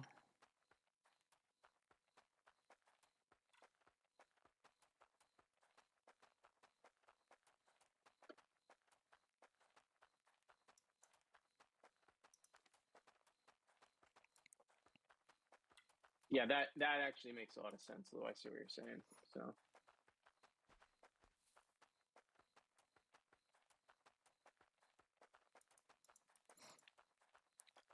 Doc, have you seen any 160 plus packs lately? Like the past few days or even in the last Past week? few days, yeah, but it's quite rare. Which are those It's usually? it usually, well, I don't think there's really necessarily a usually. It's probably like certain players that run or don't run are offline. Plus, it's every single time. It's always the destination is like cut off by Warzone. Yeah, Destination okay. is always on land, and it's cut off by like you know, Yeah. Blademeyer, Zephyrvale, something like that. Makes sense. I will say he has an uncanny ability to make it sound like he's kicking ass when he's not. You know, I mean, it is like fucking crazy. It's fucking remarkable, actually. But he was not talking so big like usual. Like he was keeping the ball low. Yeah, but like he made it sound like things are cruising great, you know, and it's like they're like we're batting people, we're this, and this is good things. Like that's what I am complimenting him. I'm not saying this actually in a bad way because like that is someone who is incredibly good at budgeting, because if they are adding people and not, but see, here's the thing, is like, this is what's like hard to know. It's like, yeah, they're adding jobs, but have they gotten rid of people? You know what I mean? Like, we don't, like, have they liquidated like 40% of their staff and then they're just saying we're adding 3 new people? You know what I mean? Like, I don't think so. But what I mean is like what's really hard to know is like, he's done this throughout the whole time, many, many times, and I was totally like, even this time, it's like I have to check myself and be like, yeah, but this is what he does every time, and they do always deliver. It's like this, like Toxic not relationship. Like yeah, it's like not an the girlfriend you come back to. It's like the complete opposite. It's like they make these big ass statements and then they do literally the bare minimum of like meeting what they said they were gonna do. You know what I mean? And it's like they do it. Like, they cover their basis to totally do what they said they were gonna do at the most like bottom level possible. You know what I mean? And that is impressive in its own right. And like, that's what's so weird to me, because he's so big into this under promise over deliver thing. And it's like, well, dude, you're literally like scraping the, like, it's like in the movies when they like barely get off the fucking launch deck and it's like, oh, like, you're like, yes, they did it. You know what I mean? And it's like better than crashing and burning. It's better than they had they have burned all their, like, you know, there's a lot of young teams that would have burned all their capital and done a bunch of dumb stuff. So like this is why I do have faith in him long term, because like I told Doc this at another point. He reminds me of someone very close to me, and it's like that other person has an uncanny ability to do this as well, and yet older, wiser, and a lot more practical individual. But like, there's this level of kind of like salesmanship that's like, as long as you convince people after the fact that what you did was what you said, and it was better than what you had said, even though, because most people don't remember half the shit. It's a really fascinating dance, because like, they do pull it off. They are going after massive things, so it's like, again, it's like, I don't even know quite how to word this. It's like, are they capable of kind of like toning down the rhetoric a little bit so that they don't piss off the people that are paying attention to that stuff? You know what I mean? Because like, what they're doing is so impressive. So if you just like chill the sales pitch down a bit and actually do what they want to do, which is under promise and over deliver, they'd be in a way better boat, because then people wouldn't be going in like guns blazing and making big purchases and doing all these big things. They'd be a lot more practical, and then you wouldn't get the burnout and the fatigue from people that like did those things. Because it's like, but I get it, they want to finance themselves, they want to have that runaway, they want people to like buy in, but it's like, okay, like, it's either one or the other. You can't be both. You know what I mean? Like, you can't be like, hey, this is a good investment, and then also be a casino at the same time. Like, either it's a casino or it's a good investment. You know what I mean? Like, you know what I'm saying? Like, if you're casinifying and gamifying your investors of sorts, which landholders, for lack of a better term, are a form of an investor, you know? And if that's what you're surviving on, well, then that's not an investment. That's roping those people who are paying into the thing as an investor in, because again, it was pitched as an investment.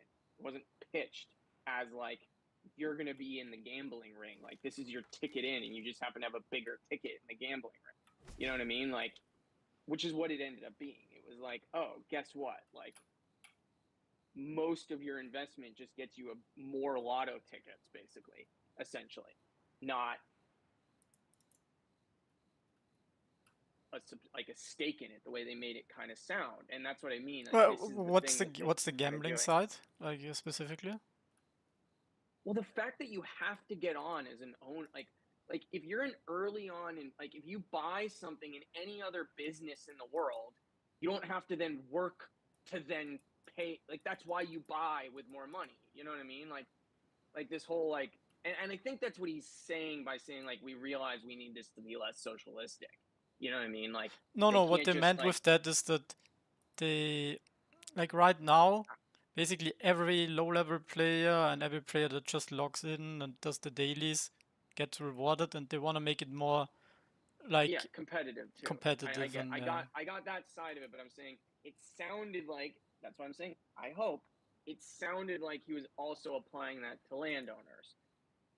I think, and I think he was saying he just can't get into details yet till it's all locked in. But I think they're coming to terms, and I mean, look, this is a good sign that he's saying things this way and whatnot, because like I was really happy to hear him say that, because at the end of the day, like I personally did not buy into this to have my like business extradited by the government, essentially, which is like, and that's what he was kind of saying. Like he realized they had created a system in multiple areas where whether you're a really talented player, whether you're someone who paid a lot more money to get into this than other people, they over leveled the playing field, and that's not fair to the people who put hard-earned money into this, because this isn't a government where it's like people's health care. This is like certain individuals took their hard-earned money and put it into this thing as an investment, right? So I hope that is what they're going to do, because like again, it was very much pitched as an investment and it's still being pitched as an investment. Like well, not as much. If you notice, they didn't say things that way, but they definitely said them that way before. You know, I mean, and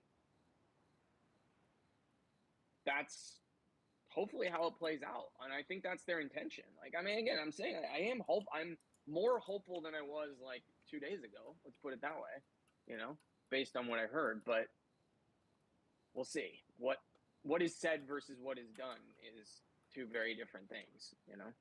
So. But how would you want it to be more of an investment? It's very simple. You run it like a business. I don't care. Like, pick one of 100,000 techniques. There's the right way of doing things, and then there's there are 100. What we used to say back in the day, there's 100 million right ways to do things. And you never know which one's the right way, but it's like the wrong ones are pretty obvious, you know? Now, it's not always obvious going into it, but it's like, what is a wrong way is that if someone, like, it's not